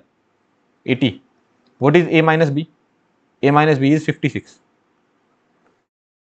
If I say that this number is perfectly divisible by 56, then it will be divisible by all its factor also, right? If this number is perfectly divisible by 56, that means it will be divisible by all its factor. That means it will be divisible by 28 as well, it will be divisible by 14 as well, or whatever the factor are there. 8 is also a factor. So by all its factor, and then what did you see? 28 is one of the factor of 56. So that means it is related to this one. 80 is nowhere related to 28. 80 has no relation to 28. First thing that you are going to notice in the examination is that power is same. So it is written as a to the power n minus b to the power n. Now divided by what? A plus b or a minus b? Anything can come, a plus b or a minus b. So for a minus b we check that we get 56, and 28 is a multiple of 56. So this is the case of a to the power n minus b to the power n divided by a minus b. So when it is divisible for all the values of n, for all the values of n, right? N can be even as well, n can be odd as well. Because if you put n equals to odd, this will be directly cancelled. And even if you put n equals to even, then a square minus b square it will be, so a minus b will be getting cancelled. So for all the values of n, so whatever the value of n is there, if this number is perfectly divisible by 56, then it will be divisible by its factor also. So this is also divisible, right? What about the third one? This is a to the power n minus b to the power n divided by what? A minus b or a plus b? Let's check that out. What is a minus b? A minus b is 20. What is a plus b? A plus b is 46. This is related to this one, right? 23 is a factor of 46. 23 is a factor of 46. This perfectly divides. So this case is related to a to the power n minus b to the power n divided by a plus b. So a to the power n minus b to the power n is perfectly divided by a plus b, right? A to the power n minus b to the power n is perfectly divided by a plus b for all, for value of n equals to what? Even, right? Yes, because for odd values it will not be perfectly divisible. A minus b divided by a plus b, not divisible. But for even values, a square minus b square divided by a plus b, it will be perfectly divisible. So for all the even values of n, it will be perfectly divisible, right? So, and what is the power? So n has to be even. So what is the power? Even only. This will also be perfectly divisible. So these kind of questions can come in the examination. So all three are perfectly divisible. So what will be the answer? None. So all will give you a remainder of 0. How did you check? You understood, right? How did you check? You don't need to remember these formulas. You don't need to remember these formulas. You don't need to remember these identities. What you will see, if the power is same, something may come up. Something may come up in the examination if the power is same, that a to the power n minus b to the power n or a to the power n plus b to the power n. This can be the case. Is it being divisible by a minus b or a plus b, or the factors of a minus b or the factors of a plus b? So this is how you will check in the examination. So this is a very simple concept which can be asked. That's why I have solved it here. Okay, no issues. Let's move to our last question of complete number system. This will be the last question. So the remainder when number n is divided by 999 is k. If you divide the number n by 999, You get the remainder k. Now what will be the sum of the digits of k? What you get? K you get. What will be the sum of the digits of k? Let's just say k you get 297. So you have to find 9 plus 2 plus 9 plus 7. So this is what they are asking. What is number n? Number n is given as 127, 127, 127 up to 600 digits. What do you see here? 127, 127, 127. It is being repeated. How many times 127 would have come here? Answer it correctly. How many times 127 would have come here? 200 times, right? Because these are three numbers and they are saying up to 600 digits. If I write 127, 127, how many digits are there? 6. And how many times 127 has come? 2 times. Digits are 6, 127 has come 2 times. So 6 by 2. Here 600 digits are there. So 127 would have come by, 6 by 3, because these are 3 digits in one number. So 6 by 3. That means it would have come 2 times. So here it would have come 600 by 3, 200 times. So 127, 127, it is written 200 times. Agreeing to my point? Right? Now tell me one thing. 127, 127. Can I write this number as 127, 000 plus 127? Can I write this number as this? Certainly I can write. Or I can write 127. This is what? 1000 to the power 1 plus 127 into 1000 to the power 0. Agreeing? Right? Let's take a larger example. Let's move to the next page. I need to write 127, 127 and 127. How will I write? Can I write in this manner 30, another 30 plus 127, another 30 plus 127. What I can write here? 127 into 1000 to the power 2. That means you need 6 zeros. Plus 127 into 1000 to the power 1 plus 127 into 1000 to the power 0. So if 127 is repeated by 3 times, then here 1000 to the power 2 is coming, and then 1 and then till 0. Now what is happening? 127, 127, this is coming 200 times. So what I can write? 127 into 1000 to the power 199. Say yes or no? Plus 127 into 1000 to the power 198 and so on till 127 into 1000 to the power 1 plus 127 into 1000 to the power 0. And why I am interested in 1000 so much? Because here I have to divide by 999, and near to 999 what is the number? 1000 only. So that's why I am interested in 1000. So did you understand what I am trying to do here? I am trying to write the given number in near to somewhat this 999. So how I can write the given number? The given number was 127, 127, 127. It will be repeated 200 times. 200 times. 127, 127, 200 times. So how I will write it? 127 into 1000. 1000 I can write 10 to the power 3 to the power 197. Understood? Look, I have given example. I will tell it once more. 127 to the power 10 to the power 3, 10 to the power 3. So 10 to the power 3 to the power 2.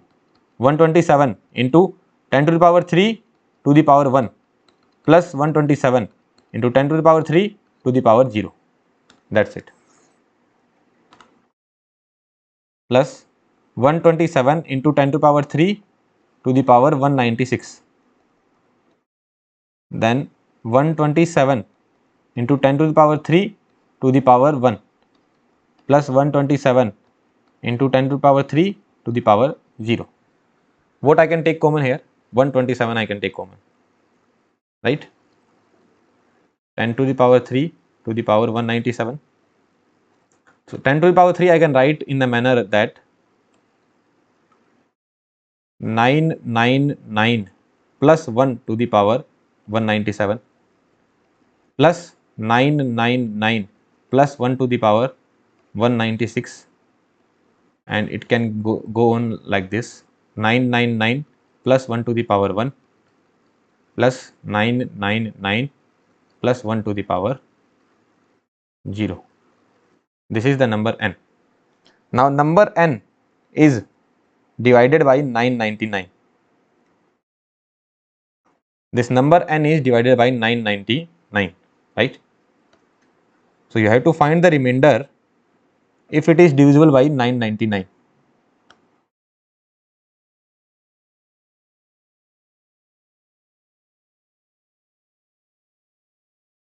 (999) plus 1 to the power 197 plus 999 plus 1 to the power 196, and till this point it will go 999 plus 1 to the power 1 plus 999 plus 1 to the power 0 divided by 999.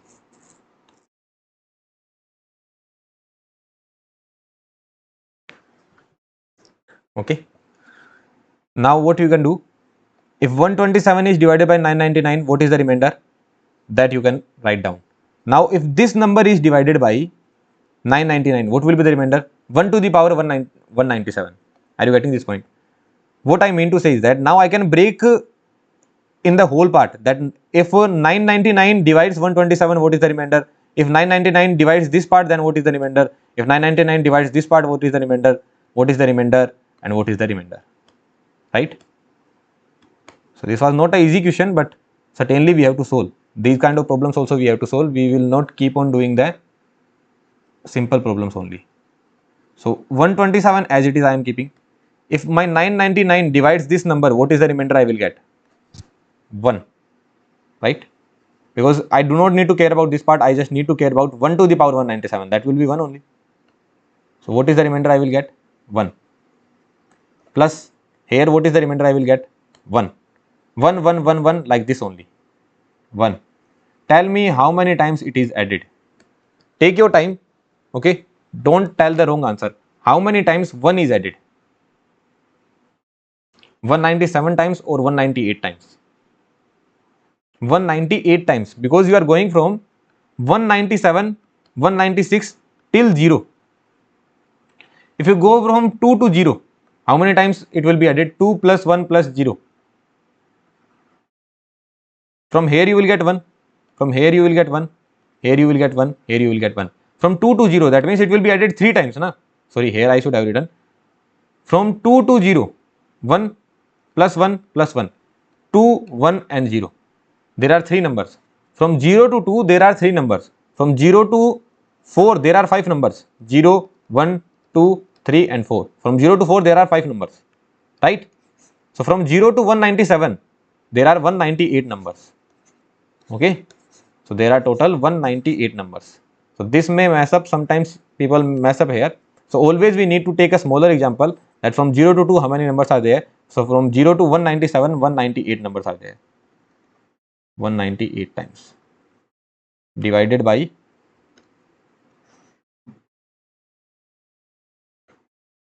999. So remainder when 127 into 198 is divided by 999, what is the remainder you will get? So this you can solve directly. I can multiply 198 into 197. Let's see what do we get. 198 into 127. We get 25146 divided by 999. So what is the remainder we will get? We can do it directly only. Look, if I solve this, I am getting, if I solve this value, I am getting 25.17. 25.17. What does that mean? That 999 into 25 will be some number. Let's just calculate 999 into 25. That number is 24975. If I divide this one, I get this number. Because these are not larger number, I can directly calculate the remainder. Okay, I don't need to think anything else. I am directly calculating the number. First, what did I do? I divide this number by 999. This is what the answer I am getting. That means if I do 999 into 25, then this number is perfectly divided by 999, right? This particular number is perfectly divided by 999. So what is the remainder we will get? Basically, I am doing this thing. So 99 into 25, what I will get? This I will get. So what is the remainder? 1 here, then directly I can subtract. No, I have the calculator. 24975. 24975. Sorry. So 25146 minus 24975. So 171 I am getting. The remainder I will get is 171. So here the remainder is 171. The remainder I will get is 171. So this is how you can calculate. So what is the, so answer is 171. What is the addition of the digits? That is 9. So answer will be 9. Okay. Somewhere we matched it up. Let me check. So where did we go wrong? We went wrong here actually. This would be 199. This would be 199.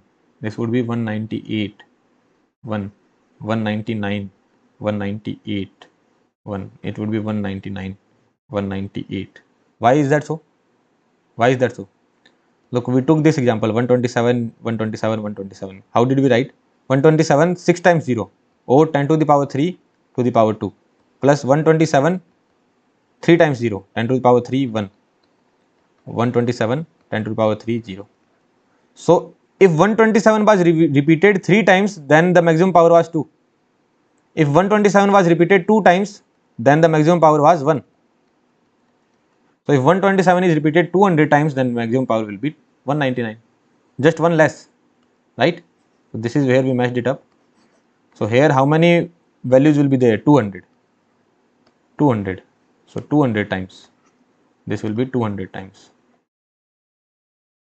Right? 1 plus 1. From 0 to 199, there will be 200 numbers. So here 200 will come.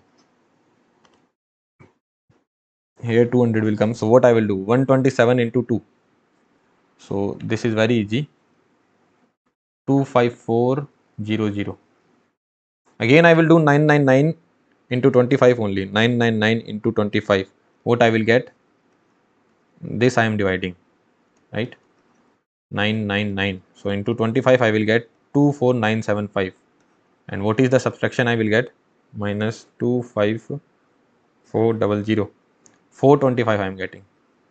So remainder will be 425. Okay. Remainder will be 425. So 4 plus 2 plus 5. 4 plus 2 plus 5. 11. So yeah, that's it. That's the complete number system. Okay, your number system is completed. The last problem was good. It will take a lot of time in the examination. So there is very rare chance that they will ask these kind of problems. But certainly it is increasing your aptitude. Who knows in what problem you may use it?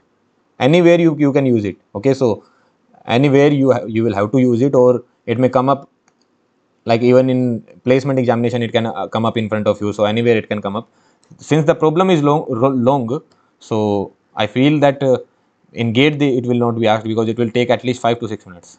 So yeah, still it is a good practice to solve. So this is the end of our number system. We have completed number system in roughly around 8 to 8.5 hours. So I hope you are completely comfortable with number system. Now you can attempt any question paper of aptitude where number system is asked. There will be no issue at all. Okay then, thank you very much. Let's meet you with another aptitude video. Okay, thank you.